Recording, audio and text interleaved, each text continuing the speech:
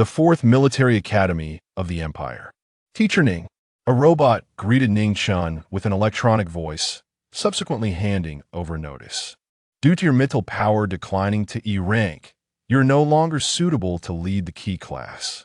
Thus, the school has decided to temporarily relieve you of your current duties. Please patiently await further arrangements. The individual in question was a young man, wearing a pair of outdated black-framed glasses, slender in build with long limbs. Yet, he possessed an exquisite beauty, his fair skin resembling snow, and his features were excessively delicate, giving him the appearance of a beautiful woman at first glance. In truth, he was not merely resembling a woman. Ning Chun was indeed a girl, raised as a boy by her family for various reasons since childhood. Understood. Thank you. After expressing gratitude to the robot, Ning Chun closed the door. Ning Chun was utterly exhausted. Her original name was Ning Chun, and after her death, she opened her eyes to find the world transformed. Earth was now referred to as the ancestral star, situated in a world 5,000 years into the future. 5 millennia ago, the ecological system of Earth collapsed entirely, rendering it uninhabitable for humanity. Thus, humans ventured into outer space, seeking suitable celestial bodies for relocation, heralding the commencement of the cosmic era. The universe harbors many wonders. For instance, cosmic rays activate human mental powers, while nutrients extracted from space minerals accelerate genetic evolution, unveiling latent human potential. Ning Chun's body once boasted a level mental power, a level physical ability, and a level potential. But inexplicably, her mental power had plummeted, her physical strength weakened, and her potential diminished. Now, her mental power stood at E, physical ability at F, and potential at D. In an era where the average individual possesses AC rank or higher, Ning Chun's EFD status rendered her nearly equivalent to a waste of space, even inferior to those deemed useless. Little Chun, try to be more optimistic. A message from her second uncle at the Ning family appeared on her holographic computer. Ning Chun removed the tie from her neck and took off her glasses, running her fingers over the blue diamond earring on her right ear, instantly transforming her appearance. From a strikingly beautiful and delicate young man, she became a coldly elegant young woman. Even her previously thin black hair morphed into a cascade of chestnut waves. Previously, Ning Chun, unable to bear the sudden transformation from a promising, talented teacher to an EFD weakling, succumbed to despair. With a sigh, she drained the blood from the bathtub and tidied up the room. "Ah, Teacher Ning, are you all right?" Entered a slightly greasy middle-aged man, feigning concern, though his face betrayed his smugness. "That robot assistant just informed me that starting tomorrow, they'll be in charge of the mech department's key class." Hearing this was astonishing. This key class was originally led by you, Teacher Ning. Has your mental power declined further? Do you need me to recommend a doctor? Oh, wait. Aside from your mental power, your physical ability and potential have also decreased. This is quite concerning. Mr. Gao, are you here to gloat? Not at all. Not at all. He was indeed here to gloat, relishing in the fact that Ning Chun's 3 metrics had plummeted. Ning Chun cast a cold glance at Gao Yu before shutting the door with a resounding bang. Small-minded individuals basking in their triumphs were not worth her time. Gao Yu.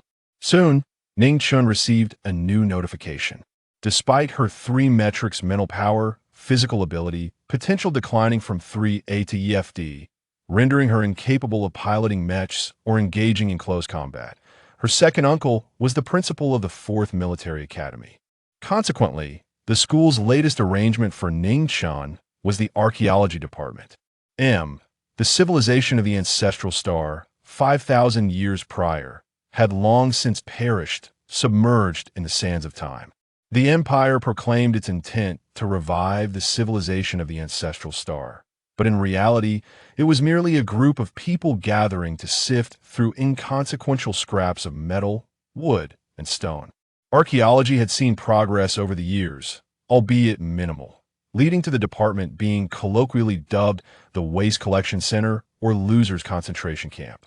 The students were primarily there to pass time, and teachers acted more like babysitters, merely ensuring that these unruly students didn't cause trouble. In truth, the unruly students in this so-called concentration camp were entirely unmanageable, rendering the teachers more like ornamental fixtures. Any teacher who dared to speak out would find themselves on the receiving end of violence.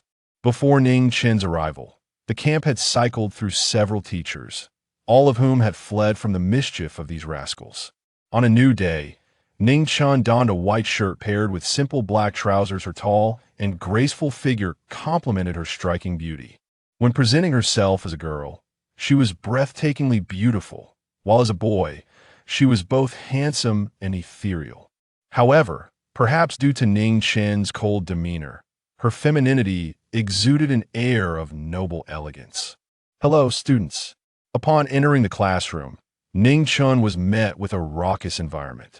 The students in this concentration camp were predominantly affluent, comprised of either wealthy young ladies or young gentlemen, none of whom were to be underestimated. One brash student shouted, "The mech department is a bunch of trash, always acting so arrogantly. Damn, what's wrong with having mental powers, see? My family has a mind."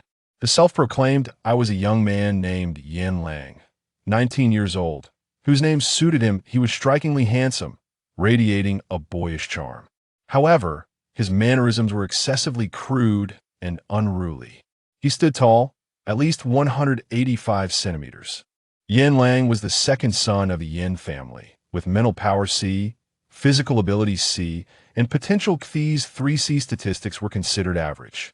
Yet, among the Yen family, he appeared rather mediocre, lacking in distinction. Despite this, the family patriarch favored Yen Lang immensely, even donating 100 high-grade mechs to the academy to secure his admission. Others could only dream of receiving such treatment. Another student named SUSI-MANHUA, with silver hair and blue eyes, was charmingly handsome and the illegitimate son of the head of the SUSI family. His metrics fell below C, but he was a commercial prodigy with remarkable talents, earning him a coveted spot in the military academy's archaeology department. In summary, this concentration camp for waste was filled with individuals who were either exceedingly wealthy or of noble descent, with no one to be trifled with. Shut up, Yen Lang. All you do is brag. What good is money? Isn't it all thanks to your ancestors? Unlike me, I earn my own money and support my entire family. Yen Lang narrowed his eyes menacingly. Yimor, do you dare to provoke me? Humph, want to fight? Anderson, this guy wants to beat me up. Take care of him. Chapter 3. The scrap yard. Immel exuded an air of arrogance as he summoned Anderson, a robust man who bore little resemblance to a student. Instead appearing as a formidable giant, he was the bodyguard arranged by the Shio's family for Immel, tasked with ensuring his safety during his time at school. Yen Lang scoffed disdainfully, deriding Immel for his audacity in seeking assistance for a fight. What is so impressive about a 3A bodyguard? Song Tianyu, bring over some robots and take him down. Ning Chun had been present for some time, yet the clamor of the students rendered her invisible, as if she were a mere specter in their midst. Suddenly, a clear and sultry voice pierced through the noise, bringing an instant hush. The previously boisterous Yen Lang and the cynical Immel fell silent. Ning Chun turned toward the source of the voice to behold a young man with striking white hair, his features sharp and captivating, reminiscent of a blend of Eastern and Western ancestry from the ancestral age. His violet eyes held an air of mystery and malevolence, while his lips were a vivid crimson, contrasting sharply with the cold indifference and impatience that flickered in his gaze. With a sudden clap, Yen Lang slammed his hands on the table, seemingly intent on challenging the white-haired youth. In an instant, before Ning Chun could comprehend the unfolding scene, Yen Lang, standing over 6 feet tall, was propelled through the air, crashing into a multitude of tables and chairs with a series of resounding thuds. Ha ha, Immel cackled, relishing the spectacle and mockingly deriding Yen Lang. Yet, the next moment, Immel too was sent soaring through the air, landing with a thud atop Yen Lang, leaving a clear footprint imprinted on his back. Get off me. Yen Lang pushed Immel away in frustration. Seething, Immel clenched his teeth, his azure eyes glinting with malice as he turned to Anderson. Anderson, go. Eliminate him. Yen Lang echoed, damn it, my back hurts. Song Tianyu, bring some robots and finish him. The classroom erupted into chaos. Anderson charged at the white-haired youth like a monstrous figure, while the composed Song Tianyu retrieved a dozen steel robots from a spatial button, igniting a fiery skirmish within the classroom. As the newly appointed teacher, Ning Chun initially maintained a stoic demeanor. However, the clamor reached a crescendo when Yin Lang collided forcefully with her shoulder, followed by Immel's chair striking her back by mistake. The instigator of this tumultuous melee, the enigmatic young man with white hair and violet eyes, unleashed a powerful kick that sent one of Song Tianyu's robots flying. When that robot crashed into Ning Chun, it was as if the chaos had found its target. With a wry smile, Ning Chun wiped her face, a crescent-shaped gash now adorning her forehead, blood streaming down her visage. While her black-framed glasses had long since shattered amidst the fray, she flicked her short black hair back defiantly, her expression resolute as she plunged into the fray. With a swift motion, she struck Yin Lang across the face, leaving him momentarily dazed. Raising her hand again, she delivered another resounding slap to Immel, whose cheek swelled as he stared incredulously at the seemingly delicate yet fierce individual before him, blood staining his appearance. Chapter 4. I am Ning Chun. After fanning away 2 opponents, I prepared to strike the last one. However, this individual with striking violet eyes was rather vigilant, raising an arm to block my incoming slap. Those resplendent purple orbs fixated on me, and then, with a bewildered expression, inquired, Yin Lang, EMO? Who was this effeminate character? Indeed, I had never encountered such a flamboyant individual before. My goodness, my eyes must be deceiving me. This delicate figure appears even more flamboyant than EMO. I, Ning Chun, stood there, bloodied and expressionless, surveying the scene. Allow me to reintroduce myself. Greetings, everyone. I am Ning Chun. From this day forth, I shall assume the role of your homeroom teacher. What? Another battalion commander? Ahaha, this is going to be entertaining. The atmosphere erupted into chaos once again. Ning Chun found herself in the infirmary of the 4th Military Academy. Teacher Ning, your injuries seem quite severe, remarked the school nurse, who had once been a medic. Upon seeing my bloodied visage and bruised features, he struggled to suppress his laughter, his face contorting as if in a spasm. With an impassive demeanor, I inquired, how long until I recover? Those rascals had managed to fracture my arm and break several ribs. This minor injury is inconsequential. Please, lie down, the nurse urged, activating the medical pod. I calmly reclined into the chamber, and warm streams of water enveloped me. Approximately 10 minutes later, the pod opened, and I sat up. All my wounds had healed, and the bruises had vanished. The medical technology of this future world was indeed remarkable. Even if one were to lose limbs, a mere sojourn in the medical pod could restore them. I squinted my eyes slightly. Was Teacher Gao here to witness my misfortune? Humph. Gao Yu was about to hurl some derisive remarks my way when, all of a sudden, I seized a nearby chair and brought it crashing down onto his head with a resounding thud. Gao Yu, with an A-grade physique, was nearly as tough as iron. Despite the force of my blow, he was only momentarily dazed. You Ning, he exclaimed, pointing an accusatory finger at me. Observing the now deformed chair in my grasp, I realized that Gao Yu possessed quite the stubborn disposition. I cast aside the chair and calmly stated, I advise you to retract that pig's trotter of yours. I, Ning, have always detested being pointed at in such a manner. Enraged, Gao Yu appeared ready to retaliate, but I nonchalantly remarked, by the way, my uncle happens to be the principal of the 4th Military Academy. At that, he froze, clearly apprehensive. How infuriating. I let out a derisive snort, then turned on my heel and departed with an air of grace, my dignity intact as ever. Chapter 5. The voice-controlled dog. The school nurse was on the verge of bursting with laughter, observing Gao Yu's face, which had turned a deep shade of purple from anger. The nurse suddenly covered his mouth and turned away, his shoulders shaking with suppressed mirth, occasionally letting out a stifled chuckle. Gao Yu felt utterly humiliated, his rage reaching a boiling point. Yet what could he do? Ning Chun was the young master of the Ning family, his status on par with those insufferable rascals from the so-called waste material concentration camp. Most importantly, Ning Tao, Ning Chen's uncle, was the esteemed principal of the 4th Military Academy. Given this reality, Gao Yu had no choice but to swallow his pride and endure. While openly he could not confront Ning Chen, there were always ways to scheme in the shadows. Gritting his teeth, he wore a venomous expression, plotting maliciously. Ning Chun had been a researcher in life, adept at learning from failures, identifying mistakes, and avoiding repetition of past errors. Now, as a mere Yefti weakling, He found himself inferior even to those scorned rascals. Thus he resolved to make a comeback, to rise again. Entering the principal's office, someone pushed the door open, and Ning Tao looked up from behind his desk. His gaze fell upon the delicate and refined young man before him, filled with warmth and affection. "Oh, little Chen has arrived?" "Yes, I came to ask if my uncle could." "If this is about the archaeology department matter, I already know. The answer is no." Ning Tao was a cultured man, appearing to be around 40 years old, though in reality, due to the longevity of the future era where the average lifespan exceeded 400 years, he was actually over 180. Ning Chen subtly curved his lips. "Uncle, I am not here for those rascals, but rather I require a certain batch of items. I checked on the Star Network, and part of it is unavailable on the market." Ning Tao paused, realizing that his nephew, for reasons unknown to the public, had concealed his gender from a young age. Raised by his elder brother and sister-in-law as their son, albeit with a rather timid disposition. In the past, Ning Chen had been too fearful to face battle, opting to teach at the 4th Military Academy to evade conscription instead. He had assumed Ning Chen's visit was to seek a change in job position. But it seemed he had misjudged. "I will handle my own affairs, but I entrust this batch of items to you, uncle. I've sent the procurement list to your holographic computer, and the funds have been transferred to your account. That's all. I have nothing more." Then, astonishingly, he turned and walked away. Ning Tao was momentarily stunned before chuckling to himself. "You little rascal. No, rather, you little girl."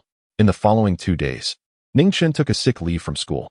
2 days later, "Hey, Immel, that effeminate fellow seems to be the youngest son of Marshal Ning. Previously, he was in the mecha department, overseeing a key class, but inexplicably, his performance plummeted, leading him to be sent here by Ning Air as the camp leader of this waste material concentration camp." Yen Lang eagerly shared his latest intel with Immel, who narrowed his elongated phoenix eyes. "The youngest son of the Marshal? But I don't recall seeing him before. I only know of Ning Laoda and Ning Lao Air. My family always praises those two monsters for their incredible talents, as if they're the epitome of excellence. In short, those two are the children everyone else wishes they had." Chapter 6. Public Execution. Yen Lang curled his lips slightly and then began to gossip about Yimmer. "That effeminate one seems to have lived on a rather remote little planet before coming to our 4th Military Academy. Before arriving at the Imperial Capital Star, no one even knew that the Ning family had a 3rd child. What's the fuss about? Damn, what I mean is, her 3 ratings have plummeted. It appears her mental power is merely E, physical ability F, and potential D. I wonder how that happened. It's quite similar to the situation of the 8th prince back then." Yen Lang discreetly glanced at the white-haired, purple-eyed 8th prince, who was comfortably seated with his face tilted back, soundly asleep. Then Yen Lang scratched his neck. "EFD? That ass even weaker than us weaklings." Yimmer was taken aback. "Then ISNT at the end of it? We certainly didn't hold back that day. The Ning family is notoriously protective, and the elders don't intervene in the grievances of the younger generation, but those 2 monsters from the Ning family are not to be trifled with. It's over. If I had known her surname was Ning, I would have held back a little. A slap is just a slap. It's not a big deal." Yen Lang scoffed. "What a character. Is that all you're afraid of?" Yimmer shot him a cool glance. "I'm not afraid of trouble. I just dislike it. The eldest Ning is manageable. At worst, he would strip us of our skin, but that's second Ning. Ugh. I truly do not wish to deal with him. Sneaky and ruthless, and he plays dirty without hesitation." Just then, light footsteps echoed, and in walked the very effeminate figure Yen Lang had been talking about. Her expression remained as cool and aloof as ever, yet inexplicably, it sent a chill down one's spine. Yen Lang shivered suddenly, and Yimmer trembled in response. The effeminate one curved her lips. Her voice gentle as spring breeze, yet clear and melodious like a mountain spring, she softly spoke. "Hello, classmates. If there are any acquaintances of Ningchen here, they would recognize that her expression remains as serious as ever, yet her eyes glimmer with a hint of mystery and mischief." She entered the classroom, cradling a large box. "As a teacher, I believe it is imperative that I impart a lesson to you, at the very least, to ensure you understand what it means to respect your teachers." In an instant, every student present shivered in unison. Yen Lang nearly crawled out of the so-called concentration camp for the useless, utterly terrified. "Ah, damn it, that effeminate one. I have no intention of sharing the same sky with you." Yen Lang's lips twitched. This was a lamentation from Yimmer. He trembled and wiped the cold sweat from his forehead. "TSK, she speaks little but is ruthless. I thought she was just a little bunny. But it turns out she is a big bad wolf in sheep's clothing. Terrifying, truly terrifying. Inside the room, the large box Ning Chun had brought was filled with numerous intriguing items. Of course, she found them quite amusing. But whether others found them interesting was not within her consideration. Now, she donned a gas mask, her long legs kicked against the table, and her slender, pale fingers pressed down on Yimmer's silver hair. Yimmer screamed, "You pervert! Ah, pervert, pervert, it drives me insane. Ning ah." Yet the demon remained unfazed, ignoring his desperate wails. Chapter 7. The juvenile offender. Until the series of tortures concluded, Ning Chun lightly kicked the immobile Immel on the ground, urging him to roll away. Immel, hesitant to voice his complaints, fell silent under the gaze of teacher Ning, whose eyes, shrouded in a mask, appeared cold and gray, tinged with a hint of inky blue. The moment she cast a frigid glance in his direction, he dared not utter another word. Next, teacher Ning specialized in addressing various forms of disobedience, and it was high time to discipline these unruly brats. The air was thick with a purplish toxic gas, a concoction of Ning's own making. In her previous life, she had been a prodigy, holding multiple doctoral degrees in mathematics, physics, biology, chemistry, medicine, and biochemical engineering. Orphaned by a tragic accident in her youth, she immersed herself in her research. Producing a mere toxin was trivial for her genius. Yet, perhaps due to the burdens of managing the entire research institute and being an unrelenting workaholic, she ultimately succumbed to exhaustion and met an untimely demise. A chilling, beguiling smile graced her lips, one that could send shivers down the spine. I am not one to forgive easily.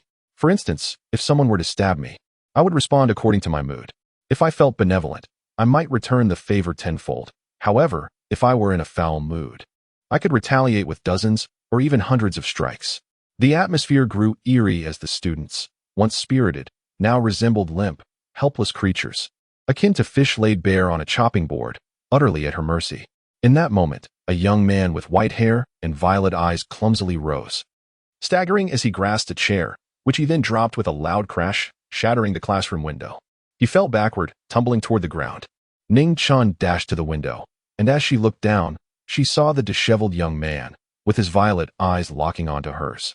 His gaze was like a vast purple ocean, deep, resplendent, mysterious, with a hint of malevolence, yet steeped in an eerie stillness.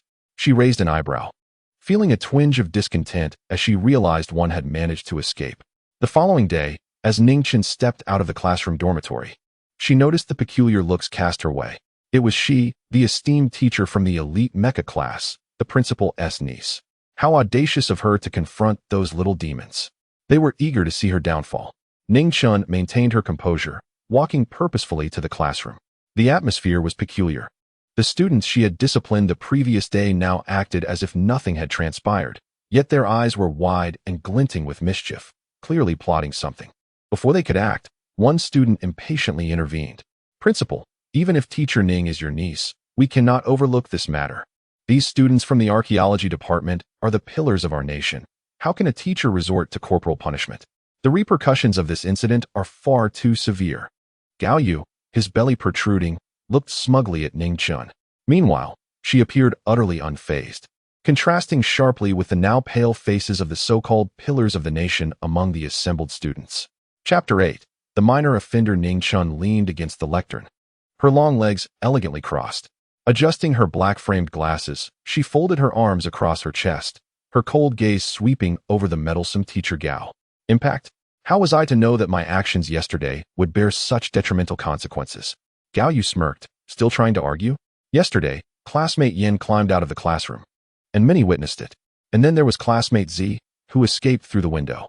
Am I mistaken? As an educator, the utmost priority is integrity, followed by professionalism. Teacher Ning's moral standing is compromised. I believe she is no longer fit to educate at the 4th Military Academy. Gao Yu felt triumphant at his own words, then turned to Principal Ning, applying pressure. Principal Ning, as teacher Ning's relative, your bias is understandable. However, if you continue to shield her after such a grave mistake, it would be quite inappropriate. Ning Chun subtly curled her lips into a smile, realizing Gao Yu's intent to drag her uncle into the fray. She lowered her arms and slowly straightened her posture. Teacher Gao, without discernment, you are casting aspersions upon me, which I find quite displeasing.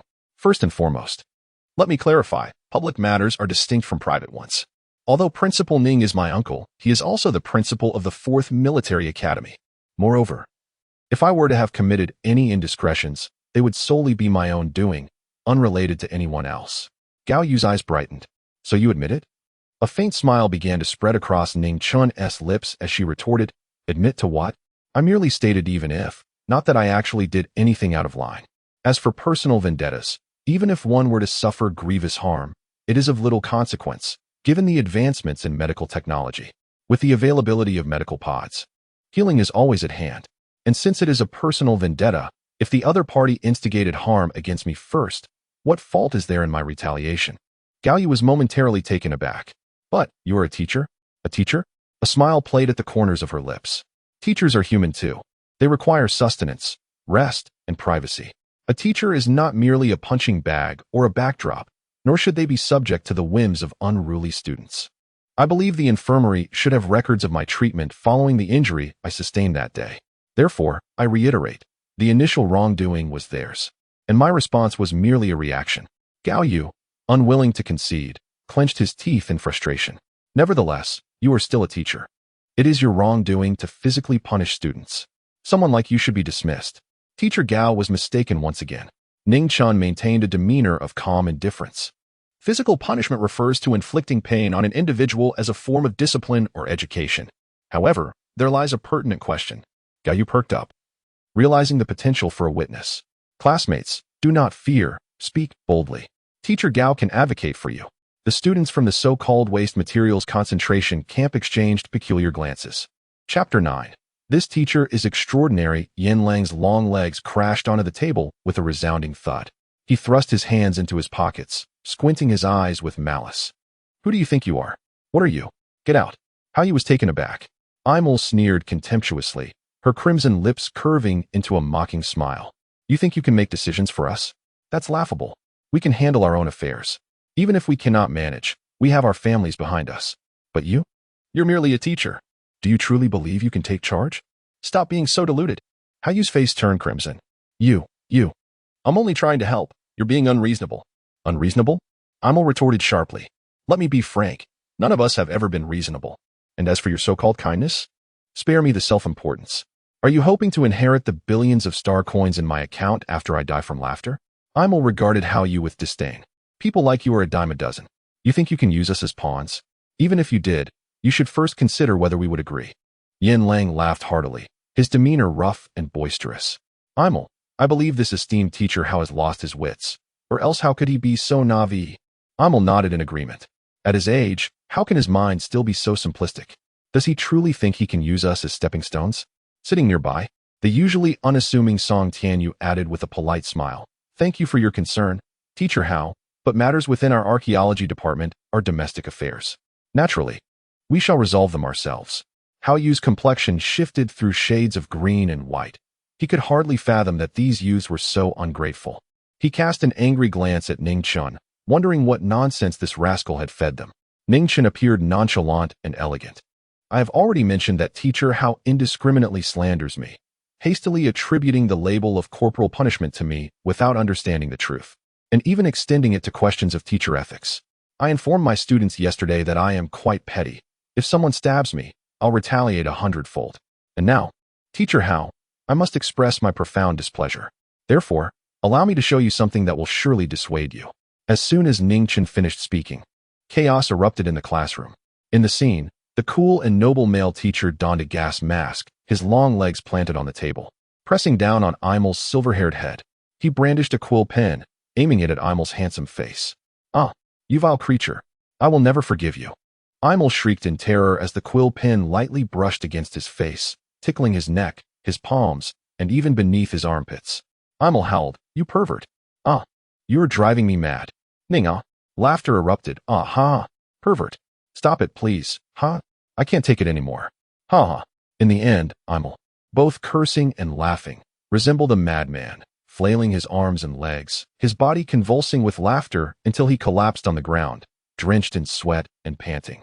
His face flushed with color. Chapter 10. Where are the so-called good-for-nothings? As the projection concluded, Imel appeared utterly distraught, slapping his own face in despair. Ning. You have utterly tarnished my illustrious reputation. Why wasn't Yen Lang's footage shown? Even Song Tianyu would suffice. They both have more fervor than I. Curse you.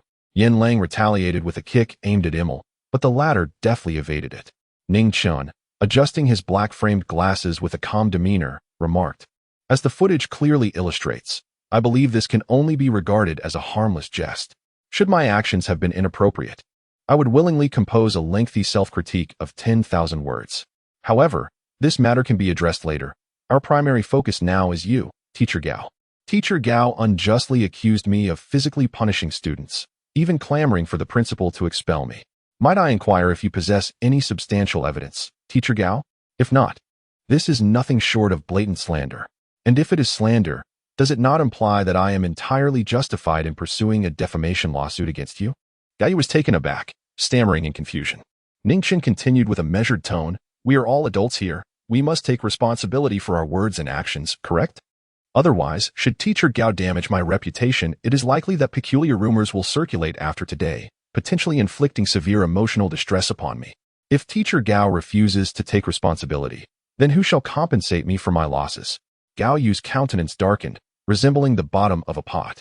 Eventually, Ningchen pondered that even if he were to win a defamation case, the outcome would yield little benefit.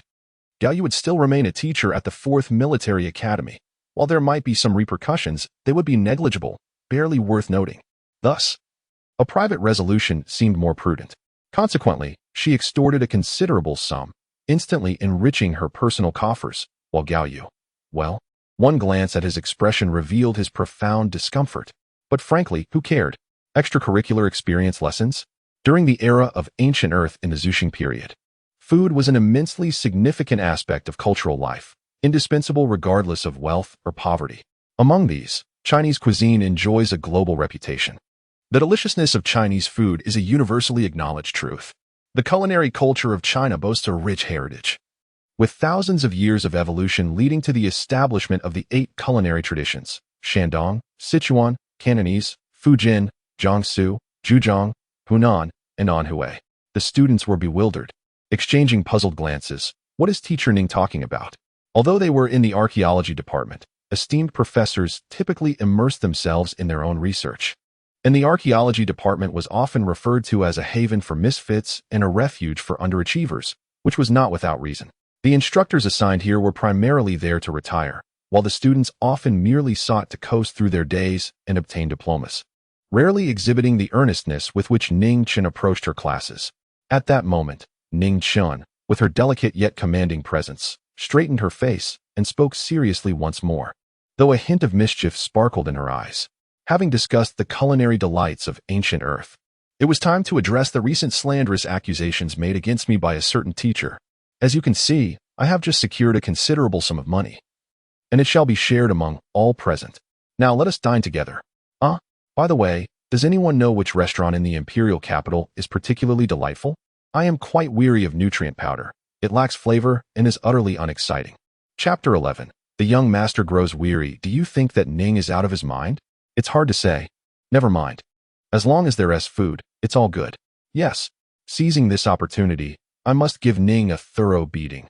I am exceedingly eager to see him in distress. Much like that bloated fool, his face contorted in agony. Yes, it is a delightful decision.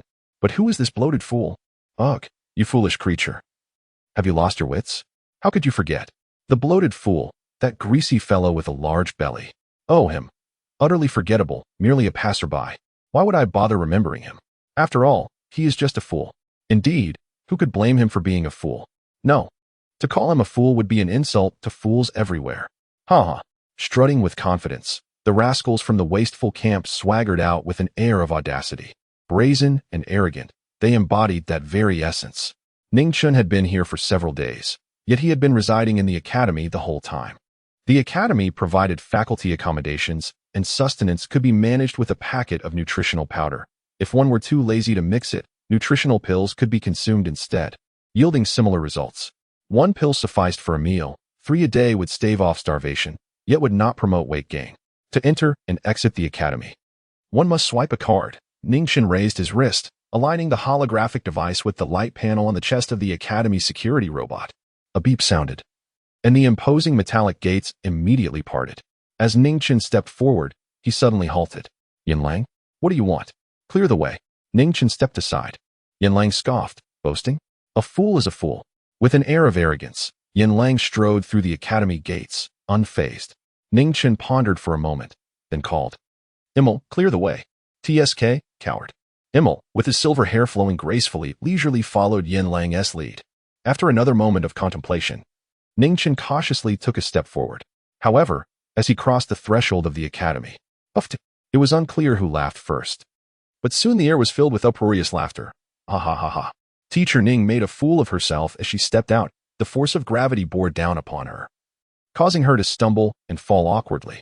Face down, back up, she lay sprawled on the ground.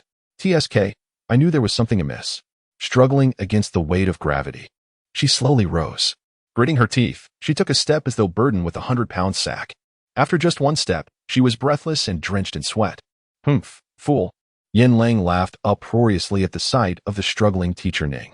Outside the academy, a winged sky vehicle awaited, spacious within. Ning Chen laboriously climbed aboard, and the weight of gravity was suddenly lifted. Finding a seat, she sat down, gasping for breath, and then closed her eyes to rest. The rascals from the wasteful camp treated her as their entertainment. But does it matter? After all, she remained unperturbed, composed in the face of it all. Chapter 12. Teacher Ning is angry that mischievous scamp, Yimmer, has concocted yet another devious plan. Let us proceed to the Rose Restaurant. This establishment seems rather extraordinary, as only sparse information can be found about it online. One account details an incident from 2 years ago when a disturbance occurred at the Rose Restaurant, resulting in a man being gruesomely expelled, his body dismembered. It is said that he languished in a medical pod for over a year to recuperate. Another fragment of information pertains to the restaurant's owner, shrouded in mystery, with the only known detail being that this person may bear the surname Song. The group of 10 or so individuals is divided into 3 factions, one led by Yin Lang, another by Yimmer, and the last by the enigmatic 8th Prince, who possesses striking white hair and purple eyes. As the engine roars to life, the sky car, resembling a metallic beast, ascends into the air with astonishing speed, akin to a soaring eagle. During the journey, Ning Chen extracts a document, flipping through its pages until her brow furrows in concern. This document contains student profiles, complete with identity information and photographs taken 6 months prior during their enrollment. One photograph captures the brooding youth with white hair and purple eyes, his expression dark and menacing, a cruel smile playing on his lips, exuding an almost demonic allure.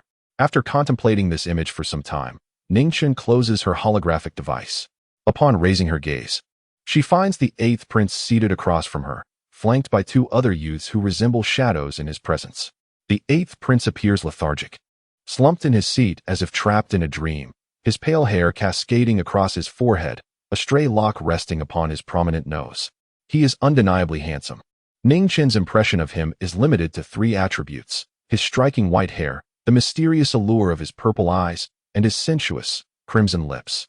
If further elaboration were required, one might note his remarkable agility. Yin Lang and Yimmer are no match for him.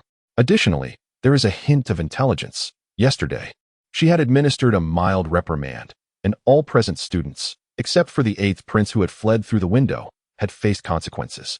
Yet, if one were to overlook his appearance, he resembles a slumbering cat, while the youth in the photograph bears the ferocity of a lion eager to seize its prey. A stark contrast between the two. With a hum, the sky car descends, and Yimmer cheerfully hops out, turning to Ning Chen with a bright smile, inquiring, Teacher, is it true? Are you really treating us to a meal? Indeed, she affirms, this is what the teacher has promised. Yin Lang, with a brusque shove, pushes Yimmer aside, exclaiming, Stop your incessant chatter. Let us go. I am on the verge of starvation. Subsequently, the group enters the Rose Restaurant. From the outside, it resembles a greenhouse, its walls adorned with realistic rose vines, while inside, both the tables and chairs are fashioned in the shape of roses. Yin Lang grimaces, as if repulsed by the overly delicate ambience. He rolls his eyes at Yimmer, muttering, a flamboyant place for flamboyant people. Yimmer, irked, retorts, Shut your mouth. You simpleton with brawn, but no brains. If you cannot appreciate my refined taste, then remain silent. Chapter 13. Teacher Ning is truly a good person. Immel is a frequent visitor here. He originally desired a private room, But the robotic receptionist informed him that all rooms were fully booked. He felt a twinge of disappointment, perhaps believing that sitting in the main hall did not align with his elevated status. After the group settled at their table, the menu was passed around, and these mischievous lads eagerly opted for the most expensive dishes. A-grade spicy dragon lion meat. A-grade clear stewed deep-sea beast fish soup. A-grade yellow fruit balls. A-grade. Ning Chun, excuse me, what are these? Teacher Ning was left bewildered. The Rose restaurant operates on a prepayment basis, and once Yin Lang and Immel finalized their orders, the little rascals, excluding the slumbering big cat, the eighth prince, all turned their sparkling eyes towards Ning Chun. Ning Chun's lips twitched in response. These little brats were about to consume over 100,000 star coins from her purse.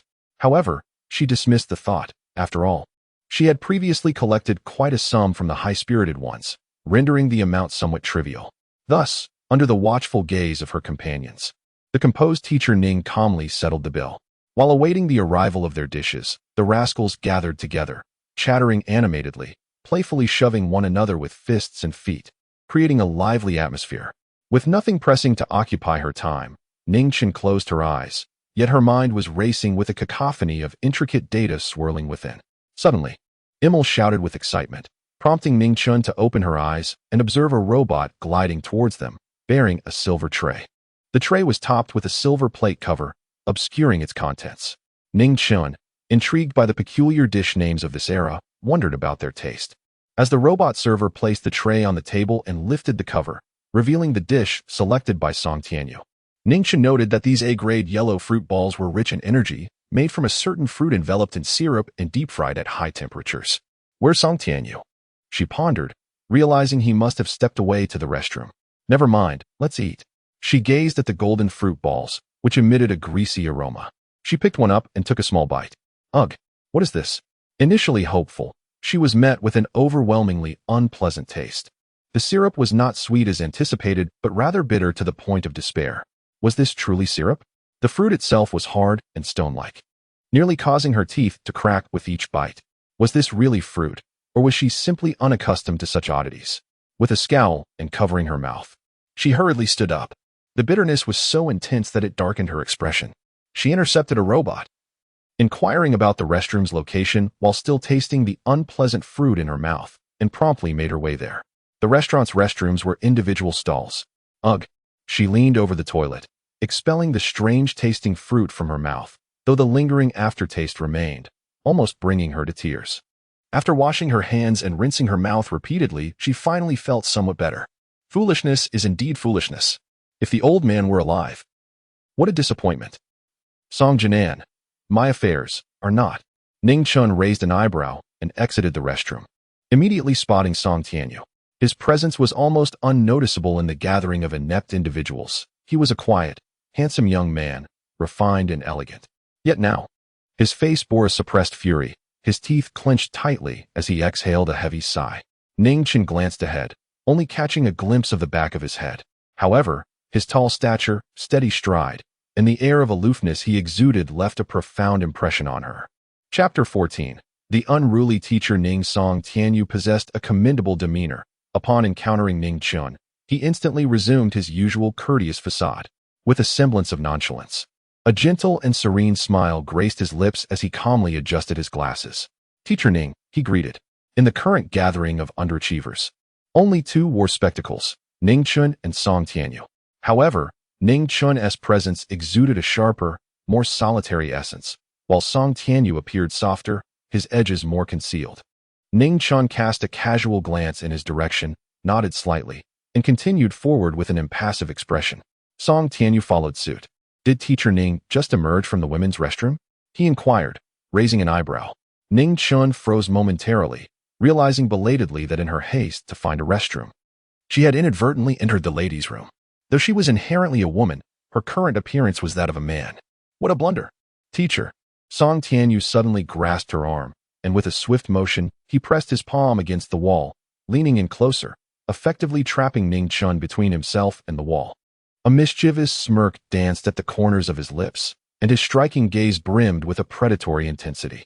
Ning Chun furrowed her brow, lifting her chin coolly. Standing at 178 centimeters in her male form and 172 centimeters as a woman, the height difference was not substantial. Yet, in her current guise, Song Tianyu towered over her by a noticeable margin.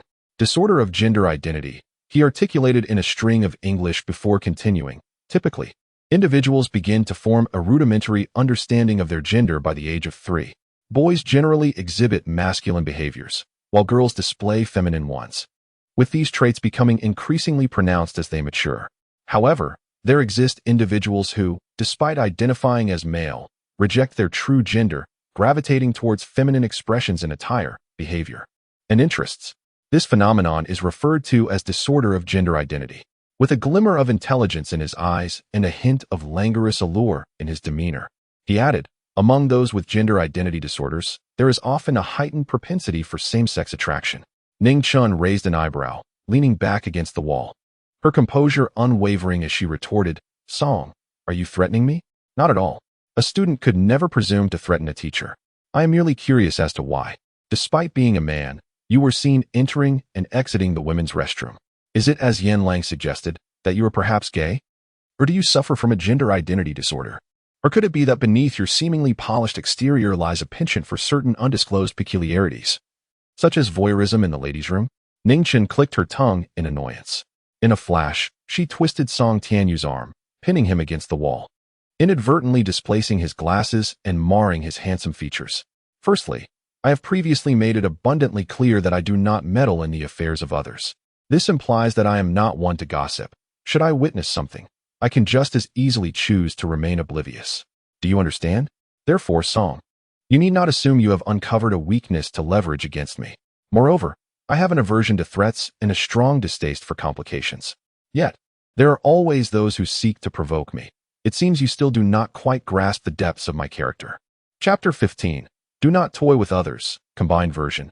Previously, that rotund fellow slandered me without cause, and his fate is indeed evident for all to see. Is classmate Song overly confident, or merely arrogant? Did he approach me, believing me to be easily intimidated, or perhaps thinking my temper too forgiving?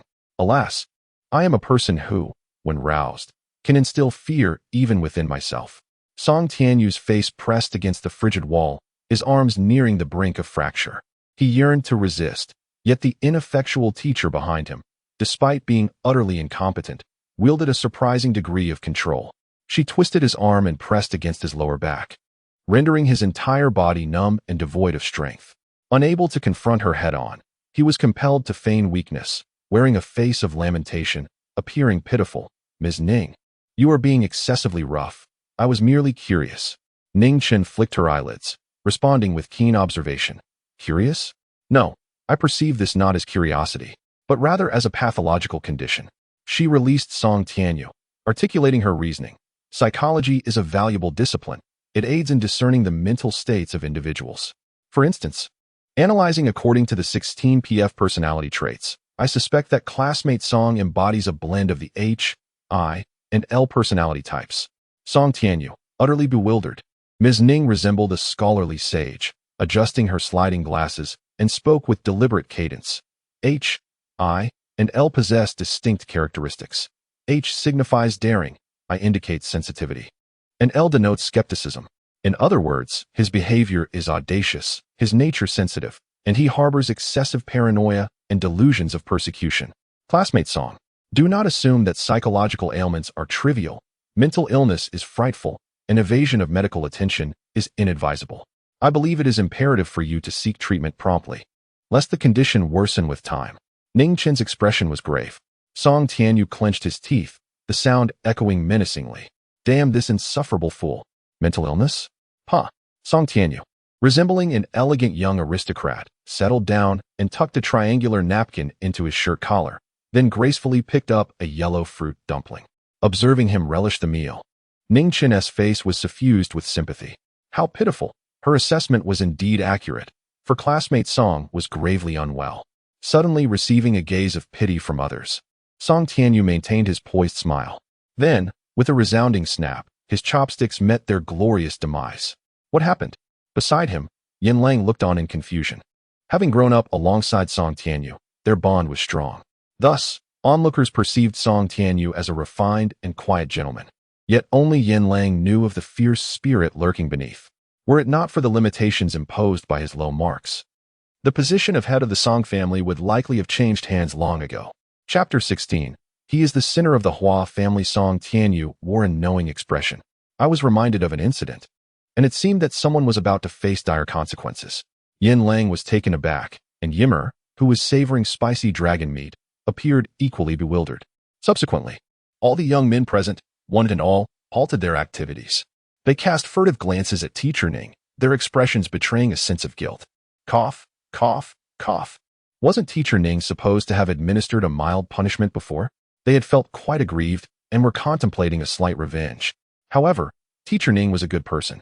After extorting a sum of money from the hefty student, she generously treated them to a meal, effectively nullifying their previous grievances, right? Yet, they had banded together to do something this morning. With a chime, Ning Chen activated her holographic device and soon spotted a competition notification. She regarded the group of young rascals with a stoic expression. Cough, my stomach hurts. I need to use the restroom. Wait for me, I want to go too. This meat is delicious. Don't look at me, I know nothing. Bah, a bunch of cowards. Yimmer glanced at the lavish spread before them and sighed. Fine. I'll partake in the feast. Ning Chen calmly adjusted her glasses and a blue screen materialized before her. She tapped a few times on the interface. Her demeanor remained serene, yet her eyes glimmered with a hint of mockery. How intriguing. You wish to enroll me in a competition to embarrass myself? To disgrace me before millions? However, one question lingers. Who signed me up? Huh. Ning Chen clicked on the competition notification, copied it, and sent it en masse to the rascals' devices. Then, she leisurely sipped her ice-cold water, perhaps the only thing she could tolerate in the entire restaurant. A chorus of gasps erupted around her. What the heck? This registration, this competition format? Ning Chen smirked, leisurely rising from her seat. With both hands tucked in her pockets, she casually glanced at the group. Her expression was devoid of emotion as she coldly ridiculed. I have never encountered such stupidity. Teacher Ning, that stings. You aim to deceive others, but have ensnared yourselves instead, collectively falling into a pit. I must commend you. Once again, that stings. With minds as muddled as swine. Yimmer's face turned ashen. Shut up. I didn't intend for this to happen. I merely sought to brainstorm within the group. Huh. The young rascals hastily opened their devices to the chat group titled Waste Material Concentration Camp. They scrolled up the messages, only to suddenly see. E is stunning. A living being deducts 1 point. Chapter 17. Yi Nankai and Gu Xiaolan in the midst of a wintry landscape. A flurry of chatter erupted as a group of individuals began to converse animatedly. E exclaimed, the new camp commander is exceedingly arrogant. My comrades are plotting to deal with that coward named Ning. Subsequently, the group began to share various mischievous schemes. Ice and Snow commented, boring. Gu Xiaolan chimed in. I'll take charge. I'm well acquainted with this matter. I'll register the new camp commander. For Rongrong's sake added, I vote in favor. Wishing to sleep with Bai Bai declared, I only wish to slumber with Bai Bai. Bai interjected, change your name upstairs. Wishing to sleep with Bai Bai retorted, no. This is my sincere and fervent affection. After sifting through a plethora of unproductive group chats, around 1 in the morning, a message suddenly appeared from the ID Gu Xiaolan, claiming to have completed the registration for the new camp commander. Cold sweat trickled down as Yin Lang lamented uncontrollably, Gu Xiaolan. Meyer swiped at his handsome face in disbelief. He had gone to bed early the previous night, yet here was Gu Xiaolan stirring trouble. It was certain that calamity would ensue. Indeed, it was a betrayal of teammates, a catastrophic blunder, even if registration was necessary.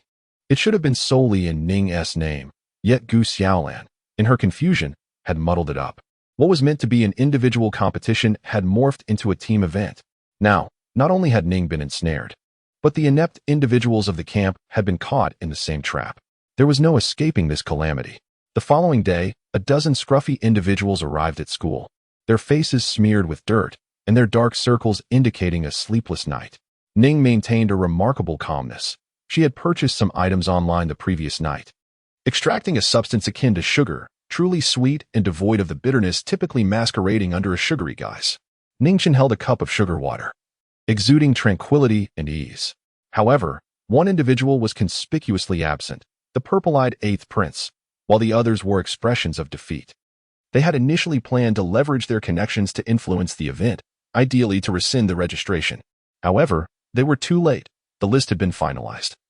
And the previous evening, A certain individual had created a promotional webpage featuring the name of the Imperial 4th Military Academy's Archaeology Department, labeling it a haven for ineptitude. Ning's name topped the list, followed by the 8th Prince, Yin Lang, Yi Meyer, Song Tianyu, and other similarly lackadaisical individuals known for their frequent absences. Yin Lang felt utterly despondent. Gu Xiaolan, that scatterbrained individual, had left him gnashing his teeth in frustration. Yet, with Gu Xiaolan light years away on some distant planet, his anger was futile. He had no means to confront her. With exasperation, Yin Lang tugged at his hair, lamenting, "This is utterly absurd." After one person voiced their grievances, the group collectively deflated. Chapter 18. 1 billion I am truly a waste. Being a waste is my glory. The contestants in this grand competition are all at least above the standard of 3B, and we are not allowed to bring bodyguards or robots. Aren't we just serving ourselves up on a platter? Teacher Ning remains calm. It is I who has been duped, is it not? The majority of the participants are indeed above the 3B standard, yet what about me? My mental strength is rated E, physical ability F, and potential D. We are in an era where the average is above the C rank, and my ratings pale in comparison to those of my fellow students. The life planet where the 4th Military Academy is located has a gravity that is double that of 51,741, which means that with every step I take, it feels as though I am burdened by an additional 200 pounds. But am I afraid? Cowardice leads to no success. Who was it that called me weak just days ago? Furthermore, I am unaware of who has offended whom, resulting in such a significant uproar. However, there is now a heated debate online. And let us not overlook this. Ningchen activated her holographic device. A recent directive from the Imperial Supreme Governance Center states that participants, whether individuals or teams, are strictly prohibited from withdrawing from the competition without authorization, or they will face military law, incurring a 10-year sentence. This announcement was released promptly at 8 o'clock this morning, which means that if one wishes to avoid imprisonment, participation is the only option. The enemy lurks in the shadows, intent on orchestrating our downfall. This is evidently aimed at the concentration camp. Moreover, I believe I am the true victim here. Am I not? I am the one who has been wronged. Am I not? Thus, if even I, an innocent victim, have chosen not to complain, what grounds do you have to voice your grievances? The unruly youths appeared awkward, glancing at Teacher Ning with anticipation. Teacher Ning, are you not afraid? They had clearly begun to view her differently, addressing her with a newfound respect instead of merely referring to her by surname. Ningchen raised an eyebrow. Am I afraid? Perhaps, but does that serve any purpose? I came to teach at the 4th Military Academy precisely to avoid military service, yet fate has a way of thwarting one's escape. I evaded conscription, but could not evade you lot. Ahem, avoiding military service is hardly a matter of pride, so let us refrain from discussing it. Nevertheless, amidst this turmoil, although the unruly youths hesitated, they ultimately recognized the validity of Teacher Ning's perspective. If one were to withdraw from the competition, imprisonment for a full decade would be the consequence, though humanity in future eras enjoys a longer lifespan. 10 years of life devoid of freedom in prison is hardly a pleasant prospect. Furthermore, while the competition forbids bodyguards, at least one's life is safeguarded. In dire circumstances, one could inflict a few wounds upon oneself, ensuring that a severe injury would allow for withdrawal from the competition, and with a medical capsule at hand, the risk of dying from grievous injuries is mitigated. Indeed, a well-calculated scheme. Ultimately, Teacher Ning led the way, and behind her, the unruly youths marched forth with newfound vigor, their previous despondence replaced by an air of confidence. Before the gates of the 4th Military Academy, Principal Ning Tao wore a troubled expression. He was acutely aware of the events that had transpired the previous day. However, this matter seemed to involve the royal family, and he found himself unable to intervene. Ning Chun had reassured him, urging him not to worry, yet how could he genuinely quell his concerns? He was not only the principal of the 4th Military Academy, but also Ning Chen's close uncle. Chapter 19. Is this world insane? Yesterday, Ning Chen was completely unprepared and unexpectedly took a tumble as she stepped out of the school gates. However, today, as she exited the academy, she retrieved a silver ring from her jeans pocket and slipped it onto her left index finger. The rascals behind her intended to caution her about the gravity outside the school, yet as Ning stepped forward, nothing occurred. The rascals stood there, momentarily stunned. This defied all logic, didn't it? Song Tianyu discreetly cast a glance at Ning. His eyes were fixed upon the unassuming silver ring adorning her finger. It was a simple design, merely a slender band of silver. Was this the reason? Could this ring truly counteract gravity? But where on earth had she procured such an item? It was unheard of in the market. As a group of over a dozen individuals approached, a crowd had already gathered outside the academy. They seemed to be the last to arrive. With expressions of curiosity, the onlookers regarded the group of students and teachers, hesitant to murmur in the presence of these privileged heirs. However, they could not resist the allure of their light brains, and soon began to engage in discreet exchanges. How audacious! These inept individuals actually dared to show up? I thought our school's concentration camp was a mistake on the list for the team competition. Huh, did they really have a choice? Failing to attend could land them in prison. A mere decade? With an average lifespan exceeding 400 years, that hardly seems significant. Count me in for a bit of schadenfreude. Gao Yu, with his plump beer belly, stood before a group of over 80 students, the very elite class Ning Chun had once overseen in the mecha department. Full of vigor, Gao was outlining various precautions to the students when he suddenly caught sight of Ning Chun. How foolish. Ning Chun noticed him but chose to dismiss him entirely. Such petty individuals were hardly worth her concern. Just before their departure, Ning Tao had specifically instructed Ning Chun, "Little Chun, once you arrive at 51741, if you encounter any trouble, seek out Teacher Meng. Your second uncle has already spoken to him." Though this man might not possess striking features, he exuded a unique charm. He appeared impeccably clean and fresh, embodying a refreshing masculinity, a man of distinct character. As he glanced in Ning Chun's direction, they exchanged a subtle nod, a silent acknowledgement of mutual respect. Soon, they prepared to board. Dozens of silver spacecraft were docked outside the 4th Military Academy, and Gao Yu exaggeratedly exclaimed, "Ah, Ning teacher, you're registered for the team competition, right? Yet, out of the 40 students under your supervision, only a handful have arrived. This grand event is organized by the military, and team scores matter." Ning Tao's expression darkened at Gao Yu's words. This man truly was insufferable. Ning Chun remained composed. "I appreciate your concern, Teacher Gao, but quality outweighs quantity. While a few may seem insufficient, it facilitates better management." Gao Yu rolled his eyes, his greasy, overweight face contorted with disdain. The rascals from the concentration camp were, indeed, inept. While the notion of quality over quantity applies to elites, what of the inept? According to the school's arrangements, each class was to board a separate spacecraft, with the concentration camp's students positioned farthest to the right. As Ning Chun led the rascals aboard, a buzzing sound filled the air, and soon, a sky vehicle descended. Chapter 20. The irresistibly adorable demon Lord Ning. The sky carriage gleamed with a golden hue, adorned with a crown emblem at its front, signifying its royal designation.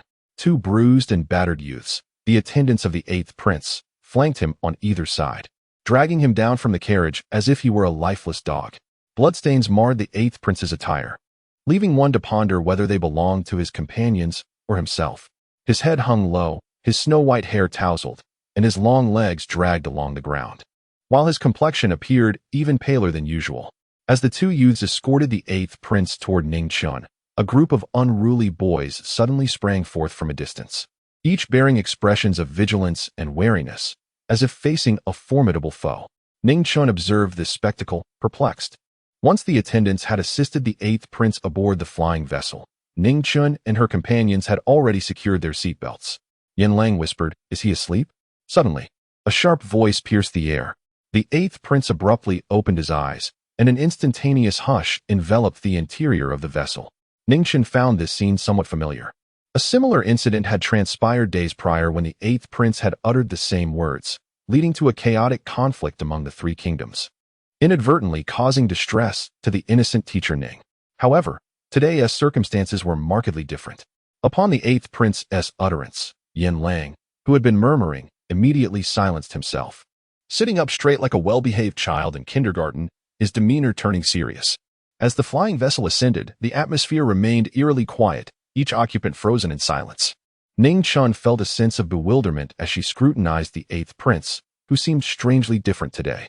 Previously, he had been akin to a slumbering feline, perpetually appearing drowsy. Yet today, he exuded an aura of tension, resembling a leopard in the jungle, a cunning and ferocious wolf king, or an unparalleled lion. In essence, he radiated a primal ferocity, his expression a blend of illness and madness. The purple hue of his eyes was more vivid than before, shrouded in mystery, malevolence, and depth. His gaze resembled that of a natural predator, imbued with a devilish aggressiveness that rendered him difficult to confront. It felt as though a mere glance could plunge one into an abyss of endless torment. The interior of the vessel remained utterly silent. Ning Chun furrowed her brow slightly, feeling the noise was unbearable. The others, engrossed in their role as obedient children, glanced toward Ning Chun.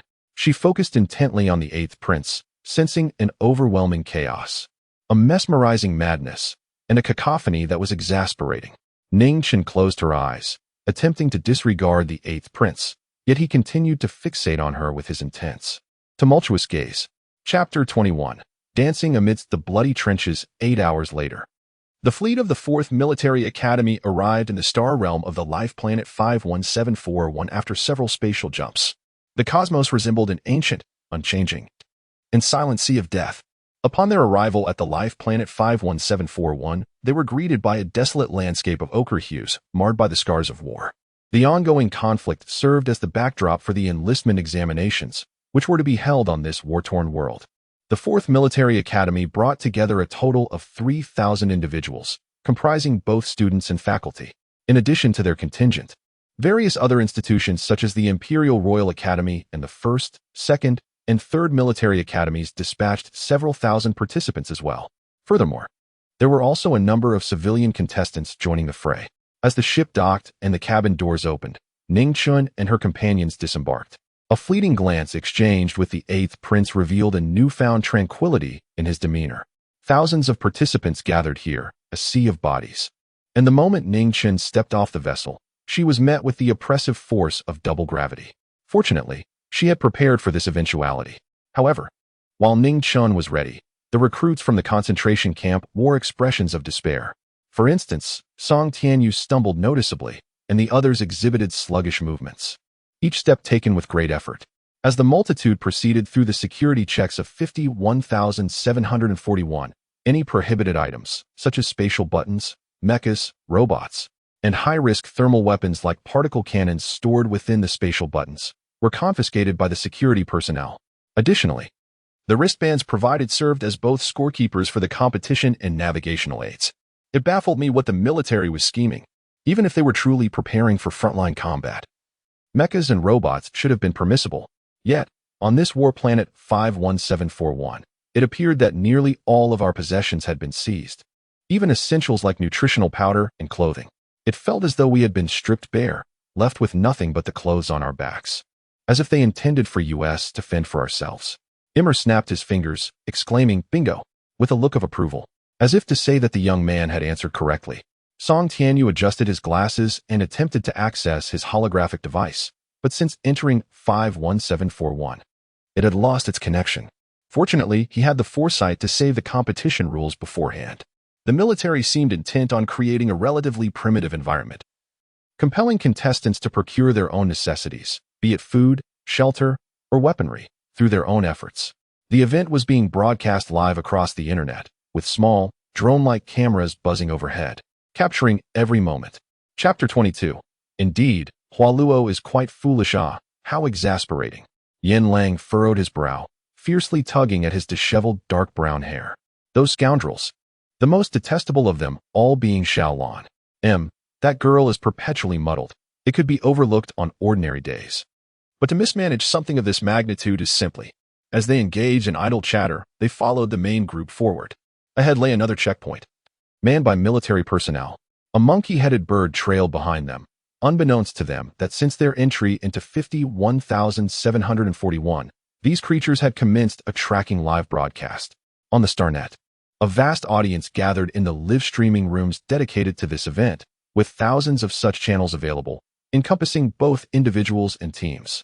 The name Waste Material Concentration Camp rang loudly, as it seemed people were inherently drawn to spectacle, especially with pre-event promotion that flooded in from interested parties. Many became aware that the so-called waste materials from the 4th Military Academy had actually signed up for the team competition. Netizens were ecstatic, thinking to themselves how audacious these so-called waste materials were, particularly since these little rascals had made quite a few enemies with their reckless behavior. However, due to the scoundrels' influential backgrounds, many refrained from confronting them directly, fearing repercussions. Yet online, within the confines of the waste material concentration camp's livestream, these individuals acted without restraint. Ha ha, I believe these rascals have surely been led astray. Is the upstairs commentary just fluff? Isn't this glaringly obvious? Oh dear, how delighted I am. I await the tears of the Yin family, the sorrow of the Song family, and the lamentations of the SUSI clan. The barrage of comments erupted, with countless netizens expressing their disdain. Yet, the little rogues of the waste material concentration camp remained blissfully unaware, as they were offline. 51741 prohibited internet access. Upon reaching the second checkpoint, an upright officer elucidated the rules of the competition. This event primarily involved hunting stellar beasts, with varying tiers of these creatures corresponding to different scores. Originally a low-tier life planet, 51741 had transformed into a war-torn realm due to the invasion of stellar beasts. Military forces were actively engaged in purging these beasts from the battlefield.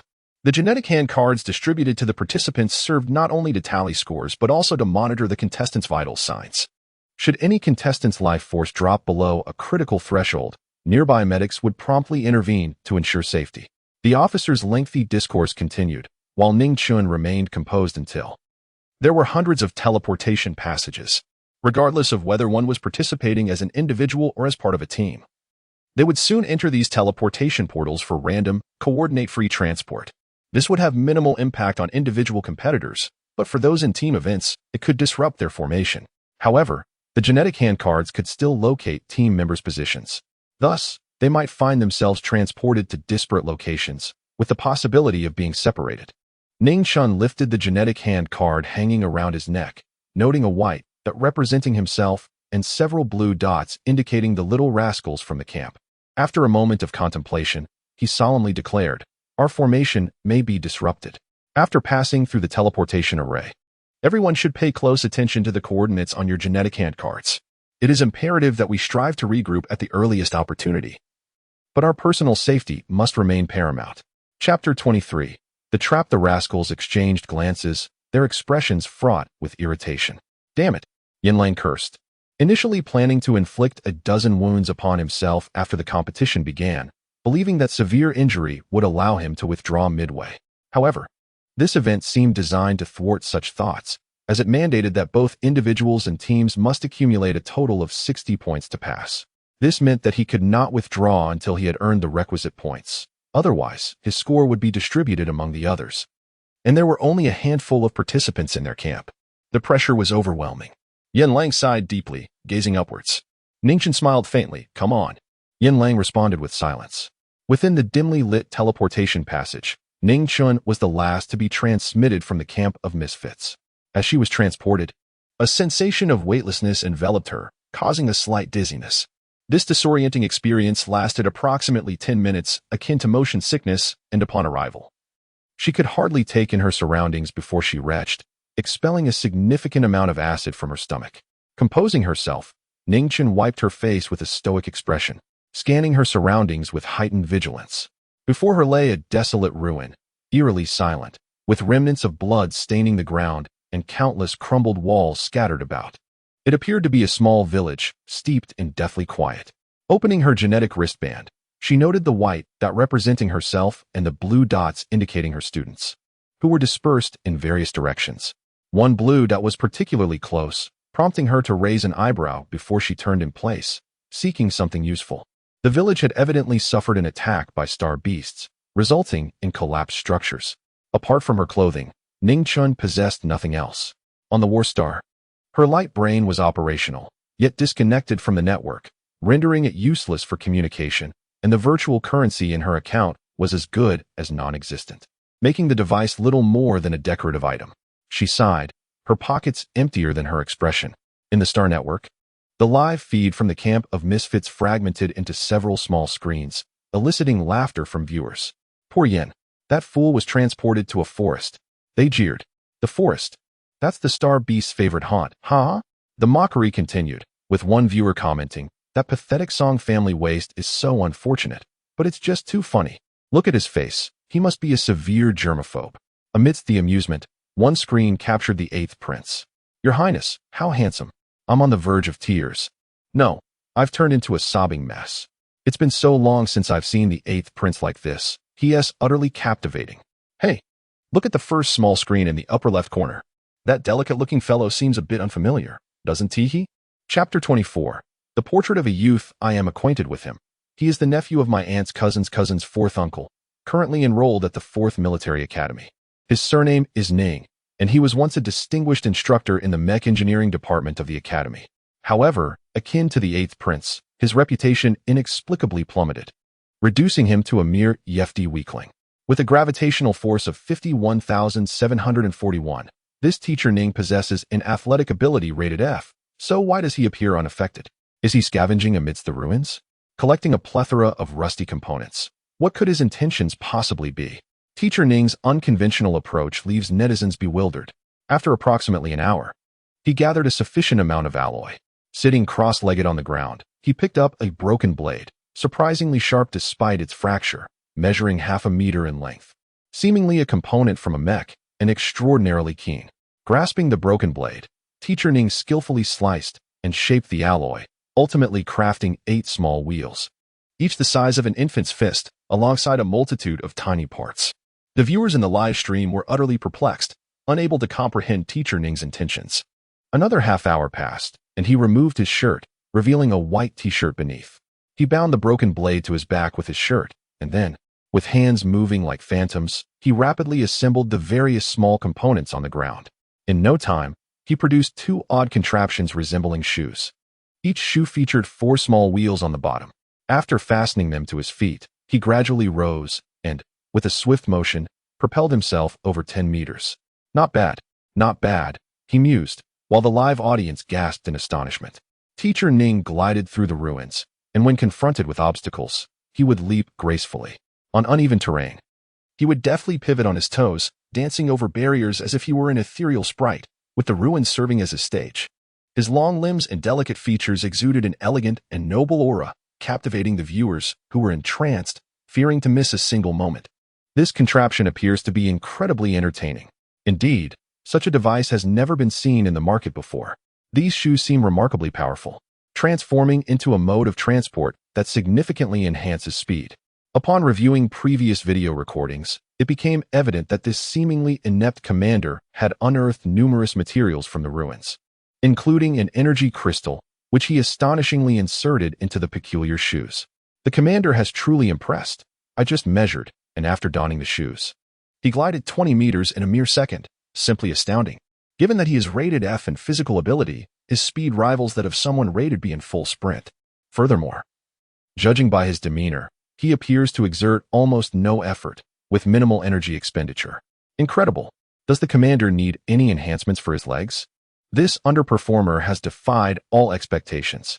Ning Chun continued to wander through the ruins, unearthing a grimy spatial pouch from the debris. This pouch serves as a portable repository, astonishingly containing a considerable amount of nutritional powder, along with various tools and a model mech. Spatial items like this pouch and other similar products conceal vast interiors, for instance. This pouch, measuring merely 20 centimeters in length and width, harbors an expansive space of 2 cubic meters. Additionally, this pouch seems to be a children's version, adorned with a whimsical monster illustration. Chapter 25. Surrendering Du Xiujia. After thoroughly scavenging through the ruins, Ning Chun felt satisfied with her findings. She had secured provisions in the form of nutritional powder, a broken sword for weaponry, and roller skates as a means of transportation. Indeed, she was ready to embark on her journey. The roller skates, known in English as roller skates, originated from the Netherlands during the Ancestor Star period. At that time, they served both as competitive racing tools and as leisure items in daily life. However, the pair under Ning Chun's feet was a rudimentary version, crafted from various small components due to limited resources. Nevertheless, with an energy crystal embedded as a power source and several design enhancements, these skates were extraordinary, enabling her to achieve a velocity of 20 meters per second, 1,200 meters per minute, and over 70,000 meters in an hour. Donning them allowed her to move with remarkable speed. The gene hand cards of the scrap team displayed their respective coordinates. Ning Chun had been stationary amidst the ruins for a while, which had puzzled her companions. However, once Teacher Ning commenced her journey, her speed was astonishing. In the drainage system of Base 8 in the Drew district, Song Tianyu wore a grim expression. He pressed his fingers to his forehead, attempting to suppress the growing agitation within him as time elapsed. Diverting his attention, he glanced at his gene handcard. Uncertain of other circumstances, he felt his own situation was undoubtedly dire, as the small blue dots had remained nearly stationary. Perhaps like him, they had become lost in the labyrinthine sewers? With a bittersweet smile, Song Tianyu mused upon this realization. Then, with a hint of confusion, he noted, this speed is rather peculiar. During her travels, Ning Chun collected an array of intriguing items, including a miniature refining machine she had unearthed from a building. This device was remarkable, representing her ability to extract desired materials from plants and minerals. Additionally, she found a small toxin detection device capable of assessing whether food contained poisonous or harmful substances. In truth, Ning Chun was not fully aware of the original owner's circumstances. She knew that the original owner had succumbed to despair and taken her own life following a drastic decline in fortunes. Furthermore, she was aware that Principal Ning was her uncle, but her knowledge was limited to these basic facts. The rest she would have to uncover on her own. As dusk approached, Ning Chun neared a war base, its exterior resembling a colossal beast, like a limestone dragon coiled upon the ochre earth. The base had erected a checkpoint, and Ning Chun presented her gene handcard, declaring, "I am a participant, here to seek my companions." However, to her astonishment, the militia stationed there glared at her with a fierce and malevolent hatred. A participant? Detestable participant. Chapter 26. Resurrection. A brutish giant, his teeth clenched in anger, swiftly aimed a crossbow at Ning Chun. In a flash, she deftly dodged to the side, the arrow whizzing past with a sharp sound, striking the spot where she had just stood. Ning Chun furrowed her brow momentarily when another man intervened, grasping the giant's arm. "Buck, enough." Although Buck still bore a disgruntled expression, he stifled his fury under the man's persuasion. This man, named Jaden, glanced at the roller skates beneath Ning Chun's feet, his gaze tinged with intrigue. Ning Chun sensed that Base 8 harbored a palpable animosity toward outsiders, especially towards the competitors. "Thank you," she exclaimed, accepting a base manual, which she perused rapidly. With Buck's watchful glare upon her, she glided into Base 8 on her skates. As soon as she departed, Buck could no longer contain his grievances. "Jaden, these competitors consider themselves superior, looking down upon us natives, and then their Nana. These detestable participants, along with the imperial troops, they produce nothing and indulge only in pleasure. They are not our saviors. 51741 has long been forsaken by the Empire." Jaden cast a wary glance at the sky, where a monkey-headed bird flew overhead, and softly cautioned Buck, "Silence. It is unwise to provoke the military in our current predicament. It would be like trying to outmuscle a boulder. Furthermore, 51741 has consistently lagged in technology, far inferior to the other life planets. Besides, due to a lack of firearms, most militias are reduced to using knives and bows for defense, which barely suffices against those celestial beasts. I have no desire to attract the military's ire, at least. Despite their lethargy, they can take down a few star beasts." Buck acknowledged the validity of Jaden's reasoning, yet he remained unable to swallow his indignation. "Damn it," he exclaimed, slamming his fist against the steel-reinforced wall. Upon entering Base 8, Ning Chun immediately noticed the ferocity of its inhabitants. Whether adult, elder, or child, each bore a predatory glare. Their expressions brimming with suspicion, even the children appeared menacing, resembling wolf cubs wielding cold weapons, casting hostile glances in her direction. The genetic handcard served as a map, and Ning Chun magnified it, intent on locating her students. There was a blue dot within the base, and she skated closer, only to find herself in an empty plaza. "Strange," she murmured, standing in the plaza and surveying her surroundings. Apart from the hostile natives lounging and squatting around the perimeter, engaged in smoking and glaring at her with palpable animosity, there were no other people in sight. Glancing down at the stone-paved ground, a thought crossed her mind, but she quickly felt her lips twitch in disbelief. Good heavens, this teleportation passage truly has a sense of humor, doesn't it? Meanwhile, beneath her, Song Tianyu's face was devoid of expression. He was aware that Ning Chun had arrived and was just above him. But the vexing question lingered. Where on earth was the exit of this confounded sewer? Ning Chun glided towards the plaza's edge, hoping to inquire for directions. Yet the natives met her with unfriendly countenances, each wearing an expression of hostility. The vast expanse of Base 8 was overwhelming, housing millions of residents. The buildings were densely packed, and the roads were well developed. even though it seemed relatively backward compared to the outside world. The infrastructure of the base was far more advanced than the cities of the ancestral star. There were no manhole covers visible, and the entrances to the sewers were entirely concealed. Chapter 27. The rite of passage. Ning Chun pressed her temple in frustration. "Excuse me. Where can I find a manhole cover? I wish to enter the sewer." The indigenous person who was stopped by her cast a mocking glance her way. "How would I know?" Subsequently, he rolled his eyes and ignored her, walking away with his companion, arms linked. Furrowing her brow, Ning Chun, previously preoccupied with her journey and now fatigued, unceremoniously sank to the ground. Within the confines of the base, she mused, this place is rather peculiar. Indeed, although participants had come to compete, they were also here to assist this life-bearing planet. Yet the natives, true to their nature, exhibited a lack of gratitude and an insular disposition. In a vast forest, all kinds of birds exist, she contemplated.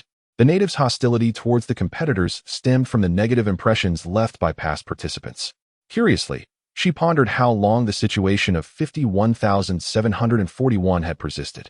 From the ruins where the former camp leader resided, it appeared that those remnants dated back over a century. 51741, she noted, seemed to be a place where the natives, though not affluent, lived with a sense of stability. However, since the invasion of the star beasts 2 centuries ago, the Empire had been engaged in a relentless battle, clearing out one batch of beasts only for another to emerge. Especially in recent years, the conflicts at the borders had intensified. The Empire could not indefinitely expend its military resources on such a lowly life planet. Hence the introduction of various competitions to enlist the aid of universities and civilian participants to assist the military in eradicating these star beasts. Ning Chun observed patiently. The natives treated outsiders with indifference, even coldness. Yet, within their own community, they exhibited a spirit of camaraderie and resilience. There were children, seemingly orphaned. Yet the natives showed no discrimination against them. They were compassionate, sharing their resources generously to aid these orphans. Thus, one might say the orphans were nurtured by the kindness of many families. Ning Chun also noticed several individuals with disabilities. These individuals were cheerful and open-hearted. Overall, the atmosphere of the base was one of positivity, as if everyone were part of a single family, united against the outsiders, yet remarkably cohesive within their ranks. Before entering the teleportation passage, all participants had been stripped of their spatial buttons and other equipment, mechas, knives, firearms, robots, even food and water. The mysterious blue dot beneath the base belonged to someone, and with a full day having passed since the competition commenced, she needed to extricate that person quickly. Without water or sustenance, their survival would be precarious. Ning Chun's thoughts were clear and methodical. It seemed imperative that she earn the goodwill of the natives to secure their assistance. But how could she possibly mitigate the entrenched hostility of Base 8? Chapter 28. The blood incident. Shall we indulge in a drink later? Jane inquired, glancing at Buck. Buck hesitated. Sure, but I'm somewhat concerned about Nana. She has been in a foul mood and hasn't recovered, always needing company. Jane expressed his regret. Very well. It seems I shall have to drown my sorrows alone. Afterward, they parted ways, one to the left and the other to the right. Jane, a solitary man, found solace in the notion that he could feast without worry for others, as his family had perished in a battle years ago. Unlike Buck, who had a family to care for, Nana, Buck's sister, was a topic of sympathy among the base's inhabitants.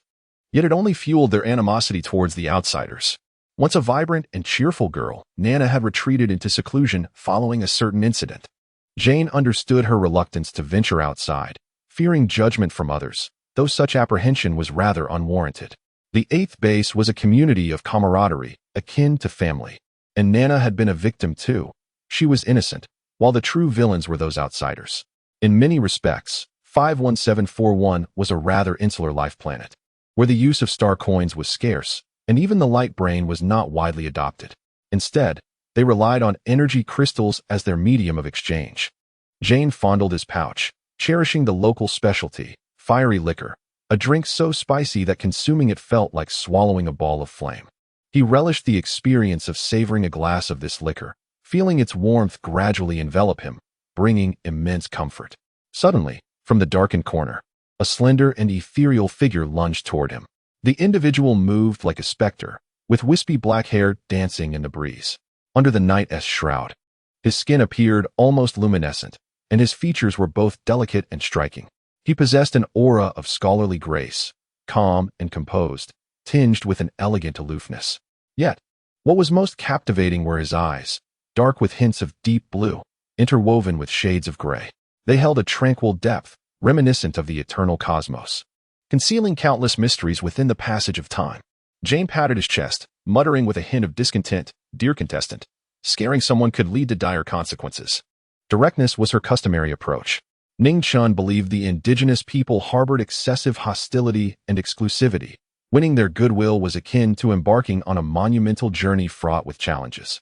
Thus, she deemed it more prudent to adopt a different strategy, intertwining business and mutual interests to bind the locals to herself. Business? Jane raised an eyebrow, unable to suppress the resentment bubbling within him. Outsiders like you have always looked down upon us, the natives living in this barren land. What sort of business do you wish to discuss with me? Chapter 29, 30. As you gaze into the abyss, Ning Chun remained unfazed by his peculiar demeanor. My physical ability is merely rated F. Yet if I were on the battlefield and my adversary possessed a physical capability of C or even B, I am confident in my ability to preserve my life. The foundation of this confidence lies in the shoes upon my feet, which, under full acceleration, can match the peak of B level, approaching A level. This individual is talking nonsense. Jane pressed his temple.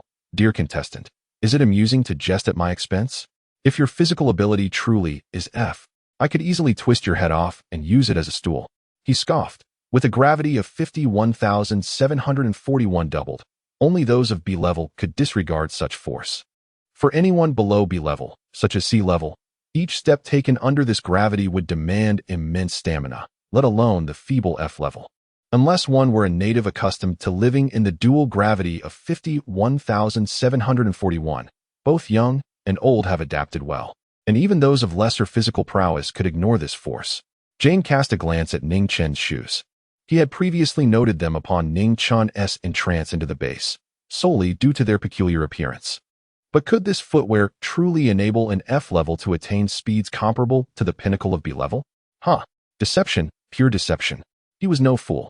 On the Star Network, shock. The incompetent commander possesses merely F-level physical ability? Unbelievable.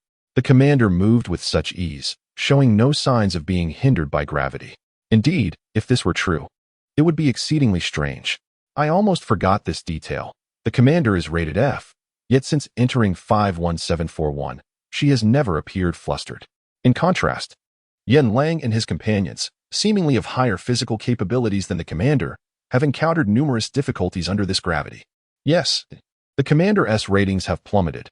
E for mental strength, F for physical ability, D for potential. This is concrete proof.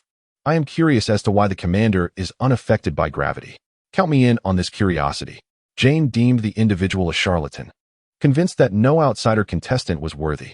He snorted disdainfully and continued on his way, eager to indulge in a drink rather than waste time on a deceitful scoundrel. At that moment, a thunderous sound erupted. It was as if an earthquake had struck. The massive stones of the base rumbled, and the ground beneath Ning Chun trembled violently. Jane's expression shifted dramatically. This was not good. In the next instant, the sound of horns blared, and in an instant, many individuals surged forth from all directions. Damn it, it's a star beast. Ning Chun darted towards the checkpoint, where 100 natives had gathered, armed with bows and crossbows, besieging a star beast. The creature resembled a wild boar, albeit vastly larger than those from the ancestral planet, standing over 3 meters tall, exuding a fierce presence. It grunted menacingly, releasing a cloud of black mist, with sharp, gleaming tusks capable of impaling a person in an astonishing strength.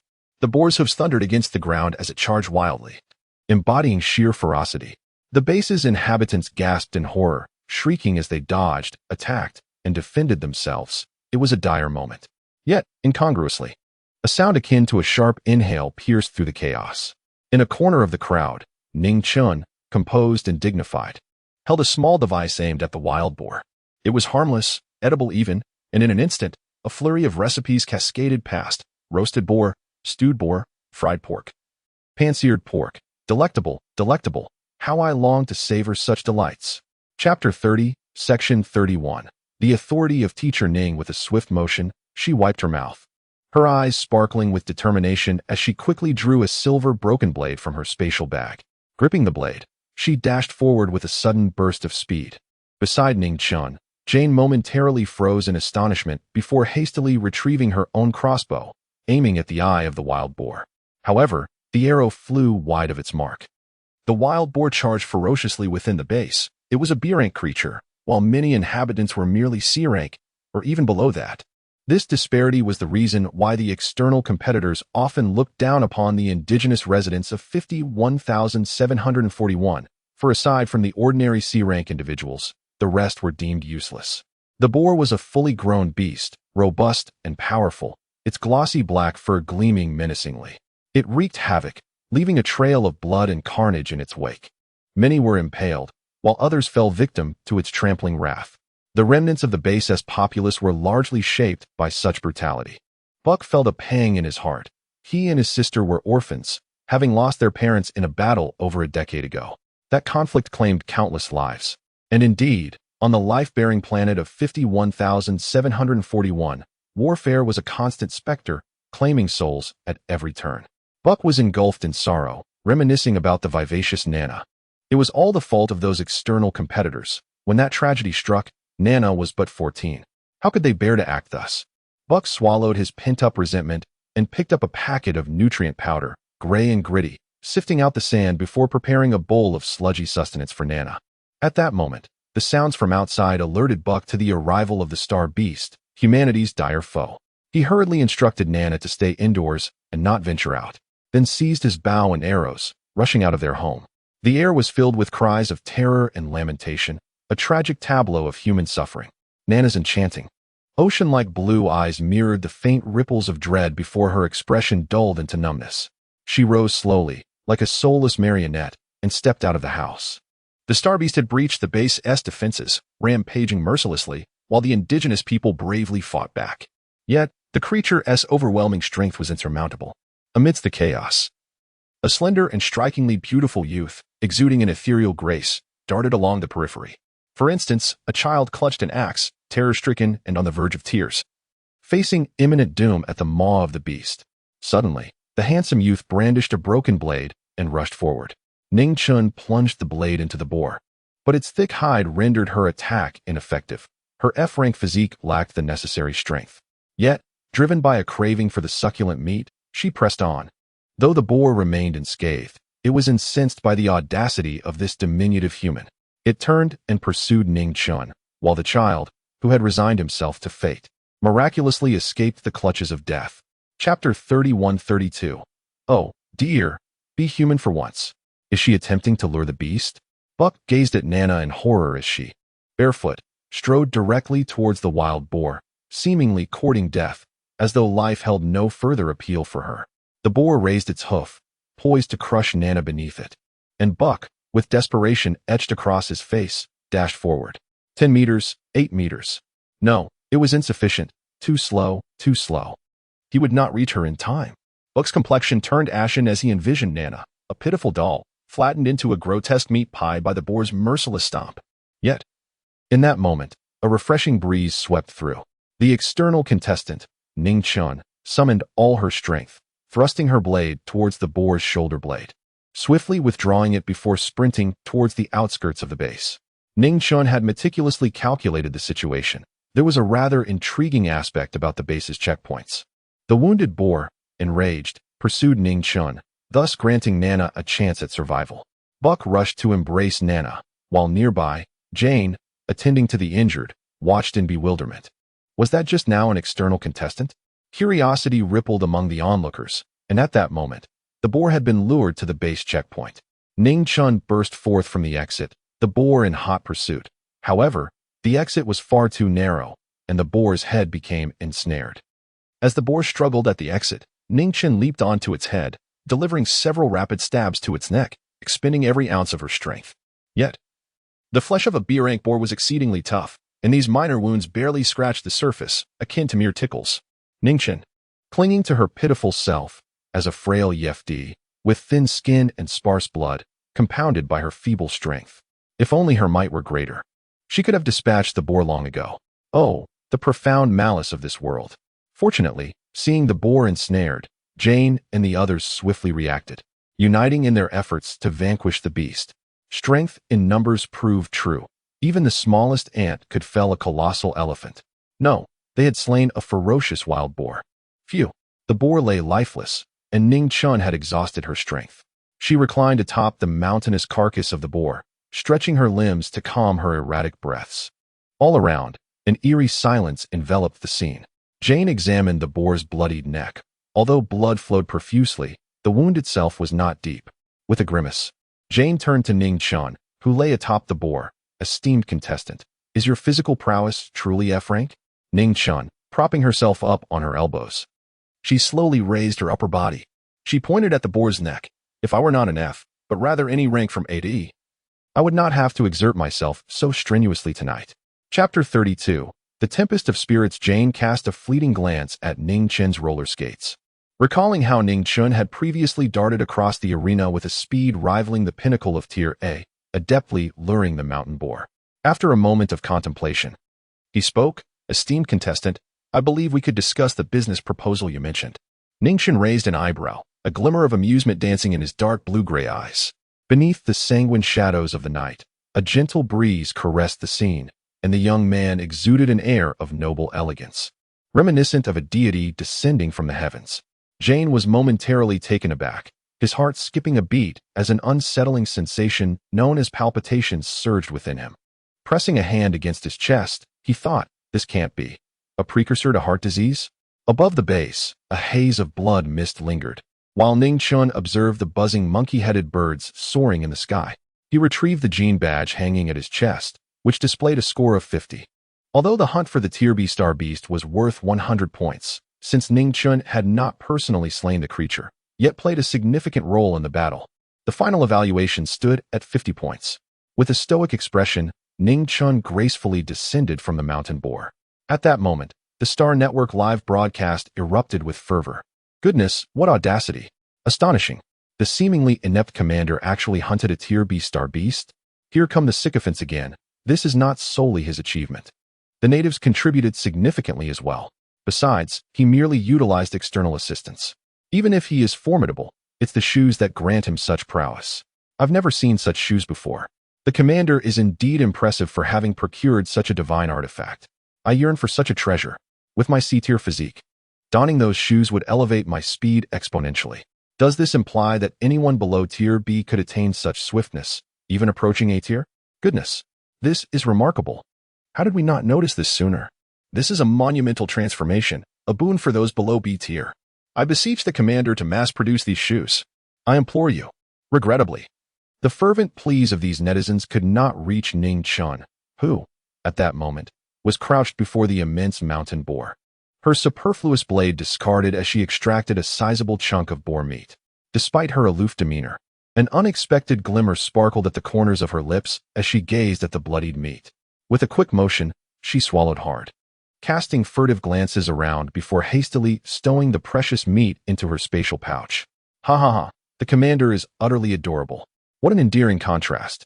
At first glance, I thought she was an ice queen, but here she is, sneaking around as if she were after some treasure.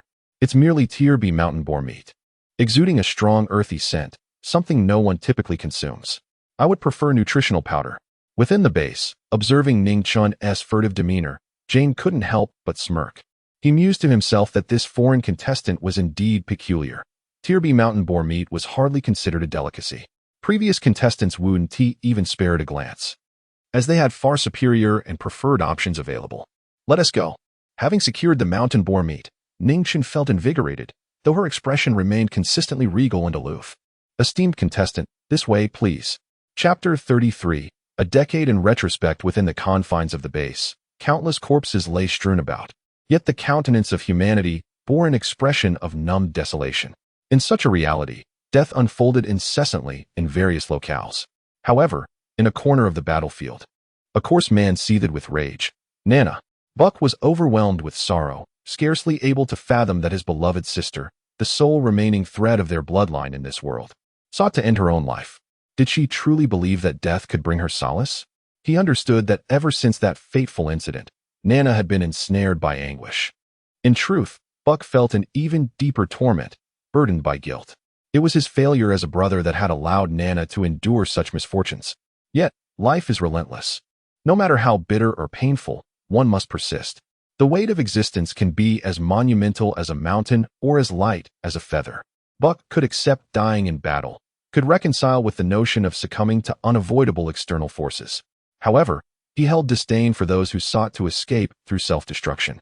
And he could not bear the thought of Nana following such a path. Nana appeared dazed, her expression one of bewilderment. She was physically present, within Buck's reach. Yet her spirit seemed to drift in another realm, a mental landscape Buck had never traversed. He longed to slap some sense into her, to roar in righteous fury, urging her to regain her strength. Yet, as he confronted her vacant azure gaze, all his resentment, sorrow, and indignation cascaded away. Nana, the towering figure of Buck, felt as fragile as a child. He embraced her shoulders, burying his face in her embrace. His voice trembled with emotion. Nana, what am I to do with you? What more can I do? Had it not been for the participant he had scorned and rejected, had that individual delayed, even slightly, perhaps Nana would have been trampled into a mere pulp by that wretched wild boar, and he would be left to gather her remains today. One must never harbor illusions of saving a soul intent on self-destruction. Buck's heart was now laden with a heavy, sorrowful impotence. The gazes of the onlookers toward Ning Chun began to shift, tinged with a mix of embarrassment and admiration. Ning Chen's prowess was undeniable. The victory of this battle was, in no small part, attributable to him. Ah, Buck. Jane strode purposefully toward him. A companion of the participant is currently trapped in the drainage system beneath the square. We need your assistance. Buck wiped his face. I apologize for my impudent behavior today. Esteemed participant. Ning Chen nodded in acknowledgement. He had previously learned from Jane that the surface of Base 8 was devoid of visible manhole covers due to the overwhelming stench emanating from the sewers. Thus, all the manhole covers were concealed within abandoned rooms. Grasping Nana, Buck led Ning Chun to a small storeroom. Upon pushing the door open, a putrid stench assaulted their senses, and Ning Chen's face darkened instantly. Hesitantly, he peered within the storeroom as Jane and Buck worked together to move a large box, revealing a black manhole cover hidden beneath. Ning Chen hesitated, torn between the urge to rescue someone and the overwhelming desire to retreat. Perhaps it would be best to abandon the mission? The odor was simply unbearable. Chapter 34. The former glory of Hualuo has perished. Ning Chen covered her mouth and nose, her expression grave as she pondered. Contestant, sir? She coughed, with a serious demeanor. Ning Chen stated, I require some components. Components? Ning Chen activated her holographic device. Despite the disconnection, some fundamental functions remained operational. She swiftly produced several design schematics. While Jeanbake leaned over and tapped her shoulder. No problem, Jeanbake exclaimed, giving Buck's shoulder an encouraging pat. Buck is our base's blacksmith. He has plenty of scrap metal. With a little melting, he can forge the small components you need, sir. Ning Chen smiled in relief. Excellent. In that case, let us allow the one below to wait a while longer. 2 hours later, at Buck's residence, a multitude of small components lay before Ning Chen. The energy crystal, akin to batteries from the era of the ancients, was detached from her roller skates as she deftly manipulated the small parts. Before long, a black, cane-like staff materialized in her hand. Let us proceed. In the sewers, Song Tianyu was on the brink of exhaustion, his stomach growling incessantly.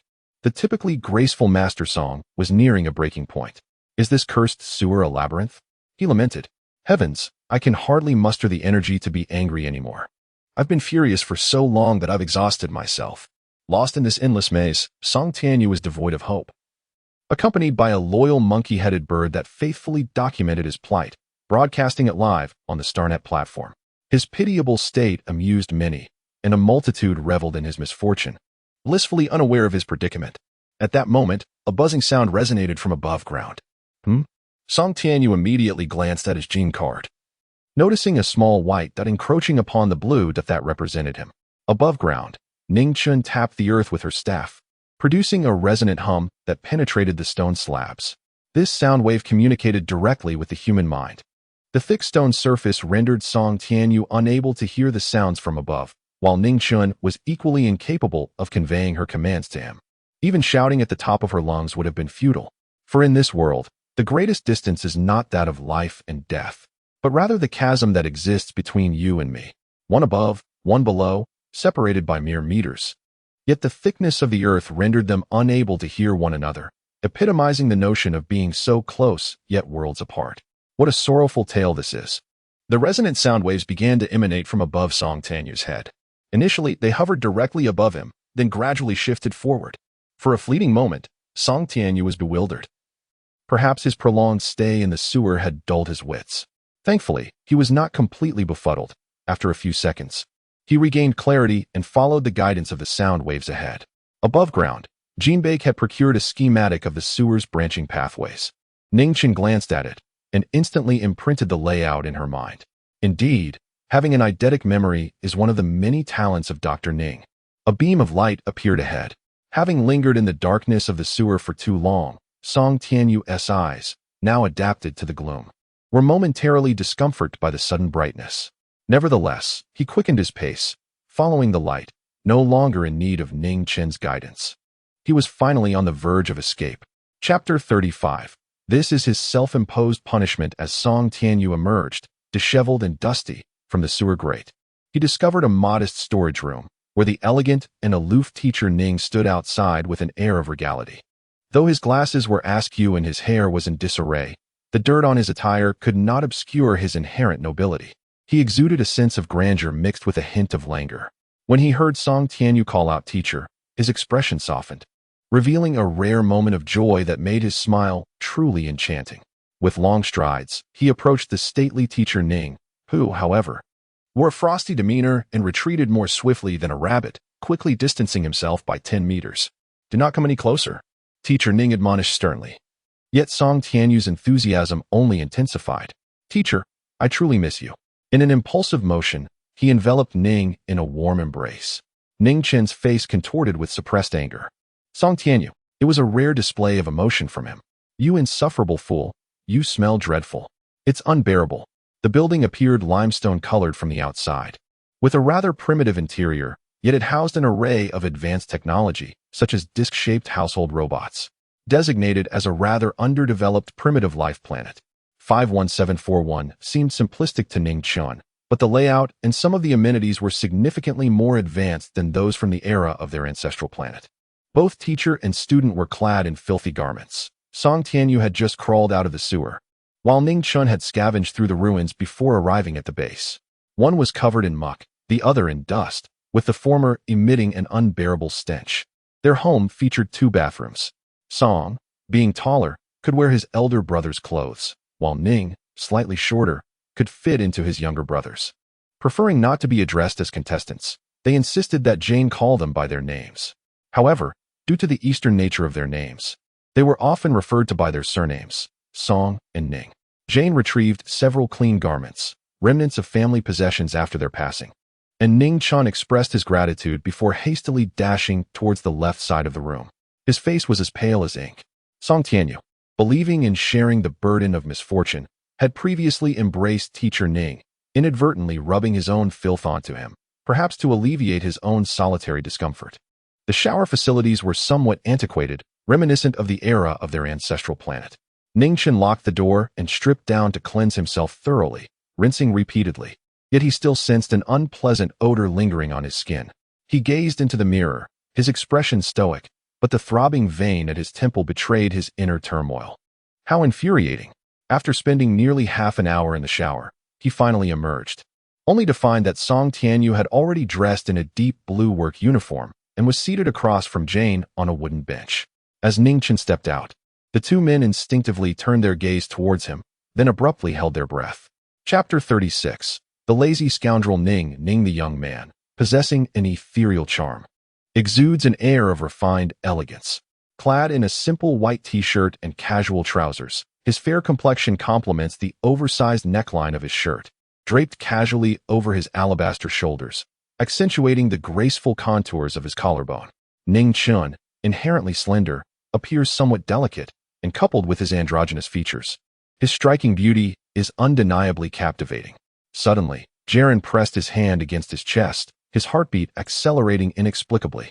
Was his heart condition flaring up? It was peculiar, considering he felt robust and healthy. Yet since the previous night, when he beheld this gentleman's splendid visage, his heart would flutter erratically. The sound of his heartbeat echoed loudly, almost as if it could be overheard. Ningchen, with a hint of suspicion, noticed his disheveled black hair, droplets cascading from the tips, tracing down his cheeks. eventually disappearing into the neckline of his t-shirt. Perhaps due to just having bathed, a lingering warmth enveloped him, rendering his cheeks a soft pink, exuding an unexpected allure. With a casual flick of his dripping bangs, his eyes shimmered with a misty, ethereal quality, radiating an innocent and endearing charm. What was amiss? Ning-chun curiously glanced towards the two individuals in the hall. What a sight! This effeminate fellow appeared more beautiful than a woman, oblivious to his own allure. Jaren stammered, vehemently denying, yet his eagerness to refute was transparent, akin to a clumsy cover-up. Song Tianyu raised an eyebrow, casting a knowing look at Jaren. Teacher Ning is quite enchanting, isn't he? In an instant, Jaren's face flushed crimson, flustered and at a loss. Ning is indeed very handsome. Stealing glances at Ning-chun, Jaren's heart raced tumultuously. Truly, he was strikingly beautiful. Nana, Buck's sister, had once been hailed as the most stunning woman at Base 8. Yet Ning's visage seemed to eclipse even hers in splendor. Swallowing hard, Jaren felt increasingly parched. Humph. Song Tianyu shot a sidelong glance at Ning-chun, silently mouthing, "Dead gay?" Ning-chun suddenly let out a light laugh, narrowing his eyes playfully. Grabbing a towel, he began to dry his damp hair while pulling a wooden stool closer to sit down. He cast a sidelong glance at the mischievous Song Tianyu. "Well, there is something I am rather curious about." Raising an eyebrow, he offered a seductive yet somewhat aloof smile. "Is there perhaps an issue with your sexual orientation, Song?" Song Tianyu appeared momentarily bewildered, calmly adjusting his glasses perched on his nose. "What do you mean, Teacher Ning? I am straight, not bent. Not everyone possesses a face like yours, Teacher Ning, resembling a delicate flower." Ning-chun regarded him with a playful glint in his eyes, suddenly seizing his collar and drawing him closer. With a hint of icy amusement gracing his lips, he regarded him with a merciless gaze. Their faces were mere inches apart, so close that another inch would bring their lips together. Chapter 37. Do not scold me. Song Tianyu's expression darkened considerably. Ning-chun seemed to be doing it intentionally, lowering his voice to a deep and captivating timbre. Truly, he was a bewitching creature, stirring the heart like a startled fawn at the slightest provocation. Yet he could be quite malicious. Song Tianyu's face was nearly contorted with rage. "Ning, what do you mean by not rejecting teacher-student relationships? What does it signify to have a normal sexual orientation? What does it mean to not discriminate against same-sex love? And what about aesthetic preferences? How could he have been rejected by this insufferable fop? Did he find him unattractive? No, what nonsense." The elegant young gentleman scoffed coldly. "Your face is vast as the endless sky. Does Teacher Ning perhaps have an overly inflated self-image? Stop gilding the lily." Ning-chun wore a suspiciously amused smile. Is Student Song upset out of embarrassment? "Fear not. I assure you, your sexual orientation will remain confidential with me. It's all right. No need to get worked up." A mouthful of blood nearly spewed forth. Was this Ning simply born to vex him? "I am a straight man, do you understand? A straight man." Song Tianyu was in a frenzy, even resorting to Yan Lang's catchphrase. A clear indication of how out of control he had become. The proud heir of the Song family, a homosexual?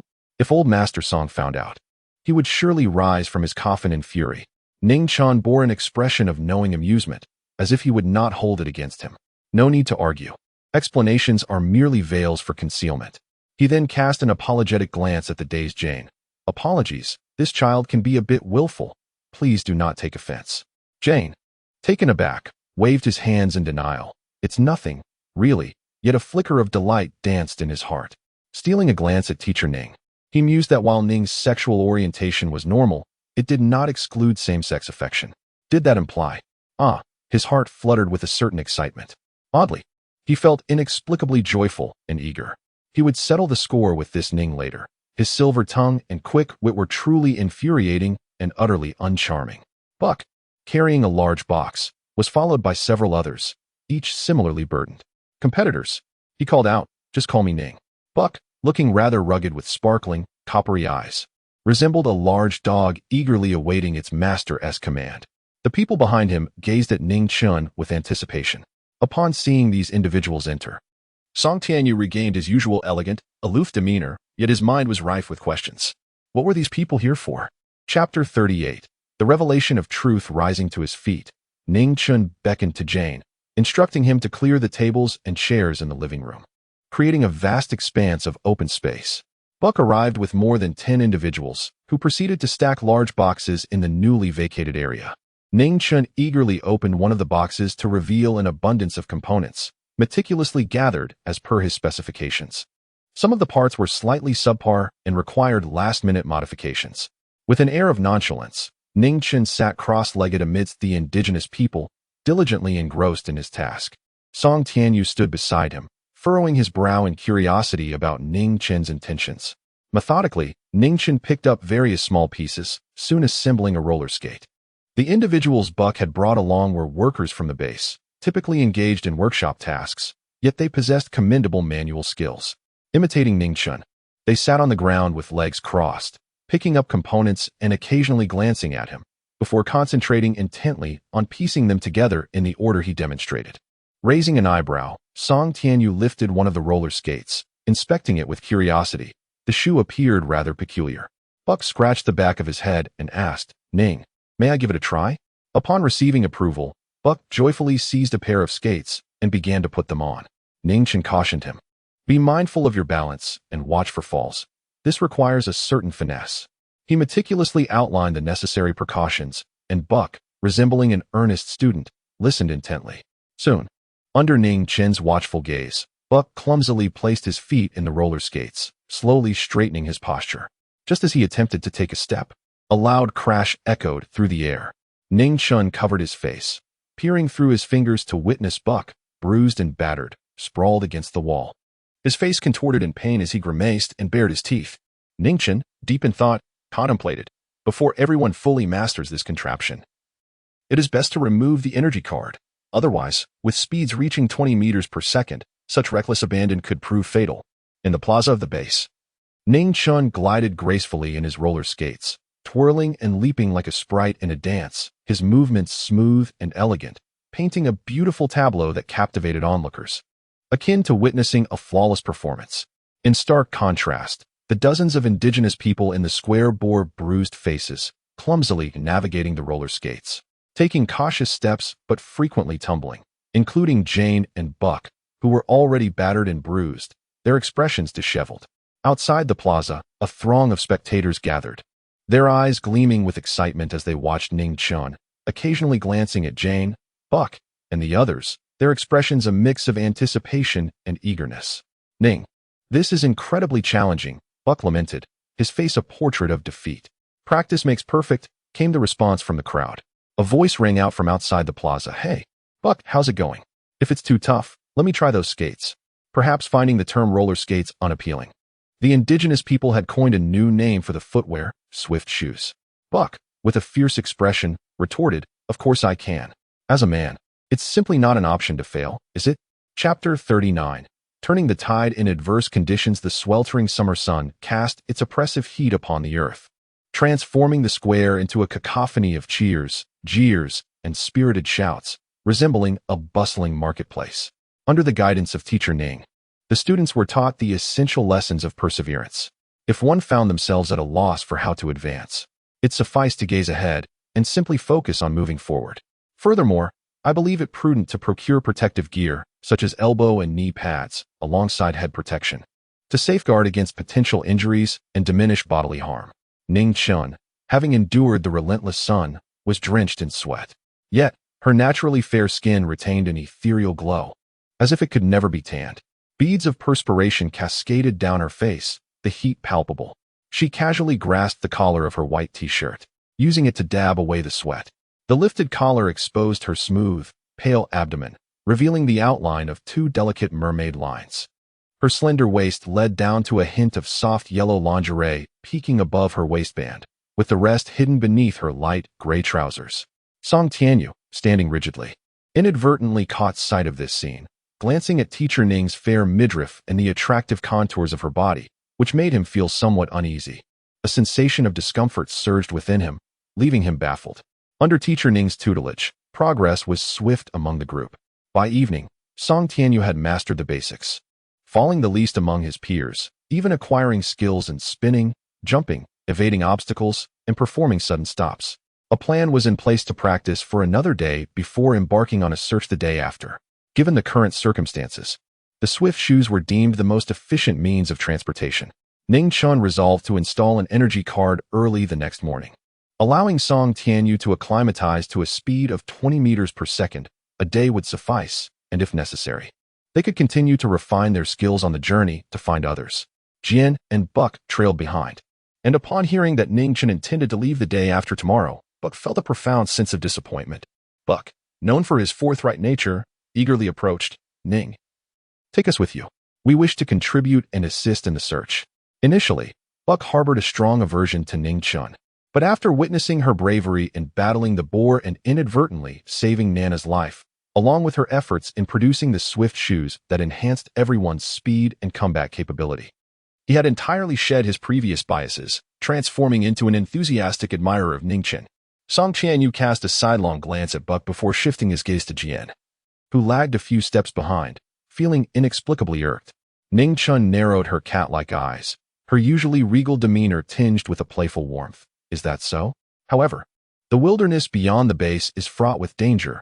One might encounter numerous star beasts. Are you not afraid?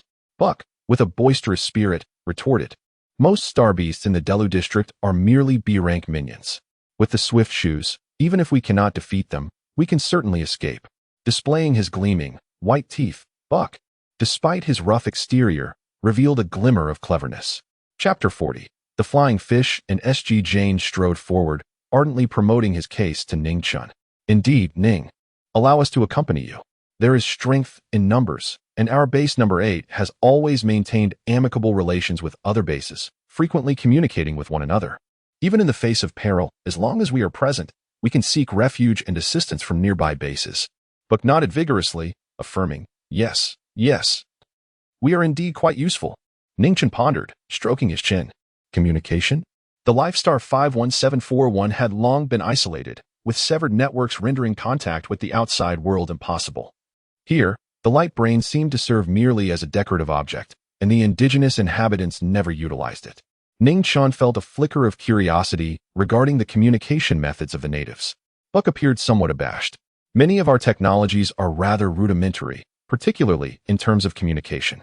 We primarily rely on an internal network for faxing, and at times we employ devices akin to light brains for conversation. However, due to the scarcity of signal towers, the reception is weak, leading to regulations that permit communication only among the base leaders. A multitude of thoughts flitted through Ning Chen's mind. Jane, Buck, who is the leader of base number 8. Both men were taken aback. Buck's expression darkened suddenly, while Jane hesitated to respond. After a prolonged pause, Jane stammered. The leader of base number 8 is, glancing at Buck, he feigned a grimace, Buck's sister, Nana. At that moment, in Jane's household, Ning Chen, Song Tianyu, and Jane sat face to face. When Nana was born, she was assessed with an A grade in both mental strength and physical capability, and potential A. Here, we have a long-standing tradition that the most capable rise to the top. Thus, since the previous leader's demise, Nana has assumed the role of leader at base number 8. As she is the most formidable among us, possessing the highest innate talent. Nana is a vivacious young woman, entirely unpretentious. She has led us to numerous victories in battles against the star beasts. Yet, she carries herself like an approachable neighbor, and we adore her as our leader. Held in high esteem by all. Until 3 years ago, Jane lamented, our Drew region is quite remote, yet over the years, we have hosted several external competitors. These participants tend to be aloof and difficult to engage with. I am aware that they look down upon us, perceiving our indigenous population, predominantly of C grade or lower, as inferior. Nevertheless, these competitors assist in eliminating the star beasts. Thus, despite their ungracious demeanor, we endure and treat them with courtesy, often acquiescing to their requests. However, 3 years ago, one participant began to exert his influence within the base, even resorting to aggression against some of the young women. Nana was enraged, retaliating with severe force, and the military medics were required to rescue the individual. We thought the matter had concluded, but a year later, 2 years ago. Chapter 41. Brother buys you candy. Ning Chen furrowed her brow. The 3 indicators plummeted? Indeed, the previous ratings were 3A, but they have now fallen to a mental capacity of C, physical fitness of D, and potential of B. Since that moment, she has been like a lifeless puppet, and I have not seen her smile again. She is often melancholic. Ning Chen herself once held a 3A rating, but inexplicably, her indicators have now dropped to E for mental capacity, F for physical fitness, and D for potential. Strangely, She has been unable to ascertain the reason behind this abrupt and nonsensical decline. Jin expressed his distress, stating that such a drastic drop in indicators is rarely observed in the outside world. However, within our circle, 51741, there have been numerous precedents. It has been noted that this phenomenon primarily arises from two factors. Firstly, it pertains to the chaos of bodily elements. The human body comprises approximately 65 oxygen, 18 carbon, 10 hydrogen, and 3 nitrogen, which collectively account for 96 of its composition. Calcium constitutes 2, phosphorus 1, with other elements present in lesser quantities, yet they remain crucial. When these elements become disordered, the degree of chaos can yield various effects on the body. The human body resembles a vessel. The greater its capacity, the more it can hold. For instance, a physical fitness rating of C can accommodate a mental capacity of B. There exist some exceptional individuals who, despite having low physical fitness, can surpass the capacity to hold A or even S-tier mental abilities, though such cases are indeed rare. In summary, when bodily elements are in disarray, physical fitness diminishes, mental capacity declines, and potential is contingent upon both physical fitness and mental capacity. Consequently, when both physical and mental ratings plummet, potential naturally follows suit. Moreover, there exists another possibility for this decline. Individuals like Nana, who, suffering from psychological trauma, experience weakened mental capacity that indirectly impacts physical fitness, consequently lowering potential. Thus, mental capacity and physical fitness are interdependent. Any alteration in one will induce a corresponding change in the other. In essence, the primary causes for the drop in indicators are twofold: psychological trauma and chaos in bodily elements. Both are frequently encountered on the battlefield, where psychological trauma is closely linked to an individual's mental resilience. For instance, soldiers exposed to prolonged combat may experience overwhelming psychological stress, leading to a potential decline in mental capacity. The chaos of bodily elements often results from exposure to unknown substances, such as toxic dust in space. Ning-Chen suddenly grew fierce, her thoughts racing. Could the toxic dust in space imply poisoning? Jian was taken aback, and when he turned to face Ning-Chen again, he found her mask of frostiness even more pronounced than before, her demeanor colder and more indifferent. Yet, within her deep blue-gray eyes, there flickered a sharp, icy glint. Poisoning. That is intriguing. Ning-Chen crossed her left leg over her right, exuding an air of regal elegance, yet the arch of her brow revealed a sinister arrogance. She recalled a man who had approached her prior to her indicator's decline. Xiao-Chun, how have you been lately? I was quite surprised to learn that you are the third young master of the Ning family. This is quite delicious. The gentleman in question was an upperclassman of Ning-Chen's. It had only been about half a year since her graduation. During her student days, he had shown her considerable kindness, and in her past life, the former Ning-Chen had harbored a secret infatuation for him due to this tenderness. However, overwhelmed by the prevailing culture of timidity, she had never dared to confess, keeping her unrequited love hidden deep within her heart. Chapter 42. Please call me later. Ning-Chen took up a teaching position at the 4th Military Academy to evade conscription. However, just before the drastic decline of the third indicator, that individual met with Ning-Chen and presented him with a gift of fruit. In the past, the infatuated Ning-Chen harbored no suspicions about him, even believing that the other had feelings for him. Thus, during their meeting, the atmosphere was convivial, and Ning-Chen consumed the questionable fruit. Days passed, and then the third indicator plummeted. Yet at that time, Ning-Chen remained oblivious to the reasons and never doubted his senior until now, when he wore a hint of a playful smile on his lips. As for Nana, her story was one of sorrow and weight, while Jane recounted everything. The surveillance monkey bird, trailing closely behind Ning-Chen and Song Tianyu, faithfully broadcasted this scene on the Star Network platform. MD scoundrels. No wonder this base is so inhospitable to outsiders. It seems such incidents had occurred before. I began to feel sympathy for them. The military disregarded the lives of the natives, and when participants suffered serious injuries, the medics would rely on the monkey bird's feedback, along with the life index and positioning on the genetic handplate for rescue. However, the natives received no protection from the military. Amidst a chorus of indignation, an incongruous comment suddenly emerged. 51741 is truly a paradise. The natives can do as they please. TSK, TSK, TSK. Among these natives, there are quite a few beauties. Damn. Is someone upstairs insane? Where's the compassion? This is utterly inhumane. I am merely stating facts. After all, If you look at other live streams, there are numerous women eagerly offering themselves. The women on this planet seem to be free goods, and they leave right after, without spending a dime. Isn't that just a man's paradise? Human meet upstairs. I beg for human meet upstairs. At this moment, a person with the ID Gu Xiaolan appeared, rapidly disclosing a series of coordinates. Consequently, a certain black-skinned individual was met with calamity while sitting at home. A dozen righteous souls from the vicinity rushed in, seizing this person and delivering a thorough beating, causing blood to spurt from the black-skinned individual's mouth and nose. Their life points plummeting until it even attracted the attention of the Empire's life monitoring department. Without this department, it is likely that the black-skinned individual would have faced a gruesome demise at the hands of the righteous. Base number 8 in the Drew district. Jane let out a long sigh, a smile creeping onto his face. It was getting late. He had been busy all day and was about to prepare his nutritional powder. Song Tianyu nodded with a grim expression, feeling quite uneasy. Indeed, in such a vast forest, there are all kinds of birds among the participants. There were far too many scoundrels. It remained uncertain whether those who mistreated Nana hailed from prestigious institutions or were merely grassroots participants. Wait, Ningchen suddenly called out to Jane, extracting a hefty chunk of wild boar meat from her spatial pouch. With a slurp and a swallow, she said, "If I don't eat this meat soon, it will spoil."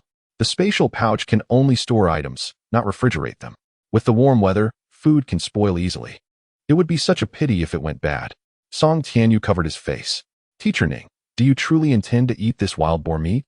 "Of course. Is there a problem?" Song Tianyu calmly adjusted his glasses.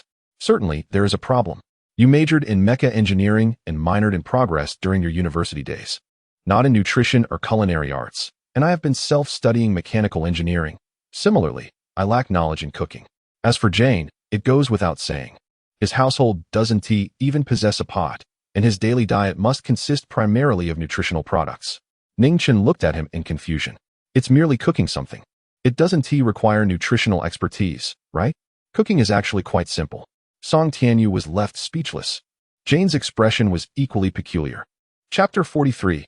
I advise you to be kind. After a considerable pause, Song Tianyu quietly opened his holographic computer. "This is a video I downloaded during my moments of ennui. The device cannot connect to the internet, but the file stored within can still be accessed as usual. Teacher Ning, I believe it is imperative for you to view this video thoroughly before deciding whether to consume this wild boar meat." Ning Chun placed the wild boar meat upon the table and leaned closer to Song Tianyu, craning his neck for a glimpse. Goodness, this effeminate man. Even his scent resembles that of a woman. How detestable. Is he in such dire need of female companionship? Perhaps he has been deprived for too long. And coincidentally, his delicate appearance only exacerbates the situation, causing him to stand at attention for no apparent reason. One cannot entirely blame him. It is the Ning family that is too enchanting. A man who is even more beautiful than a woman is simply unfathomable. Teacher Ning, undistracted, intently observed the video on Song Tianyu's holographic computer. Sweet and sour ribs? How intriguing. All the ingredients were self-prepared. Wait a moment. The syrup for the sweet and sour ribs is made from bitter melon? No wonder the syrup is entirely bitter. Pairing bitter melon with Coptis chinensis? Is it boiled into a glutinous concoction? With 3 lines of black threads hanging on his face, Teacher Ning was genuinely astounded, filled with utmost admiration. The plight of humanity in this futuristic world is truly lamentable. Is this not an abomination of culinary art? It is no wonder the flavors are so peculiar. No. Everything is wrong. Entirely, fundamentally mistaken. Teacher Ning wore an expression of disbelief, while Song Tianyu chuckled in amusement. Wrong? Where's the error? In the realm of cooking, ingredients and flavors are layered. With each additional component, a rich tapestry of taste emerges. Thus, during my culinary studies, I incorporated numerous mathematical formulas, among which the most frequently applied was a layering formula, knowing ana, n, 1, n, a 1a, a known, to seek an cooking mathematics. Are these two domains truly interconnected? Teacher Ning, with utmost seriousness, remarked, the individual in the video pulverizes the ribs, then reconstructs them into their original form, dissipating the energy within the meat and bones, only to reconstitute the energy. First, he extracts the nutrients from the bones and flesh, then remanufactures the nutrition. I find myself somewhat perplexed. Is this truly fascinating? It is a lengthy process, transforming natural ribs into artificial ones, with the nutritional energy data remaining unchanged, akin to the molecular decomposition followed by reassembly.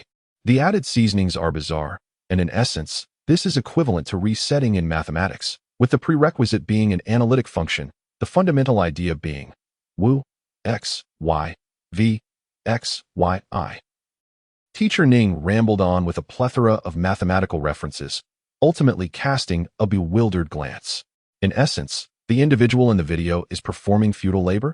The taste remains unrefined, the nutrition is as it was, and the energy remains unchanged. Everything is in vain.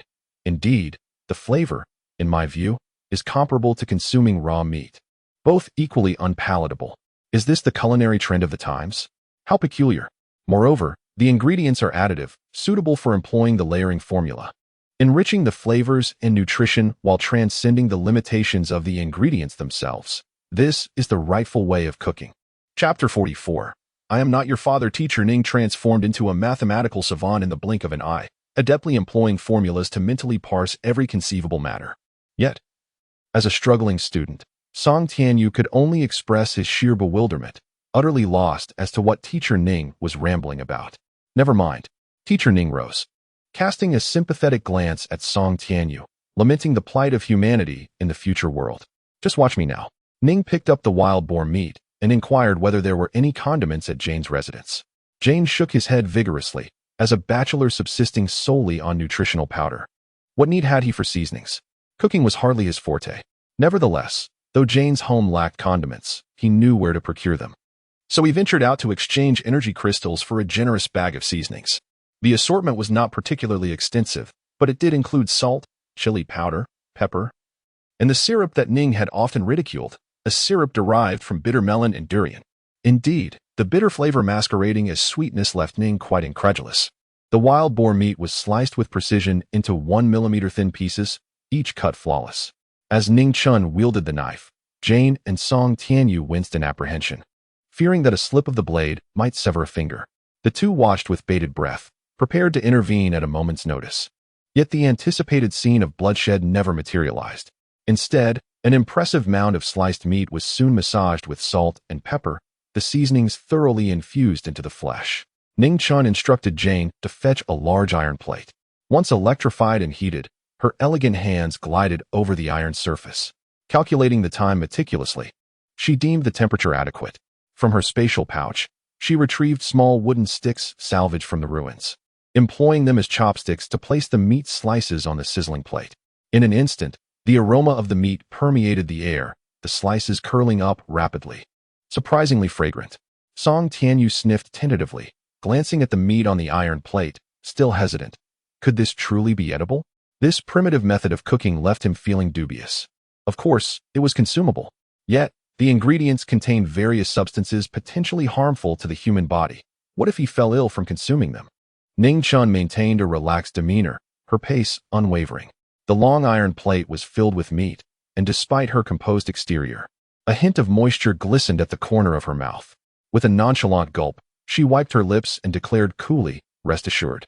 I've measured it with a machine beforehand. It is non-toxic and harmless to the body. Moreover, even if there are impurities in the meat, the human metabolic system can effectively digest them without adverse effects." With an air of impatience, she furrowed her brow, adding, "Enough chatter. If you don't want to eat, fine by me. I'm still famished." Song Tianyu remained speechless. Yet, the tantalizing aroma was simply irresistible. In the future world, the salt grains were larger than those from the ancestral star era. Ning Chun dissolved a cup of this coarse salt in water and, inexplicably producing a small brush, applied the concentrated brine to the grilling meat. Subsequently, she sprinkled chili powder, her eyes gleaming with increasing excitement. Within the Star Network, voices of derision echoed. Some critics angrily labeled Ning Chun as a clueless garlic bulb, ridiculing her perceived ignorance. Could such a crude and primitive cooking method yield anything edible? How absurd. Beware, or you might end up with a case of the runs. Chapter 45. Ning Chun's first descent into darkness. A peculiar aroma wafted through the air. A tantalizing mixture of charred meat interlaced with spices, its scent somewhat sharp and sneeze-inducing, yet irresistibly alluring. Song Tianyu, a young master hailing from a prestigious family, had indulged in every delicacy imaginable, yet the fragrances of those past meals paled in comparison. The scents of his prior feasts were predictable and rigid, devoid of vitality. However, the meat roasted by Teacher Ning today exuded a life of its own, burrowing deep into the heart. Despite his vast experiences, Song Tianyu found himself restless, grappling with an internal conflict. He believed such crude fare could be unpalatable, possibly even hazardous to his health. Yet, the intoxicating aroma of the roasted meat proved too enticing to resist. Saliva pooled beneath his tongue, and to avoid embarrassment, he clenched his mouth shut to prevent an uncontrollable drool. Though not particularly hungry, the scent ignited a ravenous hunger within him, as if a black hole had formed in his stomach. He had never truly understood desire until now, his gaze resembling that of a hungry wolf cub, wide and shining with longing. Suddenly, Teacher Ning plopped down, unplugged the electric grill, and without a word to the others, seized a piece of meat and stuffed it into his mouth. Tears of joy threatened to spill. This was the flavor he had craved. Reflecting on the past few days, he realized he had been living a ghastly existence. The tasteless nutrient powder was a poor substitute for real food, and a single visit to the famed Rose restaurant had left him with a lingering aversion. Indeed, relying on others was futile. Self-reliance was paramount. Ning Chen's chopsticks moved with remarkable speed, yet his dining etiquette remained graceful. What appeared to be a leisurely pace belied the rapid disappearance of the roasted meat into his mouth. His usually indifferent eyes now sparkled like crescent moons, radiating joy. On StarNet, comments flooded in about the camp leader's impressive eating display. Wow, the camp leader is amazing. Why am I drooling? As someone who struggles with appetite, I beg the camp leader to start a food broadcast. Ugh, the comments above are just sycophants. Watch, this fool will poison himself. Yes, no pain, no gain. The more he messes around, the closer to disaster he gets. Ignoring the chatter, they couldn't deny the camp leader's stunning visage. Once I recover, I must join in. Song Tianyu maintained his composure, expressionless as he observed Teacher Ning, quietly swallowing his own saliva. The 51741 unit was significantly lacking in all aspects, subsisting solely on the bland nutrient powder. Each serving contained grains of sand, requiring careful sifting before consumption to avoid dental disaster. At some point, gourmet food had become the epitome of sophistication, shrouded in mystery and revered by society, particularly by those who had not experienced it. Curiosity gnawed at him. Could this roasted meat truly be safe? What if it were poisonous? Yet, his resolve wavered. Observing Ning Chun consume copious amounts without consequence bolstered his courage. With a determined breath, he shoved a piece of roasted meat into his mouth. The moment his taste buds engaged, his eyes lit up with an intensity akin to incandescent bulbs. Heavens, this meat, this glorious meat. Oh my. Chapter 46. Ning Chen's second personality. Ning Chun possessed remarkable knife skills, meticulously observing the texture of the pork while slicing. The roasted meat was a delightful blend of fat and lean. Due to limited resources, devoid of grains and oils, the inherent fat of the pork served as a substitute for grease. The charred lean portions exuded a savory aroma, while the fatty segments dripped with luscious juices. Each bite was an exquisite delight that instantly captivated the palate. The pepper infused within the meat enriched the overall flavor, harmonizing beautifully with the enticing aroma. As Ning Chun indulged, grease glistened on her lips, while Jane transformed into a voracious beast, both engrossed in their feasting, leaving Song Tianyu, who maintained a facade of composure, to suffer in silence. Goodness, these two are simply insatiable. Is the food this delectable? Yet, Song's resolve remained steadfast. What held greater significance, sustenance or survival? Undoubtedly, survival. Thus, a mountain of roasted meat was devoured by the duo, while Song could only swallow his saliva, feeling half-sated. Once Ning Chen's hunger was quelled, she slowed her pace, expressing her regret. Alas, the seasonings were too few. If only we had cumin, it would have been perfect. Lettuce would have complemented the roasted meat splendidly, providing a refreshing contrast. Additionally, I yearn for some fruit salad and rice. Never mind. Given the circumstances, one cannot be too demanding. I have eaten my fill. She placed her chopsticks down and gracefully rose. Song Tianyu lamented, I am still hungry. He sulked. Let the arrogant ones continue to starve. Jane exclaimed, Song, this meat is truly delectable. With his mouth stuffed to the brim, he was on the verge of bursting, yet his insatiable appetite remained, until he was completely sated. Even his burps carried the flavor of roasted meat. The taste lingered, a testament to Ning Chen's prowess. She was indeed extraordinary. In contrast, Song Tianyu gazed at the barren iron plate, relieved that the remnants of the roasted meat had been devoured by Jane, while secretly contemplating the repercussions of their gluttony. Let us see how they fare after a bout of indigestion. He scoffed, plotting their misfortune. With a sense of grievance, he rose to prepare a cup of nutritional powder. But upon discovering sand within the mix, his expression soured.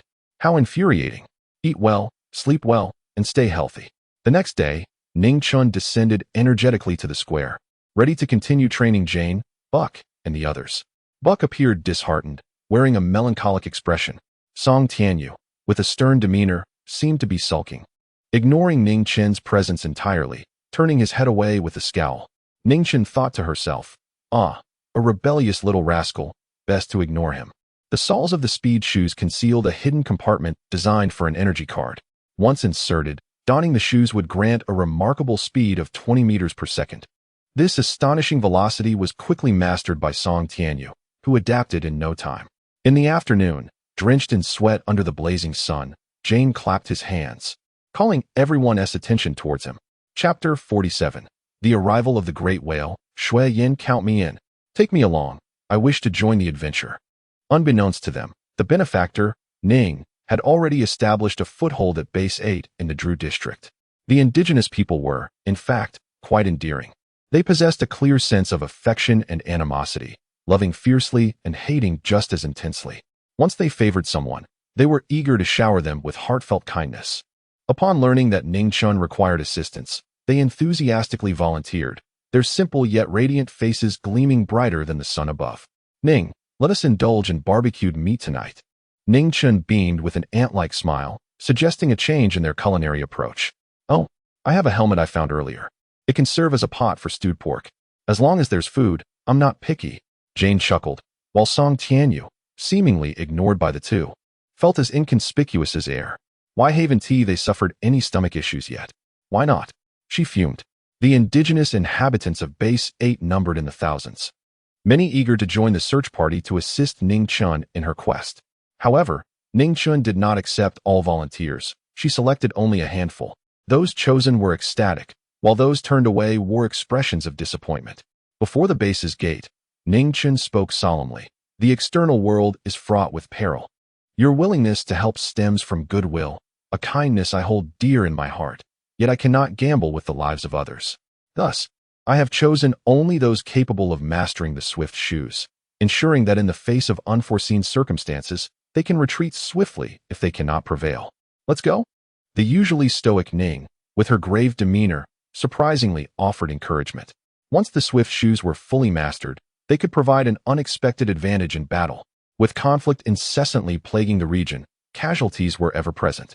Though I have not been in Base 8 for long, I fervently hope for the well-being of my friends here. Ning Chun, who typically exuded a cold and distant air, possessed a playful spirit akin to that of youth, humorous and amiable. One does not always need to vocalize their emotions for them to be genuine.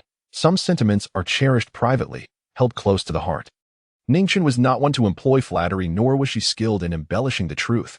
Her rational nature rejected deceit, revealing her straightforward character. If she disapproved, she would not feign interest. If she liked someone, she would engage with sincerity. In this regard, she bore a resemblance to the indigenous people. All right, let us set forth. The group divided into 3 small teams, one led by Ning Chun, another by Jane, and the last by Buck. As Song Tianyu, being Ning Chen's student, naturally accompanied her. The 3 teams surged forth from the base's gate, exchanging farewells.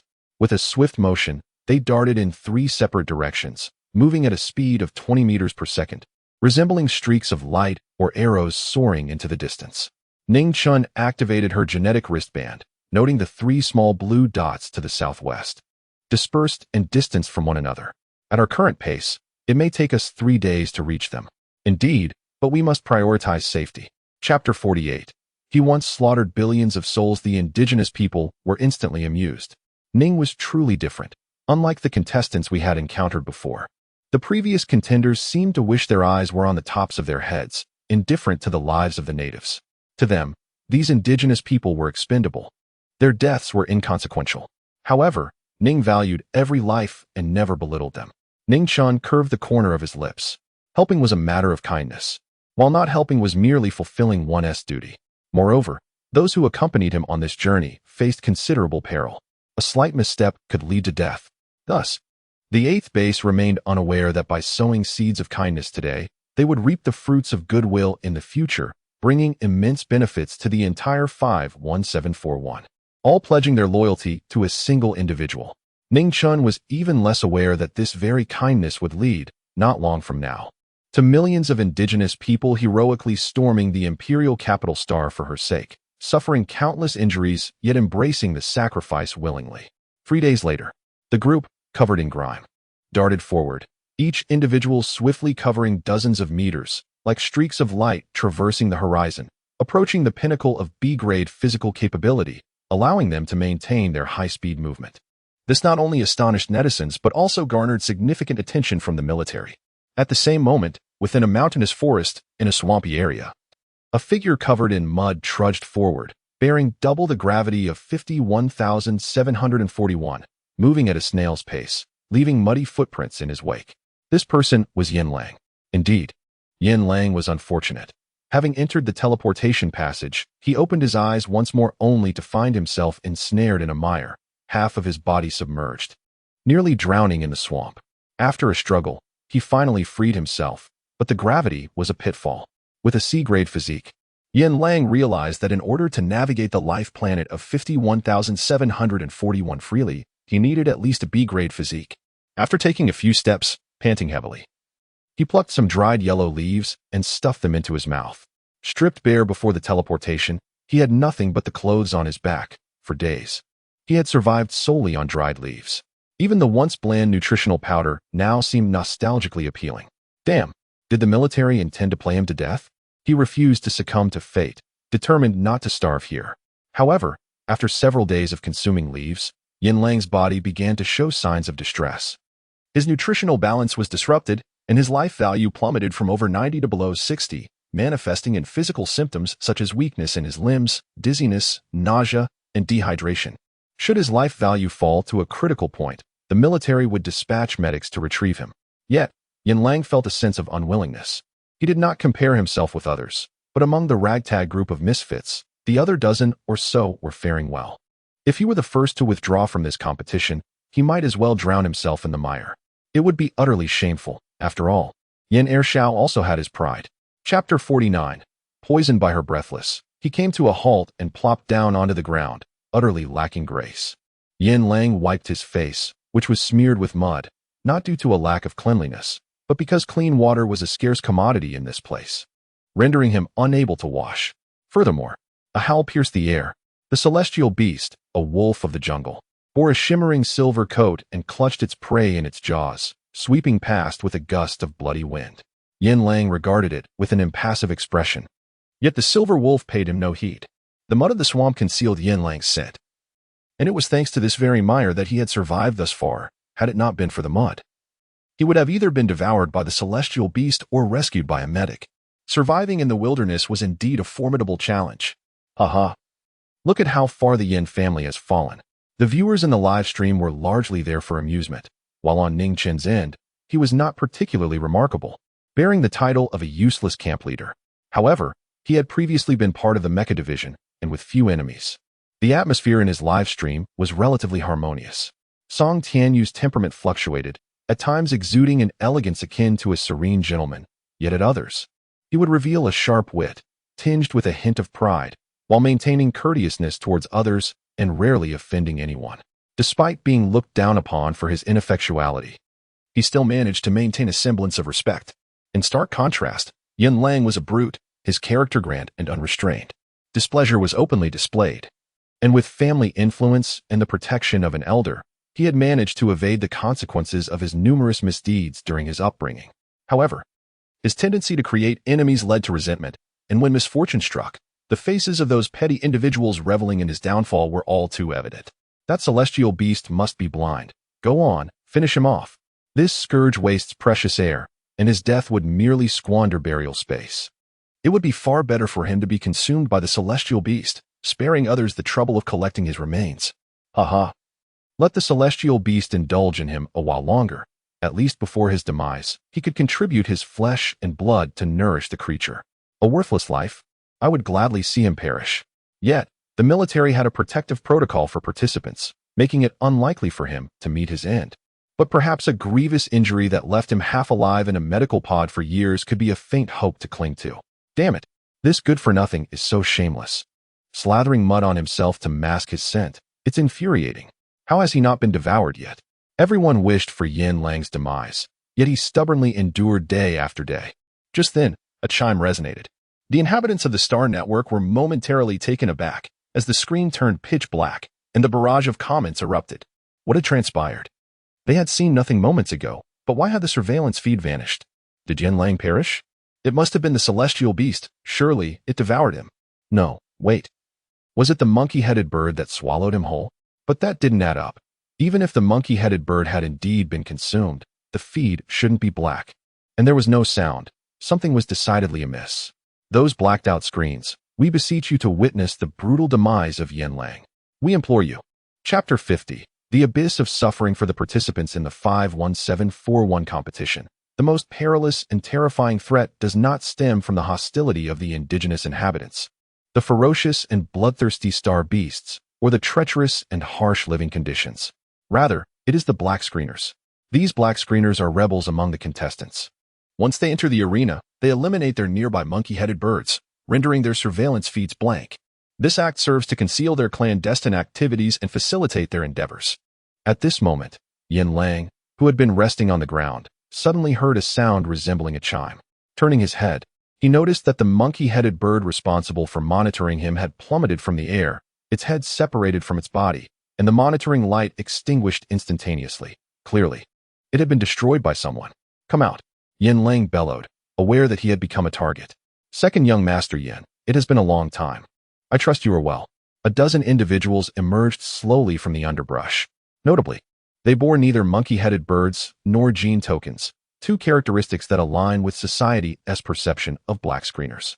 Gene tokens are versatile, capable of binding to a contestant's genes, monitoring their life values, calculating the scores they accumulate during the competition, and serving as locational coordinates. The actions of the black screeners often involve dubious and unsavory endeavors. To avoid exposing their locations and arousing suspicion, they conceal their gene tokens in a hidden place prior to their activities, retrieving them only after their deeds are done. Yin Lang rose gradually. Though his genetic rating was C, his physique was robust, with broad shoulders, a narrow waist, and long legs, exuding an imposing stature. He stood half a head taller than Xue Ji, whose originally slender form appeared even more frail in comparison to Yin Lang. In terms of physicality, one was brawny and powerful, while the other seemed delicate as a willow. There was simply no contest. However, in this world, mere physical stature does not equate to true prowess. Xue Ji cast a glance at Yin Lang's gene token, which hung from his chest, smeared with mud, and then at the dismembered monkey-headed bird on the ground. A smile of satisfaction gracing his face. I have awaited this day for a long time. Yin Lang, second young Master Yin, once a renowned genius at the Royal Academy. If not for that incident, you would not have fallen to the 4th Military Academy. It is truly pitiful and lamentable to see you in such a state today. Unfazed, Yin Lang nonchalantly cleared his ear. Stop your incessant buzzing, like a bothersome fly, will you? Xue Ji swallowed hard. Second young Master Yin's temperament remained unchanged since their earlier days.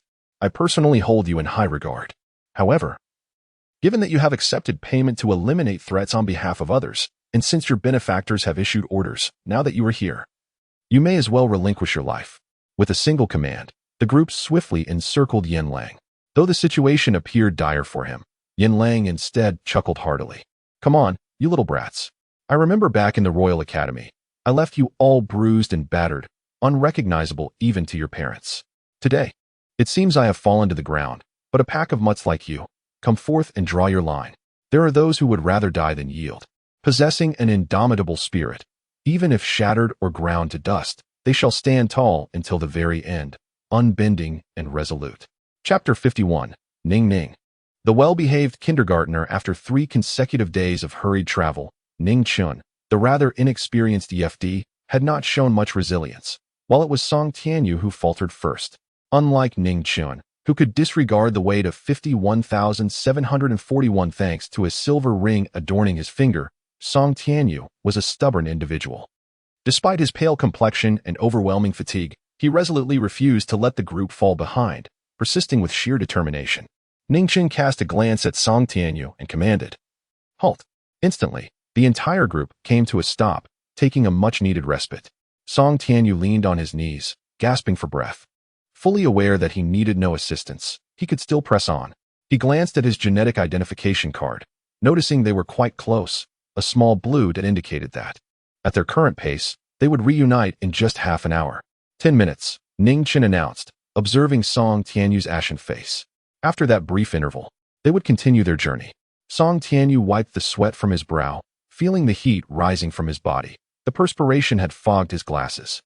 A tinge of bitterness washed over him as he reminisced about his days at the Royal Academy, but he dismissed such thoughts. What was the point of dwelling on the past? A true hero does not boast of past glories. Since Ningchen had ordered a break, Song Tianyu relinquished his stubbornness. His body had truly reached its limit. Without a second thought, he plopped down onto the ground, breathing heavily, his throat parched and fiery. A water bottle was handed to him, and upon glancing up, he saw Teacher Ning, exuding an air of aloofness. However, after spending several days together, he had gradually come to understand that this person often appeared cold and indifferent, yet possessed a multifaceted personality. For instance, just yesterday, they had encountered a star beast. And in that moment, this person had displayed a calm, rational demeanor, almost mechanical in his approach. He was intelligent, unafraid in the heat of battle, and courageous. Yet, in private, he could be playful, occasionally darkly humorous, sometimes impatient, and at other times quite cunning. Indeed, he was a complex and contradictory individual. Grasping the bottle, Song Tianyu tilted his head back, gulping down water. He drank so much in haste that some spilled down his chin and dripped onto his neck. Although this scene appeared somewhat disheveled, Ningchen found it amusing. It was far more appealing than his usual pretentious elegance, rendering him more approachable and surprisingly masculine. Yet, as Ningchen gazed at Song Tianyu's strikingly handsome face, a sense of incongruity arose within him. Was Song Tianyu growing up too quickly? Suddenly, Song Tianyu choked on the water, coughing violently as if he might expel his lungs. What is he talking about, asking such things? Growing up too quickly? How absurd. When did I ever rush? Song Tianyu made a face as if biting his cheek. Am I growing up too quickly? Huh. With an average lifespan of over 400 years in the Empire, one is not considered old until they surpass 100. I am still quite young. Chapter 52. The Flame Master who wins without bloodshed. However, he appeared older than I am. Indeed, an indigenous person exclaimed. Ning looks even younger, like Song's younger brother. Song Tianyu. A piercing glare swept across, and the indigenous people at base 8 awkwardly chuckled. But it's nothing strange. Song is taller than Ning. And Ning is quite handsome, which makes him seem younger. Ningchen stroked his chin and suddenly grasped Song Tianyu's wrist. Taken aback, Song Tianyu exclaimed, "What are you doing?" His heart inexplicably skipped a beat. Not only was this pretty boy exceptionally handsome, but his skin was also finer than any girl he had encountered, soft and smooth, akin to that of an infant. As a connoisseur of skin, Song Tianyu nearly succumbed to the temptation of returning the favor by caressing Teacher Ning. Ningchen pushed Song Tianyu's shoulder, then swung a long leg over to straddle his abdomen. She touched his elbow through the fabric, then his shoulder, and continued to explore his waist, essentially examining him thoroughly. Perched on his nose, his glasses slipped slightly, and Song Tianyu suddenly held his breath. His little Song had straightened up again. Ning. Like a startled cat, he hastily pushed Ningchen away, scrambling to his feet while tugging at his clothes. Bending slightly as if attempting to conceal something, but his nape flushed crimson, resembling a ripe fruit. Ningchen observed with suspicion. I just touched your bone. It must be around 25 years old, right? Ignoring his discomfort, she muttered, it seems there's an issue with the information sheet. Bone age 25, yet the sheet states 19. No wonder. My instincts were right. You're indeed a tad older. Ningchen had just graduated from university 6 months prior, having started school early, making her only 20 this year. The Empire stipulates that those under 20 are considered minors, while those under 300 are deemed young adults, and beyond 300. One enters old age. MMP. Song Tianyu struggled to pacify the uproarious little Song, finding Ningchen increasingly irksome. What if things escalated? He was a straight man, only attracted to girls, not boys. Ding ding. Suddenly, the gene tags on both Ningchen and Song Tianyu emitted a simultaneous alarm. Song Tianyu's expression shifted as he grabbed the tag to inspect it. The small blue dot, which had been very close to them, had vanished, completely gone? This indicated something had gone awry. In such circumstances, unless one were deceased, even a faint pulse would suffice for the blue dot to remain visible. A flurry of faces flashed through Song Tianyu's mind. Yin Lang, Yimoer, the Eighth Prince, and others, who had met their demise. Ning Chun reacted swiftly, removing her rapid shoes, extracting the energy card from the soul, and then retrieving 10 new cards from her spatial pack to insert. Once her shoes were donned, she declared, "I'll go ahead." Whoosh. At a velocity of 100 meters per second. As the words fell, a whirlwind followed, leaving no trace of Teacher Ning in sight, leaving everyone else in stunned silence. The star network erupted. It was once believed that 20 meters per second was astonishing, but it appeared that there was no limit to the extraordinary. Chapter 53. Sushi offends a powerful figure in a breathtaking feat. What ordinarily would take over 30 minutes to traverse was accomplished in a mere 6 minutes, thanks to the extraordinary speed bestowed by Teacher Ning. However, under normal circumstances, 6 minutes might seem but a fleeting moment. Yet, in a life-or-death scenario, those 6 minutes were a matter of life and death.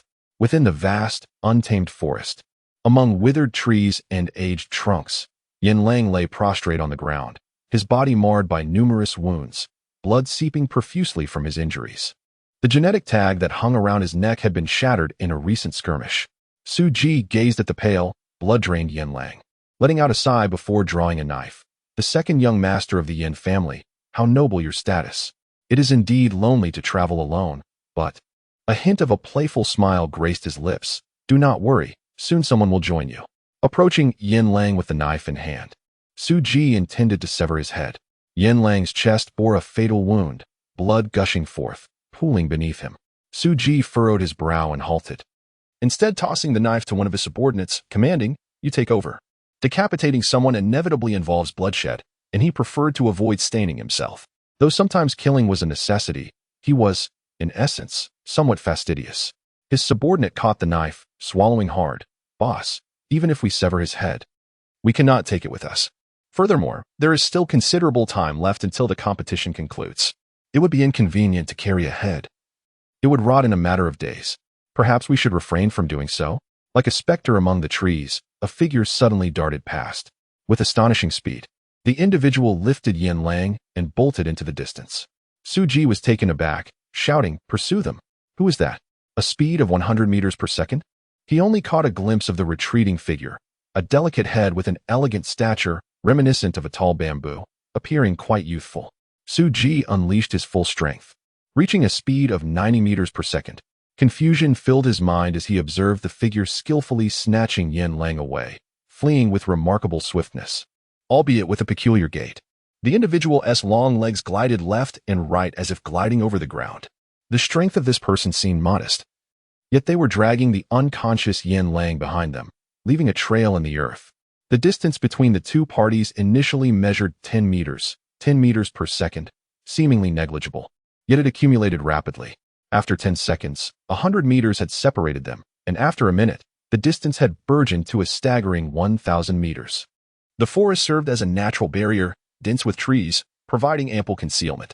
Ningchen, relentlessly hauling Yin Lang, sprinted at an exhilarating pace. The wind whipped past him. Bearing an F-grade physique, with thin skin, low blood volume, and fragile bones, he struggled under the weight of Yin Lang, who was taller, stronger, and far more substantial. It felt as though his arms were losing sensation, and time and again, he heard the ominous creaking of his bones. Chapter 54. Shui Yin. The devious man, it hurts unbearably. Ning Chun pressed against his chest, racing at a speed of 100 meters per second. What reckless abandon. This body is utterly inadequate. The burden of such a miraculous speed too great to bear. With his left fingertips resting on his right wrist, Ning Chun felt a wave of anxiety. Indeed, this body was rather pathetic. He then glanced at Yin Lang, sprawled on the ground, uncertain whether the man was alive or dead. Crouching down, he placed his hand on Yin Lang's neck and felt a faint pulse. Miraculously, he was still breathing. This fellow was quite fortunate. However, with such severe injuries, if left unattended, he would not survive for long. Ning Chun was utterly bewildered. Within the star network, Ning Chen's astonishing speed of 100 meters per second left countless netizens in awe.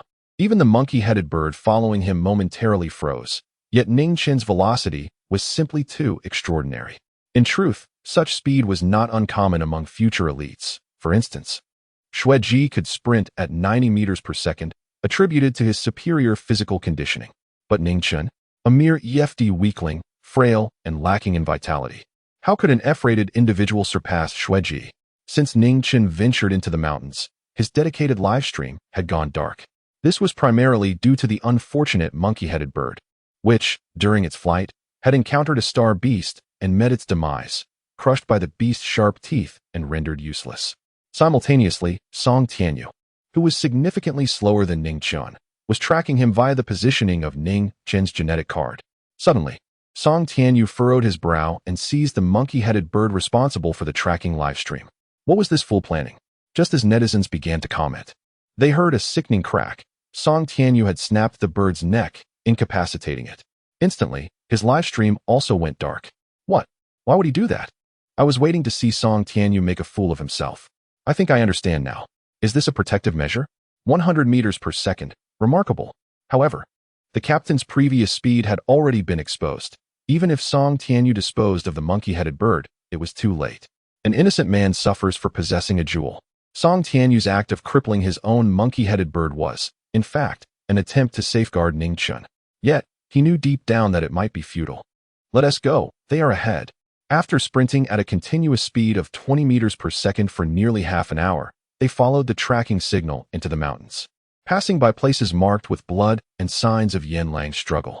Upon seeing the splattered blood and a small pool of it, Song Tianyu's expression turned gravely serious. Xueji was searching for Ning Chen and Yanlang in the mountains, but the issue was that Ning Chen had eluded him. The mountains were vast, and even if he wanted to locate them, he had no clues, merely grasping at straws. Song Tianyu. A figure appeared ahead. Ning Chen was bloodied, with traces of blood at the corners of his lips. In his arms lay a small, plump puppy, its fur stained with blood, unconscious and nestled against Ning Chen. This was no ordinary puppy. It was a wolf cub. A genuine wolf, a true wolf cub, its tail drooping, appearing weak and on the verge of collapse. Chapter 55. My dearest, I miss you so much. Song Tianyu's heart raced, his face contorting in panic. Yanlang. Goodness, Yanlang. His inner turmoil was unbearable. How could Yanlang expose such a side of himself? It was a disaster, an utter catastrophe. Immediately, Song Tianyu cast his gaze towards Ning Chen, scanning his surroundings, left, right, above, below. Wait? Teacher, where is that monkey-headed bird that was with you? Ning Chen appeared dazed, as if bitten by a star beast when he entered the mountains. He nodded numbly. Song Tianyu exhaled deeply, feeling as if he were on an emotional roller coaster, nearly weak from the strain. Then, with an inscrutable expression, he looked at Ning Chen and said, Teacher, the mountains are perilous. Ning Chen, still dazed, replied, I know. Let us depart. He seemed disoriented, like a specter, as he cradled the wolf cub, gliding effortlessly forward. In an instant, he had covered 100 meters, then paused, realizing, this speed is astonishing. Wait, I need to switch my energy card. He withdrew an extra energy card, restoring his speed to 20 meters per second. The indigenous people who had followed from Base 8 gazed at the wolf cub in Ning Chen's arms with a mix of astonishment and dread. Ning, is this a star beast? Is it a newborn star beast? Ning Chen's lips twitched, but Song Tianyu interjected, No, this is not a star beast. It is merely an ordinary wolf cub. Many people outside keep creatures resembling star beasts as pets. He urgently signaled to Ning Chen, feeling genuinely relieved that he had recently broken the neck of his own monkey-headed bird. Otherwise, if this scene were to be broadcast online, it would surely cause an uproar. It was terrifying. With a regal, aloof expression, Ning Chen stated emotionlessly, This wolf cub, I found it in the mountains just now. The transformation from human to beast is quite extraordinary. He grimaced, feigning a toothache. Let us go, let us go? Ning Chen rallied himself. I have not found the person I was looking for, and it is indeed dangerous here. We must leave swiftly. In a twist of fate, Ning Chen chose to maintain secrecy. Song Tianyu hesitated, glancing at Ning Chen, contemplating whether to silence the matter. For Yanlang's sake, perhaps it would be best to eliminate any loose ends. Otherwise, if word got out, the repercussions could be dire. The only solution was to silence it. This was the most prudent, safest, and wisest course of action. Chapter 56-57. Ning Chen remained quite reserved, responding with a soft HM combined. Song Tianyu. His back turned to Ningchen, clenched his teeth in silence, expressionless as he wiped his face. In matters of great significance, he was never the indecisive type. Thus, as he descended the mountain, he was particularly taciturn, his mood weighed down by gravity, yet he had steeled himself for what lay ahead. With the advantage of timing and location, and absent the surveillance of the monkey-headed birds, what did it matter if Ningchen held a prestigious lineage as the young master of the marshal's family? People had perished on this life star before. He needed to strategize and extricate himself cleanly, ensuring no suspicions fell upon him. Song Tianyu's expression was frosty, while Ningchen remained blissfully unaware of the tension surrounding them. Suddenly, Song Tianyu halted, casting a menacing glance at Ningchen, who was fervently exclaiming, "Song Tianyu, this is truly fascinating. I must uncover the truth." Ningchen radiated an extraordinary vitality, his eyes gleaming like twin suns, perhaps due to the tumult of his emotions. What once appeared as eyes of shadowy gray and blue now sparkled like a benevolent night sky, adorned with twinkling stars, momentarily stunning Song Tianyu. Wait, did that effeminate fellow's eyes actually contain stars? Embracing a wolf cub, Ningchen was about to gaze at the indigenous people when, in a sudden motion, Song Tianyu lunged towards him. He cupped Ningchen's face in his hands, their cheeks nearly touching, and indeed, there were stars in his eyes, no doubt about it. Song Tianyu gasped sharply. "Song Tianyu?" Ningchen tilted his head, gazing at him with a look of utter bewilderment. The man's expression was peculiar, a blend of relief, surprise, and enlightenment. How strange, excessively strange. His expression was utterly baffling. The indigenous people peered curiously, and then, without warning, Song Tianyu covered Ningchen's eyes. His fierce gaze directed at the onlookers. He was too close for comfort, making Ningchen slightly uneasy. His long, curled eyelashes brushed against Song Tianyu's palm, causing an itch in his hand. Ningchen peeled away Song Tianyu's hand, regarding him with suspicion, clearing his throat, when Song Tianyu looked back at Ningchen. Perhaps due to the calming of Ningchen's mood, the stars in his eyes had vanished.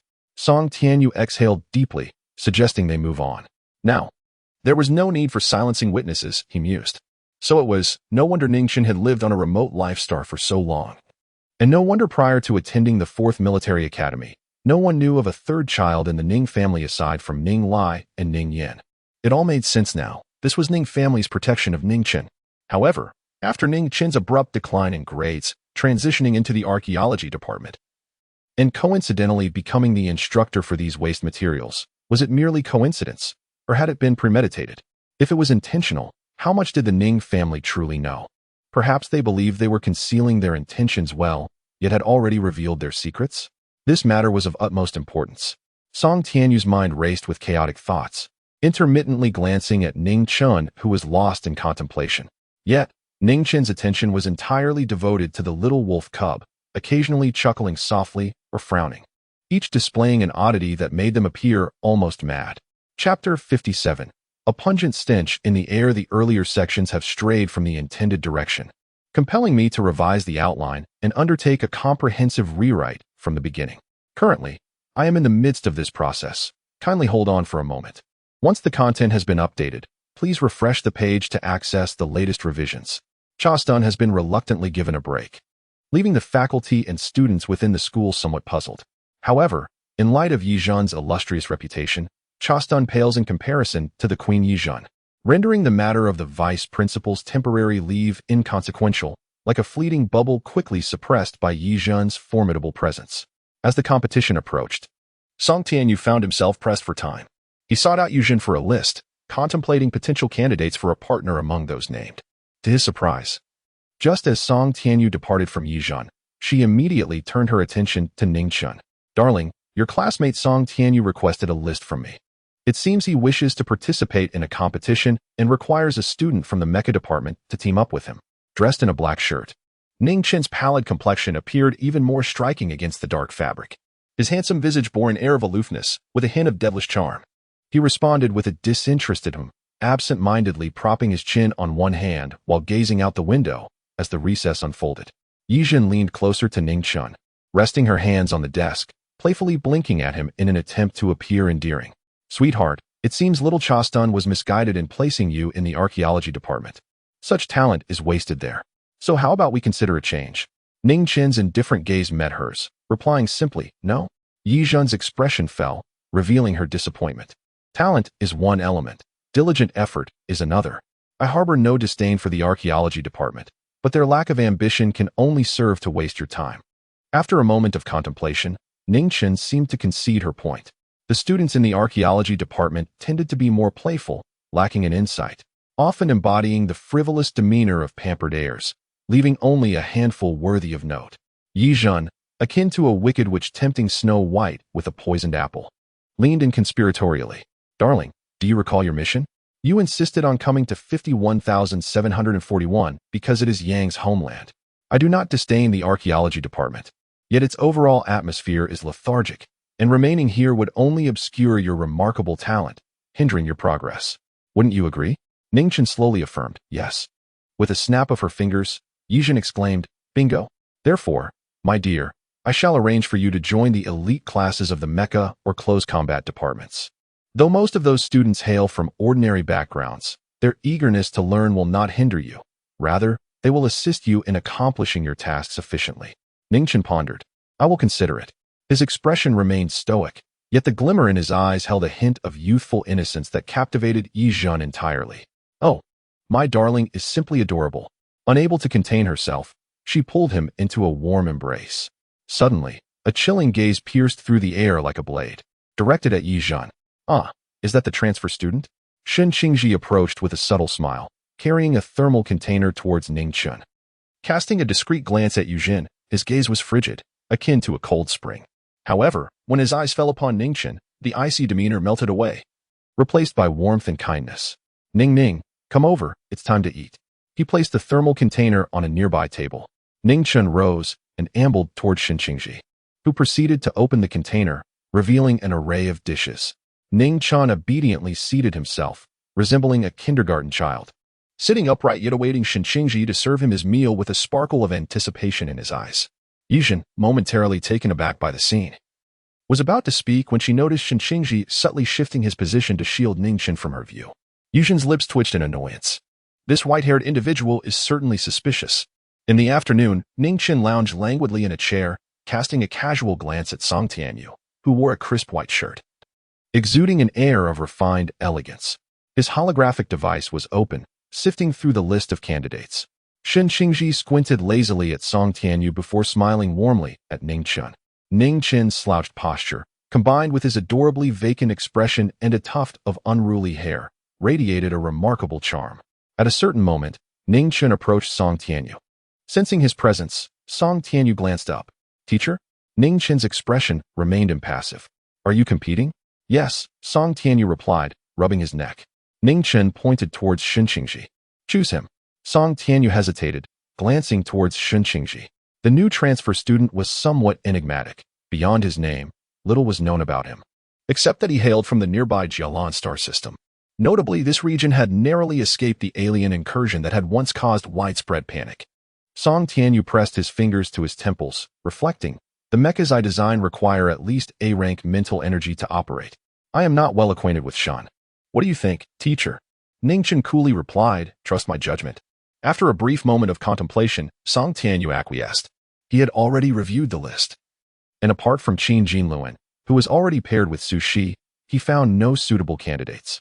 In this vast academy, there were certainly numerous A-rank mentalists, but the sophistication of his mecha demanded exceptional operational skills and reflexes. Very well, I shall proceed with this course of action, he resolved, having previously promised to heed Ningchen's advice. Ningchen led the way, with Shen Qingji trailing half a step behind, followed by Song Tianyu. As Ningchen walked at a leisurely pace, Shen Qingji and Song Tianyu matched his rhythm. The trio sauntered into the information building, locating an unoccupied room filled with numerous information pods. Ningchen opened one of the pods and settled inside. The human brain is an extraordinary entity. For instance, in a resting state, the ionic concentration of the fluid surrounding the axon differs from that of the fluid within the axon. This discrepancy leads to the polarization of intracellular fluid in relation to extracellular fluid, generating the resting potential of neurons. The purpose of the information pod is primarily to stimulate the neurons of the human brain, establishing a connection to an alternate dimensional space known as the star network.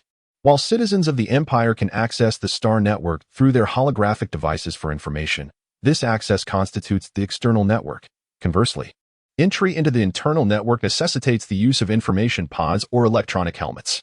Those who enter this realm are referred to as consciousness or spiritual entities. Chapter 59. Taking advantage and acting innocent. Ning Chun reclined in the information pod, linking to the star network. While the room enveloped itself in a quiet and somewhat somber atmosphere, Shinqingji cast a sidelong glance at Song Tianyu, noting the fatigue etched across his features. A smirk tugged at his lips, as he thought, Ning Ning is mine. Keep your distance. Song Tianyu, taken aback, pondered, is this person unwell? He sighed and addressed Shinqingji, classmate, do you harbor some misunderstanding about me? Besides, the teacher is a man. Shinqingji's smile deepened. What of it? Regardless, my Ning Ning is exceptional. Maintain your distance. Song Tianyu retorted. I'm not clingy. I assure you, I have not latched onto him. He resigned himself to the fact that this individual seemed to perceive him as a rival, and his possessiveness was quite pronounced. By the way, did you know the teacher previously? Song Tianyu was momentarily taken aback. His inquiry stemmed from mere curiosity. This person, possessing a visage of ethereal beauty, resembled a hedgehog, bristling with defensiveness. Additionally, his demeanor was incongruous. He often exhibited an indifferent and aloof facade, reminiscent of teacher Ning, yet at times exuded an alluring and decadent charm, embodying a certain duality. The three gathered on the star network. Ning Chun felt drowsy, stifling a delicate yawn, a tear glistening at the corner of his eye. The streets bustled with life, vehicles and pedestrians weaving through the thoroughfare. The star network replicated the real world with utmost fidelity, simulating all sensory experiences. Song Tianyu pointed to a nearby skyscraper. I have rented a laboratory there. Shall I escort you both? Ning Chun nodded, while Shinqingji approached him, exuding maximum boyfriend energy, wrapping an arm around Ning Chun's waist, allowing him to lean against him. Ning Chun, lost in thought, nodded absent-mindedly. The energy he expended in the uninhabited zone rendered him more lethargic than usual. Song Tianyu's lips twitched. He was tempted to remind Shinqingji, could you be a bit more discreet? We are in public. To avoid inciting the wrath of a certain sharp-tongued individual, he sighed and remained silent. In the laboratory, the sterile, pristine white decor complemented Song Tianyu's refined, scholarly demeanor. A glass partition separated them from a striking mech, resembling a sleek, ebony beast, standing 30 meters tall. Its elegant lines exuding a primal essence akin to that of a cheetah. Shinqingji raised an eyebrow, pulled over a chair, and urged Ning Chun to sit. He then scrutinized the mech with earnest intensity. In his mind, he mused that Ning Ning had partnered him with Song Tianyu to lend him a hand. Fully aware of his capabilities, Shinqingji's hidden identity as the second young master, Shui Yan, endowed him with a wealth of experience and perspective.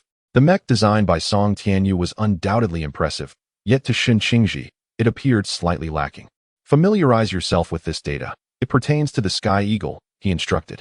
Though it lacks wings, it still bears the name Sky Eagle. Song Tianyu's forehead twitched. Even without wings, a mech can fly. I am not ignorant of that fact. At a loss for words, Song Tianyu wondered why Shinqingji felt the need to critique him. Because your naming skills are abysmal. Ning Chun, his expression serious, responded. Big Black, it's catchy and easy to remember. Shinqingji beamed. See? Ning Ning's choice of name is splendid. Big Black is far superior to your pitiful suggestion. Song Tianyu nearly choked on his indignation. Big Black? How does that compare to my majestic Sky Eagle? The king of the skies, while your Big Black sounds like a pet dog. Shinqingji dismissed Song Tianyu's grievances, affirming his role as Ning Ning's devoted ally, convinced that whatever Ning Chun said was beyond reproach. He swiftly perused the data provided by Song Tianyu, his approach rather casual, rolling the documents together and flipping through the pages in mere seconds. Song Tianyu interjected. I believe it would be prudent for you to study the information seriously. The driving difficulty of this mech is quite substantial. Shinqingji raised an eyebrow. You must believe in the existence of geniuses in this world. Song Tianyu replied. The more I observe this person, the more unreliable he appears. Meanwhile, Qin Jinluan, clad in a black hoodie with the hood pulled over his head, stealthily approached a villa district, concealed in a blind spot of the surveillance cameras. He retrieved two circular, outdated robotic vacuum cleaners from his backpack, showing signs of modification. He then extracted a tablet-like controller from a hidden compartment, powering it on. The two vacuum robots immediately whirred to life, darting into the villa area. One halted before the alloy door of a villa, and with a resounding explosion, The door blew open. Alarms blared throughout the complex as the second robot, undeterred by its companion's fate, surged inside. With blue lights flashing, the robot commenced its scanning.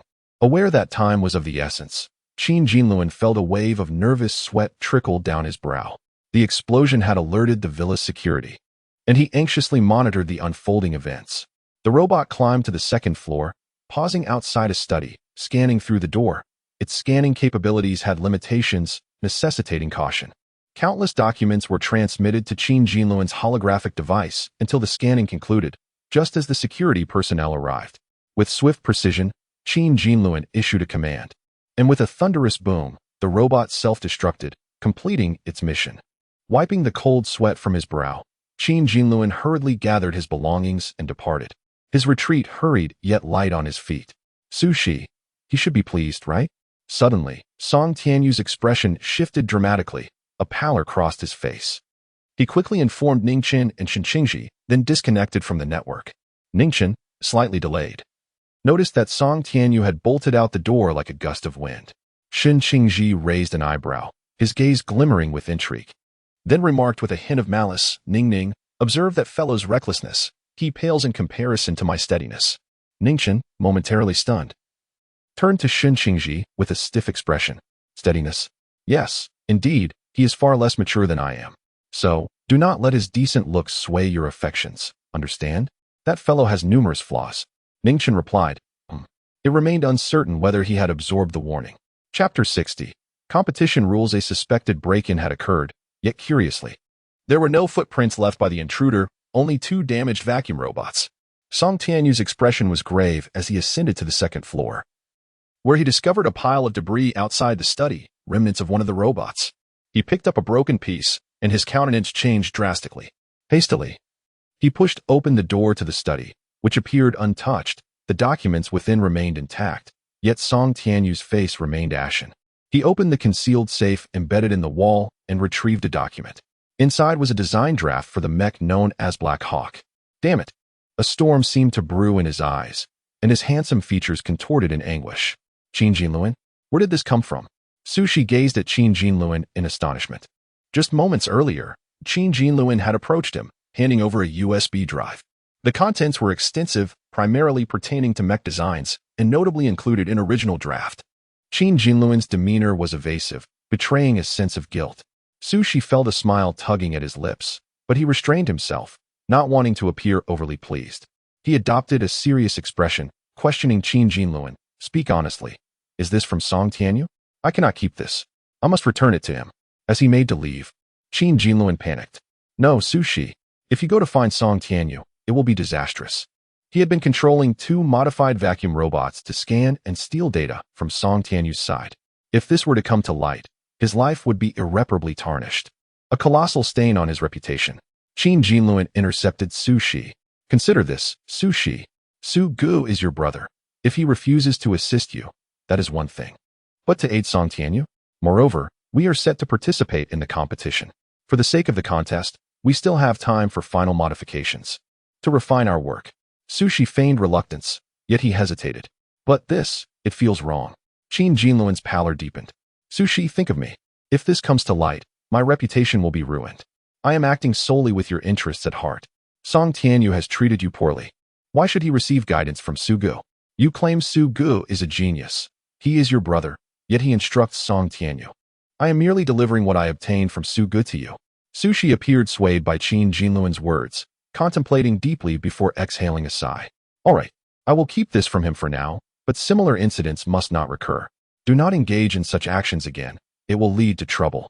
Qin Jinluan sighed in relief, thinking to himself how fortunate he was to have SUSI. Even 100 Song Tianyus could not compare to him. SUSI was compromising for his sake, demonstrating his loyalty.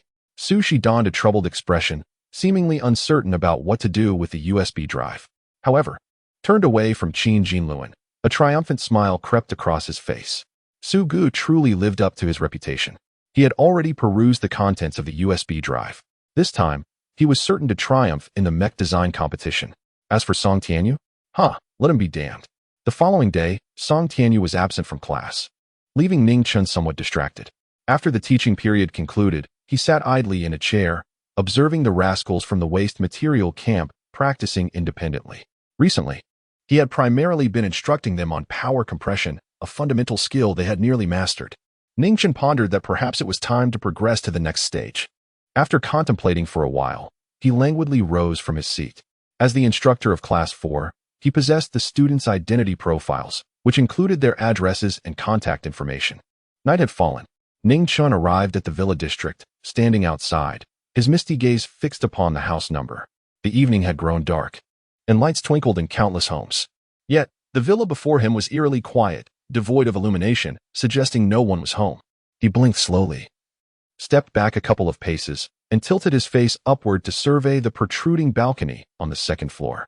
Ning Chun hummed gradually. He leaned against the wall, resembling a gecko, and began to scale upward. Upon reaching the balcony, he tested the floor-to-ceiling window. Fortune smiled upon him as it was unlocked. He pushed it open and entered, maintaining his usual cool demeanor. His shoes were somewhat dirty, leaving a trail of footprints on the champagne-colored carpet. This appeared to be a bedroom.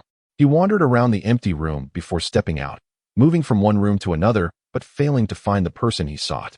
Until finally, he opened a door to a darkened room, devoid of light, with heavy blackout curtains blocking out external illumination and moonlight. The room was pitch black.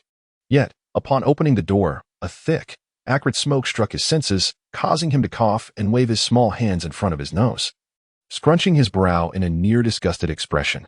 In that dark room, Song Tianyu sat despondently in a leather swivel chair, his eyes vacant, his mind blank. The ashtray to his right was overflowing with cigarette butts. Ningchen switched on his flashlight, the bright beam illuminating Song Tianyu's handsome yet haggard visage. The man wore a white shirt, his usually neatly styled hair now disheveled across his forehead, exuding an air of disarray that was both alluring and despondent. Ningchen's gaze fell upon Song Tianyu. Is someone dead? Song Tianyu blinked, shielding his eyes from the harsh glare of the flashlight. What do you mean, someone is dead? Am I really that morose? I don't have a funeral face. No one has died. I'm simply in a foul mood. By the way, how did you get in here? He recalled hearing the doorbell moments ago, but he had remained motionless, feeling inexplicably lethargic. Ningchen pointed outside.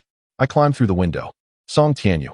This person truly possessed an expression of unwavering nonchalance. Chapter 61. He rendered Song Tianyu's speechless. Teacher Ning, wielding a flashlight, entered Song Tianyu's study, surveying the surroundings. The bright beam of light danced around the room, ultimately resting upon a desk before Song Tianyu. Upon the expansive surface lay a document, weighed down by a damaged metallic component. Ning let out an ah, his expression impassive, a scanner. Ning Chun cast a glance at him, then seized the document beneath the component, revealing a blueprint for a mech design. Ning Chun fell silent. Let it go. Song Tianyu bit his lip and clenched his fist. The design has been scanned. The information is exposed. You must concede defeat. Song Tianyu averted his gaze, feeling utterly disheveled. He had invested so much in this competition. After a prolonged silence, it was as if a repressed balloon had been punctured, unleashing a torrent of negative emotions. Give up? How could I possibly resign myself to that? Ningchen replied, oh. He slammed the document onto the table and suddenly leaned forward, pressing close to Song Tianyu. If you cannot accept defeat, then gather your resolve and make a comeback. Song Tianyu was taken aback, realizing that Ning Chen's earlier counsel to surrender had been deliberate, intended to gauge whether he would succumb to fate or strive against the current. With only a week until the competition, Ning Chen's demeanor remained indifferent. So what? Song Tianyu felt a sense of clarity wash over him. So what? Rather than resigning myself here, I would rather make every effort to fight. I understand now, teacher.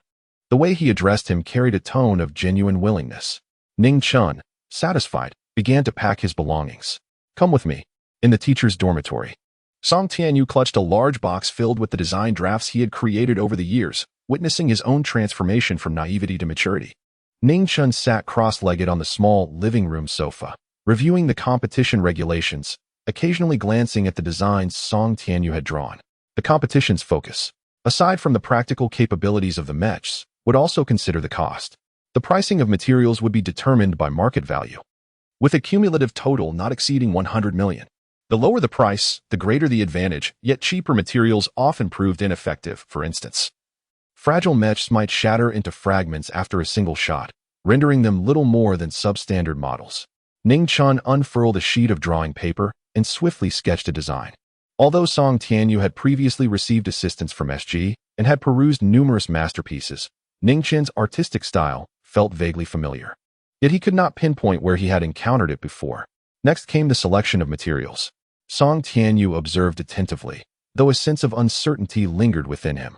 Teacher, the materials you've listed include Xian iron, starfall, ore, and colorful stone, but they are merely ordinary, low-tier materials. The strength they can withstand is only 300. Song Tianyu intended to gently remind Ning Chen of this. The mech industry was a lucrative field, and mech designers were often well-compensated professionals. Many of the wealthy tycoons featured on the Imperial Forbes list had their enterprises intertwined with the mech industry. Furthermore, the core strength of mechs derived from ancient inscriptions, originating from the early days of nation-building over 5,000 years ago. More than 5 millennia ago, the ecological collapse of their ancestral planet propelled humanity into the cosmos. However, the universe was teeming with diverse species, leading to continuous warfare since the establishment of their nation. It was not until the 183rd year of the nation's founding that the father of mechs emerged, his series of designs securing humanity's first victory in battle. Subsequently, the empire expanded its territories, and the father of mechs was hailed for his monumental contributions. One could assert that without that great figure, akin to a comet gracing the sky, the ancestors of humanity from the ancestral planet would have long since perished, and the empire would not have achieved its current vast scale. Perhaps it would have been annihilated by those extraterrestrial species. The inscriptions represented one of the miracles brought forth by the father of mechs, widely applied in mech design, energy sources, and various military equipment. Even the hover vehicles, spacecraft, warships, and domestic service robots utilized by humans today bore the influence of these inscriptions. Thus, the father of mechs was also known as the ancestor of inscriptions, a distinguished leader revered by countless students and masters alike. Ning Chen regarded Song Tianyu with a hint of disdain. Truly foolish. Feeling inexplicably belittled, Song Tianyu responded, "Talent emerges in every generation. Today's talents may not surpass those of the past." Ning Chen seemed to sigh, though the sound was barely audible. He suddenly appeared disinterested, downloading a comprehensive guide to materials from the Star Network and sending it to Song Tianyu's holographic brain. Song Tianyu was left in bewilderment. This guide was practically a staple among professionals in the manufacturing industry. He was uncertain of Ning Chen's intentions in offering him this book. Ning Chen nestled into the small sofa, his eyes clouded, lost in thought. He spoke absent-mindedly, his voice gradually elucidating. All things in this world generally fall within the 5 elements: metal, wood, water, fire, and earth, each possessing its own characteristics. Song Tianyu nodded earnestly. "I understand. For instance, Xian iron, being metallic, is quite sturdy and can be fashioned into cold weapons like swords or even shields." Ning Chen lowered his gaze, his eyelids drooping. His expression remained inscrutable, neither overtly joyous nor disheartened, merely the same cool, distant demeanor, akin to a wandering spirit. The interplay of the 5 elements is essential. During the era of war, where resources were scarce, achieving extraordinary combat power with minimal provisions was the essence of mechs. To grasp this essence, one must first be well acquainted with the properties of the materials and memorize the theory of mutual generation. Song Tianyu remained perplexed. The concept Ning Chen proposed was entirely novel to him. Ning Chen shifted his position, feeling somewhat uncomfortable. The design I've sketched here, if put into production, will necessitate 5 different types of materials, each with distinct elemental attributes. For instance, Xian iron can only withstand 300 inscription power, which is the bare minimum. However, employing an inscription array can enhance its capacity to 3,000, magnifying the foundational parameters tenfold. This means that with the same materials, if one masters this inscription array, both attack speed and agility can far surpass those of similarly ranked opponents. Song Tianyu's pupils dilated in shock. How is that even possible? The revelation left him utterly astounded. The impact of Ning Chen's words was overwhelmingly profound. Chapter 62, The 5 Elements Inscription. The genius Su Gu Xian Tai is a material of the metal attribute, which restrains wood. When paired with materials of the wood attribute, Xian Tai's original carrying capacity is halved, reaching a maximum of around 150. Many failures in inscription arise from the inadvertent use of conflicting materials. Conversely, if one employs materials that promote growth, such as the earth attribute Tianqing meteorite and the water attribute colored stone, It creates a cycle of generation, maximizing parameters through the doctrine of mutual generation. Ningchen picked up a notebook and sketched an exceedingly intricate inscription. 5 distinct materials needed to be arranged according to mutual generation before using the inscription to create a mutual generation array. Under the perpetual cycle of this interaction, materials that initially possess a carrying capacity of only 300 can be amplified to an extraordinary 3,000, magnifying their fundamental utility tenfold. Song Tianyu felt a jolt in his heart. He fixated intently on the inscription that Ning Chun had drawn. Although he had studied numerous inscriptions, he had never encountered one like this. It was exceedingly complex, truly intricate. Ning Chun glanced at him and remarked that if he could master this inscription, he could easily select any design from his previous works and secure a victory. However, for beginners, the complexity of the 5 elements mutual generation was daunting. He suggested starting with simpler pairings, such as earth generating metal or metal generating water. While the effects would not be tenfold, they would still enhance the parameters of the mecha. "Teacher, how do you understand this?" he asked, his voice low and muddled, his already hazy eyes becoming even more clouded. Song Tianyu felt a sense of insecurity in his own home. So he nestled at Ning Chen's place, engrossed in his studies. Initially, he believed that storing information in his light brain was unsafe. But now he viewed writing in a notebook as even riskier. A mere scanning device could easily steal his hard work. He learned from experience and concluded that the only truly secure repository was his mind, as what resided within was impervious to theft. Thus, he committed the intricate inscription to memory and promptly destroyed the drawing. Ning Chun cast a sidelong glance at him, but remained silent, leisurely retreating to his bedroom to sleep. Indifferent to Song Tianyu's frantic efforts in the living room, he had imparted all he could. The extent of mastery now lay in Song Tianyu's hands. Were it not for their teacher-student relationship, Ning Chen would likely have ignored him. Meanwhile, Sushi was scrutinizing Song Tianyu's mecha design, his expression darkening with each passing moment. Song Tianyu, he nearly bit out through clenched teeth, filled with indignation. Why should this be allowed? Su Gu is my brother. And yet he wholeheartedly assists an outsider in crafting such an impressive mecha. This mecha was classified as Class A but was remarkably close to Class S. While the commonplace thermal and cold weapons could be overlooked, the inscriptions were far beyond Su Shi's understanding, with some requiring extensive study even for him to replicate.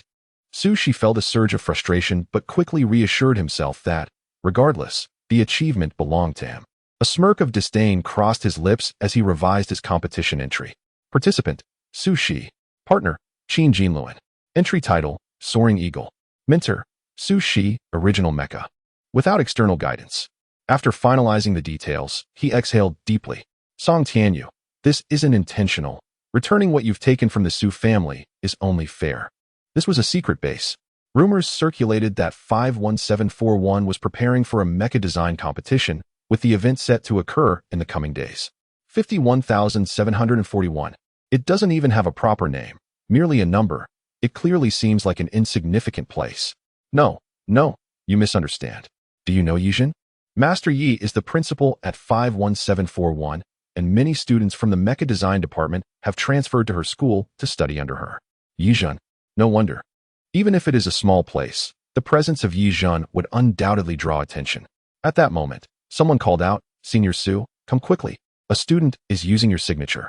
The man, referred to as Senior Su, was gentle and refined, nearing 30, clad in a white lab coat. Just having collected a meal from the cafeteria. Oh, using my signature? Su Gu had won a competition at the age of 15, subsequently signing a secret agreement to join this clandestine base, where he had not re-emerged since. However, his signature SG, an abbreviation of his name, was well known within the base. Individuals in the know were aware of Su Ji's existence. He designed mechas that were sold throughout the empire. Despite maintaining his composed demeanor, Su Gu discreetly furrowed his brow upon hearing this news. As he approached, he noticed a projection from a junior's light brain, drawing his attention to a specific line on the participant list. Song Tianyu, entry title, Tian Ing, Mentor, SG. Su Ji's expression grew colder. Someone beside him remarked, "This kid is audacious. I recall that Senior Su doesn't take disciples. How dare he use Senior Su's name? He must be courting disaster." Suga pondered, thinking he might need to embark on a journey. The cafeteria patrons exchanged glances, contemplating that Song Tianyu's prospects seemed grim. At the same time, cough, the man, possessing naturally violet eyes, lay feebly on a hospital bed, his complexion pale and lips tinged with blue. "Young master." As Min Dong entered, he was struck by the man's frail appearance, filling him with concern.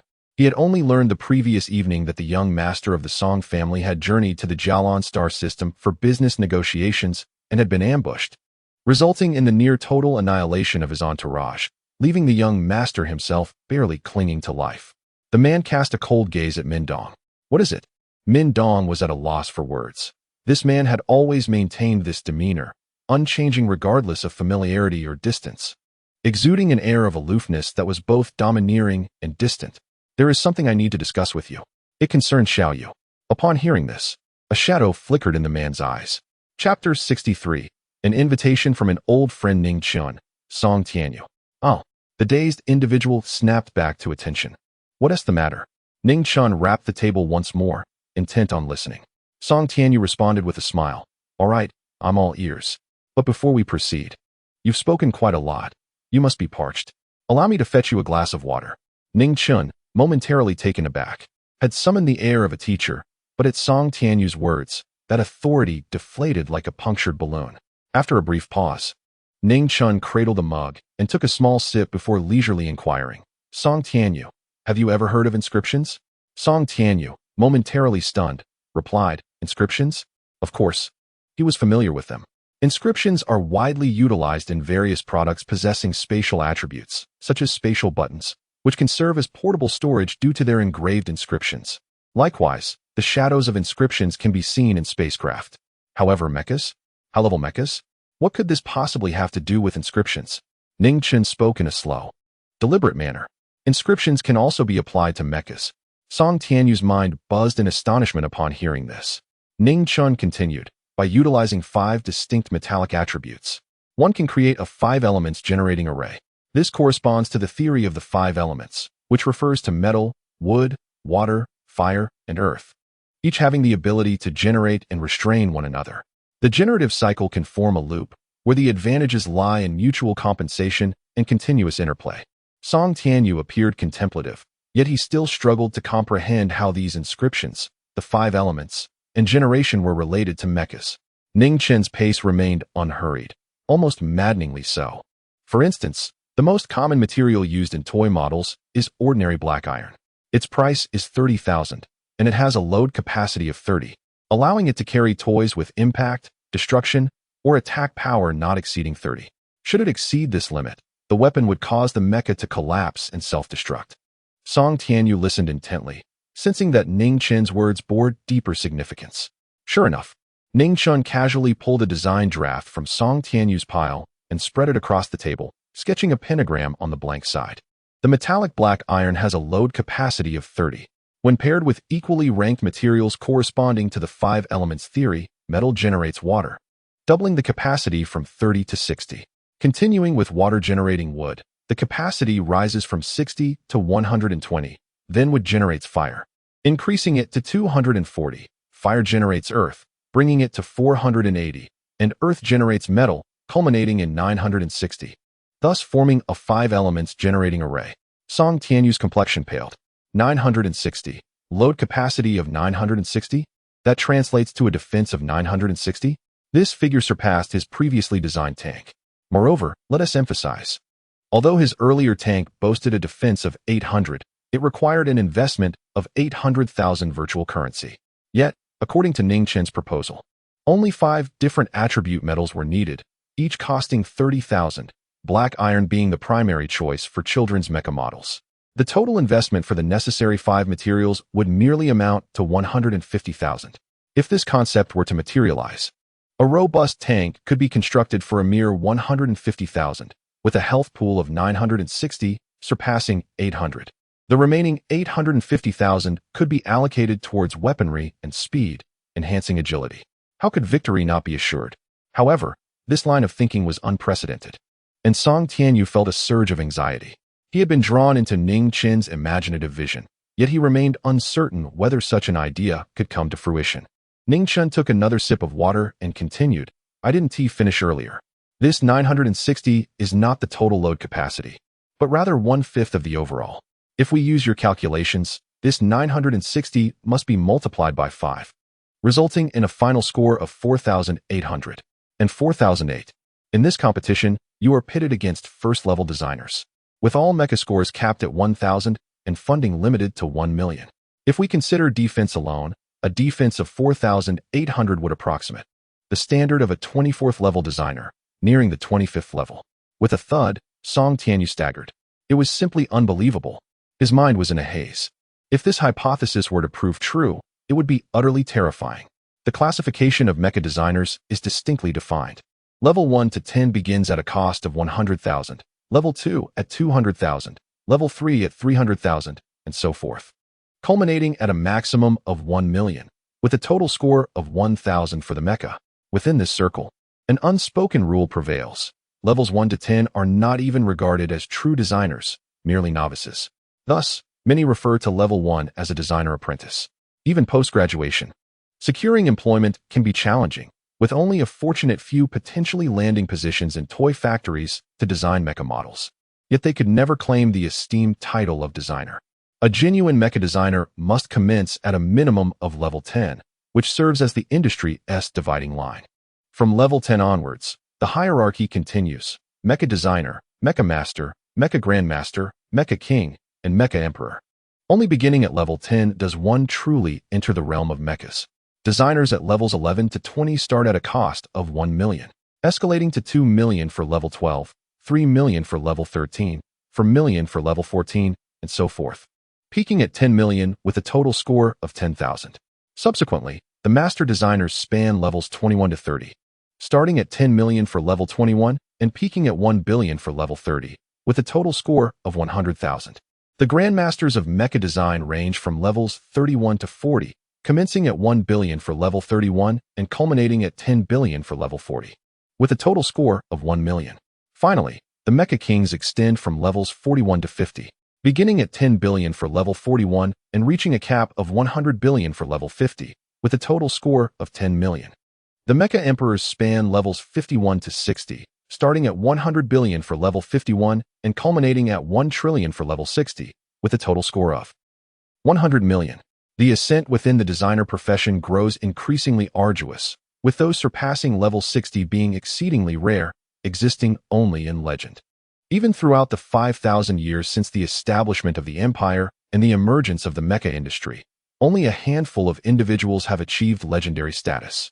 Among them is the founder of the mecha industry, the esteemed figure known as the father of mecha, who, 5,000 years ago, like a comet gracing the world, is speculated to have possessed a level exceeding 160.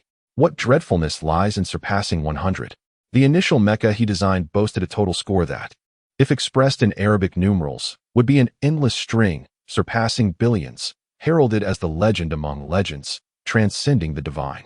His most renowned creation occurred 5,000 years ago, merely 3 centuries after humanity's migration from their ancestral star to the cosmos, at a time when the empire was still nascent. Numerous alien species roamed the universe, and humanity was not yet as formidable as they are today. This esteemed figure invented the mecha to combat the alien species that had decimated the empire's populace and fled through spatial wormholes. He piloted the inaugural mecha, executing continuous leaps through space, annihilating an alien race with a single shot from billions of light years away, thereby obliterating 1/3 of the universe. To this day, a region in the cosmos is known as the Sea of Shattered Stars, a testament to that legendary shot. The inaugural divine cannon could obliterate 1/3 of the universe. With a few more shots, the entire cosmos could be annihilated, leading to the extinction of all life. The formidable mech, from its inception to its ceiling, fired its weapon only once. For millennia thereafter, the whereabouts of the original super deity remained a mystery, eluding the knowledge of countless seekers throughout the ages. 4. Once one attains mastery over the super deity, they truly ascend to the status of a god within this universe. Chapter 64. The spectral vehicle for the deceased with divine prowess. One can roam unrestrained, annihilating the heavens and the earth. This is not mere rhetoric. Indeed, since reaching level 60, the legendary mechs and the forebears of legendary designers have become distant echoes of a bygone era. The titles of designer, master, grandmaster, king, and emperor stand as monumental peaks, daunting and insurmountable. He is firmly convinced that should the outside world learn of his revelations today, it would incite a tempest, igniting the entirety of the empire. Ningchen realized that Song Tianyu appeared skeptical of him. He merely conveyed a viable method to achieve victory. Yet why did Song Tianyu regard him with such a complex expression of doubt, frustration, and sorrow? Ningchen blinked. What have I done wrong? Song Tianyu sighed. I suddenly recalled that the line between genius and madness is exceedingly thin. Ningchen looked at him with a naive expression, belatedly understanding that Song Tianyu did not believe in the feasibility of his earlier proposal for doubling outcomes. Ningchen, expressionless, glanced at him momentarily. Then, with a swift motion, Teacher Ning sketched a design and slapped it onto Song Tianyu's face. It was a rough draft of a mech design adorned with inscriptions, while lacking in refinement. It sufficed for virtual experimentation. Song Tianyu was momentarily taken aback, realizing that Teacher Ning was both embarrassed and incensed. Just as he attempted to say something, Ning Chun had already turned to leave. Song Tianyu pondered. Had he truly provoked him? In the virtual star network, Song Tianyu had logged into the virtual laboratory, clutching a piece of paper that had been scanned into the star network. His expression bore uncertainty. Perhaps he should give it a try? Otherwise, it felt as if a persistent itch were gnawing at him, compelling him to uncover what lay beneath. However, Song Tianyu was not Ning Chun. The design draft by Ning Chun, inscribed with intricate patterns, proved challenging to replicate. He barely managed to carve 1/10 before failing. Song Tianyu was bewildered.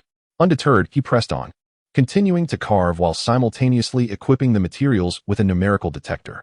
Soon, detection revealed the foundational load-bearing capacity of the dark iron was 20, then 21, then 22, and finally 23. Song Tianyu was taken aback. Could it truly work? In a fleeting moment of distraction, his concentration shattered, resulting in yet another failed inscription. He stood there, dazed, his glasses askew, clutching the inscription coin like a fool. Meanwhile, Sushi was scrutinizing Song Tianyu's mech design draft, his countenance darkening with each passing moment. Song Tianyu, he ground out through clenched teeth, filled with indignation. Why was it that his brother, Su Gu, was so generous with an outsider, guiding Song Tianyu to design such an impressive mech, one that was A-tier yet nearly comparable to S-tier? While the commonplace weaponry was trivial, the inscriptions far surpassed Sushi's knowledge, with some requiring extensive study even for him to replicate. Suppressing his frustration, Sushi reconsidered. Regardless of the circumstances, this achievement was, after all, his. A disdainful smile crept onto his face as he altered his own competition entry. Participant, Sushi. Partner, Qin Jinluan. Entry, Soaring Eagle.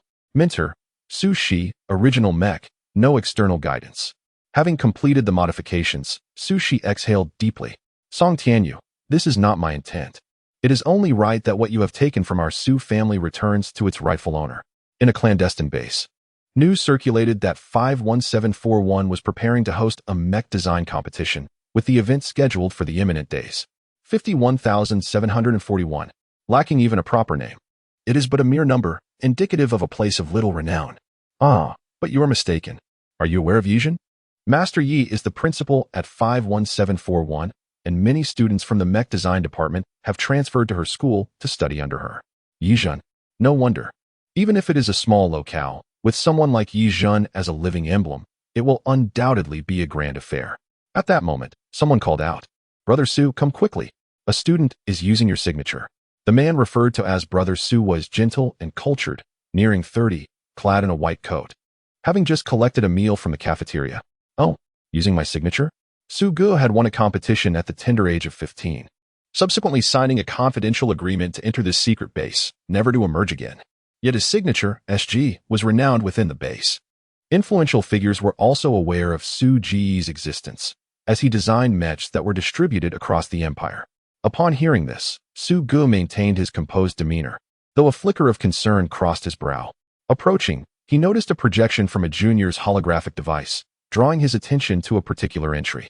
Song Tianyu, entry, Sky Eagle. Mentor, SG. Su Ji's expression chilled. Nearby, someone remarked, that kid is audacious. I recall Brother Su does not take apprentices. How dare he use Brother Su's name? He must be courting disaster. Su Gu pondered. I believe it is time for me to embark on a journey. The onlookers exchanged glances, silently concluding that Song Tianyu was likely in for a rough time. Simultaneously, cough. The man, born with violet eyes, lay frail upon a hospital bed, his complexion pallid and lips tinged with blue. "Young master." Upon entering, Min Dong was struck with concern at the sight of the man's extreme weakness. He had learned just the previous evening that this young master of the Song family had been ambushed while traveling to the Galanstar system for a business deal, resulting in the near annihilation of his entourage, leaving him barely clinging to life. The man cast a cold gaze at Min Dong. "What is it?" Min Dong fell silent. The man had always maintained this demeanor, impervious to the warmth of kinship, exuding an air of aloofness and authority. "There is something I must discuss with you. It pertains to Xiaoyu." At the mention of this, a shadow of darkness swept across the man's eyes. Chapter 65. A shining transformation. As the competition drew near, Song Tianyu diligently immersed himself in his studies, burning the midnight oil with unwavering determination. He devoted his energy to mastering the inscriptions taught by Teacher Ning, a skill both extraordinary and demanding, testing one's willpower, concentration, and mental fortitude to the utmost. Countless failures led him to glean wisdom from his setbacks. And after several sleepless days, dark circles began to form beneath his eyes. During this arduous journey, he came to realize the mischievous nature of Ningchen, whose demeanor appeared ethereal and detached, as if he were a transcendent being devoid of worldly desires. His deep, misty gaze often seemed shrouded in ambiguity. Though he sometimes appeared slow-witted, there was an underlying cunningness to him. He could be vexing when agitated, yet immensely helpful when in a generous mood, his temperament fluctuating dramatically. Initially, when the concept of inscriptions left Song Tianyu in disbelief, a mere hint of skepticism caused the young Ning to sulk, deliberately ignoring him for several days. In his frustration, Song Tianyu exclaimed, "Teacher, I was wrong," with an earnestness that was hard to miss. Ning Chun regarded him for a moment before acknowledging his apology with a simple ah, indicating he had heard and understood. Despite his petty nature, he also possessed a grand spirit. Consequently, Ning Chun ceased his intentional neglect, returning to his original supportive attitude and guiding Song Tianyu with utmost seriousness. "Ah, too many distractions. Ah, the stroke is sluggish. Ah, it lacks fluidity. Ah, you need to add another stroke here. Ah, focus your mind." The relentless awe of Teacher Ning haunted Song Tianyu even in his dreams, as he experienced a phenomenon he dubbed the terror of the ah. Ning Chun, furrowing his brow, meticulously reviewed Song Tianyu's assignments, pointing out errors and instructing him to redraw sections.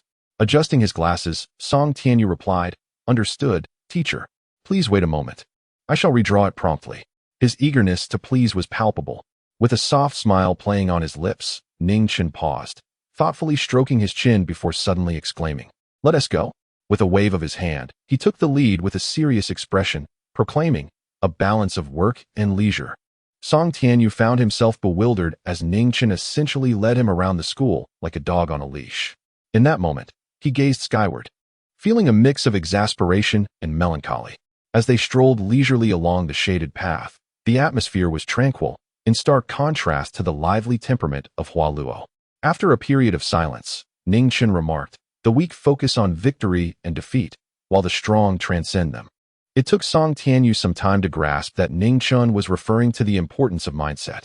He realized that his own preoccupation with winning had become an obsession, burdening himself with undue pressure. When did victory and defeat become so pivotal? He didn't have to strive to be exceptional. After a prolonged moment of introspection, a smile broke through his contemplative expression. Indeed, he had been too fixated on the past, inadvertently trapping himself. In the past, he had held himself to strict standards. Even when he had later succumbed to despair, he subconsciously continued to judge himself by those same standards. However, it was clear that, regardless of whether he won or lost, or whether he excelled or faltered, no one truly cared anymore. Since the day his grandfather had passed, his entire world had been turned upside down. Ning Chun gazed up at Song Tianyu, sensing the rain falling within his heart, a downpour that had persisted for years. After a moment of contemplation, he gently patted Song Tianyu's shoulder and said, "Do not cry." "I'm not crying, truly. I promise I'm not." Song Tianyu protested, though he refrained from further retort, knowing that such defiance would only provoke Ning Chun, a sensation he was not eager to experience again. Suddenly, a notification pinged. As Song Tianyu checked his phone, he turned to Ning Chun and asked, "Someone is treating us to dinner. Would you like to join?" Ning Chun pondered for a moment before agreeing, and together they made their way outside. At the school gate, Min Dong was anxiously scanning the area from his car, and upon spotting Song Tianyu, he promptly disembarked. "Little fish," he called out, striding toward him. "Could you please not call me little fish?"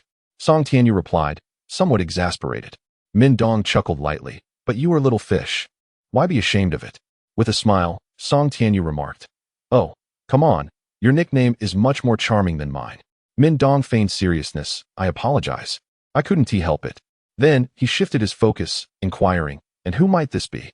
It was clear he would refrain from using the name Little Fish again, as no one's nickname could possibly be more embarrassing than Min Guanding. Song Tianyu introduced, "This is my teacher, Ning Chun." Min Dong maintained his composure, but internally, he was taken aback. "Teacher? Has this child even reached adulthood? He looks so young." Clearing his throat, he added, "Ning teacher, it's a pleasure to finally meet you." Ning Chun, glancing sideways, remarked, "Children who lie are not endearing." Min Dong was left speechless, contemplating how to respond to being referred to as a child by someone who appeared even younger than him. "Let us go, it's getting late. We can discuss everything over dinner," Song Tianyu suggested, and Min Dong readily agreed. Ning Chun wasn't particularly hungry, as he was quite selective with his food. However, he accompanied Song Tianyu outside the school, believing that staying cooped up at home could adversely affect one's mental and physical health. Occasionally breathing in the fresh air of nature, even if the air quality was poor, was far better than being confined indoors like a prisoner. Min Dong chose a rather upscale restaurant, but upon arrival, they were informed that all the private rooms were full, leaving only a few tables available in the main dining area. Having once lived a life of luxury, the challenges he faced had tempered his once delicate sensibilities. He was no stranger to hardship. Chapter 66. This is heart-wrenching. Min Dong believed that the corner table was the most suitable choice, surrounded by numerous potted plants, offering a sense of seclusion. The hall was somewhat noisy, yet this spot provided tranquility, distant from the main dining area. After the three settled in, Min Dong extravagantly ordered a banquet of dishes, all favoring Song Tianyu's palate. Unbeknownst to him, during the days spent alongside Ning Chun, Song Tianyu had become somewhat particular in his tastes, influenced by Ning Chun. What once delighted him now seemed bland and unappealing.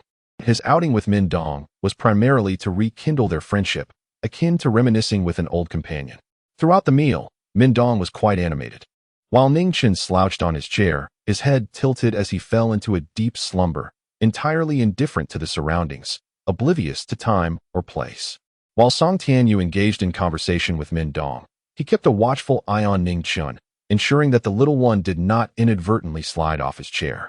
As Ning Chun's body began to slip lower, Song Tianyu promptly pulled him back up. Drowsy and half awake, Ning Chun sensed the presence of another, but did not fully rouse, quickly succumbing back to sleep. His small head tilted, eventually resting against Song Tianyu's shoulder, using it as a pillow. Min Dong was momentarily taken aback by this sight. Song Tianyu glanced at Ning Chun, noting his propensity for sleep. Perhaps he was unaware of how endearing he appeared, his expression soft and genuinely warm, devoid of the usual feigned gentleness. His eyes sparkled like melting ice and radiated a comforting warmth. Min Dong felt a surge of astonishment. He recalled how the young master of the Song family had once been a stickler for cleanliness, his obsession quite severe in the past. Despite his perpetually gentle smile, he had often been rather aloof and cold, only truly warm in the presence of the late patriarch and the eldest brother. Min Dong's emotions were complex. He observed Song Tianyu for a long moment before discreetly glancing outside. At some point, an unremarkable black hover car had parked in the nearest spot. The material of the car windows was peculiar, allowing visibility from the inside out, yet rendering the interior invisible from the outside. Min Dong's spirits lifted. He excused himself to the restroom, and Song Tianyu remained unsuspecting. However, Min Dong stealthily exited through the restaurant's back door, took a long detour, changed his attire, and donned a hat before surreptitiously slipping into the car parked outside. The eldest master? The man possessed striking violet eyes, imbued with a hint of detachment. His lips pale and his complexion notably ashen, a result of his grievous injuries. He wore a black silk shirt, the fabric damp in the abdominal area. Yet, due to the deep hue of the shirt, the wet patch was not immediately discernible. Min Dong was taken aback and quickly summoned his water element, but it was futile. He had previously visited the eldest master of the Song family, yet was unaware of the gravity of his injuries at that time. Song Gunan's demeanor remained icy. He held his position, not even stirring when Min Dong entered the vehicle. He continued to gaze out the window, perfectly positioned to observe the lush potted plants outside. There, a young man clad in a white shirt and black trousers, with eyes like bright stars and an elegance reminiscent of blooming magnolias, was smiling gently as he watched the boy peacefully sleeping against his shoulder. "How has he been?" The man's voice was low and slightly hoarse. Min Dong felt an urgency rising within him.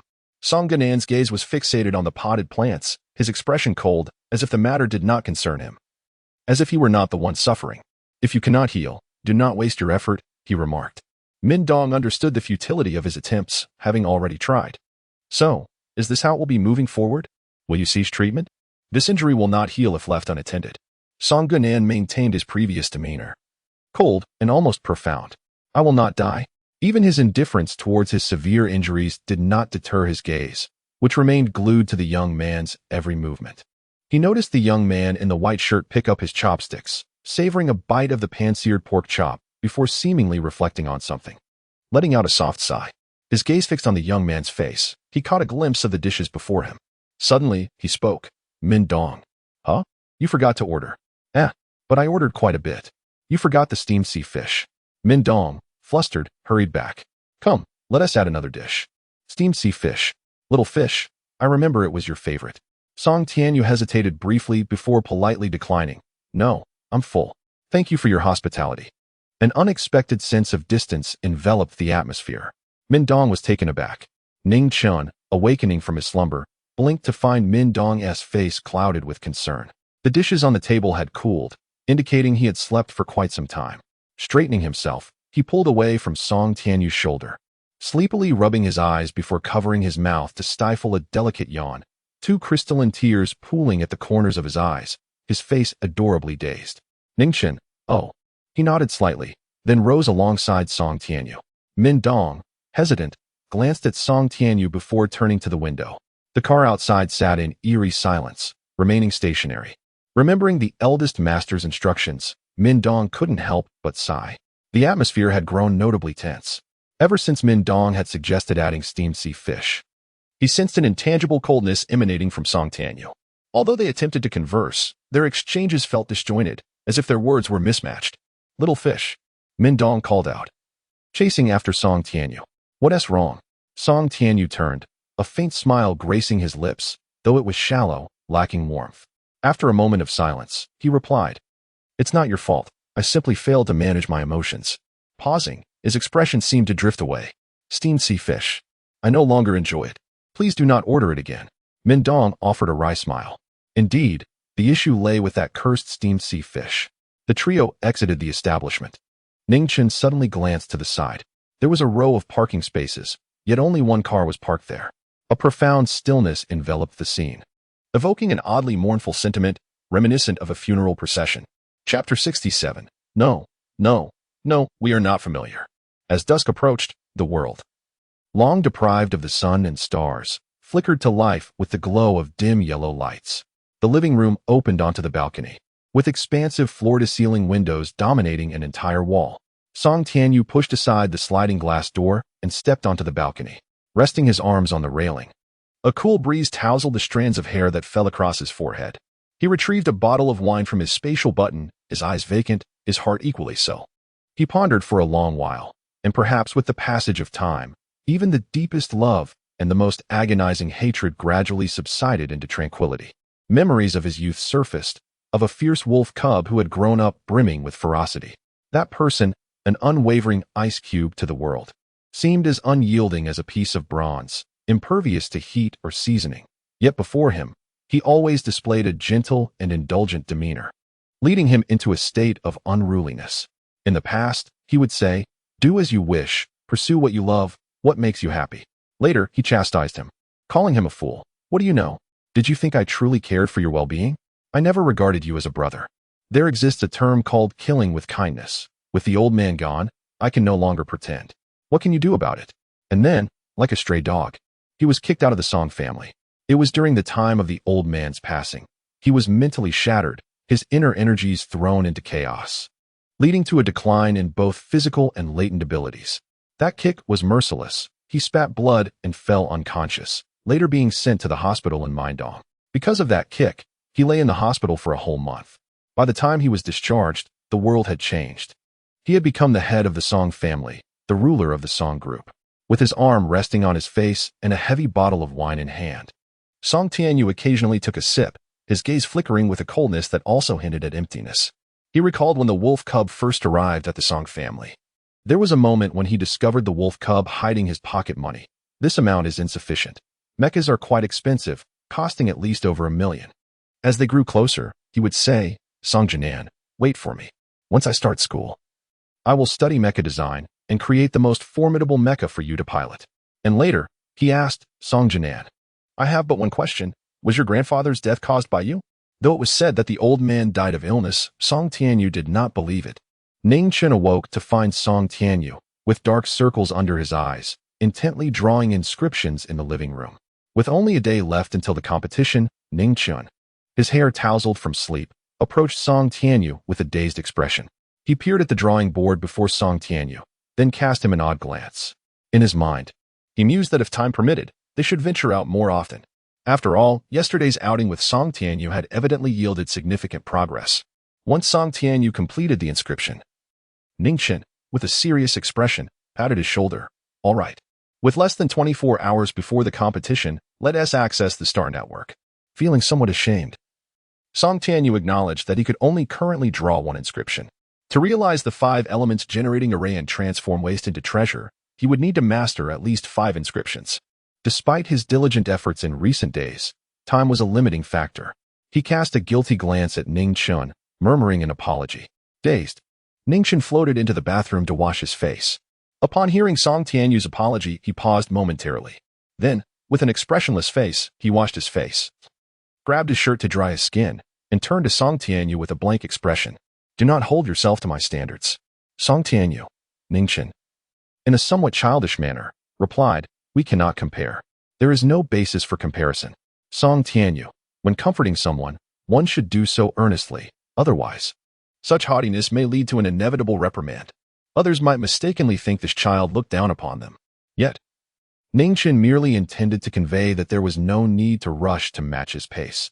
It was entirely normal for a beginner not to reach his level. The result of this unconventional consolation made one want to shake him vigorously. This child's hidden trait might very well be that of a mischievous sprite. Perpetually unaware of his own playfulness, Ning Chen tilted his head, pondering, reprimand? He raised a small fist, asserting his strength, declaring himself invincible. Song Tianyu, unable to suppress a chuckle. A spaceship descended upon the docking port of 51,741. As Su Good disembarked, he found a crowd awaiting him. He had come for the grand competition the following day. Mr. Su, someone approached. Your presence here graces us with honor. Su Ge, maintaining an air of composure, responded with a brief acknowledgement. No need for such formalities. I am merely here to observe. However, others did not dare take his words at face value. Su Ge had matured into a significant figure during his youth, and having rarely made public appearances in recent years, he secretly served a clandestine base of considerable renown, rumored to have powerful backing that extended far beyond the confines of a mere star system. As the local officials eagerly prepared a welcoming banquet for Su Ge, he felt overwhelmed. No, I am here for personal matters. I appreciate the gesture, but there is no need for a welcoming feast. It took considerable effort to extricate himself from the enthusiastic reception, his demeanor cool and reserved, yet he wiped the cold sweat from his brow. What a frightful experience. He had always found excessive enthusiasm daunting, having never adapted well to it. Oh, and he seemed to recall having a brother here. Su Ge pondered belatedly. He retrieved a hovering vehicle from his spatial button. It had been half a year since he last communicated with the Su family. He heard that his brother had transferred from the 4th Military Academy to the Imperial Institute of Technology in 51741, supposedly to study under a renowned mecha designer who was the school's president. What was that boy's name again? Perhaps Su Dong? No, that was Su Chi? No, that was not right either. What was it again? Never mind, it was not of great significance. He had far too many half-brothers, over 100, if not nearly 200. Su Ge sighed. Having a stallion of a father could be quite burdensome. Chapter 68. The affected little Ningning, a man nearing 30, exudes an air of gentle elegance. He is clad in a light yellow shirt paired with gray trousers, his shirt neatly tucked into his belt. Tall and slender, his skin bears the pallor of someone who has spent years in a sunless base. With a smile gracing his lips, he strolls leisurely through the campus. Particularly striking is Su Gu, who signed an agreement to enter the base at the tender age of 15. Now, over a decade has passed, rendering everything he encounters along the way somewhat novel. It is worth noting that his excursions outside the base have been remarkably infrequent. Su Gu possesses a refined demeanor, embodying warmth and sophistication akin to that of a scholarly gentleman. Despite his considerable wealth, he remains understated, adorning himself in modest brands. And the watch on his wrist is far from extravagant, giving him the semblance of a humble intellectual, imbued with the fragrance of books. "Excuse me, may I trouble you for directions to Song Tianyu?" Su Gu inquires amiably, stopping a passing student. The student looks taken aback. There are several Song Tianyus at our school, including those in humanities, sciences, and martial arts. Which Song Tianyu are you seeking? Su Gu pauses, offering an awkward smile. My apologies for the disturbance. He then makes his way to Gerda Square within the campus, settling onto an iron bench designed for weary travelers to rest. At that moment, he hears a youthful voice, tinged with exasperation. Could you refrain from sleeping while walking? Perhaps pay attention to where you are going? Instinctively, Su Gu turns his head, observing one boy with stylish glasses, exuding an air of refined charm, while the other appears somewhat dazed and innocent. Song Tianyu supports Ning Chen's arm, a childlike figure who requires constant supervision, resembling a giant infant who cannot be left alone. Just moments ago, when he lagged a couple of steps behind, Ning Chen nearly stumbled, lost in his thoughts. Ning Chen averted his gaze. I was not sleeping while walking. Song Tianyu replied, perhaps you should search your conscience before repeating that. Ning Chen, with a blank expression, retorted, I have no need to search my conscience. I know where my heart lies without feeling for it. Song Tianyu chuckled. I concede. Let us proceed. The competition is set to commence tomorrow. In the preceding days, Song Tianyu had been diligently practicing his inscriptions.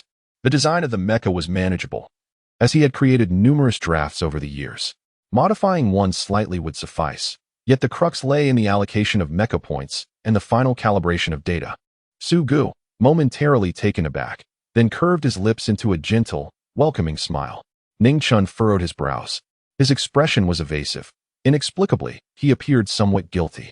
I possess a photographic memory, he stated. Song Tianyu responded. You have an uncanny ability to derail conversations. Their dialogues often seemed mismatched. Song Tianyu raised an eyebrow in surprise. Meanwhile, Su Gu gazed at Ning Chen's retreating figure, a peculiar sensation blossoming within him. This youth seemed familiar, as if he had encountered him before. Yet, with such striking beauty, if he had truly met him, he would surely not forget. Why then did he feel such a sense of familiarity? It was not merely the strikingly handsome and melancholic visage that resonated with him, but rather, something elusive. Su Gu furrowed his brow, delving deep into his memories until a sudden realization struck him. Could it be? A fleeting spark of insight illuminated his thoughts. But before he could ponder further, he was interrupted by a voice calling out. Brother? What brings you here? Sushi exclaimed, her eyes wide with disbelief. Qin Jinluan stood beside her, glancing curiously at Su Gu. So this is Sushi's brother? In an instant, the countenance of the seemingly gentle and refined man shifted, growing noticeably colder. Su Gu, on the brink of a revelation, found his thoughts abruptly halted, akin to a laboring mother unable to deliver her child, or a diner choked halfway through a meal, leaving a sense of frustration in its wake. Despite the chill in his demeanor, he maintained a semblance of decorum, offering a polite smile. Pardon me, may I inquire who you are? Sushi, momentarily stunned, replied, Brother, it's me, Sushi. How could you forget? Her gaze was filled with wounded innocence. Realization dawned on Su Gu. Ah, Sushi? Believing her brother had recognized her, she was taken aback when he replied, My apologies, but I have no recollection of you. You know, there are quite a few children in the Su family. Sushi's expression stiffened. Su Gu, with a smile, inquired, How is the family faring? Surely Su Dawei has sired numerous offspring by now, hasn't he? For years ago, he had over 100. Now, I suspect it must be nearing 200? Sushi, hesitating, finally muttered, 205. Su Gu looked astonished. How do you speak so rudely?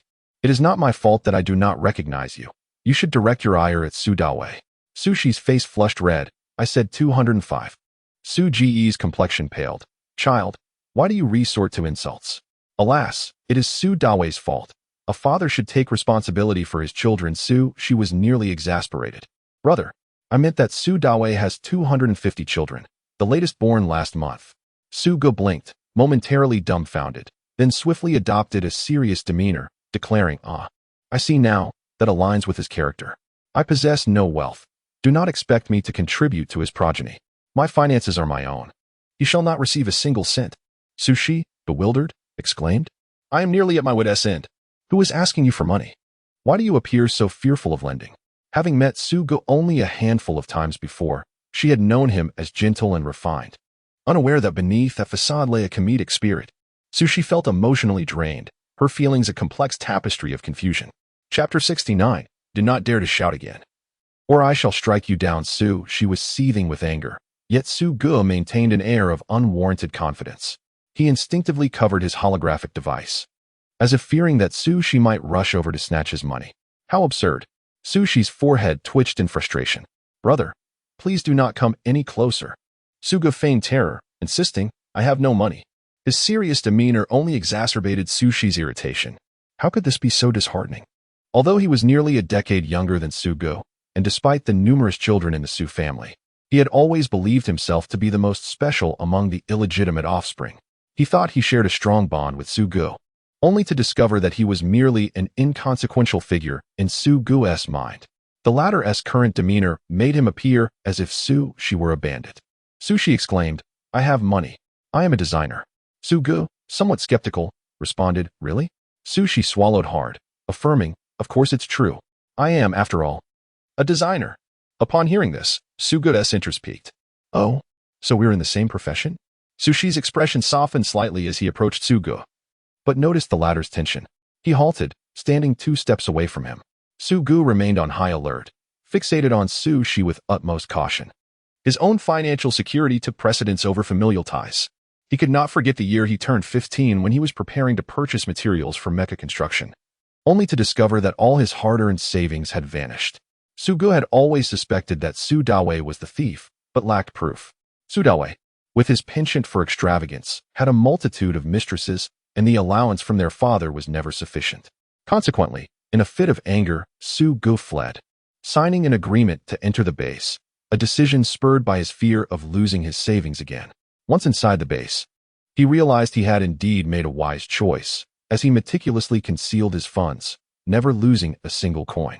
Clearly, the Su family was a den of thieves, whereas the base offered safety. Clearing his throat, Sushi hesitantly inquired, Brother, what brings you here? He felt a twinge of guilt for having used Suji's reputation over the years. Sushi had assumed that Sugo would at least recognize him, but it seemed he was entirely forgotten, leaving Sushi feeling rather despondent. Most critically, why had Sugo traveled all the way to 51,741? As he recalled that Song Tianyu's mentor was SG, a wave of anxiety washed over him, fearing that Sugo had come due to the theft of Song Tianyu's design materials. Sugo stated, I merely came to take a look. Just to take a look?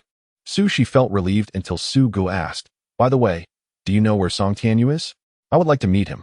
Sushi's face froze, his expression crumbling with each passing second. Behind him, Qin Jinluan sensed the gravity of the situation. Both believed that Sugo was Song Tianyu's mentor, as SG was an abbreviation of Suji's name, leading to an unsettling feeling of exposure. Sushi chuckled nervously. Song Tianyu?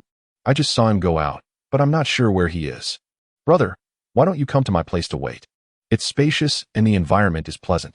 Sugo shook his head vehemently. No, we're not familiar enough for that. I'll wait right here. Sushi thought, this is truly disheartening, brother. He realized he had to devise a plan to send Sugo away quickly. Tomorrow was the day of the official mecha competition hosted by 51,741, and his entry had long been revised to Sky Eagle. He had labeled it as an original work with no guidance. However, since SG was Song Tianyu's mentor, Sugo would undoubtedly recognize it. Anxiety gnawed at him. Meanwhile, Suji's gaze remained suspicious. His paranoia made him fear that Sushi might attempt to rob him. He guarded his holographic device closely, and Sushi's proximity was already pushing the limits. If he ventured any closer, Sugo would surely force him away. Feeling drained, Sushi pondered for a while before an idea struck him. He discreetly sent a message to Sudawe.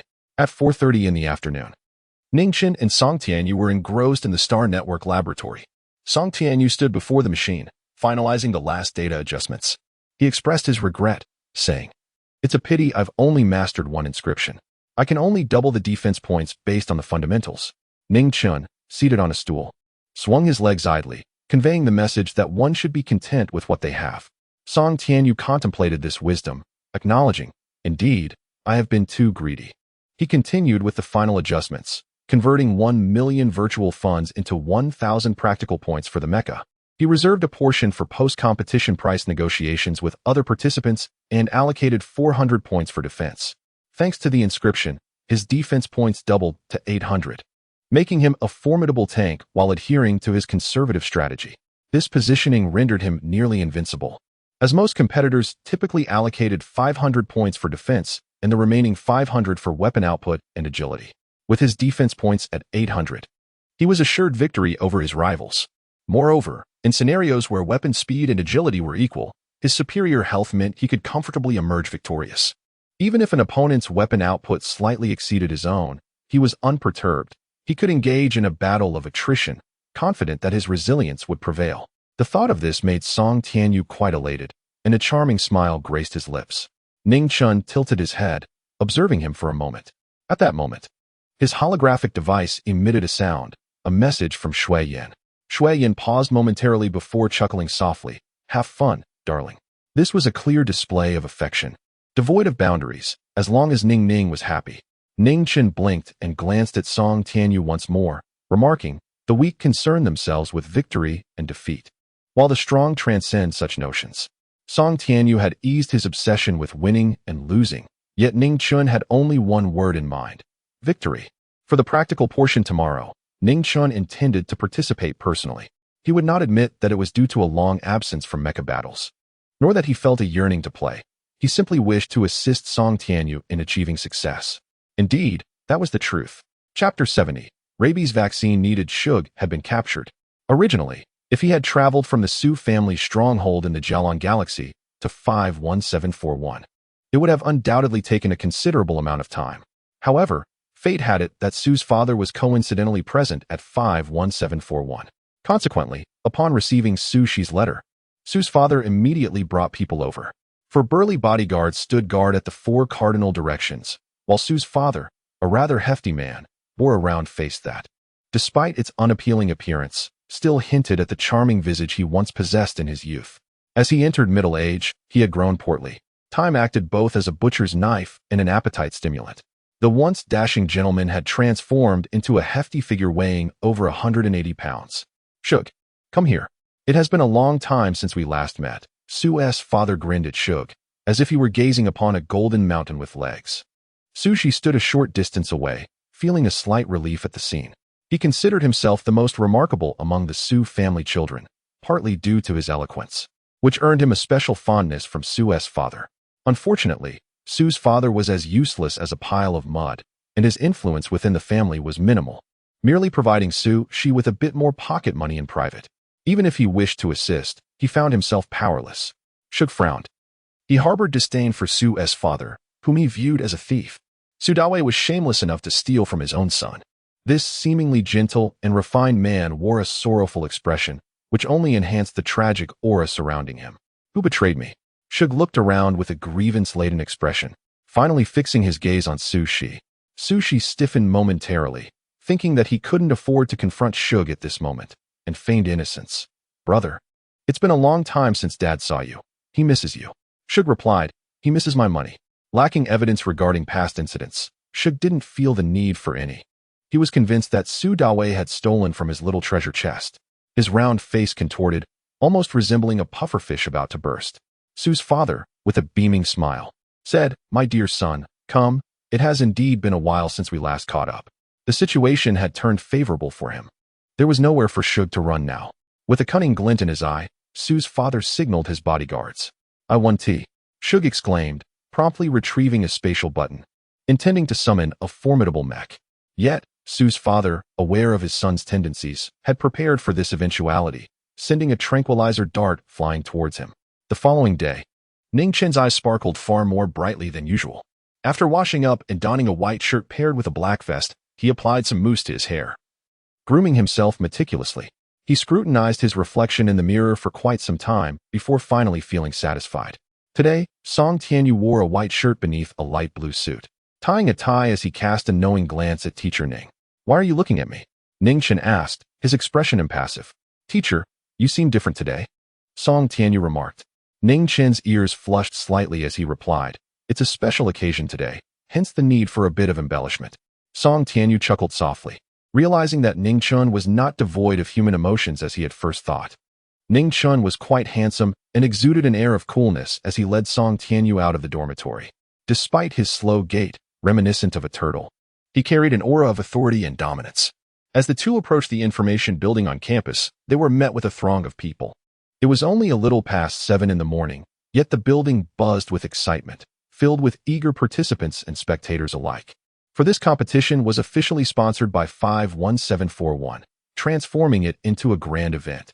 "Ah, darling, you look stunning." Ning Chen stiffened as a striking figure approached him. Maintaining his impassive demeanor, he sidestepped to avoid the enthusiastic embrace. After a prolonged absence, Yizhen re-emerged, clad in a white shirt and black stockings paired with a form-fitting black skirt, towering in 8-inch heels and flaunting her cascading waves of fiery red hair. Her ample bosom seemed ready to burst forth, akin to two balloons on the verge of explosion. "Darling, you disdain me," she pouted, her eyes filled with accusation. Ning Chen, maintaining his stoic expression, replied, "I'm glad you know." Yizhen exclaimed, "You wound me." Her appearance stirred the crowd into a frenzy, with cheers of "Queen" and "Idol" echoing, each title more illustrious than the last. Yizhen cleared her throat, assuming a dignified posture, a charming smile gracing her lips. "Everyone, give it your all and bring glory to our school." Ning Chen observed her with confusion, feeling that it might be better if she remained silent. For whenever she spoke, her unrefined demeanor shone through, revealing a hint of her rebellious spirit. Shug and Qin Jinluan also arrived, prompting another wave of excitement in the crowd. "Shug, go for it. I believe in you, Shug." Ning Chen was taken aback, surprised by the high regard Shug held among the students. Shug, noticing Ning Chen and Song Tianyu, initially caught sight of Yizhen. A flicker of surprise crossed his eyes before he approached with a smile. "Principal Yi, I am Shug from the Mech Design Department. This is my partner, Qin Jinluan." Shug felt a surge of excitement. Yizhen was an idol to many, including him. Yizhen regarded him with a touch of modesty. "Studying design? Young man, do your best." Having never met Shug before, she treated him as an ordinary student, offering a reassuring pat on his shoulder. Ning Chen, expressionless, extended his hand, pushing Yizhen away in distaste. "Annoying," Yizhen responded. "Huh?" Ning Chen glanced at the hand Yizhen had placed on Shug's shoulder and stated, "I'm a clean freak," Yizhen retorted. A filthy creature, who was often disheveled, dares to call himself a clean freak? With a pitiful expression, she lamented. "Darling, we haven't seen each other in ages. Your coldness wounds my heart." Ning Chen shot her a bewildered glance and replied, "Not my concern. Wounded hearts belong to others, not mine." With that, he pushed his way into the bustling information building. Shug observed the entire exchange, his eyes darkening, almost as if they could solidify. Some individuals in this world regard everything you strive to achieve as effortlessly attainable and utterly trivial. Chapter 71. Seeking Attention in the Past. The information building on campus was seldom frequented by anyone other than the students of the information department. However, due to today's competition, the rooms were nearly filled to capacity, making it a challenge to find an empty space. Consequently, Ning Chen and Song Tianyu found themselves sharing a room with other students. Upon entering, the students regarded them with mixed expressions. No one on campus was unaware of the esteemed reputation of the illustrious teacher Ning, a formidable presence who had singularly lowered the average age of the faculty. Ning Chen lay expressionlessly in the information pod, connecting to the star network. The virtual world mirrored the bustling scene outside, teeming with people, perhaps even more congested. Those who came to the information building were predominantly students and teachers, but some owned their own information pods and chose not to partake in the free access. Additionally, several local residents had already stationed themselves in the virtual realm, eagerly awaiting the commencement of the ceremony. Yizhen, today, exhibited a degree of composure that contrasted with her usual demeanor, embodying the grace of a refined goddess. As the president of the Imperial Institute of Technology and a master designer with considerable renown in her field, she had been invited to participate in the opening ceremony of the competition. The event was of significant importance to the authorities, with Yizhen sharing the stage for the ribbon-cutting ceremony alongside several influential figures from the locality. The competition venue was set in a virtual football stadium, expansive and adorned with a massive holographic display that scrolled the rules of the event. As Ningchen and Song Tianyu entered the contestants' lounge, Ningchen maintained a serene posture, sitting demurely like a kindergarten child. Song Tianyu, seated beside him, busily modified the competition details. Until the official start of the contest, contestants could adjust their entry forms according to their preferences. He changed his partner's name to Ning Chen's and added her name in the instructor section alongside the original SG. Sushi and Qin Jinluan were positioned at a distance, facing each other from opposite directions. Fireworks erupted in the stadium as Yi Zhun completed the ribbon-cutting ceremony, surrounded by local media capturing the moment with fervor. Following this, a team hired by the organizers showcased impressive mech performances to enliven the atmosphere. Sushi observed Song Tianyu from afar, his emotions a tangled web. He could not help but notice Yi Zhun's unusually warm demeanor towards Ning Chun, which unsettled him greatly. Once the ribbon cutting was concluded, Yi Zhun approached the contestants' lounge with a smile directed at Song Tianyu.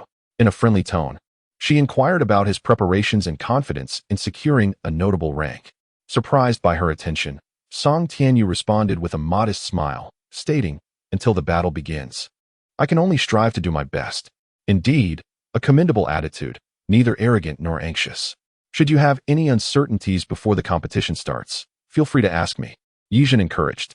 To his astonishment, Song Tianyu earnestly sought her guidance on several matters, and Yi Zhun attentively provided answers.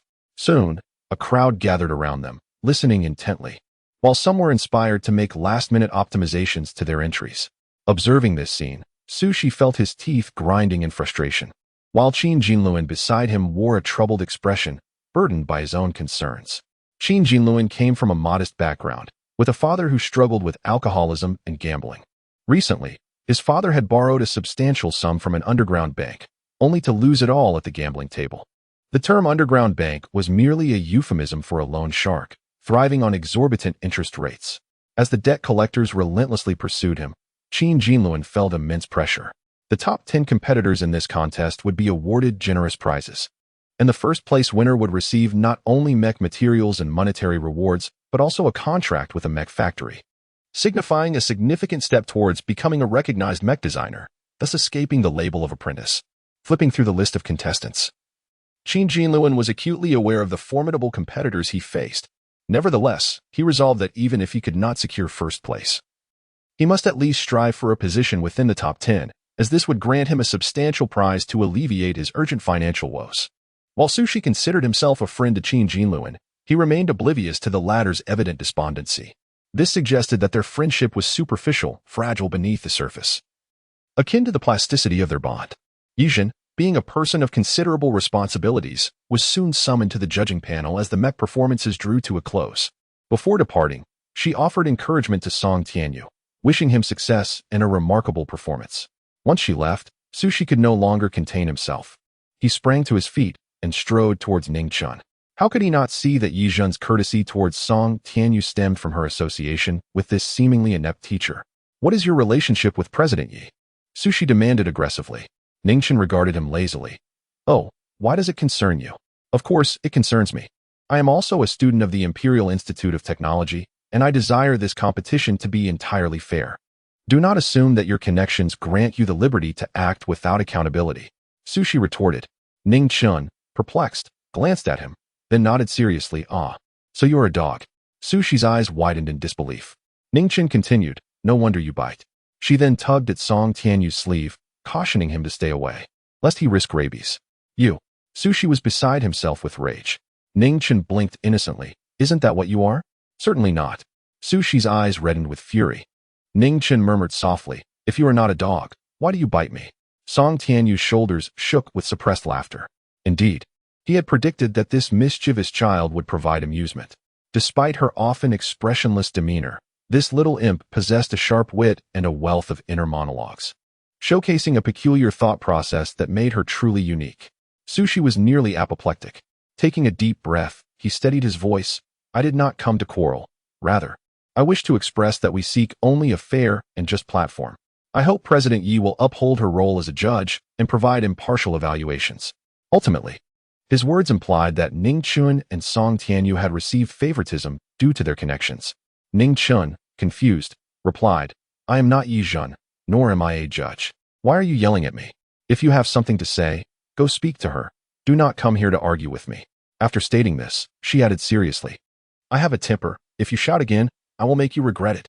Chapter 72. It's him. It's him. Indeed, SUSI found himself unable to contend with Ning Chun, leaving him feeling embarrassed and seething with suppressed anger.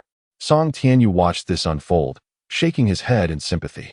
He genuinely felt for SG. To him, that person was both teacher and friend, yet how could he possibly have such a shameful brother? Truly, a lifetime of reputation tarnished in an instant. After confronting SUSI, Ning Chun, like a well-behaved child, fell silent. He felt a tinge of grievance. He had done nothing wrong. Merely sitting there had led to being bitten like a dog. How vexing. Ning Chen's small face wrinkled into a frown. Song Tianyu chuckled softly and playfully ruffled Ning Chen's hair, causing the latter to feel bewildered. My hair. He covered his head, maintaining a stoic expression. Yet his gaze betrayed his silent accusation against Song Tianyu, as if he were a villain of the highest order. This morning, he had meticulously applied mousse to his hair to ensure a neat appearance, but Song Tianyu's playful gesture had left it tousled. Song Tianyu paused for a moment before turning his face away, clearing his throat. It's all right. This is a virtual world, all data. It will revert back shortly. Ning Chun was momentarily taken aback. His expression remained impassive as he declared, from now on, maintain your distance from me. Song Tianyu was taken aback. Okay. The little teacher is upset. On the football field, the male host, with a captivating voice, delivered a splendid opening statement before the contestants' works were showcased. During the exhibition, personal information was concealed, with only an image of the mecha design and a numerical identifier displayed. The numbers were randomly generated during registration, and Song Tianyu's was 518. The competition was open to the entire local area of 51741, featuring a diverse array of participants, students, small business owners, office workers, and even the unemployed. Some contestants possessed genuine skill, while others were merely drawn by the allure of prizes, and some were simply there to fill the numbers. The spectrum of participants ranged from those earnestly vying for rankings to those treating it as a casual game, leading to a colorful array of individuals. Ning Chun was situated in the contestants' lounge, not present at the football field itself, yet a small screen in the lounge broadcasted the live event. He watched intently for some time. To him, this competition might have seemed akin to a kindergarten level, yet he did not underestimate it. He scrutinized the projected images on the screen and noted the creativity of some contestants' designs. Some leaned towards extravagant styles, producing remarkably flashy and beautiful mechas, while others displayed signs of imitation. A few contestants, however, chose to forge their own paths, incorporating animal design elements into their mecha forms, creations resembling cheetahs, wolves, bears, and even mermaids. Ning Chun blinked in astonishment and continued to observe. The screen's limited space showcased 5 rows of mechas in each round, with 10 in a row, translating to 50 per page, with a brief 10-second interval between pages. However, Ning Chun's exceptional memory allowed him to retain the images of all the rapidly displayed mechas with ease. One particular mecha caught his eye. Its exterior was rounded, resembling a massive black stone, smooth and unremarkable, lacking any aesthetic appeal. Its bizarre design was striking, standing still amidst the others, which were all vying for attention. The incongruity of this large stone made it impossible not to notice, even if one tried to ignore it. Is contestant 119 deliberately trying to look ugly? Someone laughed. Is this a tactic to attract the judge's attention? In a sea of swans, the presence of an ugly duckling was indeed quite conspicuous, akin to a plain stone amidst exquisite gems, contrasting sharply with its companions. Song Tianyu remained silent, while Ning Chun appeared contemplative. SUSI, having faced defeat at Ning Chun's hands, wore a grim expression, yet could not suppress a hint of schadenfreude. Seeking attention was SUSI's assessment of the stone. Ning Chun's gaze wandered until it landed on a man in the corner. The man was burly, dressed in an antiquated gray outfit that resembled work attire from a workshop. He wore a blue worker's cap and bore numerous scars on his face, sitting quietly in his corner, isolated and out of place, much like the large stone showcased. At that moment, a whistle pierced the air. Look, contestant 374's design is stunning. Ning Chun's eyes flickered as he glanced at the screen, only to momentarily freeze. Beside him, Song Tianyu clenched his fist, his brow furrowed as he glared at the projected image of contestant 374. This was his work, intended for the competition, aptly named Sky Eagle. It was the thick-blooded tank that Ning Chen had pointed out numerous flaws in. Through gritted teeth, Song Tianyu's fist cracked ominously. He had harbored concerns ever since his design drafts were stolen. Now, that concern had materialized. The thief had brazenly entered the competition with his work entirely unaltered. A blatant act of theft. The term shameless barely sufficed to describe the audacity of the thief. Ning Chen stole a glance at Song Tianyu. The thief is among us, he noted, recognizing that the thief was one of the contestants. Song Tianyu ground his teeth. I hope I don't discover who he is. For a designer, two things were paramount. One's name, akin to a second face, and one's work, cherished like a child, embodying their toil and creativity. The act of stealing another's design, then flaunting it, was not only shameless but incredibly audacious, a flagrant display of hubris. Ning Chen suddenly reached out and playfully ruffled Song Tianyu's hair. Once a refined young gentleman, even a single strand of his hair exuded grace. However, after Ning Chen's playful assault, his hair resembled a bird's nest. Song Tianyu was bewildered. What? Ning Chen, with a serious demeanor, declared, Fear not, I shall help you avenge this insult. We shall deal with that shameless thief. Song Tianyu's lips twitched as he replied in a tone of restrained exasperation, Can we negotiate? Must you be so petty? Ning Chen's small face turned serious. Don't be ridiculous. I am merely standing in solidarity with you against a common foe. Is this not a personal vendetta? Ning Chen asserted, Of course not. I am not that kind of petty person. Song Tianyu sighed, I believe in your integrity. Chapter 73. Ning Chen's protectiveness. The work of contestant number 374 stirred a fervent commotion within a limited circle. Currently on display is the external design of a mech. A judge seated beside Yijin commented, This contestant's design is both elegant and fluid. Even if they do not secure a place in this competition, they could easily be contracted by a toy factory for model design. This clearly indicates the judge's admiration for contestant 374. In the contestants' lounge, fellow participants buzzed with excitement. Young people clustering together, each exclaiming how handsome or cool the designs were. Some even expressed a desire to track down contestant 374. I could consult him. While external design is responsible for aesthetics, that aspect is my glaring weakness. I believe 374 possesses a remarkable artistic talent. Others chimed in, admitting their own struggles with design. Feeling utterly inept without guidance, I truly wish to meet contestant 374. Contestant 374 is SUSI, whose entry was crafted by Song Tianyu.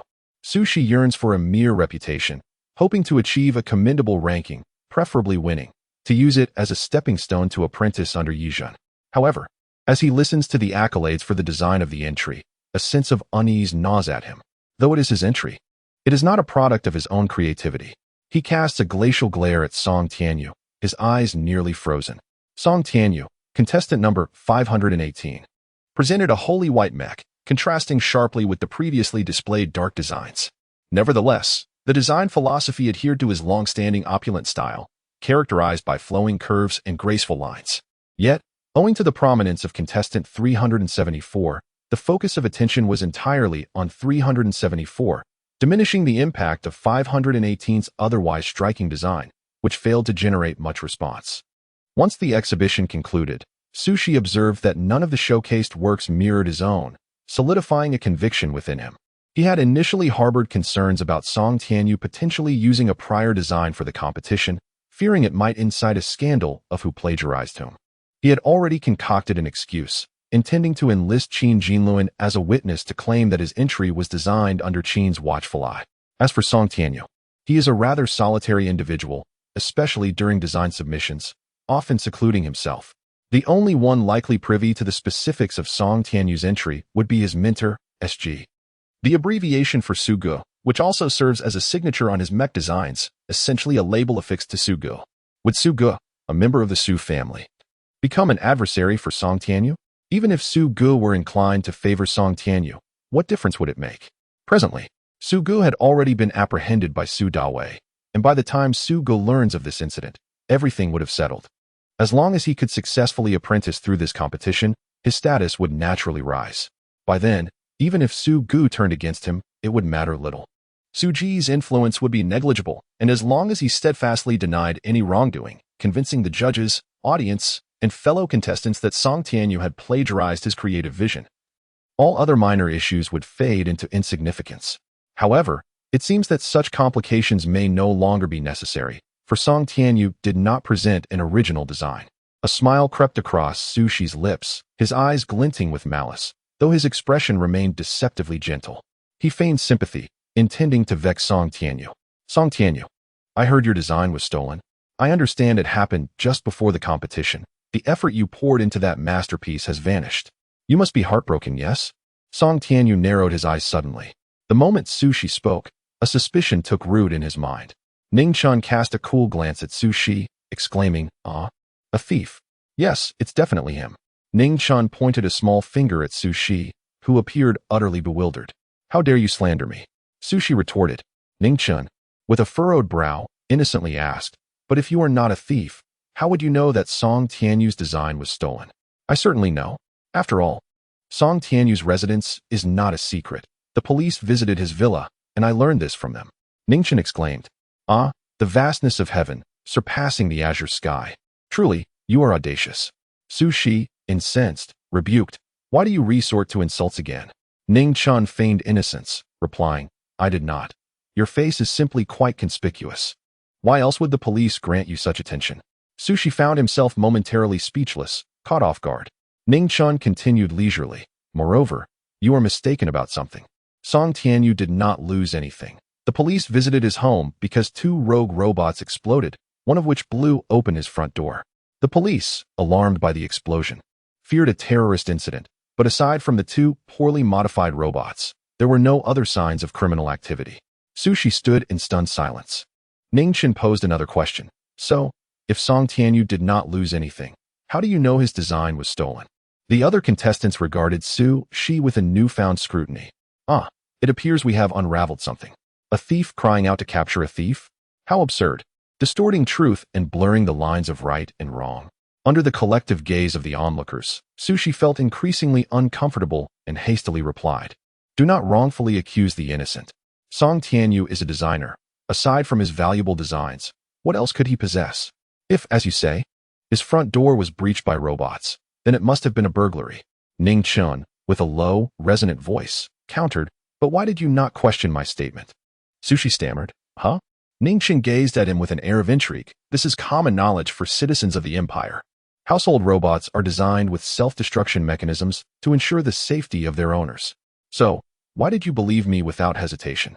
"Sushi, what kind of absurd logic is this?" "Because I said so," Ningchen replied. "Then, should I declare that you are doomed? Would you believe me?" "Sushi." He choked on his words, his face flushing red. Unable to best Ningchen, Sushi's mind faltered in comparison. Ningchen sighed softly. "Are you truly this dim-witted? If your intelligence is lacking, refrain from speaking recklessly. I was initially disinclined to engage with you, but your foolishness compelled me to respond." Sushi's complexion shifted through shades of green and white. Ningchen, with an innocent demeanor, stated, "In truth, there is but one answer. You are the thief. Thus you are aware of the details of the crime, which is why you did not refute my claim of the robot explosion." Sushi pressed a hand to his forehead, urging himself to remain calm. "You are eloquent. I concede that I cannot outwit you. However, I was merely too agitated earlier, which led me to fall into your verbal trap. Yet, I am certainly not a thief." He declared this with righteous indignation, firmly asserting that he could never admit to such an accusation. Chapter 74. Dahe, you are my long-lost brother Ningchun, let out a soft "hm." "Even if you are not the thief, you are certainly one of the informed parties. Moreover, you have monopolized Song Tianyu's work. You share the guilt with the thief and are even more despicable than the actual perpetrator. Indeed, human nature is a rather sordid study, and it is sullied by the presence of individuals like you." Sushi, exasperated, retorted, "Can you refrain from constantly confronting me?" His eyes widened in fury, nearly bursting with crimson veins. Ningchen shot him a surprised glance. "I am merely stating facts. Do you wish to deny that contestant number 374 is not you?" Sushi was momentarily at a loss for words. Ningchen, his expression impassive, cautioned, "I advise you to be honest. Otherwise, being slapped in the face can be quite painful." Sushi felt utterly powerless. "No matter how much I protest, you all believe I stole Song Tianyu's design manuscript. Huh. I stand clear amidst the murk, while the corrupt remain tainted." Ningchen sighed. Some individuals are simply not honest. Such a foolish person, unable to learn from past mistakes. Now, let me ask you again. How do you know that Song Tianyu's design manuscript was stolen? Sushi thought this might be a chance to clear his name and quickly responded, I've already said, I learned it from the police. Why would you seek the police for such matters? Do you have any witnesses to corroborate your claims? Can the police testify for you? I. They are public servants, with a name in law enforcement. It's normal for them to forget me amidst their busy schedules. But the police station has surveillance. Have you been to the station? I contacted them through my light brain. Then your light brain would have a usage record. Show me that record. I formatted my light brain. I deleted it. My computer skills are quite proficient. If you hand over your light brain, any data can be restored. Sushi was utterly baffled. This is absurd. My mind feels like it's malfunctioning. Ningchen cupped his face in his hands and sighed heavily. I told you to be a bit more honest, yet you refuse to listen. Why insist on engaging in a battle of logic when you clearly lack the wits? Exposing your own shortcomings like someone who believes they are beautiful yet is devoid of undergarments? Sushi trembled with rage. I admit I lied. I did not learn of the theft from the police. I heard about it from someone else. After all, Song Tianyu's residence is not a secret. I happened to overhear someone mention it while passing by his villa. Ningchen wore an expression that seemed to say, why not admit it sooner? Good children should not lie. Do not recklessly invoke the police. Law enforcement is a noble profession, and your actions would make the officers weep. Sushi replied. In any case, I've clarified my source of information. I ask you to spare me and cease your relentless accusations. Moreover, I truly have done nothing wrong. I merely wish to express my sympathy. Given that something has happened to Song Tianyu, as a fellow alumnus, I simply wanted to show my concern. Ningchen sighed, as if finally tired of the charade. He stood slowly, his eyes glinting with icy resolve. Is this your idea of concern? Knowing of his misfortune yet choosing to kick him while he's down? Stop making excuses. You intentionally step on his pain, inflicting harm on him. Your malice runs deep. But before you targeted him, did you ever consider my opinion? Ning Chun straightened his posture, his expression grave. Who told you that you could bully him? What gave you the absurd notion that my students could be so easily trampled upon? Upon hearing Ning Chen's words, even Song Tianyu was taken aback. Previously, he merely found Ning Chen's rebuke of Sushi amusing, thinking the boy was simply being mischievous. But it became clear that he was not being playful. He was standing up for himself. As his student, he felt an obligation and a responsibility to protect him. At that moment, Song Tianyu's feelings were complex. He had tasted the bitter realities of life. During his lowest times, even those he once trusted had abandoned him. Those who had previously fawned over him had scattered, leaving him isolated. Only a handful remained who would still speak to him and show concern. Yet here was Ning Chun, someone who appeared childish and playful, willing to stand up for him. Though it was a minor matter, Ning Chun enveloped him under his protective wing, asserting that his territory would not be violated, and he would not allow anyone to demean those he sought to protect. Song Tianyu thought to himself that if he claimed not to be moved, he would not believe it himself. Teacher. His eyes held a profound chill, the glint almost piercing. However, his face remained expressionless, almost dazed. He stared at Sushi, as if to tear apart the last remnants of Sushi's facade. You claim to know about the theft of Song Tianyu's design manuscript because you overheard it while passing by the villa. Now, Song Tianyu, please tell him. Did your design manuscript go missing? Song Tianyu rose in response, chuckling lightly. I must say, this is quite the delightful misunderstanding. My original design manuscript is still intact, quietly resting in my teacher's dormitory. Thus, how could I possibly be unaware that my manuscript has been stolen? With a cold smile that did not reach his eyes, Song Tianyu continued to gaze at Sushi. Indeed, I encountered a minor issue.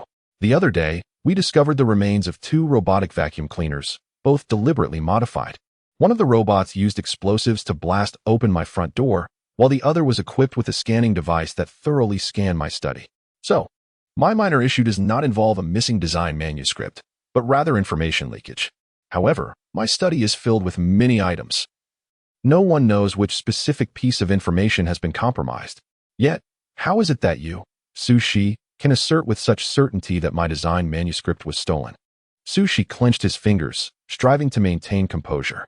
He stammered, you are in the design field. Your most valuable possessions, aside from your designs, must be. Song Tianyu interrupted Sushi, stepping out from behind Ning Chun. Ning Chun, like a protective chick, was defending him in his own peculiar way. He appreciated this gesture, but it did not imply that he, Song Tianyu, was a man devoid of responsibility or courage, one who could be bullied and exploited at will. He could handle his own affairs. There was no need for a child to fret over them. Instead of wasting energy on such trivial matters, it would be better for the sleepy child to close his eyes and catch some rest. Song Tianyu declared, "Do not make any more excuses. We both understand the truth. You have reached a dead end, and do you truly believe I am powerless against you?" Chapter 75. The half-dead steel merman Su. She was bewildered by Song Tianyu's questioning. The man's cold, unyielding gaze starkly contrasted with his delicate, jade-like exterior. In truth, he was never a gentle person. His heart was icy, having once been warmed by someone, only to become even colder afterward. She felt a sense of trepidation, yearning for a counterattack to reclaim his dignity. However, the true competition had yet to commence, and in their verbal sparring, he found himself relentlessly suppressed. Ning Chun and Song Tianyu, one cunning and the other domineering, left Shi feeling utterly humiliated. His eyes suddenly reddened. "Song Tianyu, I truly misjudged you." Song Tianyu replied, "At the very least, my brother is your mentor. Regardless, you are half his student. Is this how you repay him? Assisting an outsider in bullying your teacher's younger brother?" Song Tianyu almost laughed in exasperation. "Shi, perhaps you should remain silent. Even at death's door, you show no signs of repentance. And do not mention my brother. SG is both a mentor and a friend to me. Previously, out of respect for him, I extended my help to you, and I have already shown you considerable mercy. Otherwise, do you believe you would still be standing here now? My respect for SG is genuine. I would risk my life for him, but you are not SG. I can repay my debt to him in other ways, rather than squander the invaluable goodwill he has shown me on someone so inconsequential. Shi, from this moment forth, you must awaken to reality.